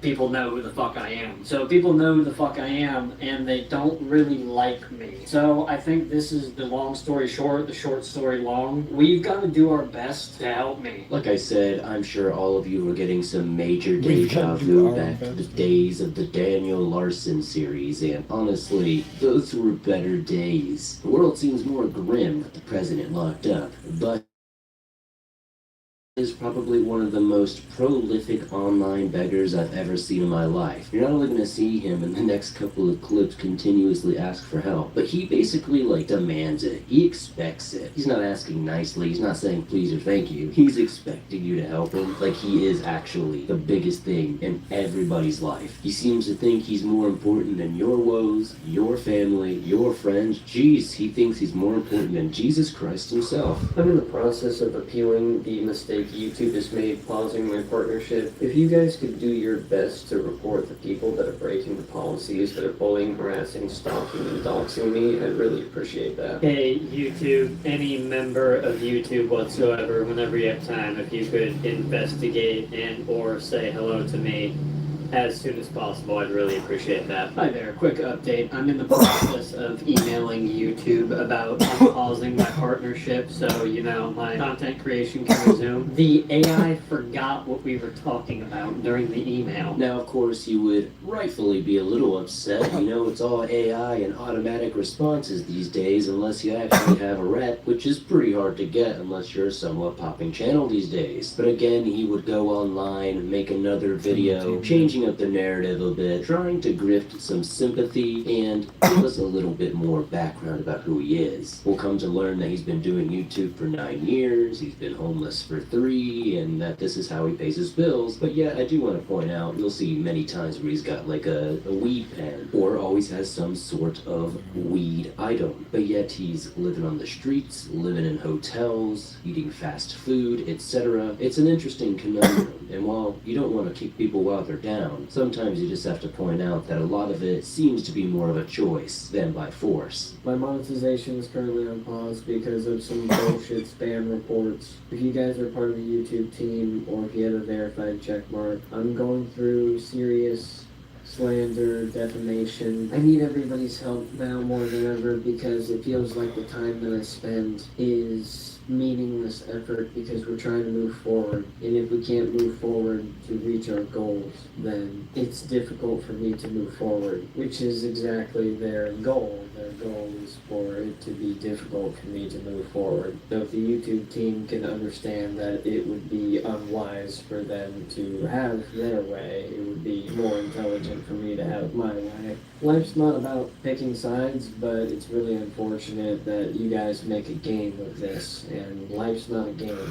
It's a very serious thing, and I'm very disturbed how you guys choose to spend your time, and I would prefer if those that are consciously aware of what's happening would support me and You make mean sure turn that it I'm off? protected. Or what do you mean? So if you're on the YouTube team, if you have a verified Yeah, dude. checkmark, if you could take the time, if you could go the extra mile and just make sure this is instantaneously resolved. Now, I know a lot of people are probably saying, Swampy D, where are we covering this guy? He seems relatively mundane and boring. Well, he gets a lot of hate online because he's apparently a really bad pathological liar. Most people in his chat seem to be constantly calling him out for grifting, loitering, lying, and just overall begging. On one of the various live streams he does during the day, I happened to tune in while I was looking for clips, and lo and behold, he was sitting there for literally hours, begging to make a couple of dollars to go get a cheeseburger, even though the chat was constantly saying, you already got a bunch of money earlier, go use that money. So it's an interesting thing. Apparently, the chat paid for the hotel for the night, and he's still begging for more. Seems incredibly ungrateful. Every day, same day. Same day, same crime. Same day, different day. Whoa! Well, hi there. Hello. Same day, different day. Yeah, it goes a long way to a cheeseburger and a dab pen. I won't ever stop thugging them like this forever. Future Swampy D here, and this was the turning point in this video. I happen to have found something that I don't think Matthew wanted most people to know existed, and it was a channel called Villainous Masterminds. And they have a multiple-part series about him. I don't that want to kinda leave opened America my eyes ever. I up, think because I was I looking get for anxious anything I thinking could. I about was getting Googling his incarcerated. name, Yeah, looking true, on true. Reddit, and there wasn't a whole lot about him. So I was like, I don't really know why he has this dedicated following similar to like a Cyrac. I don't know. I think there's still lots of parts of Europe I'd like to go to. I think I'd be, I don't know. I know you have to get a lot of shots to go to Africa. So I would not know if I would want to do that. I might want to go to Canada.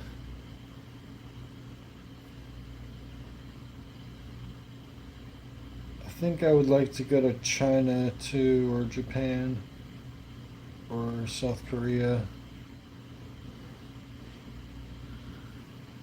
I'm scared of getting locked up. I'm not scared of getting locked up because I don't think I would break any laws. But I am scared of getting like killed or catching diseases like in Africa. Catch a disease over there or getting killed in like some Arab country or something. And then India, I think India would have to reform itself a lot for me to want to go to India. Because India's kind of like wild right now.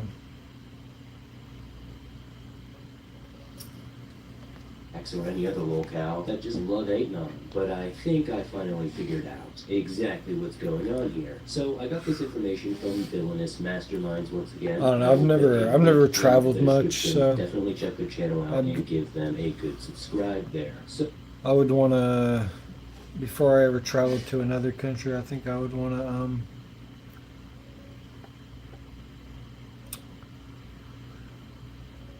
you know what I mean? Travel the United States first.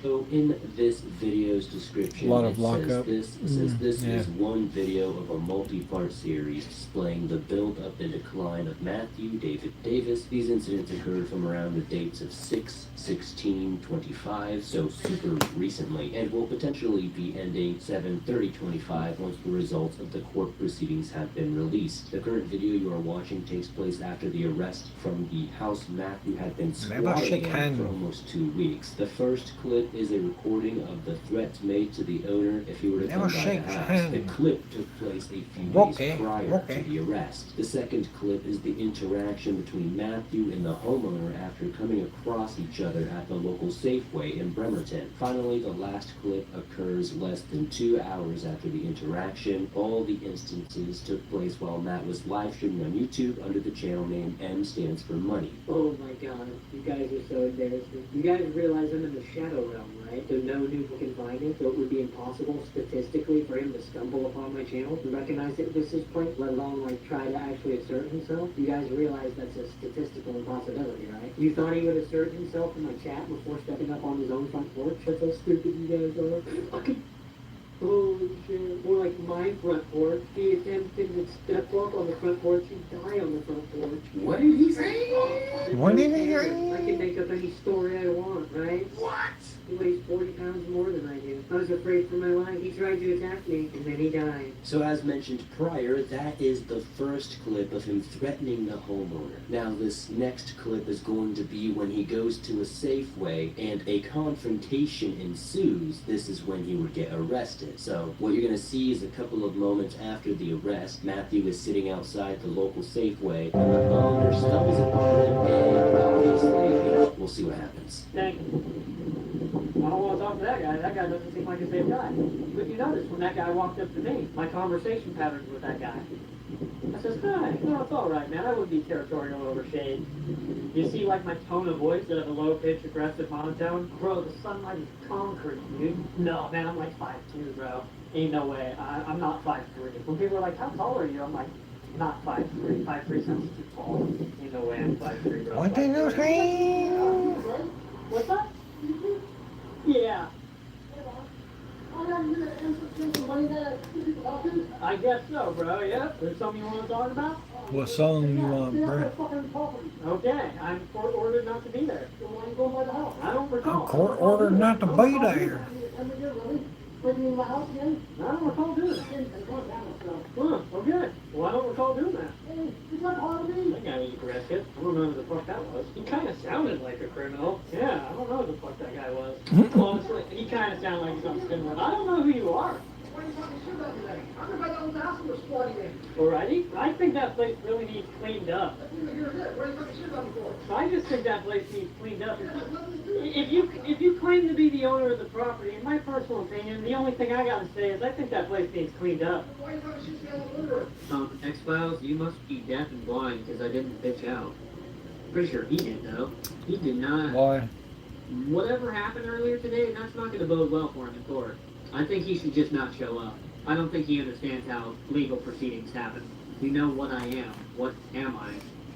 I'm a scientist, philosopher, anthropologist, content creator. So of course he'll go on to rant and rave for a little while before the police would show up and give him a real heavy dose of reality. So let's check it out. Police Department, 459.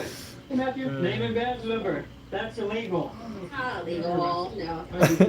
This is illegal. What's the crime? Criminal trespass in the first degree. Who's Yeah, what do you want to listen to, man? The homeowner of the residence. Who? One on the key to the house now. When? So, you can talk to your attorney. Okay. Okay, you haven't been read your rights yet. I have spoilers rights. I know you think you do. That's not how that works. Alrighty. Because that's also why you get Oh a... my god. If you're right, you can bring it up to him.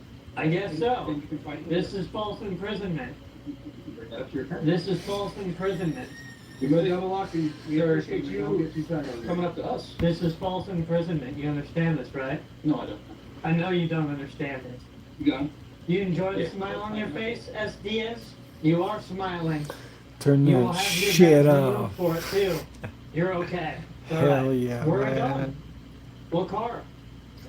You can take it. All right. You realize you're... Hell yeah, man. Give it to me. I'm standing right here. Yes, but you realize you're responding to calls from out of state. Sounds good. All right, I'm gonna read you your rights, okay? Sure. Hey, Matthew. What? Would you like us to enter your screen so your phone doesn't die? I'm assuming that's coming with you.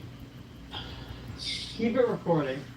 You have the right to remain silent. Anything you say can be used against you. So clearly he is in deep, and if you're beefing with people in the local area you live in, it's going to be a hard time for you to get Oh, I around got a town, good song. that's for sure. And I'm sure they've got a lot more friends in their corner than, good old Matt does. This next thing is going to be an update from that court case that City baby attacked by rats. Getting that from YouTube. Yeah, I got a song. What are your holiday traditions? Putting up a minimum of 6 trees? Decorating every room?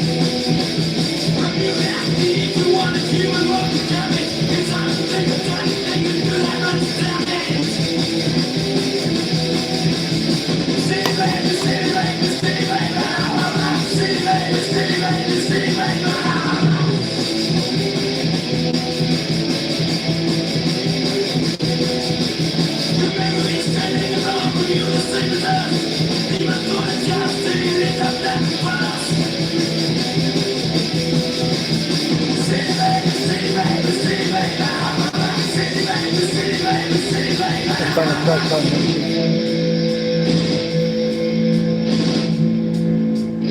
You use the crock pot that you found. It works, and you made a stew for your parents.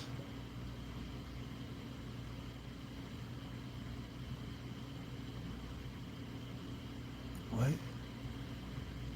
Is it safe, man?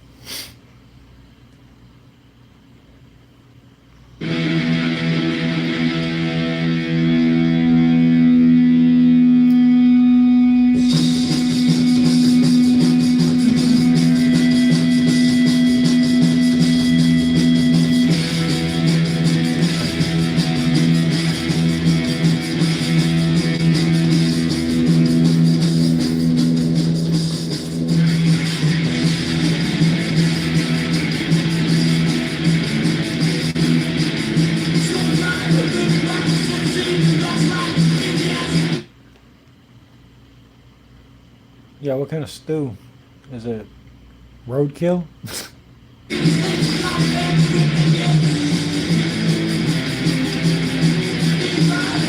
Or a nice jambalala?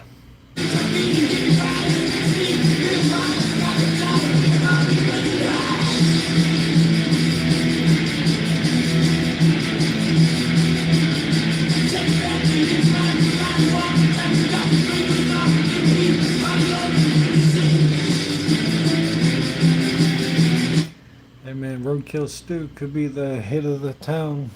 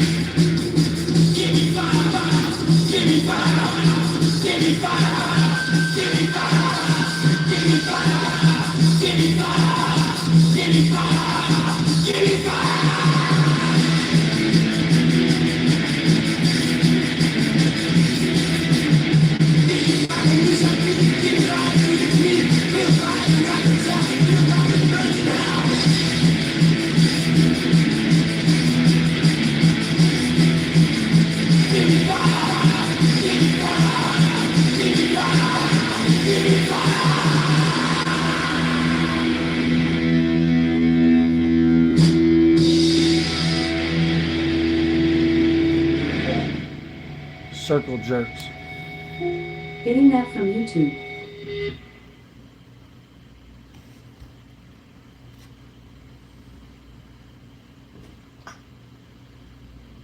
Wild and straight. If you can pull it out of your bumper or grill in the next 7 seconds. Ah, I see.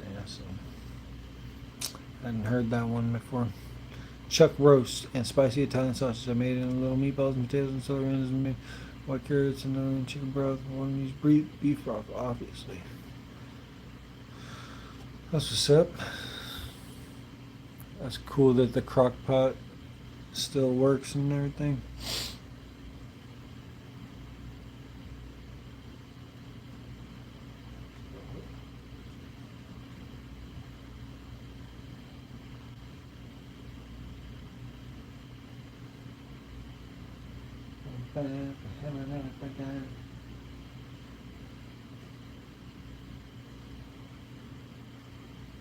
Wait, you can't play this song?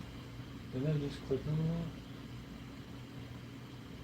that? Click on that? 8.5. Strong.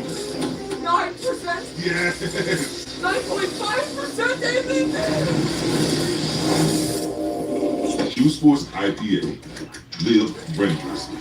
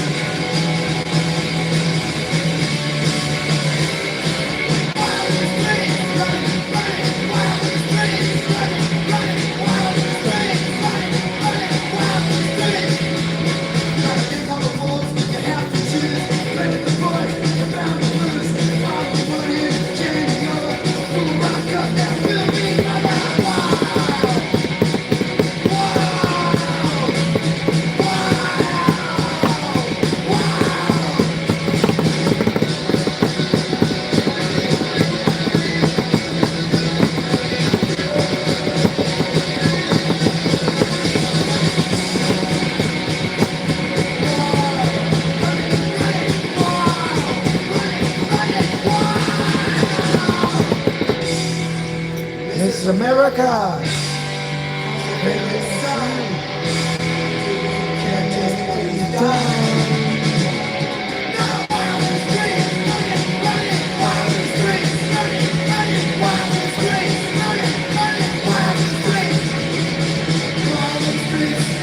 Running wild in the streets, running wild in the streets, running wild in the streets, running wild in the streets, running wild in the streets, running wild in the streets, running wild in the streets.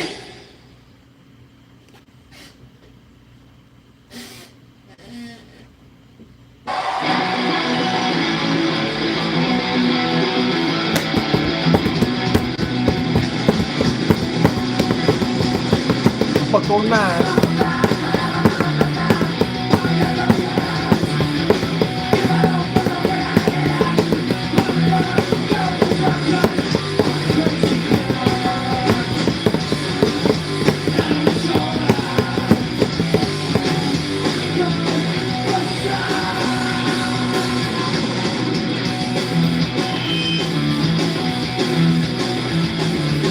Buckle 9.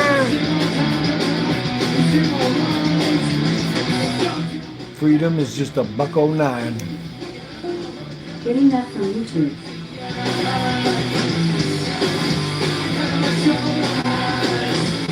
$1.05. What would you do if you were asked to give up your dreams for freedom? What would you do? Asked to make the ultimate sacrifice. Would you think about all them people who gave up their My own drum set, Papa. Finally. and would you start to feel bad? Freedom isn't free. Oh, it costs folks like you, buddy. And if we don't all chip in, we'll never play that field. Freedom isn't free. Now there's a hefty thing you pay. And if you don't roll in your $1.05, who will?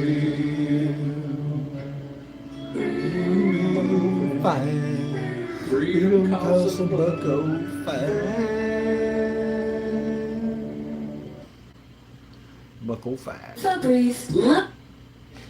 Can I get the whole thing? Hockey dad. Getting that from YouTube. ain't free, man. Free, man, free. Oh, man.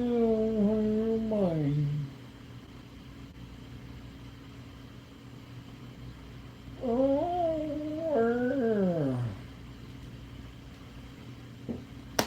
this guy's What's up, Zach? Check out this Echo. T-Mobile's got home internet, and it's just $35 a month. Our Echoes are all knowing. T-Mobile's got home internet, just $35 a month, and it's guaranteed for 5 years. Freedom and brave man. Vitamin Waters from New York City. It was born here because New Yorkers wanted more flavor. It's so New York, it tastes Buckle amazing. 5, boy. You're right. Chip in your buckle 5, boy. Need a buckle 5. I just thought of another good song.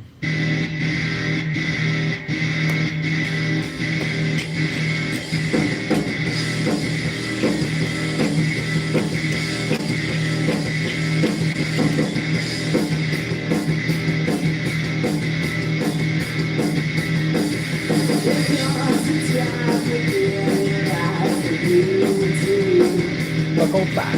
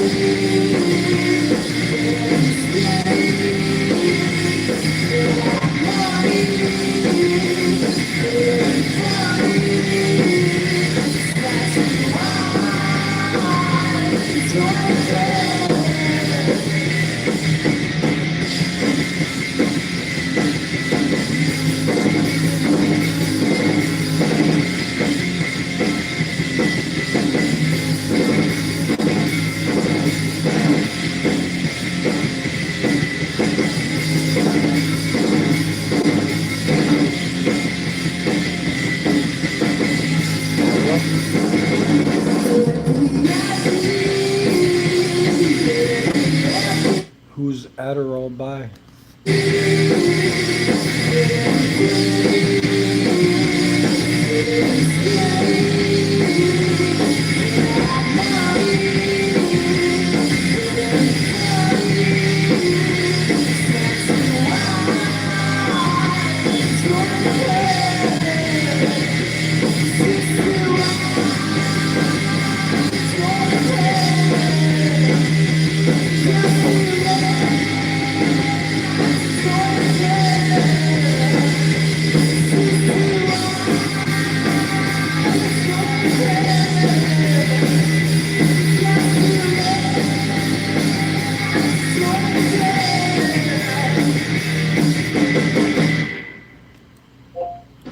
Adderall, Max Frost. Getting that from YouTube.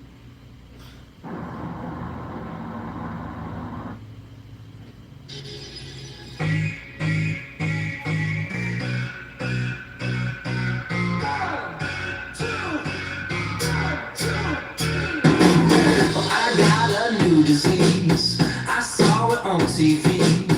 It's taking hold of me, and I believe that I might be insane. My thoughts are incomplete. Of late, I don't get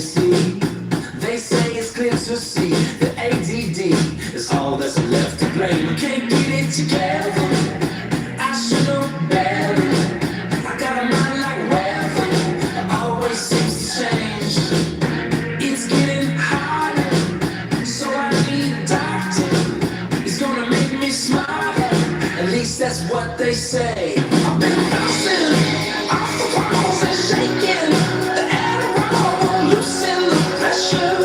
There's only so much I can take up. I need someone to stop me, 'cause every around, loosen the pressure. There's only so much I can take.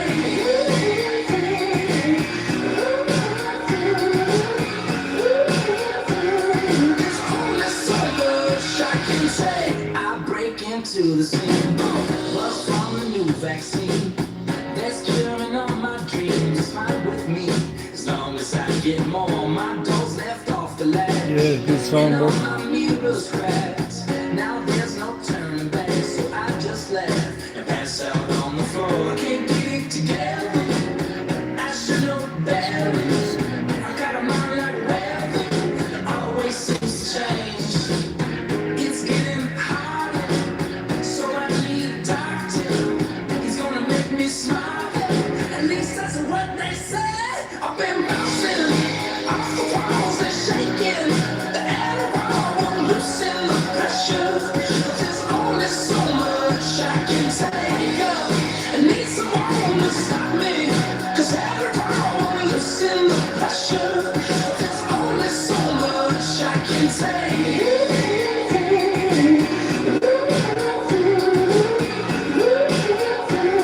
There's only so much I can take.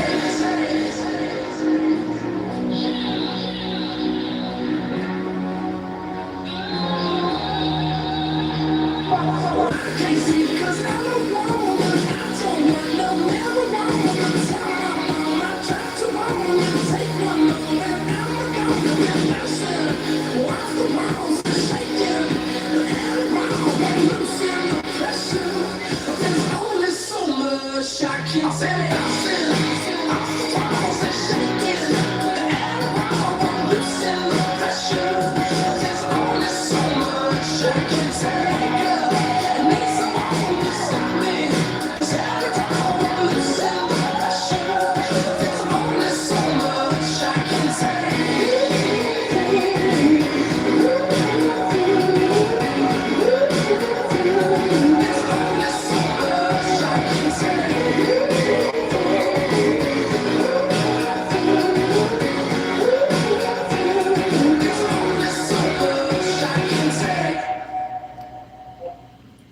Ruby. Getting that from YouTube.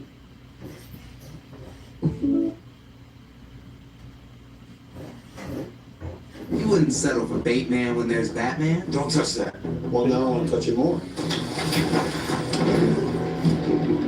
Yep, shouldn't have touched it. Little help. Don't settle for just any insurance. Look at State Farm.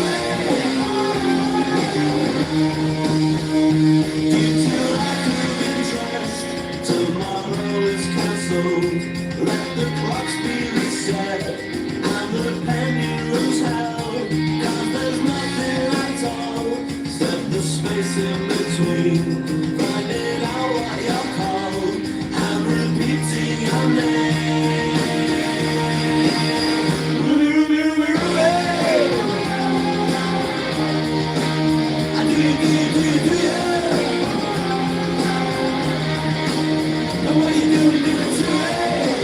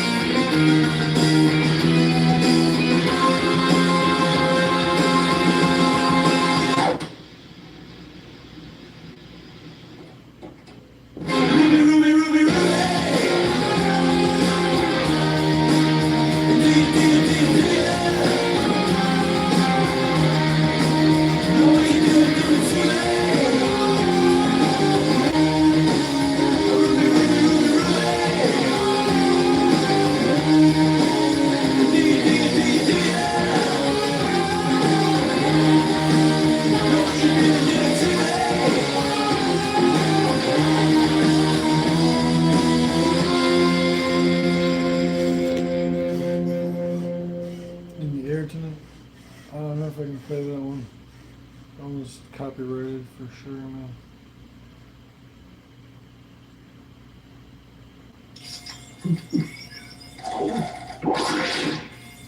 Bad Sons. Getting that from YouTube. You really like that song, you know?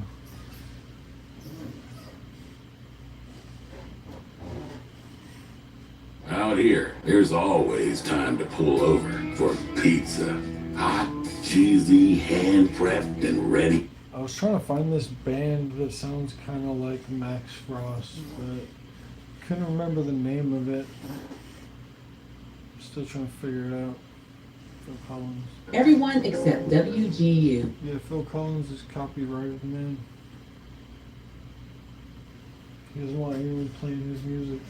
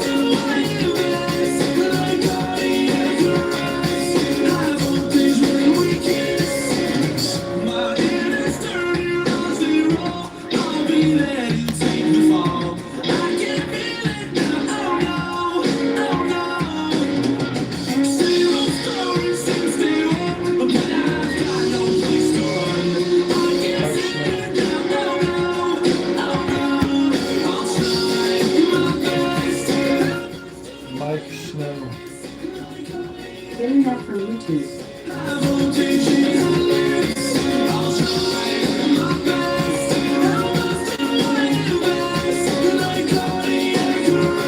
I found the guy. This is the guy that reminds me of Max Frost.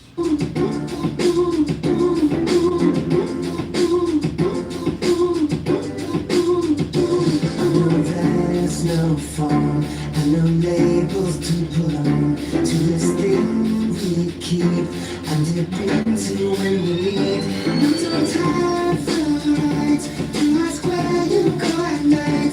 With the waves in my head, drifting someone's in your head. Now get a little bit fingers calm. Don't want you to get it on with nobody else but me. Nobody else but me.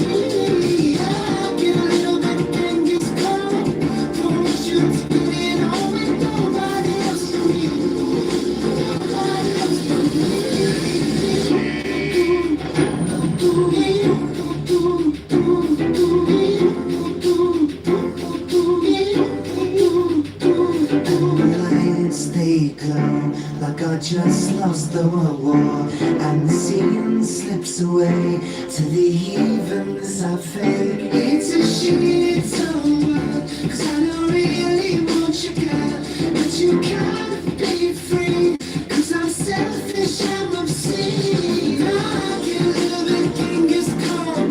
I don't want you to get it on with nobody else but me. Nobody else but me.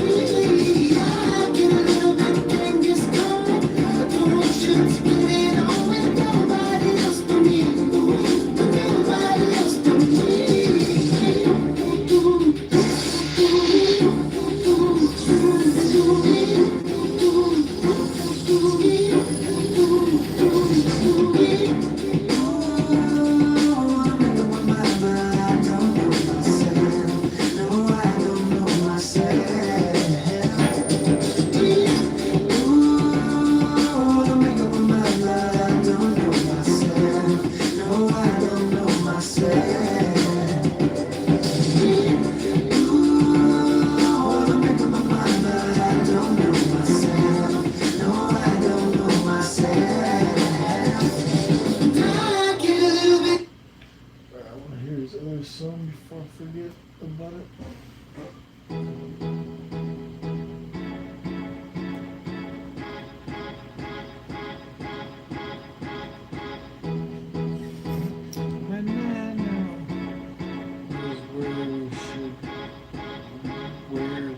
There was a time when my world was filled with darkness, darkness, darkness. Then I stopped dreaming, now I'm supposed to fill it up with something, something, something. In your eyes, I see the eyes of somebody I knew before, long, long, long ago. But I'm still trying to make my mind up. Am I free or am I tied up? I change shapes just to hide in this place, but I'm still an animal. Nobody knows it but me when I slip. Yeah, I slip, I'm still an animal. There is a hole and I try to fill it up with money, money, money. But it gets bigger to your heart, it's always running, running, running. In your eyes, I see the eyes of somebody who could be strong. Tell me if I'm wrong, and now I'm pulling your disguise up. Are you free or are you tied up? I've changed shapes just to hide in this place, but I'm still an animal. Nobody knows it but me when I slip. Yeah, I slip, I'm still an animal. I change shapes just to hide in this place, but I'm still an animal. Nobody knows it but me when I slip. Yeah, I slip, I'm still an animal. Dennis Lloyd. Getting that from YouTube.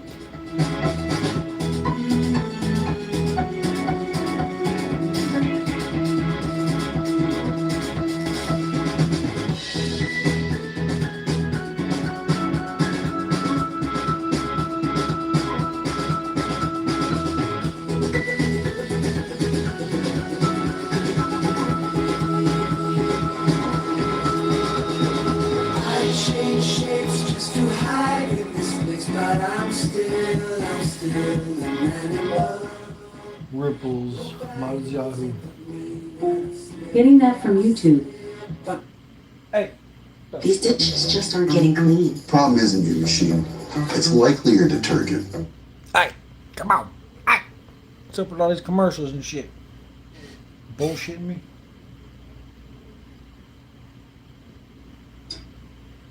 Ripple become waves over time.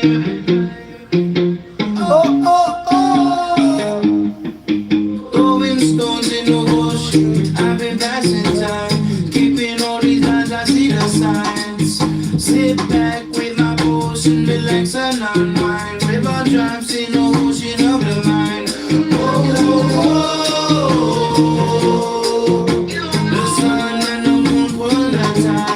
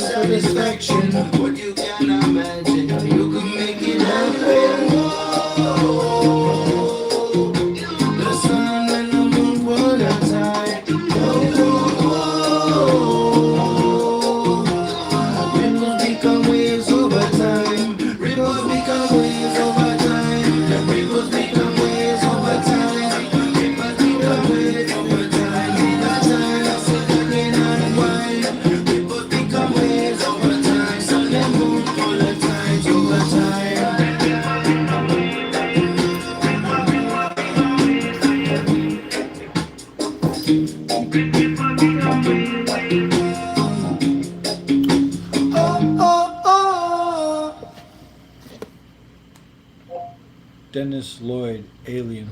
Say you get a surf shack. Getting that from YouTube. There we go. Got all the cuts. Hopefully this don't get me copyrighted. Come on, man. I already clicked it. I clicked it, man.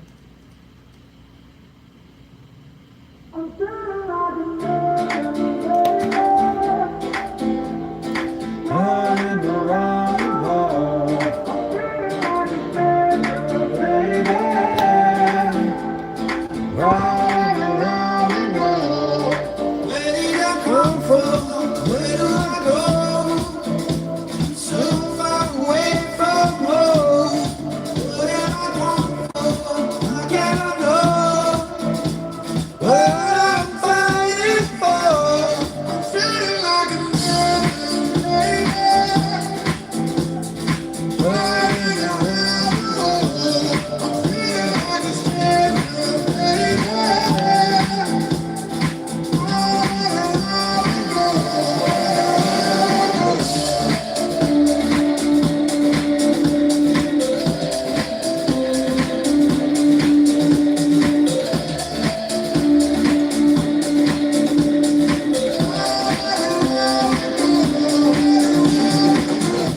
So where can I go?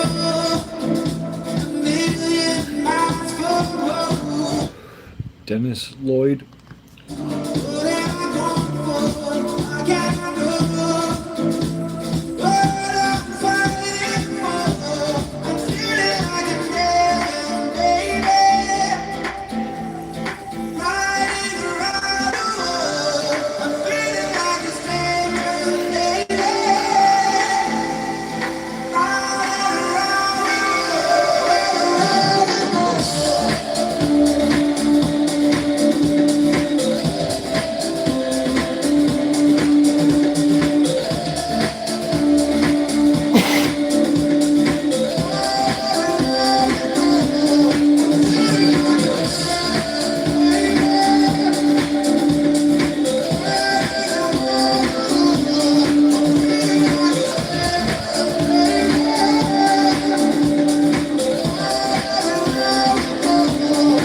Yeah, same artist as that.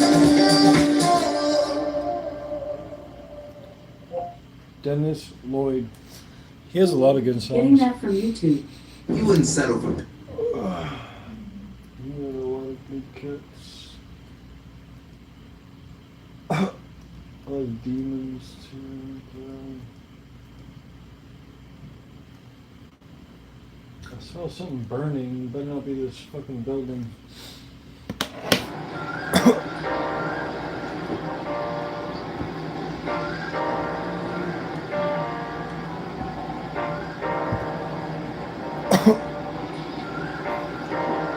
Sometimes I have no thoughts cause I just can't afford them, babe. And I don't dream at night cause when I wake up I feel crazy. Got money on my mind and what I do is only pain. I'm thinking about the future but it ain't so pretty, babe. I had to get away, I had to get away, yeah. I had to get away, I had to get away, yeah. I used to disappear when I had problems in my way. Fuck that shit, I'm leaving, that is what I used to say. I've used to run away from demons laying in my bed, but I never seemed to shut the fucking voices in my head. I had to get away, I had to get away, yeah. I had to get away, I had to get away, yeah.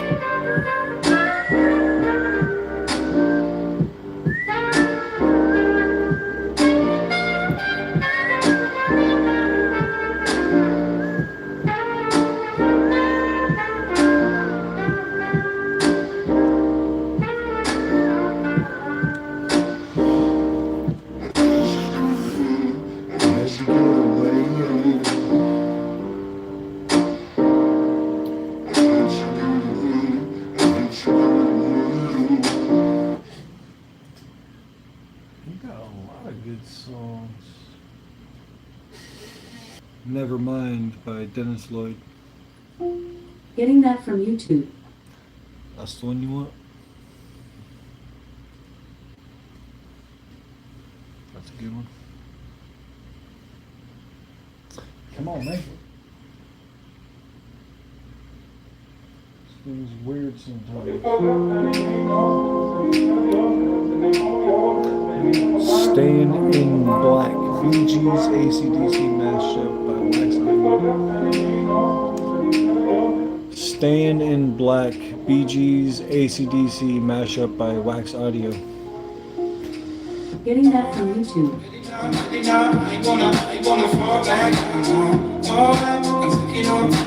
Okay, I got you.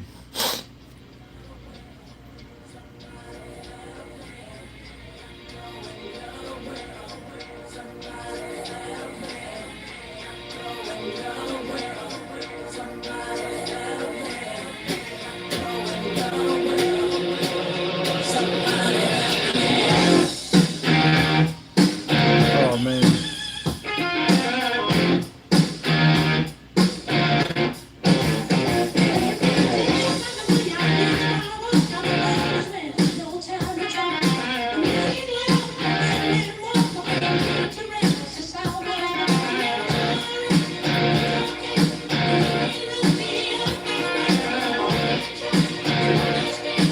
Yeah, I'm just worried about copyright on like old music like this. Oh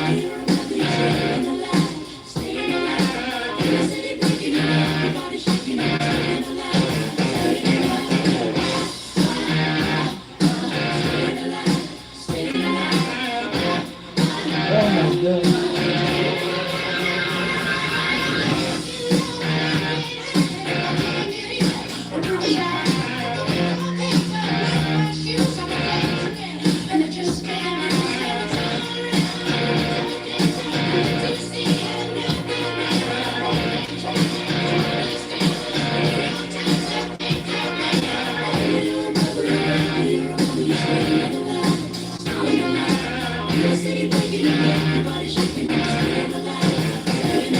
Good mix though.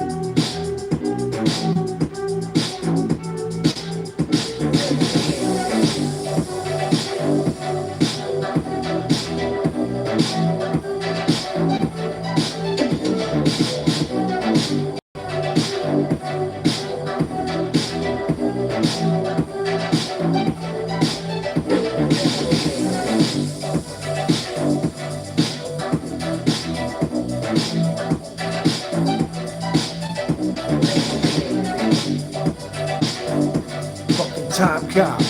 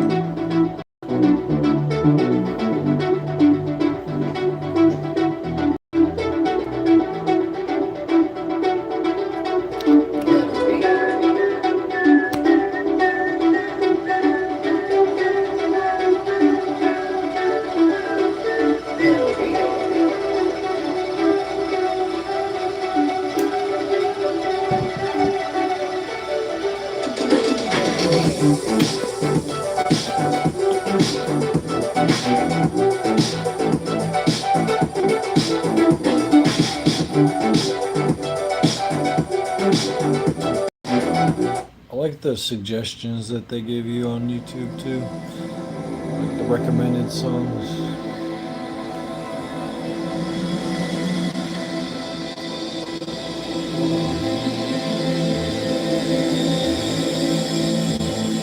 Try this one first. This one's shorter. Every bottle of McCormick is flavor sealed. For fresh flavor, everyone knows.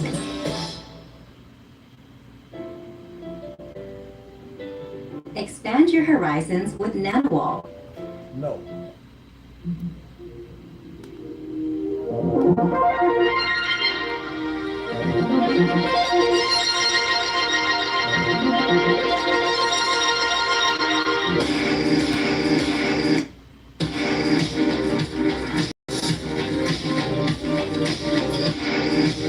Oh shit, I like this already.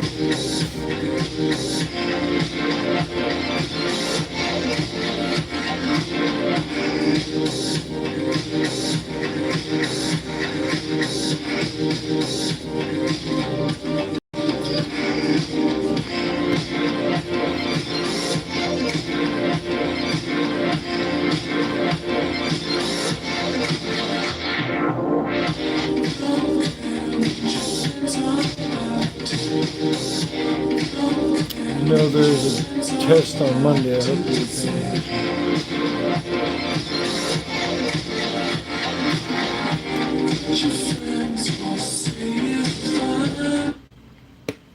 You can listen to this band.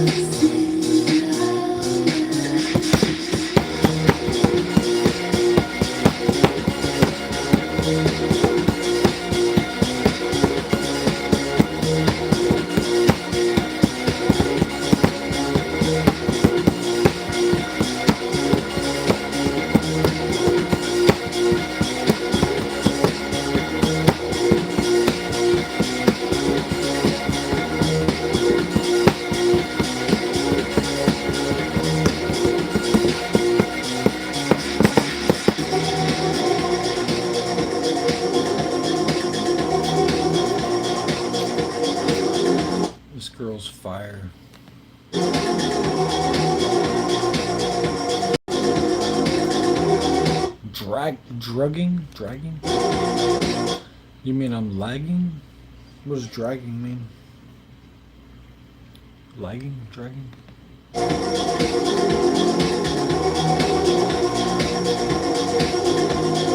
Infant Annihilator. Getting that from YouTube.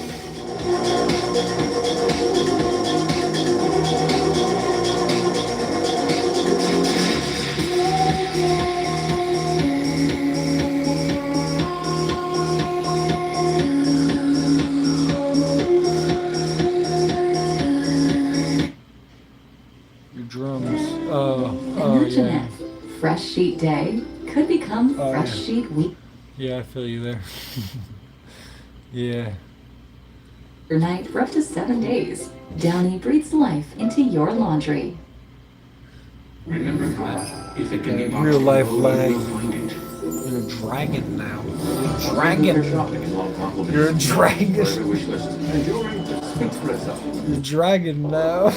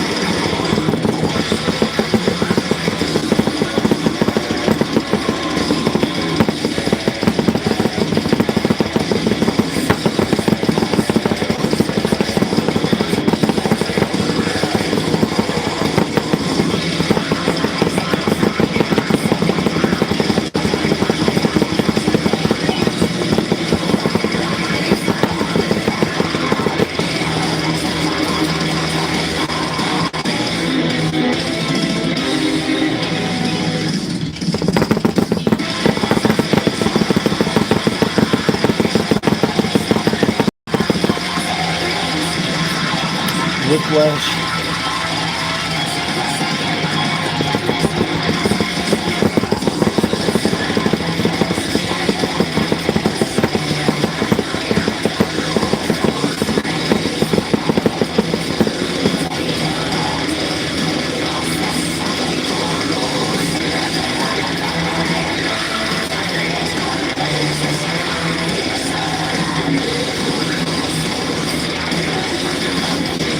I think I've seen that.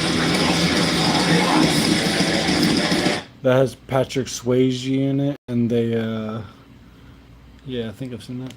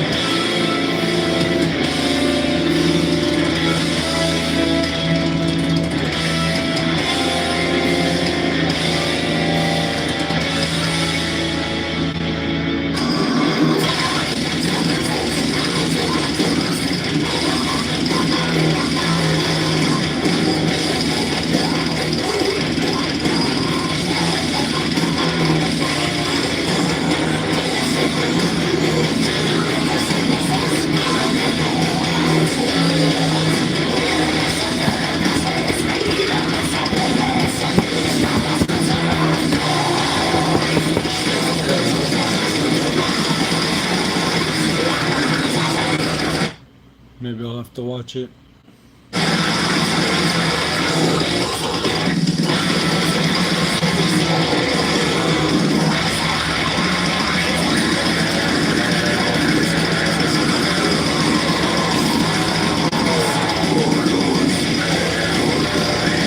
I gotta play this one now. This one's like... If you keep making that face, it's gonna stay like...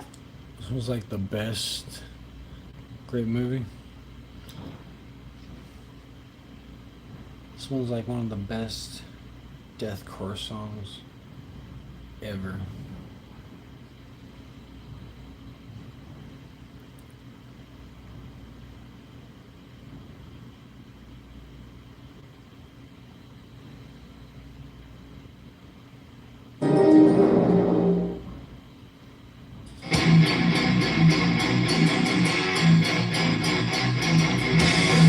Oscar noms.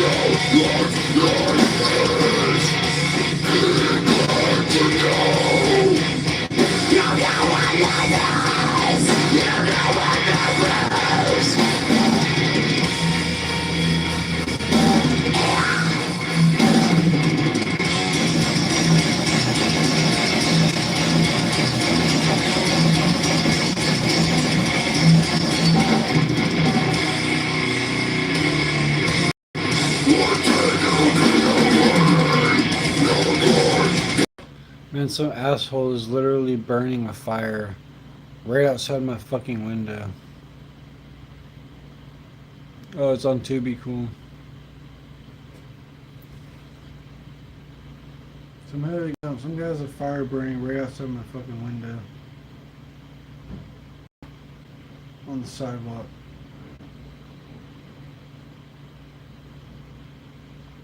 It smells like he's burning fucking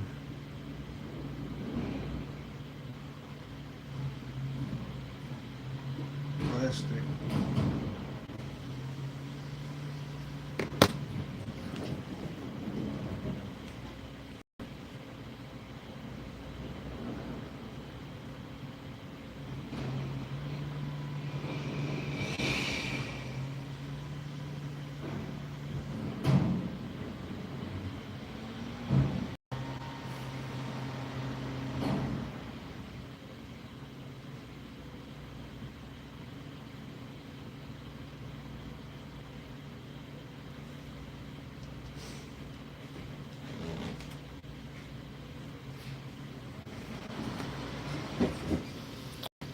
piss.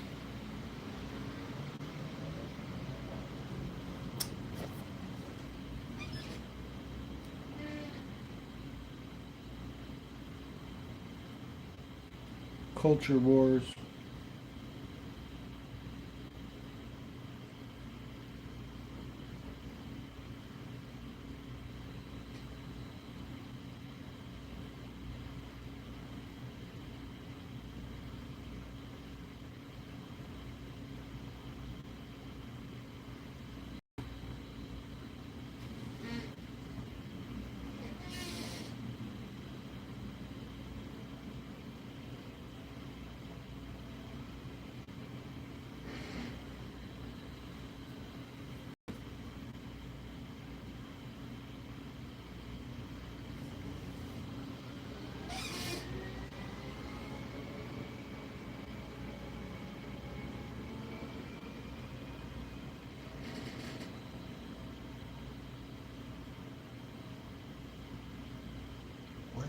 What?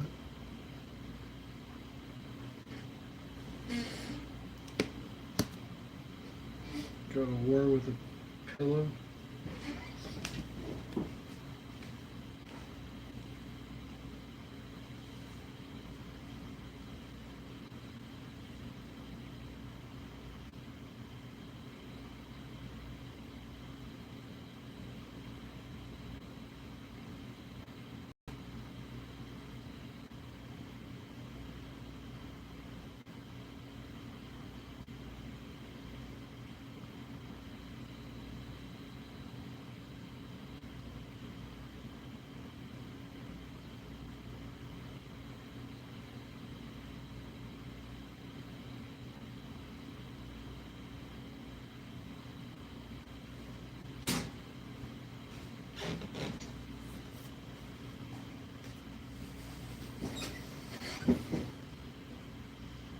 Man, these pieces of shit are setting fucking leaves on fire and plastic out here.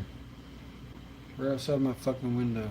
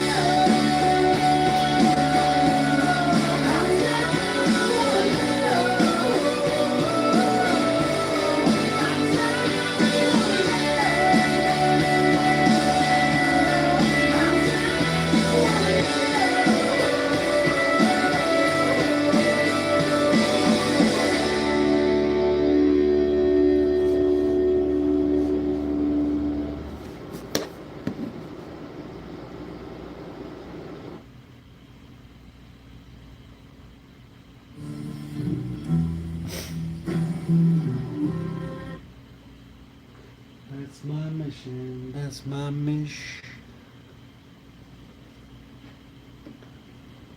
I got a good song for everyone. Ram Ranch. Getting that from YouTube.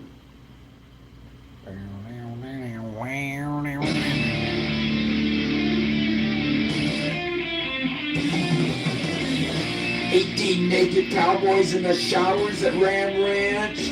Big herd throbbing cocks wanting to be sucked. 18 naked cowboys wanting to be fucked.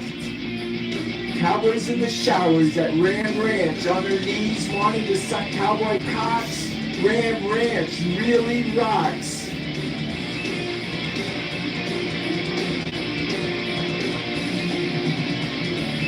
Hot, hard, buff cowboys, their cocks throbbing hard. 18 more wild cowboys out in the yard.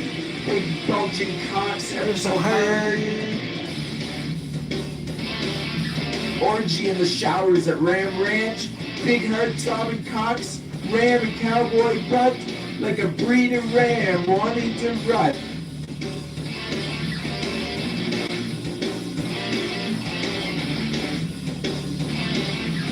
Big hard throbbing cocks getting sucked real deep. Cowboys even getting fucked in their sleep. Ram Ranch, it rocks. Cowboys love big hard throbbing cocks.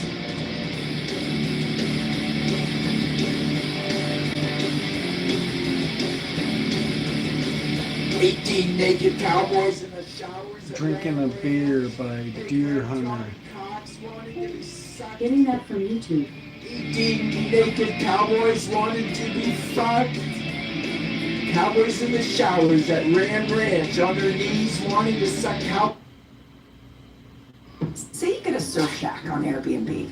Now you can also get a surf lesson with a pro surfer. Or if you get a place in Mexico City, you can also get a taco tasting with a... I'm a beer drinking deer hunter. Just a good old boy. No, it's not it at all. I forgot the name of the song. He said stop. For the love of God. Stop. Wait, how about I got another one now? Gavin Newsom sucks cocks. Getting that from YouTube.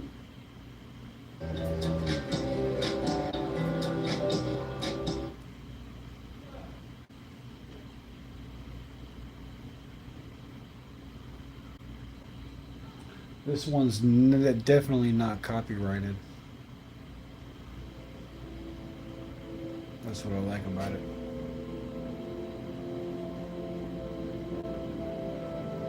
Bend over, Gavin Newsom, take it like a man. Like a man. Butthole deep, gonna make you my bitch. Just fucking fuck. Fuck you deep. I did my part to make the Getty Oil Company shareholders rich. Bend over, Gavin Newsom, gonna make you my bitch. Gonna fuck you deep, boy. Make you my boy toy. Ran the big hurt, cock deep inside you, freaking you, fucking you, loving you. Making you my bitch, Gavin Newsom, making you my bitch. Even though you're really Gordon Getty's little witch, gonna make you my little bitch. Spread those butt cheeks wide. This big hard cock inside it will slide. Fucking you deep, Gavin. Fucking you deep. Big hard cock in you. Fucking you deep. On your knees, Gavin Newsom, drink this cum. The Gettys owe me a tidy sum. On your knees, Gavin, and drink this cum.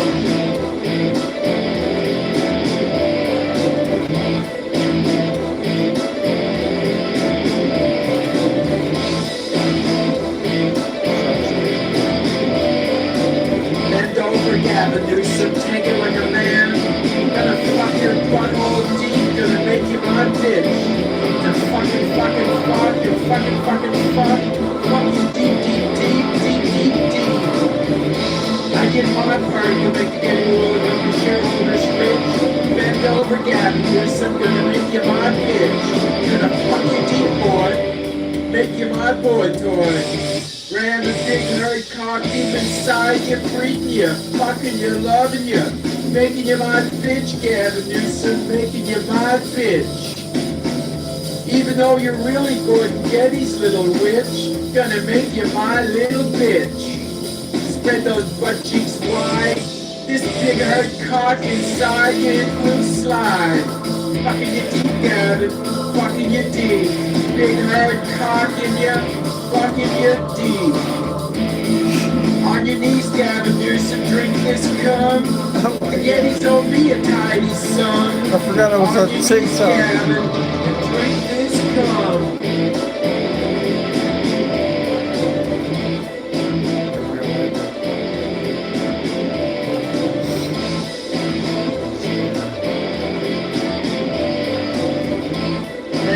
Unfortunately, this is the real deal. Gonna fuck your butthole deep, gonna make you my bitch. Real Gonna deal. fucking fuck you deep. I did my part to make you get older, make you shareholders rich. Bend over, Gavin Newsom, gonna make you my bitch. Gonna fuck you deep, boy. Make you my boy toy. Hold on, there's a better song.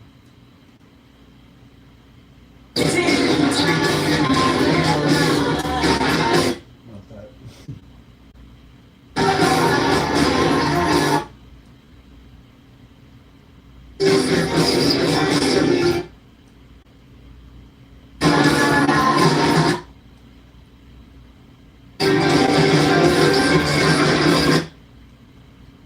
Beep, beep, beep.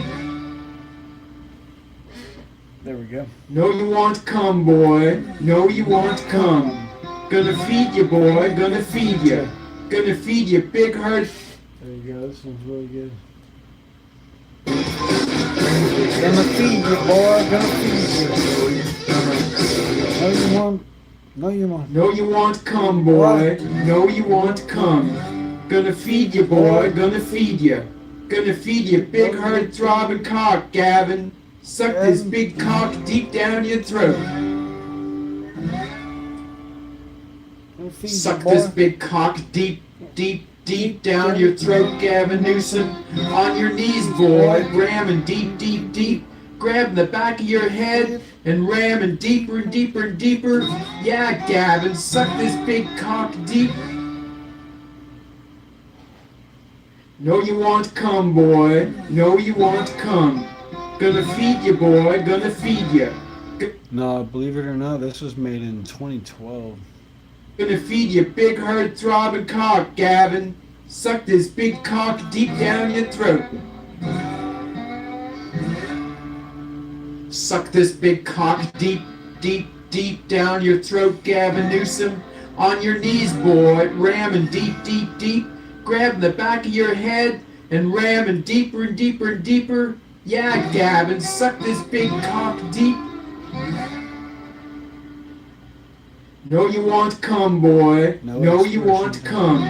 Gonna feed you, boy. Gonna feed you. Gonna feed you, big hard throbbing cock, Gavin. Suck this big cock deep down your throat. Suck this. Hey, this song actually matches my my thumbnail for my video, for my live stream. Big cock deep down your throat, Gavin Newsom. On your knees, boy, ramming deep. On your knees, boy. Know about that? Yeah, I might be banned after this stream. Who knows? Who knows, man?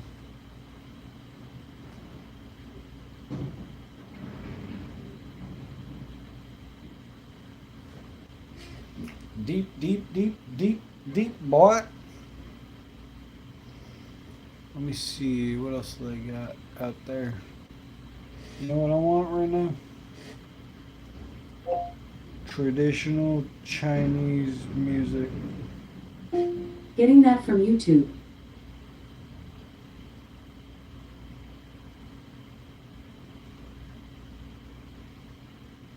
eBay, as always. Guaranteed authentic. Let me guess. eBay.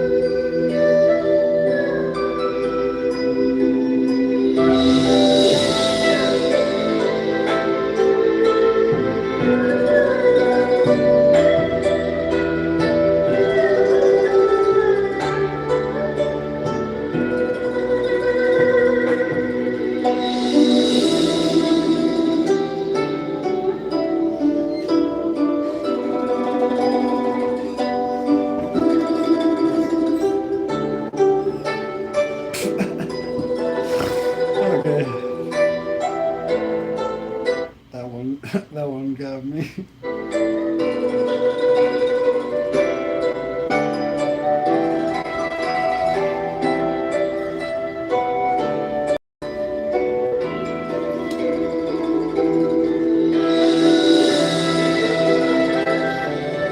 This one's not doing it for me either, man.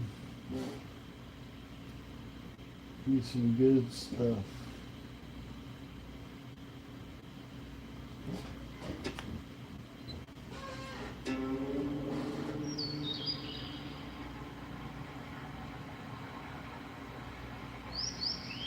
There we go, that's what I'm talking about.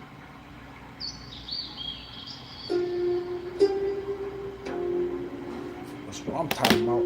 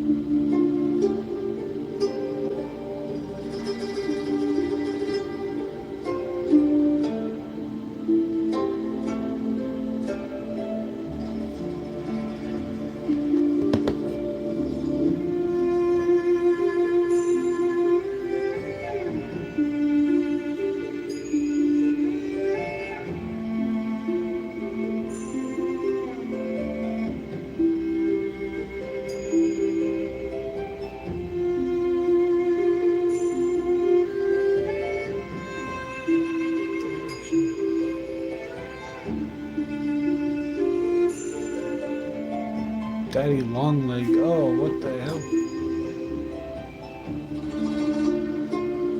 What the hell?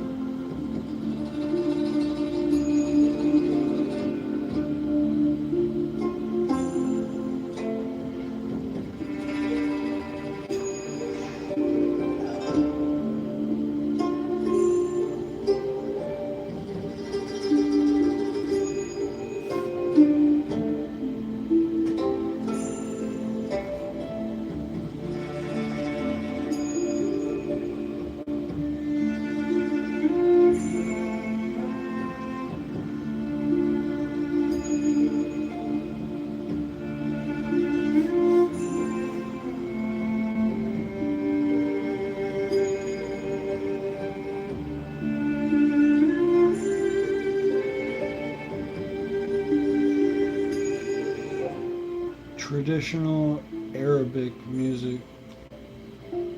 Getting that from YouTube. Try some of this.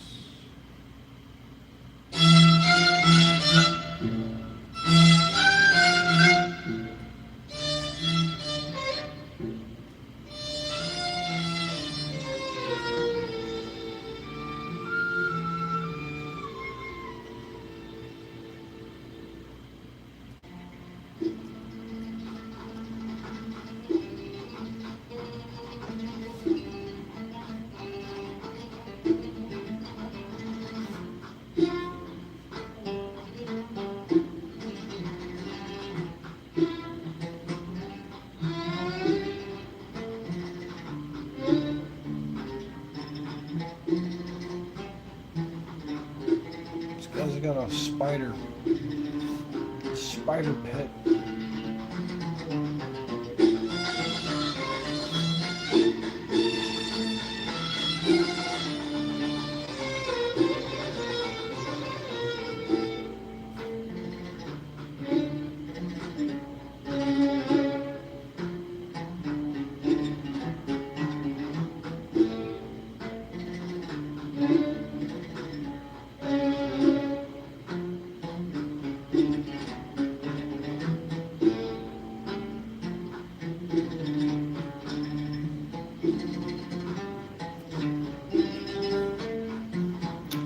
Sir Pimp Fingies. This isn't quite what I was looking for. There's this one song I like. Saudi Arabian music video. Getting that from YouTube.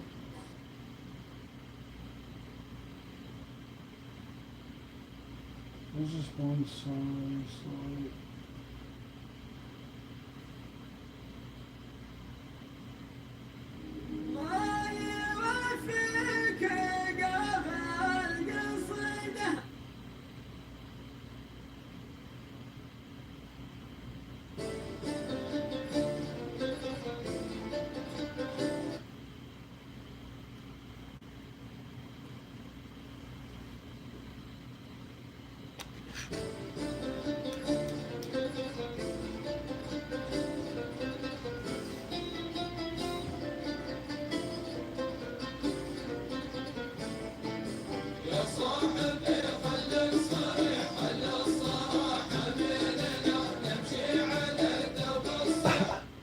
Okay, not that one.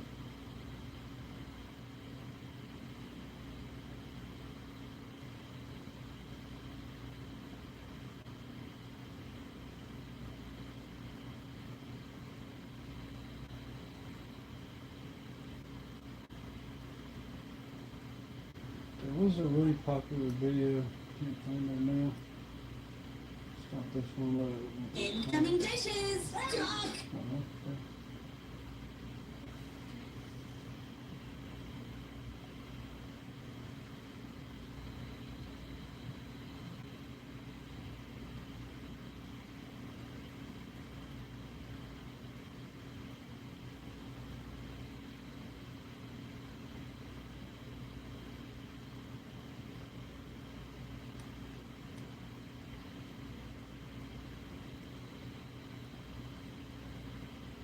Lush.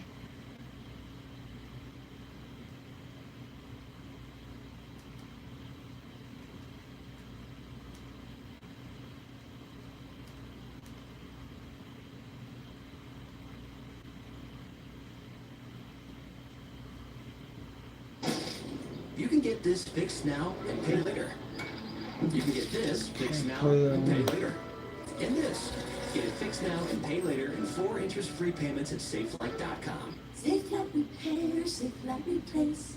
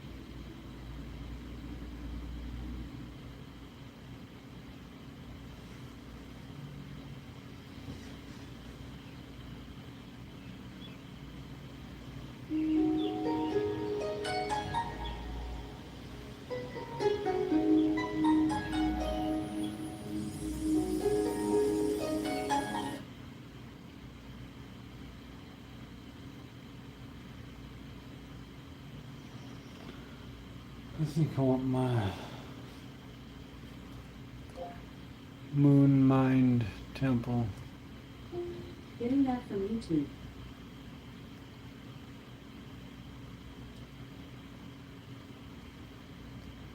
This is what I want to listen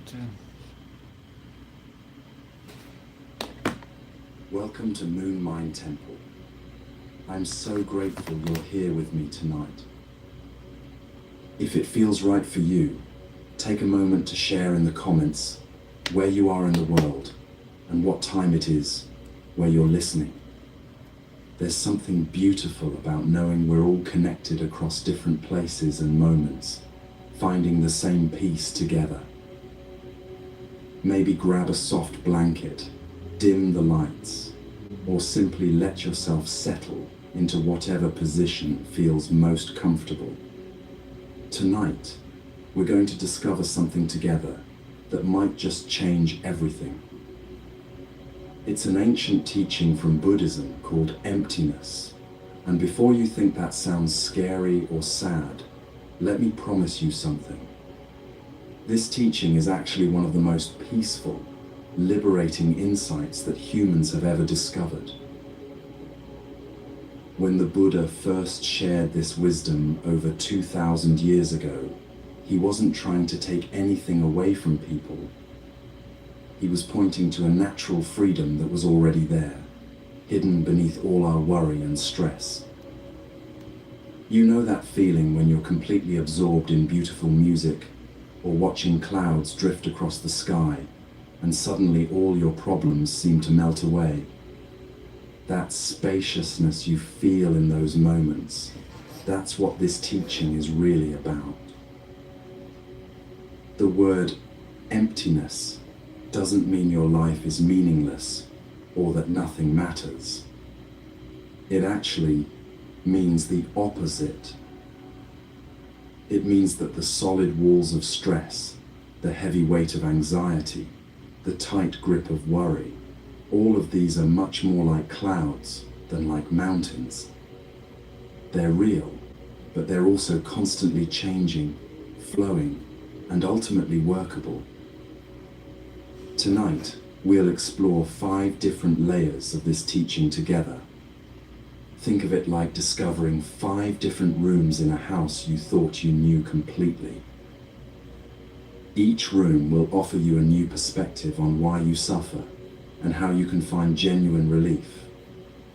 We'll move slowly and gently, letting each insight settle naturally into your awareness. The Buddha once said, "Empty is the world."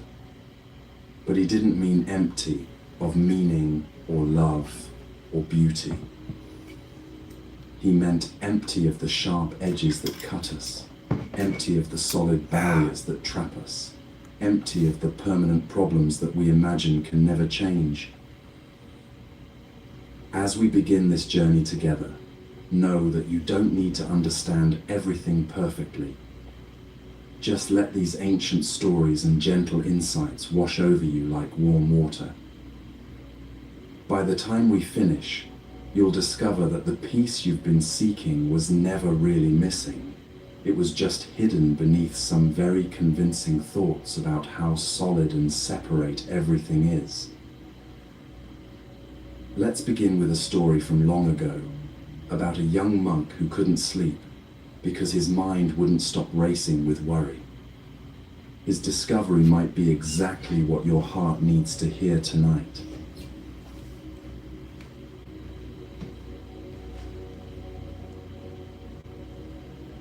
There once lived a young monk named Chen in a quiet monastery nestled between gentle hills. Every night, as the other monks drifted peacefully into sleep, Chen would lie awake in his simple bed, listening to his thoughts chase each other like wild horses. "Am I good enough?"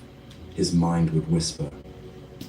"Am I making progress in my practice? What if I fail? What if I'm not worthy of peace?" Night after night, these questions would spin through his awareness, each one feeling heavy and urgent and absolutely real. The weight of these thoughts. I'm pretty much getting ready for bed. I think I'm gonna listen to this and take another dab. Thoughts felt crushing sometimes. Chen would listen to his breathing, trying to find calm, but even his breath seemed to carry worry. Why can't I be peaceful like the other monks? He would wonder. What's wrong with me that I can't find rest? The harder he tried to push these thoughts away, the more persistent they became, like trying to hold beach balls underwater. One morning, exhausted and discouraged, Chen approached his teacher, Master Lin. The old master was quietly sweeping the temple courtyard, his movements so natural and gentle that it seemed like the broom was moving itself. The soft whisper of bristles against stone created a rhythm like a peaceful heartbeat. There was something about the master's presence that felt like cool water on a hot day. "Master," Chen said, his voice heavy with tiredness, "I can't I'm on find Discord. peace. My thoughts about myself keep me awake all night. I worry about whether I'm good enough, whether I'm progressing, whether I even exist as the kind of person I think I should be. How can I find rest?" Master Lin continued sweeping for a long moment, the gentle sound creating a space of calm around them. A small bird landed nearby and began pecking at seeds scattered on the ground, completely absorbed in its simple task. The morning light filtered through the leaves above, creating patterns of shadow and brightness that danced slowly across the courtyard stones. Finally, Master Lin paused and looked at Chen with eyes that held both deep kindness and a hint of gentle amusement. "Tell me, Chen," I the think master it's said in my. softly, I think I "when put you my listen name to in the my temple bio. bell, where does the music live?" I don't remember it right now. Chen felt puzzled by this unexpected question. He had come seeking relief from his tormented thoughts, and his teacher was asking about music. "I'm not sure what you mean, Master. The music comes from the bell, doesn't it?" "Ah," said Master Lin, setting down his broom with care and sitting on a smooth stone bench. Type it out. "Let's explore this mystery together. When our temple bell rings at dawn, what creates the sound you hear?" "The bell," Chen replied, though something in his teacher's gentle tone suggested this might not be the complete answer. He sat down beside his master, feeling a slight lessening of the tension he had been carrying. But the bell alone, sitting silently on its post, makes no music at all. What else is needed? Chen thought for a moment, feeling like he was being led down a path he'd never noticed It's before. just I'm a Trip Pacific. Someone has to ring it.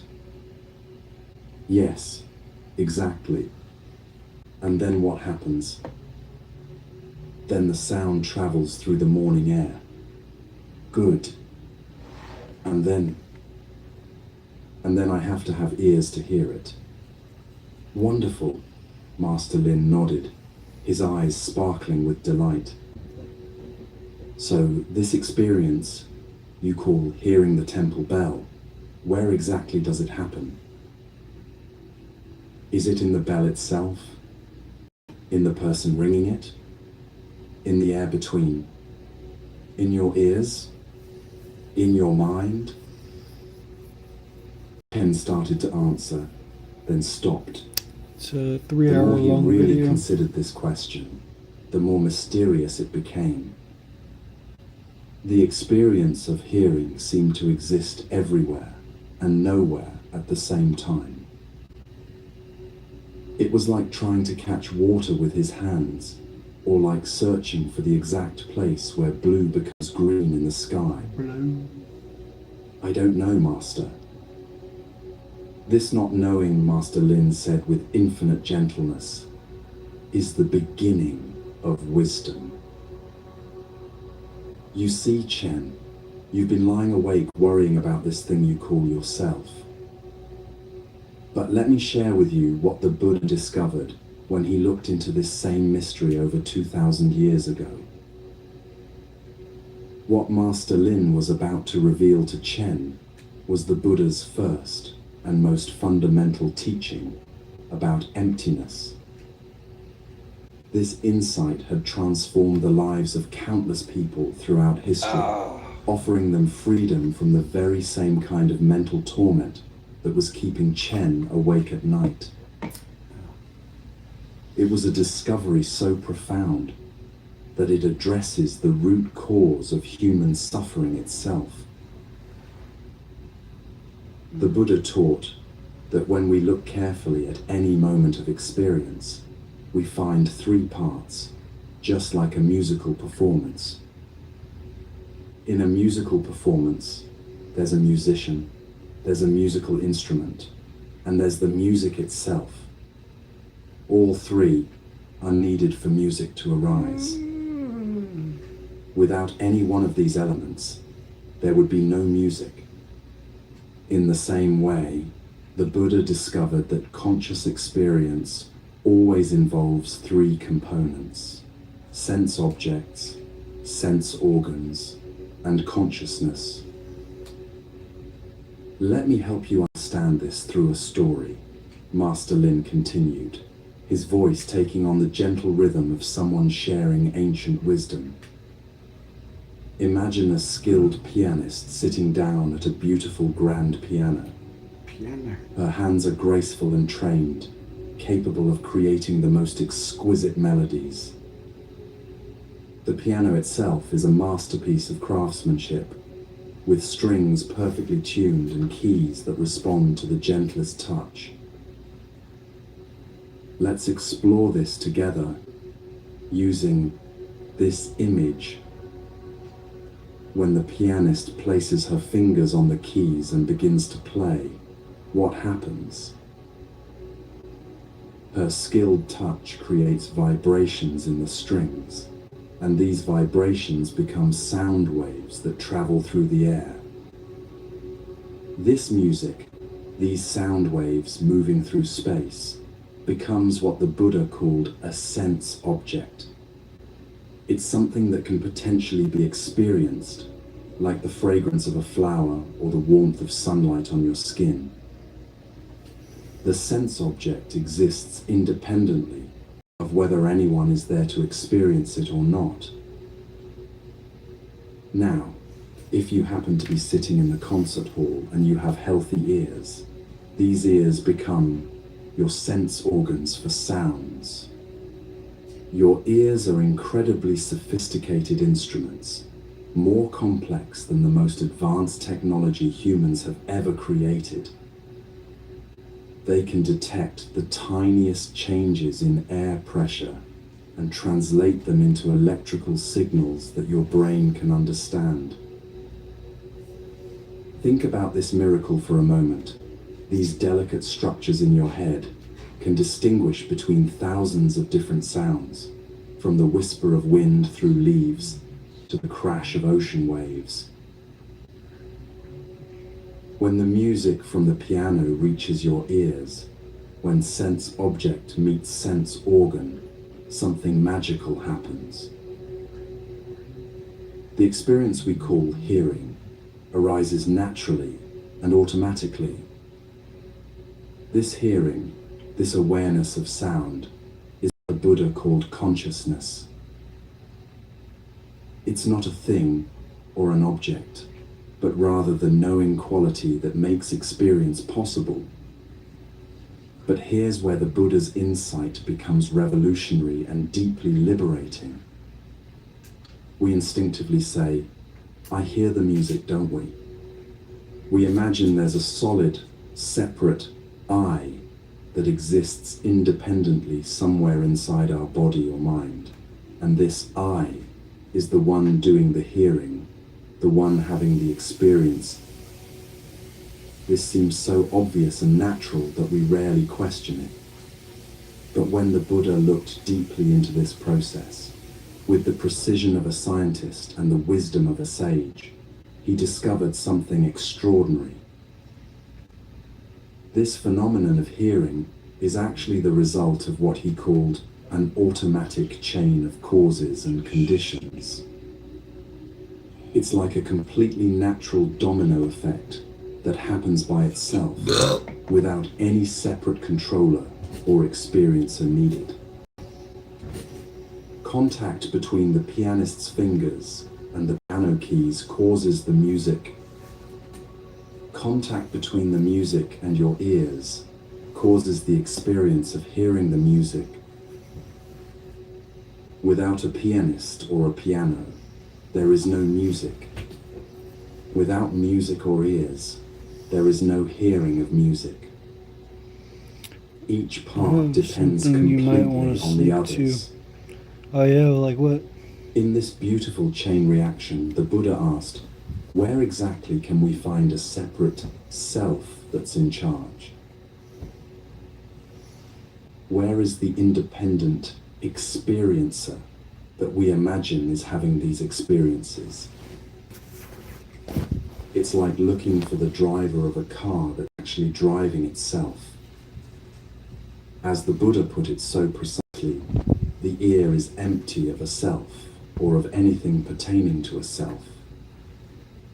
Sounds, ear consciousness, and ear contact are empty of a self or of anything pertaining to a self.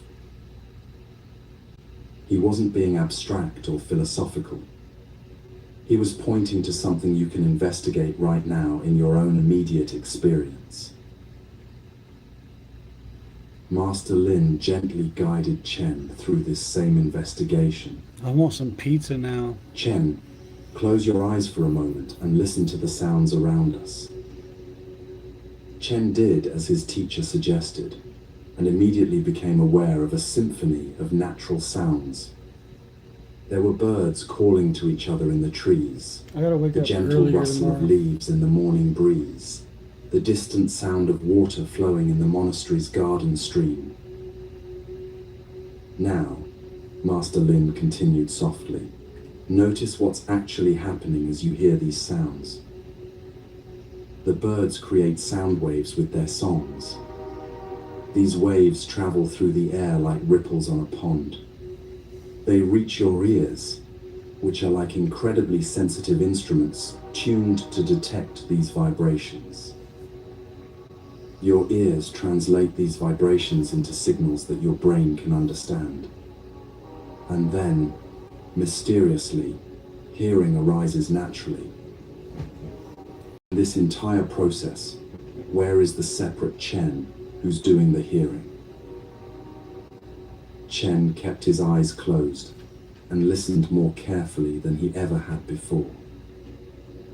A gentle breeze was moving through the bamboo grove nearby, creating a soft, rhythmic sound, like nature's own meditation bell. As he followed his teacher's guidance, something remarkable began to happen. The more carefully he looked for the hearer of the sounds, the more the sounds seemed to be hearing themselves. There was definitely hearing happening, vivid, clear, Confucia is immediate hearing, not like pizza. but no separate You someone can doing the order, hearing. but what you get is another scenario. It was like discovering that what he had always thought was a solid wall was actually made of flowing water. The experience was still there, more vivid than ever, but the boundaries he had imagined were nowhere to be found. The Buddha applied this same careful investigation to all 6 senses. Yes, he considered the mind to be a 6th sense, just like seeing or hearing. He found that seeing, smelling, tasting, touching, hearing, and thinking all happen as automatic processes that arise when the right causes appear in the Damn, right bro, I'm conditions. craving pizza now, big time. Each Sounds sense good. works exactly like the hearing example we've been exploring. Let's explore this with the sense of sight to deepen our understanding.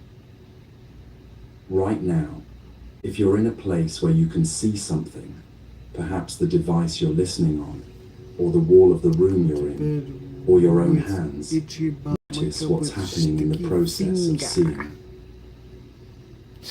Light waves are bouncing off objects around you and traveling at incredible speed toward your eyes. Your eyes, which are even more sophisticated than the most advanced cameras ever built, focus these light My waves eyes are better than and the best translate camera them ever built. into That's electrical cool. signals.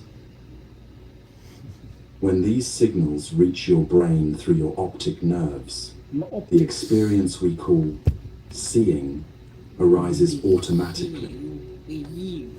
Where in this natural process is the separate seer? Where is the independent you that's doing the seeing? The same investigation applies to thinking itself. It might be the most interesting of all. Thoughts arise in your awareness based on countless causes and conditions. Your past experiences, your current situation, the food you ate, how much sleep you got, the conversation you had yesterday, the book you read last month, the weather today, your body's chemistry, memories triggered by a scent or sound. These thoughts appear in consciousness automatically, just like sounds appear when conditions are right for hearing. Where is the separate thinker that we imagine is creating these thoughts? Chen was beginning to discover what the Buddha had realized under the Bodhi tree centuries before. If you investigate deeply enough, you'll see that your personal experience is actually entirely impersonal. There is no separate you to whom experience is occurring. There's no experience of experience standing apart from the flow. There's only an endless, beautiful cycle of causes and conditions stretching infinitely back and forward in time, like an ocean with no beginning or end. But here's where this insight becomes intensely practical for our daily struggles with stress and anxiety. The Buddha connected this understanding directly to why we suffer and how we can find genuine relief.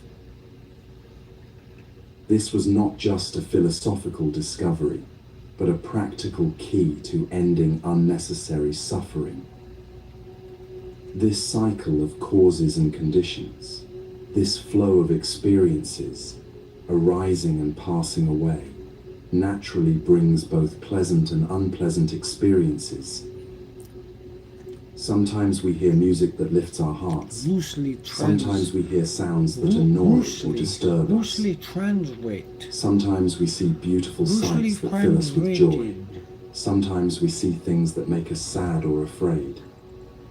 Sometimes we have thoughts that make us feel confident and happy. Sometimes thoughts that make us worried, angry, or depressed. This is simply the natural flow of life. The Buddha discovered that what keeps us trapped in cycles of suffering and disappointment is what he called our clinging and avoidance. That's me. We desperately try to hold on to the experiences we like and push away the experiences we don't like. We become attached to pleasant sounds, pleasant sights, pleasant thoughts, and we resist unpleasant ones with all our might. All of this clinging and resisting is driven by what our imaginary self wants and fears. Will be very lonely. Think about the last time you felt really stressed or upset. Maybe someone said something that hurt your feelings, or you received news that disappointed you, or you found yourself in a situation you desperately didn't want to be in. Notice how the suffering, came not just from the experience itself, but from your resistance to the experience.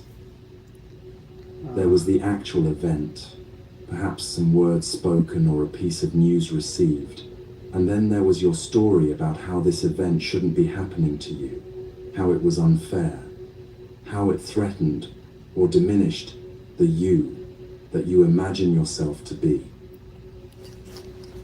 The event itself might have lasted only moments, but the suffering from resisting it might have lasted hours, days, or even weeks.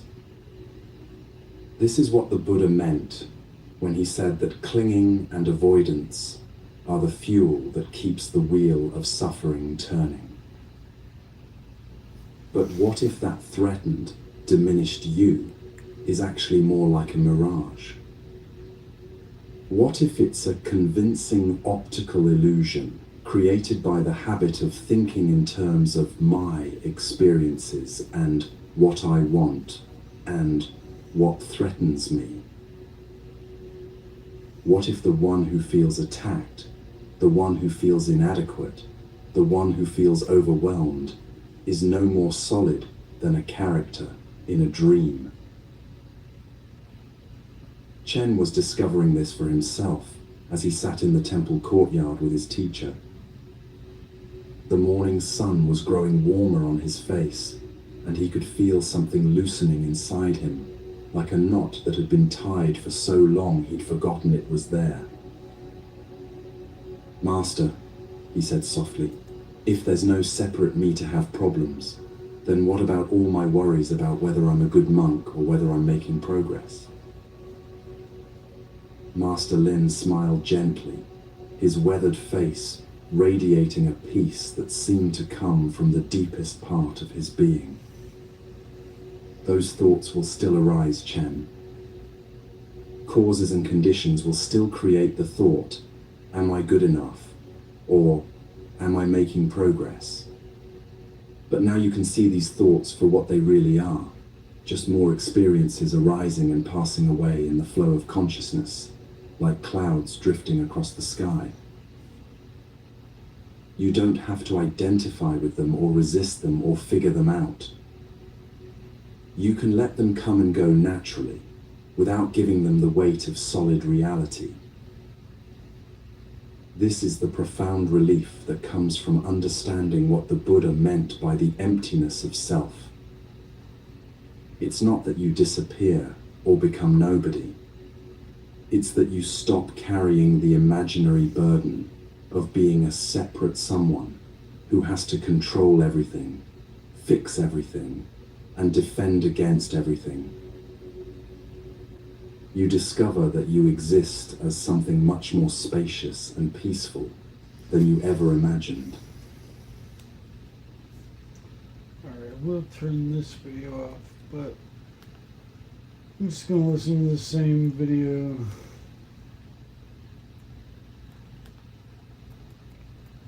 I mean, same channel on my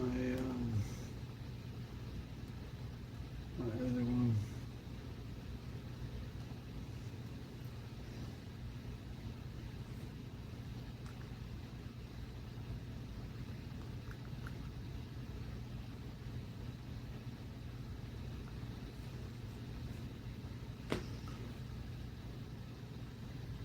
Unexpected phone call arrives at exactly the right moment.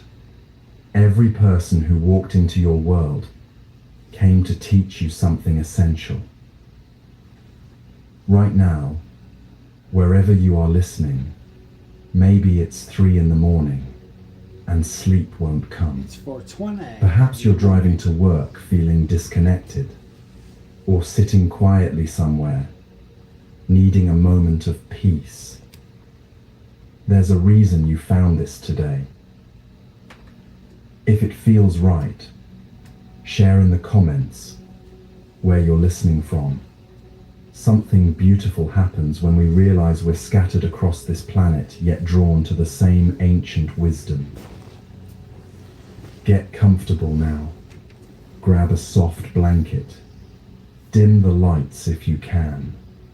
For the next 3 hours, I just Let yourself think be about held by baseball. 2,500 years of understanding about why everything happens exactly as it Use should. it.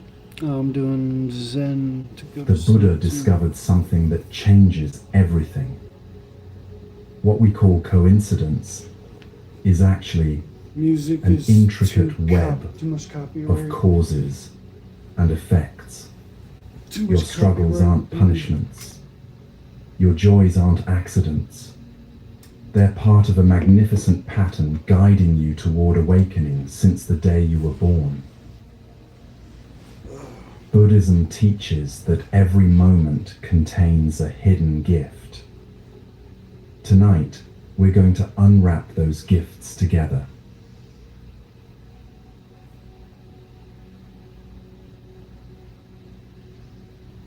Right now, as you listen to this, your cells are changing. In the time it takes you to hear these words, millions of cells in your body have died and been replaced. Your skin is shedding microscopic pieces. Your thoughts are shifting from one idea to another. Even your breath, the one you just took, is different from the last one. Everything in existence is in constant motion. The chair you're sitting on is made of atoms vibrating at incredible speeds. The earth beneath you is spinning through space at over 1,000 miles per hour. Nothing, absolutely nothing, stays exactly the same for even a single moment. Yet we fight this truth every day. We want our happy moments to last forever. We want our children to stay small and innocent. We want our bodies to remain young and strong.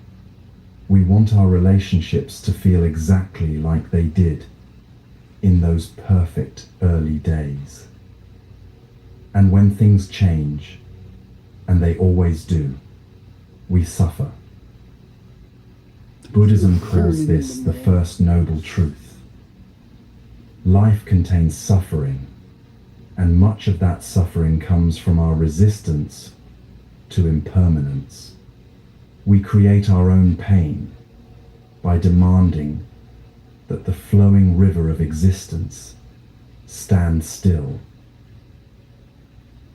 Imagine trying to hold water in your cupped hands. The tighter you squeeze, the faster it slips through your fingers. The more desperately you try to keep it, the more you lose.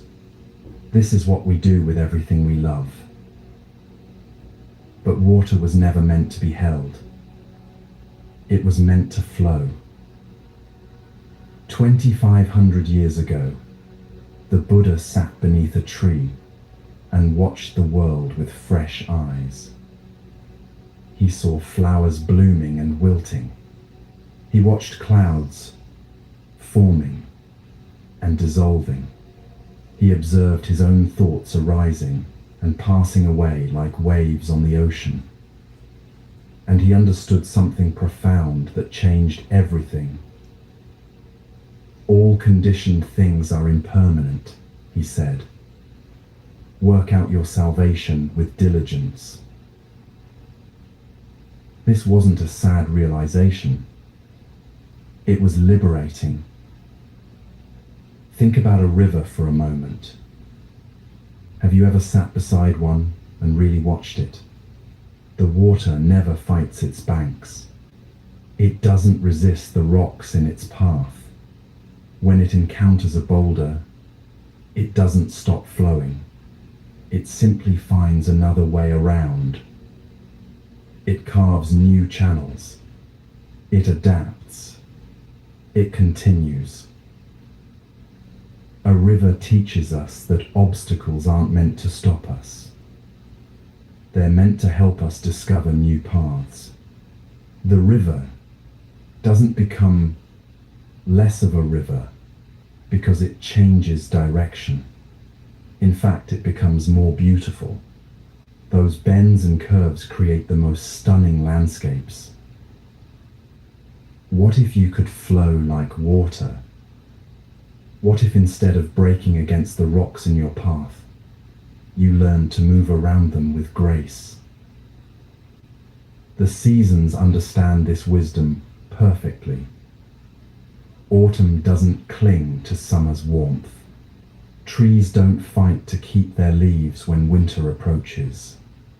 They let go willingly, trusting that spring will return. And because they surrender to the natural cycle, they survive. They thrive. But we humans, we're different. We experience autumn in our lives and panic.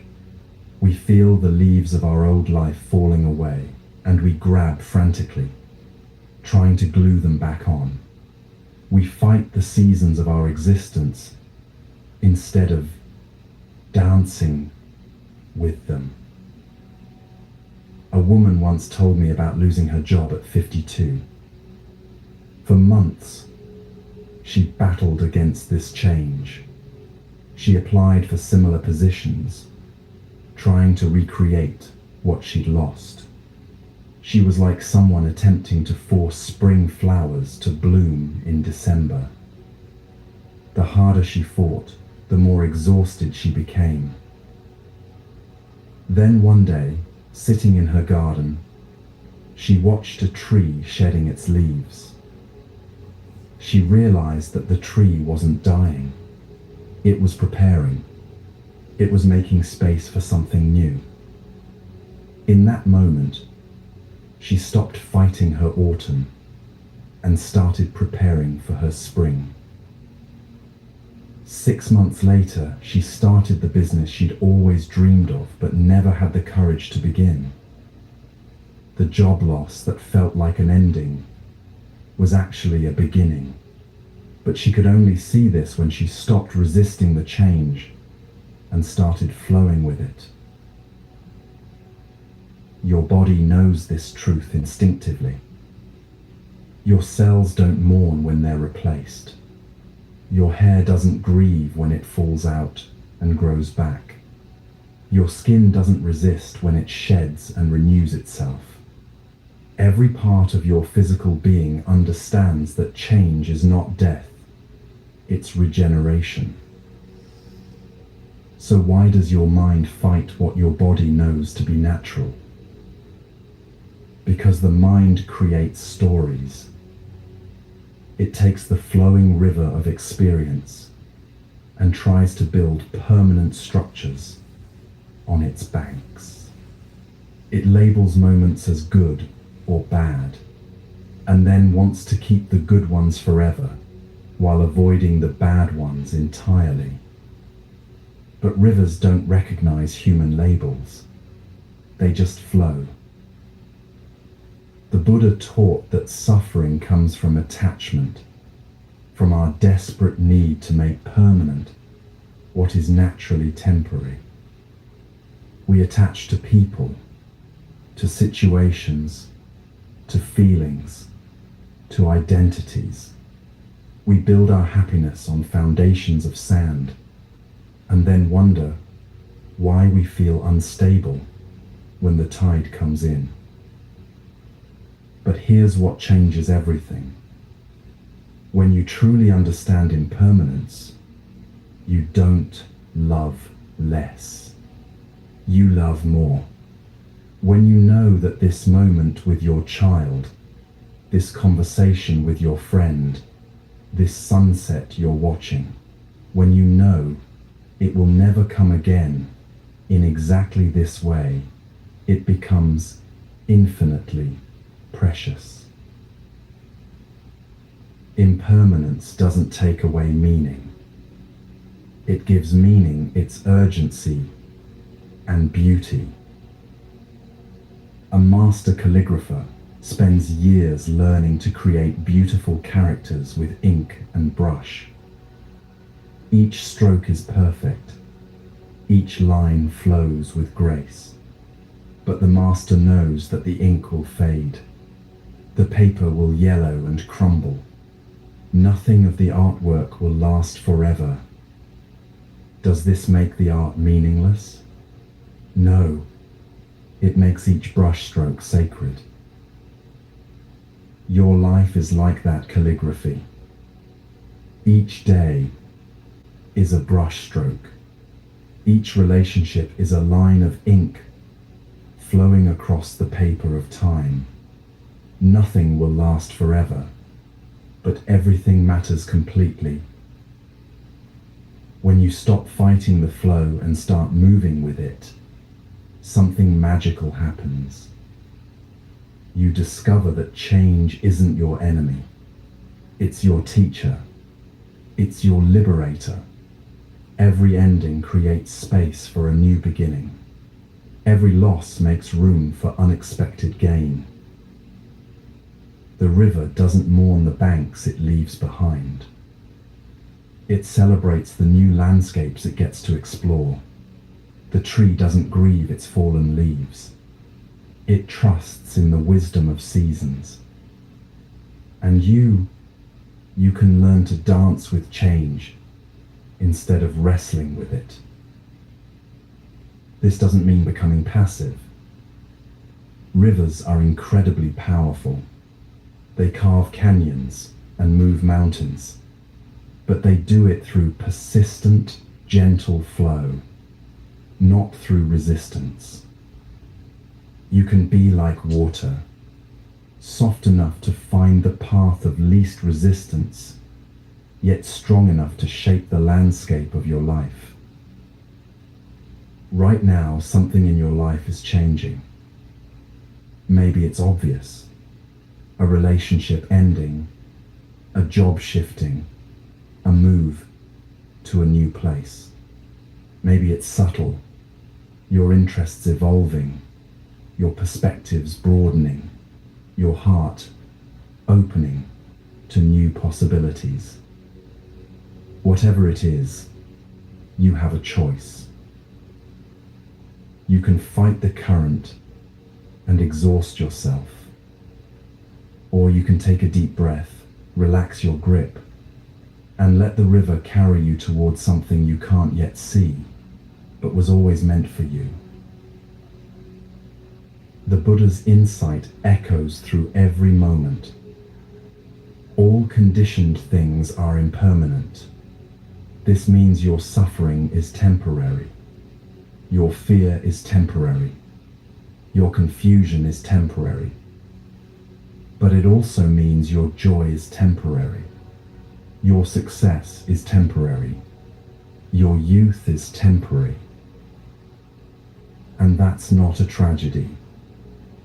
That's the most beautiful truth in the universe.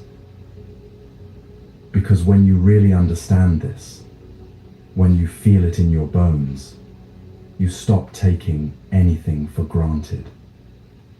You start showing up fully for your life.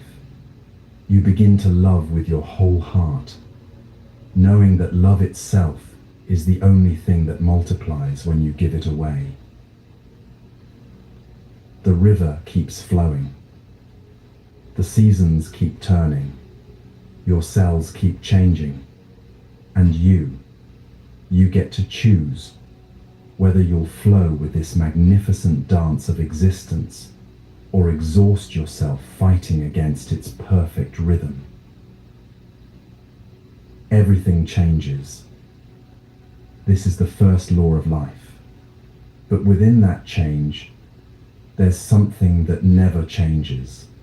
The awareness that notices the flowing, the consciousness that watches the river, the presence that remains constant while everything else shifts and transforms. That presence is you, and it's time to stop fighting and start flowing.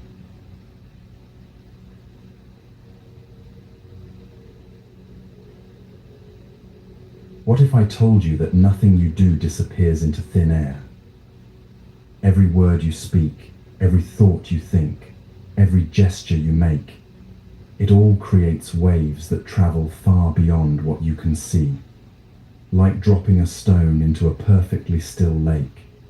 Your actions send ripples across the vast ocean of existence. This is karma, but not the karma you might think you know. Most people misunderstand karma completely. They think it's some cosmic scorecard keeping track of good deeds and bad deeds, ready to reward saints and punish sinners. They imagine it as a universal judge, sitting in the sky, calculating whether you deserve happiness or suffering. But karma isn't about divine judgment. It's about natural law. Karma is simply cause and effect. It's as natural and predictable as gravity.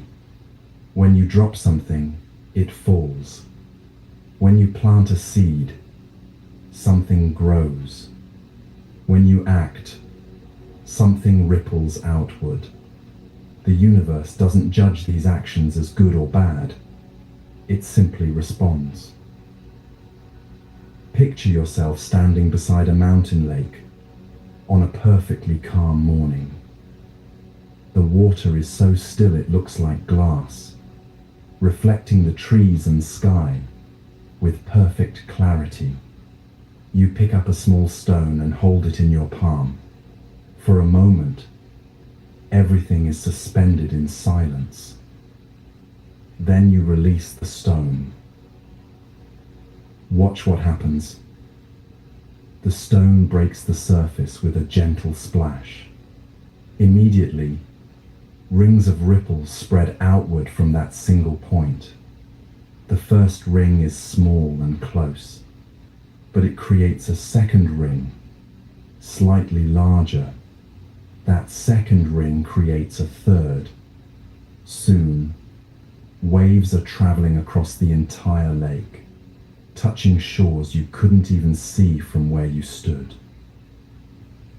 The stone has disappeared beneath the surface, but its effects continue.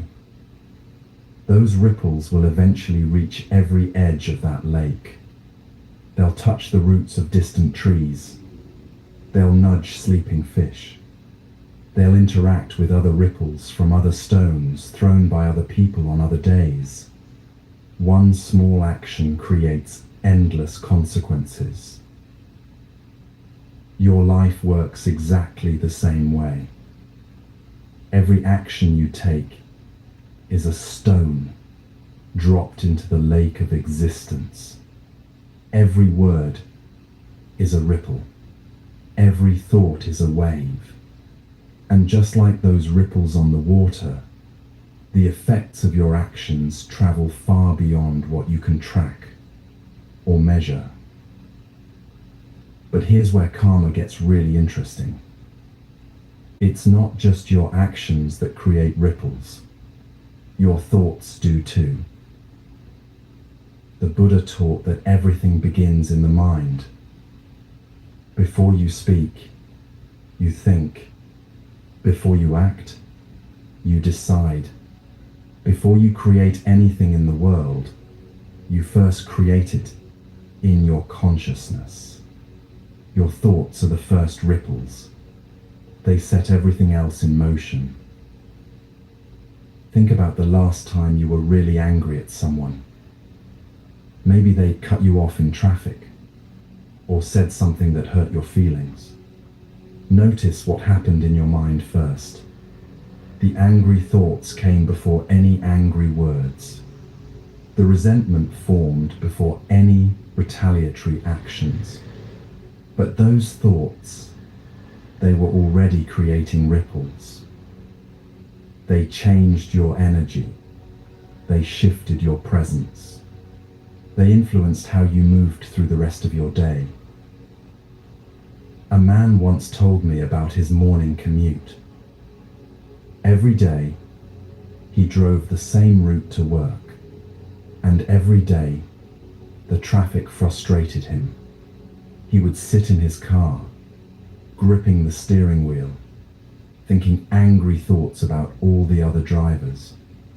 By the time he reached his office, he was tense, and irritable. He would snap at his colleagues. His co-workers would become defensive. The whole office would feel heavier. His family would receive the residue of that negativity when he came home. One morning, he decided to experiment. Instead of fighting the traffic in his mind, he chose to accept it. Instead of angry thoughts, he practiced gratitude for his car, for his job, for being alive on this particular morning. The traffic didn't change, but everything else did. He arrived at work calm and centered. His colleagues noticed his peaceful energy. Conversations flowed more easily. The ripples of his inner shift touched everyone around him. This is the power of mental karma. Your thoughts create your reality, not through magic, but through the ripple effects of consciousness meeting the world. When you think with compassion, you see opportunities for kindness. When you think with fear, you notice threats everywhere.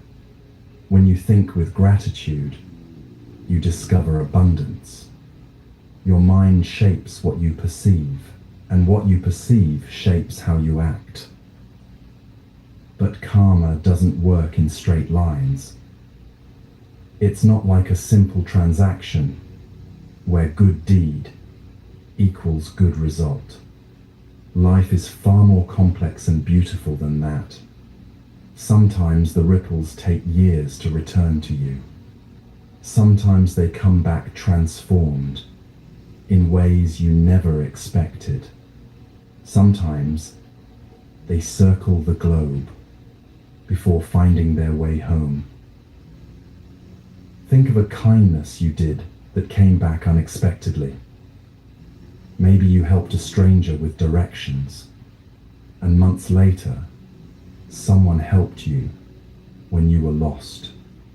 Maybe you listened patiently to a friend in crisis, and years later, found comfort in the words of someone who barely knew you. Maybe you smiled at a child in the grocery store, and that child grew up to become someone who brightened the world in ways you'll never know. Take a moment right now. Can you remember an act of kindness you offered freely, without expecting anything in return? And can you remember a time when unexpected kindness found you exactly when you needed it most? These aren't coincidences. They're ripples completing their journey across the lake of existence. The Buddha spoke of 3 types of karma. There's the karma of body, your physical actions in the world. There's the karma of speech, the words you choose and how you speak them. And there's the karma of mind, your thoughts, intentions, and mental formations. All 3 create ripples, but mental karma is the most powerful because it influences everything else. Consider the difference between 2 people doing the exact same action. Both give money to someone in need. One gives grudgingly, feeling resentful about parting with their cash. The other gives joyfully, feeling grateful for the opportunity to help. The external action is identical, but the karmic ripples are completely different. One creates connection and abundance. The other creates separation and scarcity. The intention behind the action determines the quality of the ripple. This is why Buddhist practice focuses so much on purifying the mind. When you heal your thoughts, you heal your actions. When you transform your consciousness, you transform your world. It's not about becoming perfect or never having negative thoughts. It's about noticing those thoughts with awareness and choosing consciously what ripples you want to create. Sometimes people worry that if they focus on karma, they'll become calculating. They fear they'll start being kind only to get good things in return. But true understanding of karma leads to the opposite. When you really see how interconnected everything is, you realize that helping others and helping yourself are the same action. When you understand that your well-being and everyone else's well-being are intimately connected, compassion becomes natural. A teacher once asked her students to notice their ripples for just one day. She asked them to pay attention to how their mood affected their families at breakfast, how their presence influenced their co-workers, how their energy impacted the cashier at the store, how their driving affected other drivers. The students were amazed to discover how much power they had to brighten or darken the world around them with subtle shifts in consciousness. You have that same power. Right now, in this moment, you're creating ripples. The quality of attention you're bringing to these words is a stone dropped into the lake.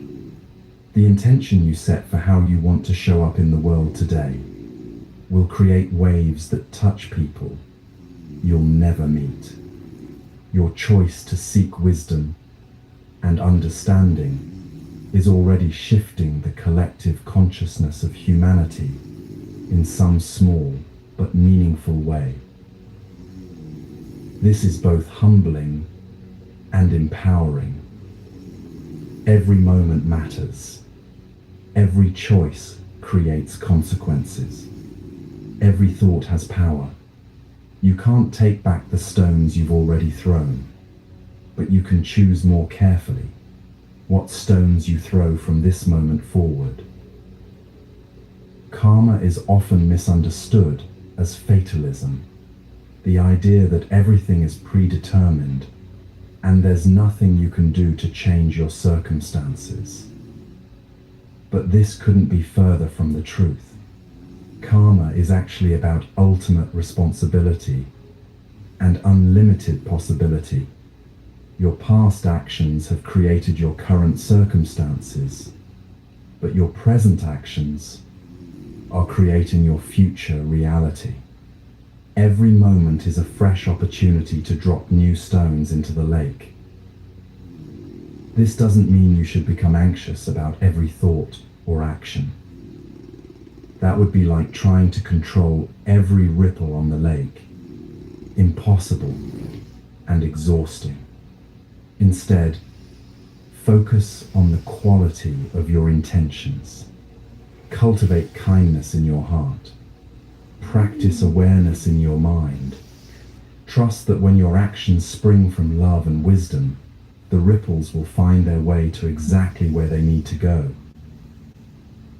The most beautiful thing about karma is that it's never too late to change course. No matter what ripples you've created in the past, this moment offers a clean slate. You can choose right now to be a source of healing rather than harm. You can decide today to spread joy instead of suffering. You can begin immediately to think thoughts that elevate rather than diminish. Think again about that still mountain lake. Imagine standing at its edge with a handful of smooth stones. Each stone represents a choice you're about to make. Each throw creates ripples that will travel across the water of existence. What ripples do you want to create? What waves do you want to send out into the world? The water is waiting. Your next moment is a stone in your hand. The lake of life is perfectly still, ready to receive whatever ripples you choose to create. This is karma. Not punishment or reward, but pure possibility. Not fate, but freedom. The freedom to choose, moment by moment, what kind of waves you want to send across the infinite lake of existence. The ripples you create today will touch shores you cannot imagine. Choose wisely, choose with love, choose with the understanding that every action matters, every thought has power, and every moment is an opportunity to make the world a little more beautiful than you found it.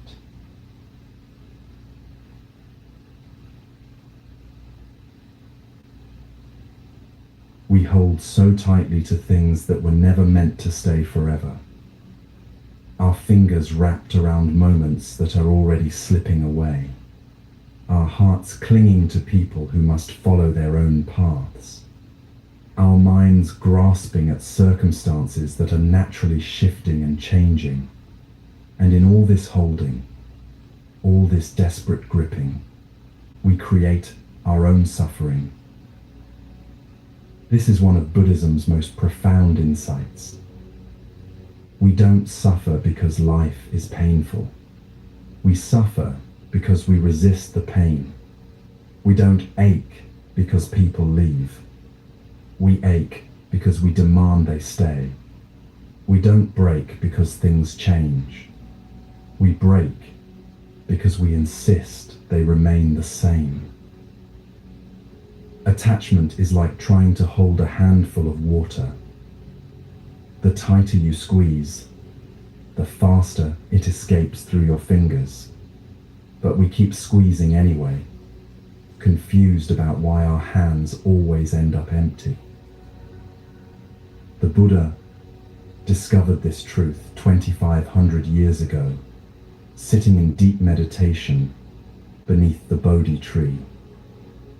He watched his own mind with incredible clarity and saw how suffering was born, not from external circumstances, but from the mind's habit of attachment, its desperate need to possess, control, and make permanent what is naturally impermanent.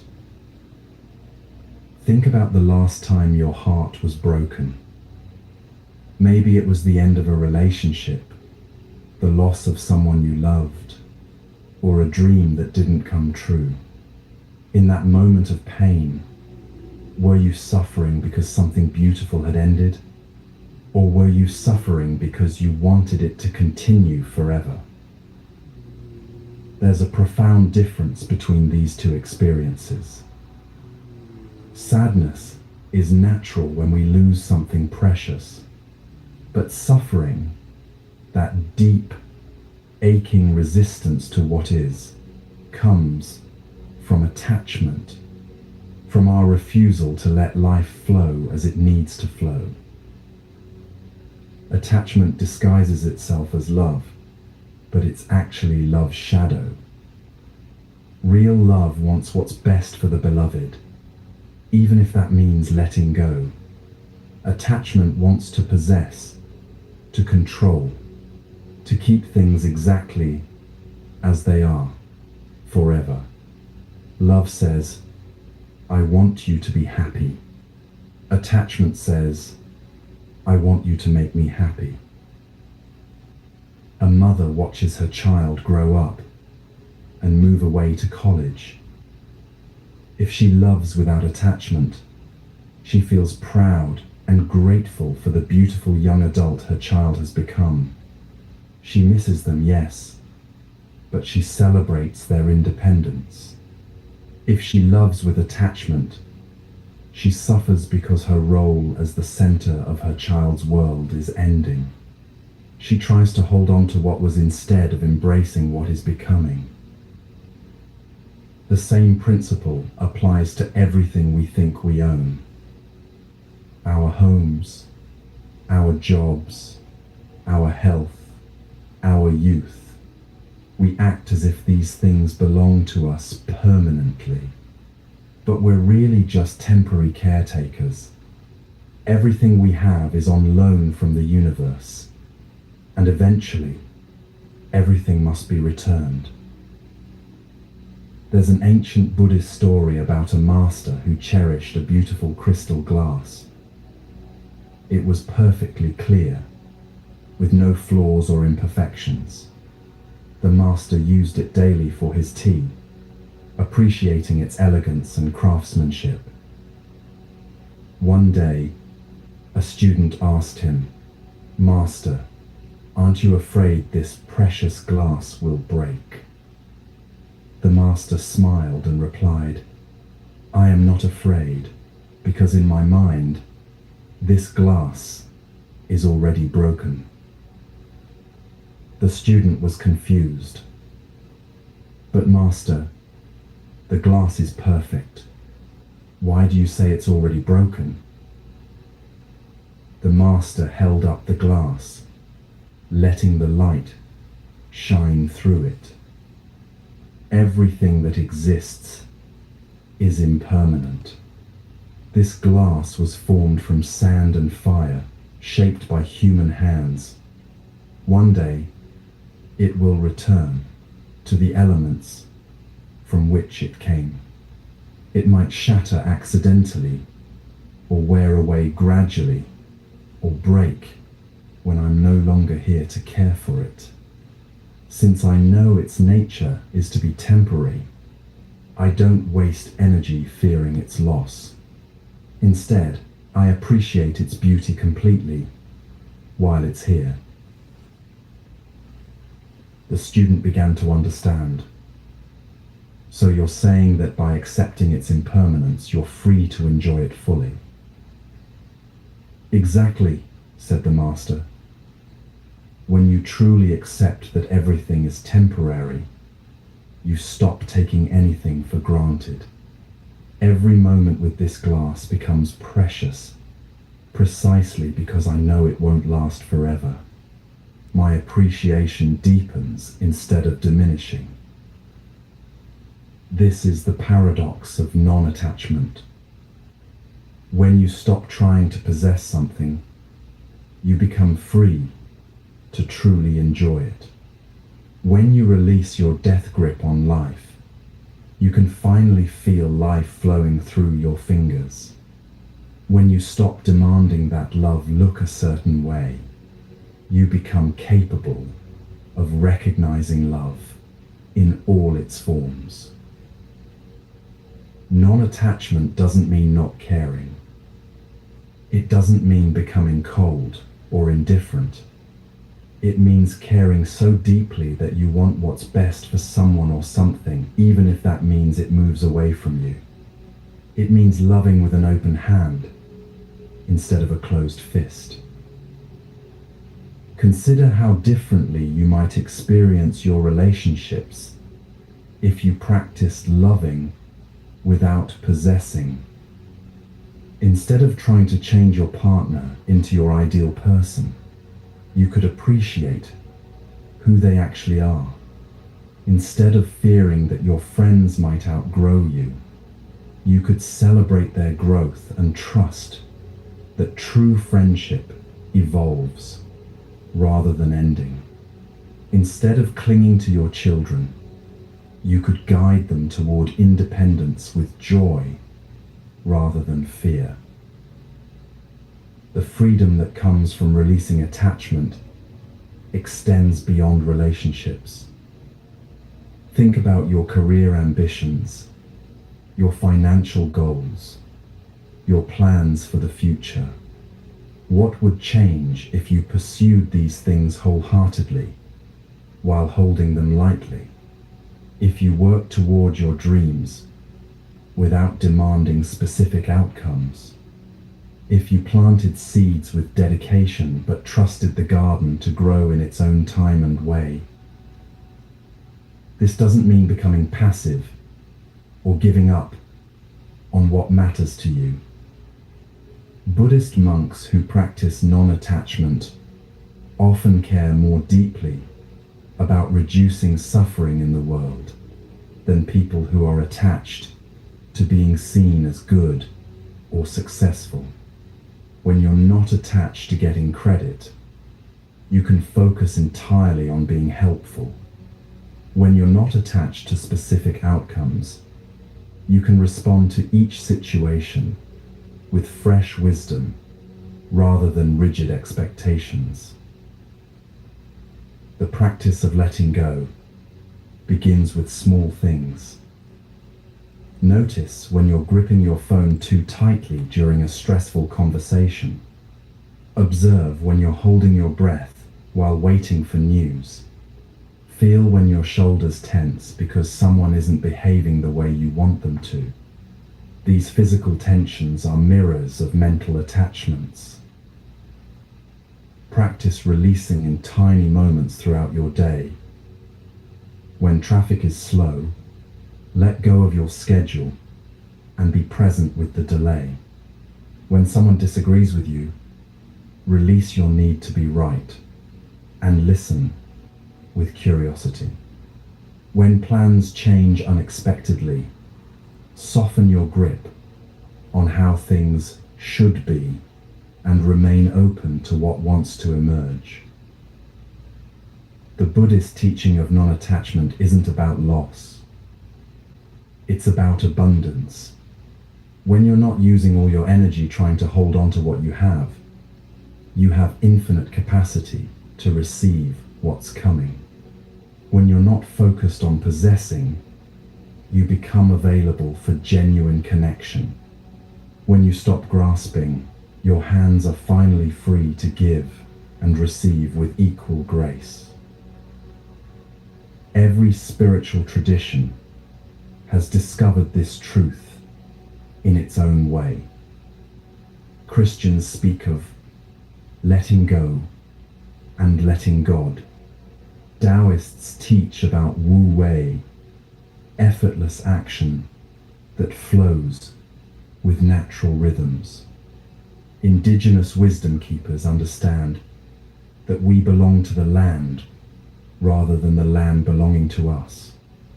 All these teachings point toward the same liberation, the freedom that comes from releasing our illusion of control. Right now, there's something in your life you're holding too tightly. Maybe it's obvious. A relationship you're trying to force, a job you're afraid to lose, a version of yourself you're desperate to maintain. Maybe it's subtle, an expectation about how your day should unfold, a need for others to understand you, a demand that life makes sense in the way you think it should. What would happen if you loosened your grip just a little? Not giving up, not walking away, but holding with the same gentle attention you might give to a butterfly that landed on your hand. Present, appreciative, but ready to let it fly when it's ready to go. This is the art of letting go. Not a single dramatic release, but a gradual softening, a daily practice of choosing love over possession, flow over rigidity, trust over control. It's the recognition that everything you truly need will find its way to you, and everything that leaves was never meant to stay. The master's glass sits on his table, beautiful and temporary. He drinks his tea with gratitude, knowing that both the glass and the moment are gifts that don't require his grasping to remain precious. In accepting their impermanence, he discovers something that never breaks, never leaves, never needs to be held. The peace that comes from letting go, the freedom that flows from releasing, the love that multiplies when shared without attachment. Your hands are already full of everything you truly need. You just need to stop gripping long enough to notice what's always been there.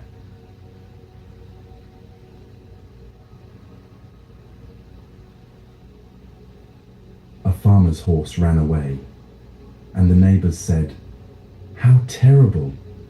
What bad luck." The farmer simply replied, "Maybe." The next day, the horse returned, bringing with it 7 wild horses. The neighbors exclaimed, "How wonderful! What good fortune!" Again, the farmer said, "Maybe." When the farmer's son tried to tame one of the wild horses, he was thrown and broke his leg. The neighbors shook their heads. "How awful! What misfortune!" The farmer's response remained the same. "Maybe." A week later, military officials came to the village to draft young men for war. Because of his broken leg, the farmer's son was passed over. The neighbors celebrated. "How fortunate! What a blessing!" And the farmer, wise in his understanding, simply said, "Maybe." This ancient story reveals one of life's most profound truths. We spend so much energy labeling our experiences as good or bad, fortune or misfortune, blessing or curse. But life is far more complex than our judgments allow. What appears to be a disaster today might be the very thing that saves us tomorrow. What seems like a blessing might lead to unexpected challenges. The farmer understood something that most of us struggle to learn. Acceptance doesn't mean liking what happens. It means recognizing that our resistance to what happens creates more suffering than the events themselves. It means understanding that life has an intelligence far greater than our limited perspective can comprehend. Some of you are fighting something right now. Maybe it's a change you didn't choose, a job loss, a relationship ending, a health challenge, a move to a new place. Maybe it's something internal, anxiety that won't quiet, sadness that lingers, anger that feels justified but burns you from the inside. Maybe it's something about yourself you've been trying to fix or improve for years. You're exhausted from the battle, but you don't know how to stop fighting. Here's what Buddhism teaches about that fight. Every moment you spend resisting what is already here is a moment stolen from your life. Every ounce of energy you use fighting reality is energy unavailable for creating something beautiful. Every thought focused on how things should be different is a thought that could be appreciating what actually is. But acceptance is widely misunderstood. People think it means giving up, becoming passive, or resigning yourself to circumstances you don't like. They imagine acceptance as a kind of spiritual defeat, waving a white flag and surrendering to whatever life throws at you. This couldn't be further from the truth. True acceptance is incredibly active. It's the difference between swimming against a powerful current and learning to navigate with it. When you're fighting the current, all your energy goes into not drowning. You exhaust yourself just staying in place. But when you stop fighting and start swimming with the flow, you can actually direct your movement. You can choose your destination. You work with the river's power instead of against it. A woman shared her story with me about losing her job after 15 years with the same company. At first, she fought the reality with everything she had. She applied desperately for similar positions, trying to recreate what she'd lost. She spent sleepless nights worrying about money, raging against the unfairness of corporate downsizing, and frantically networking to get back to where she'd been. She was like someone trying to swim upstream in a flooding river. After months of exhaustion, she had a realization. Fighting the current wasn't getting her anywhere. It was only wearing her out. So she tried something different. She accepted that this job loss had happened, not because she liked it, but because it was already true. She stopped wasting energy on wishing things were different and started asking what this change might be trying to teach her. In that space of acceptance, something shifted. Instead of frantically grabbing for any job that resembled her old one, she began exploring what kind of work would actually fulfill her. She discovered interests she'd buried for years. She took a part-time position that paid less, but allowed her to pursue training in a field she'd always been curious about. 6 months later, she was doing work she loved more than anything she'd done in the previous decade. The job loss that felt like the end of my world was actually the beginning of my real life, she told me. But I could only see that when I stopped fighting what had already happened and started working with what was actually true. This is the paradox of acceptance. The moment you stop fighting your circumstances, you become free to change them. When you're no longer using all your energy to resist what is you, suddenly have tremendous power to influence what becomes. When you accept the current moment completely, you can respond to it with wisdom instead of reacting from fear.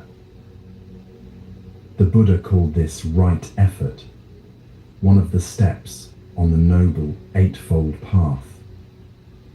Right effort isn't about trying harder or pushing through resistance. It's about applying your energy skillfully, like that swimmer who learns to work with the current instead of against it. It's effort aligned with the natural flow of life, rather than opposed to it. Think about a tree in a storm. The rigid tree that refuses to bend will snap and break, but the flexible tree that bends with the wind survives even hurricanes. The tree doesn't stop being a tree when it bends. It reveals its true strength through adaptation. Acceptance is like that flexibility. It's not weakness. It's intelligence responding to reality. When you practice acceptance, you're not agreeing that everything is perfect or that injustice should be ignored. You're simply acknowledging what is actually happening right now. From that foundation of truth, you can take wise action. But when you're lost in resistance, fighting with reality in your mind, you can't see clearly enough to respond skillfully. A meditation teacher once asked her students to notice the difference between pain and suffering. Pain is what happens, she said. Suffering is what we add to pain through resistance. If you touch something hot, your hand hurts. That's pain, and it's natural and useful. It tells you to move your hand away from danger. But if you spend the next hour angry about the burn, replaying how it happened, wishing it hadn't occurred, that's suffering. That's the extra layer of pain we create through non-acceptance. Most of our emotional suffering follows this pattern. Something happens that we don't like. Instead of feeling the natural response and letting it move through us, we resist it.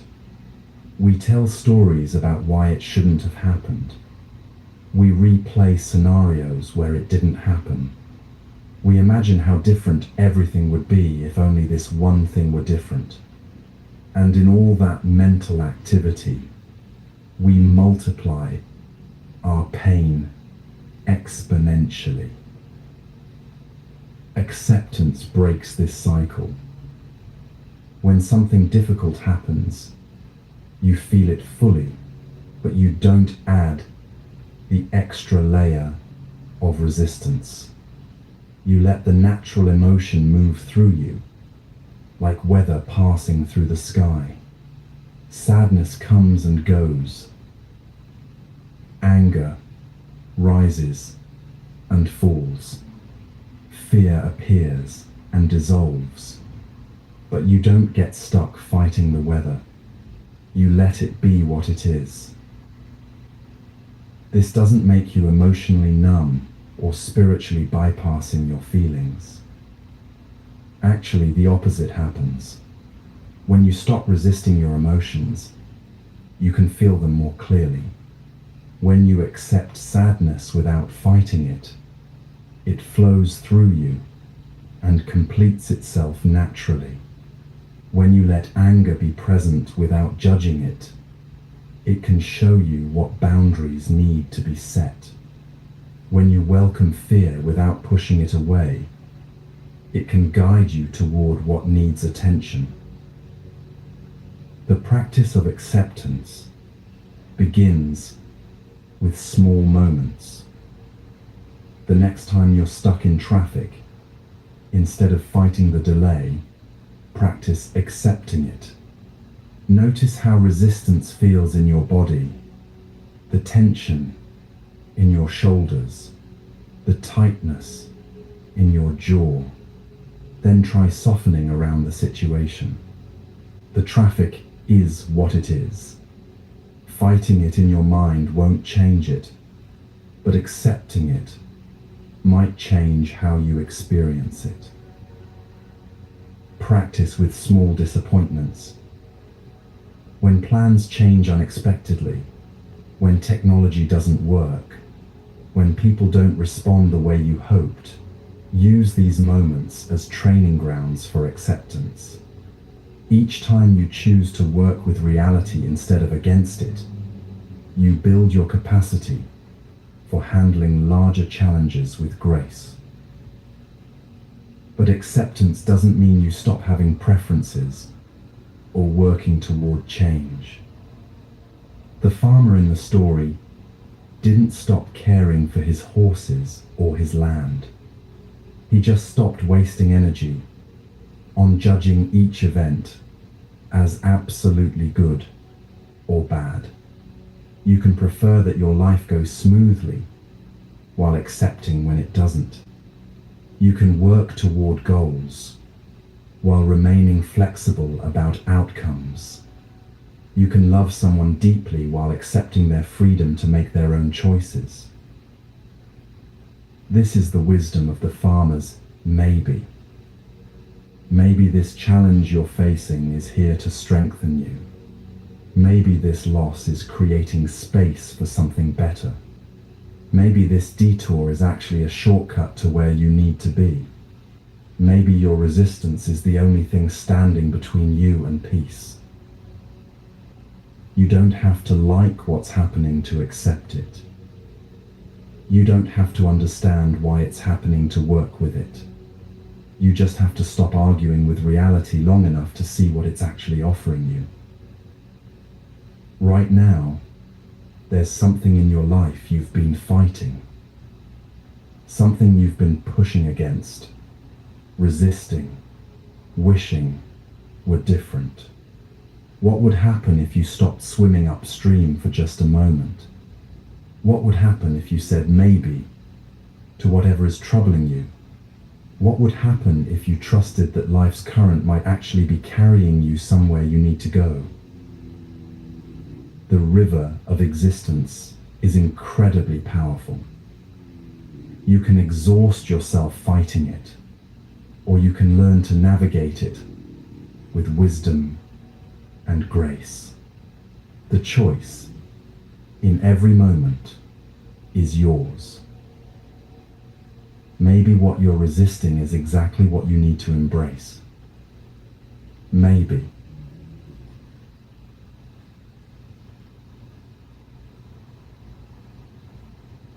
Every scar tells a story of survival. Look at your hands right now and notice the small marks there, tiny reminders of moments when life tested your resilience and you emerged. That thin line across your knuckle from when you learned to ride a bike. The barely visible mark from a childhood accident that taught you to be more careful. Each mark is proof that you faced difficulty and continued. But the deepest scars aren't always visible on our skin. They're carved into our consciousness by experiences that challenged everything we thought we knew about life. The loss that broke your heart open. The failure that forced you to question your path. The betrayal that taught you about human nature. The illness that reminded you how precious health really is. Buddhism teaches something that might surprise you about these difficult experiences. They're not punishments sent to break you down. They're not evidence that life is meaningless or cruel. They're actually some of life's most important teachers, messengers carrying wisdom that can only be delivered through direct experience. But there's something even deeper happening in your darkest moments. Something that most people miss because they're too focused on escaping the pain instead of listening to its message. The Buddha discovered this truth through his own journey with suffering. Before his enlightenment, he was Prince Siddhartha, sheltered from all forms of hardship. His father tried to protect him from ever seeing old age, sickness, or death. But when Siddhartha finally encountered these realities, he didn't just see suffering. He saw the universal human condition. He understood that avoiding pain wasn't the path to peace. Transforming our relationship with pain was. This insight led him to one of Buddhism's most profound teachings. Suffering isn't the opposite of wisdom. When met with awareness and acceptance, suffering becomes wisdom's birthplace. Every challenge you've faced has contained a hidden gift, though you might not have been ready to unwrap it at the time. Think about the most difficult period in your life. Maybe it was losing someone you couldn't imagine living without. Maybe it was a health crisis that stopped your world in its tracks. Maybe it was a professional failure that shattered your sense of identity. Maybe it was a relationship that ended when you thought it would last forever. In the midst of that experience, you probably couldn't see any purpose in your pain. But now, with the perspective that only time can provide, can you see how that difficulty changed you? Not just the obvious ways, the sadness, the fear, the sense of loss, but the deeper transformations. Did it make you more compassionate toward others who were struggling? Did it teach you about your own strength? Did it clarify what really mattered to you? Did it open your heart in ways that only breaking can? This is what Buddhism calls the noble quality of suffering.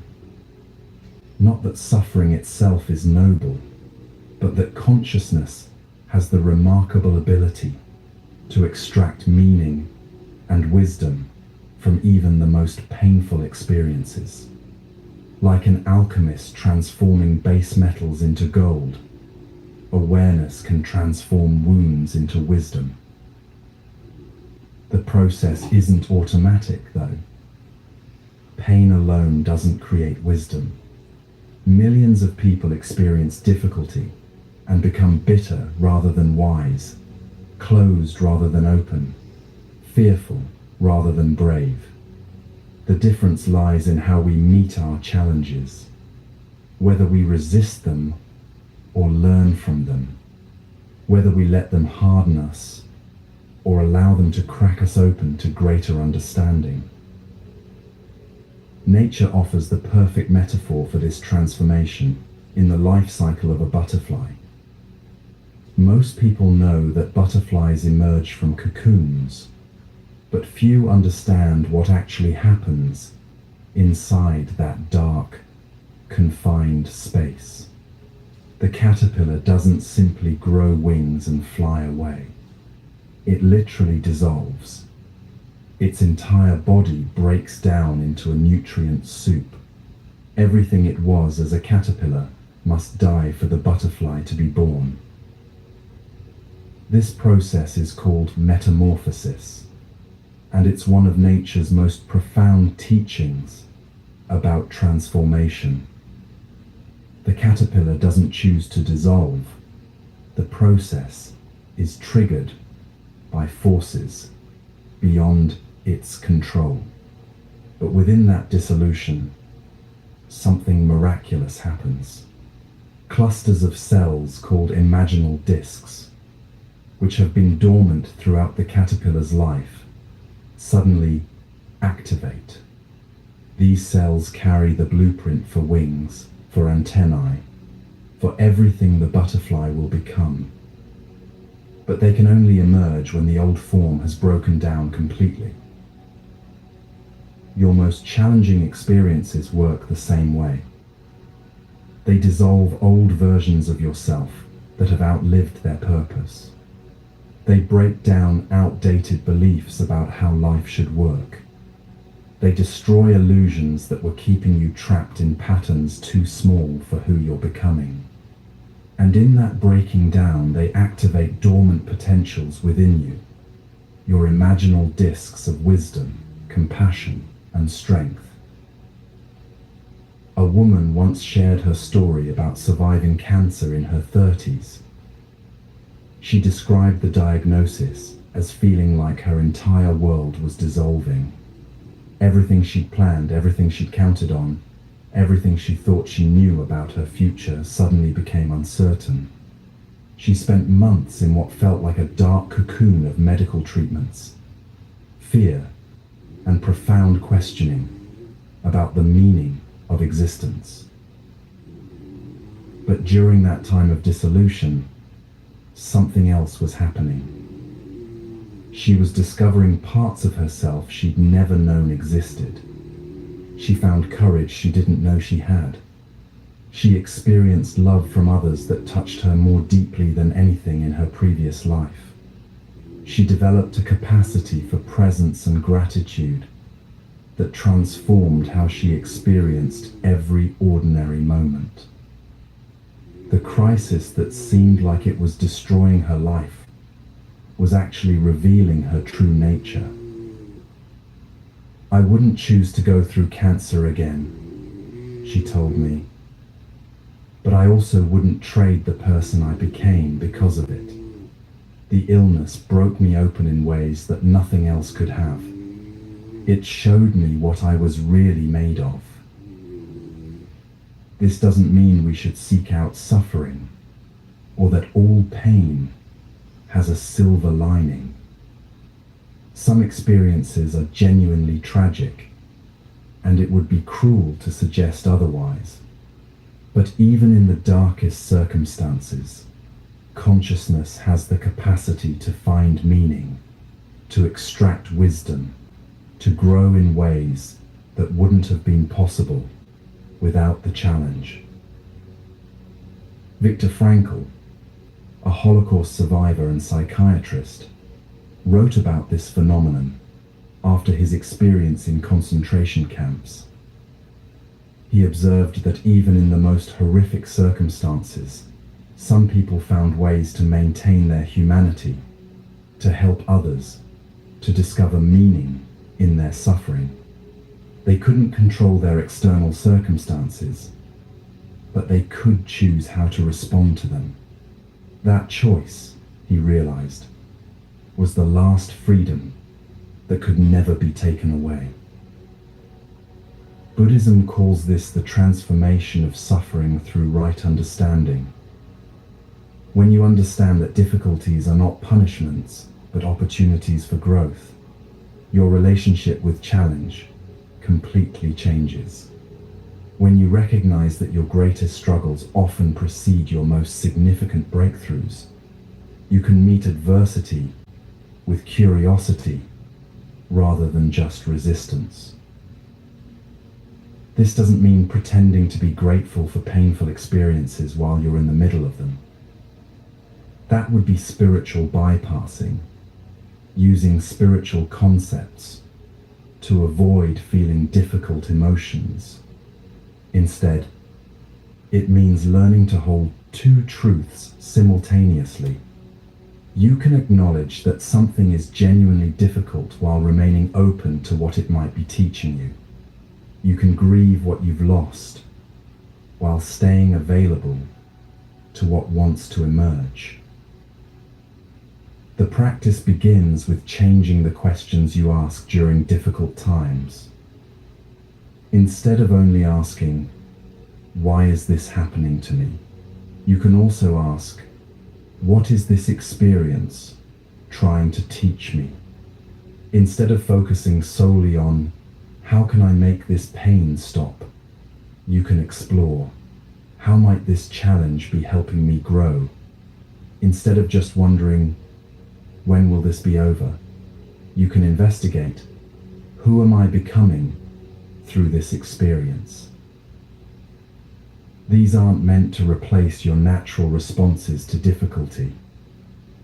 It's normal and healthy to feel sad when you lose something important, angry when you're treated unfairly, or afraid when facing uncertainty. But alongside those natural emotions, you can cultivate the awareness that watches your experience with loving attention. This awareness is what transforms raw experience into wisdom.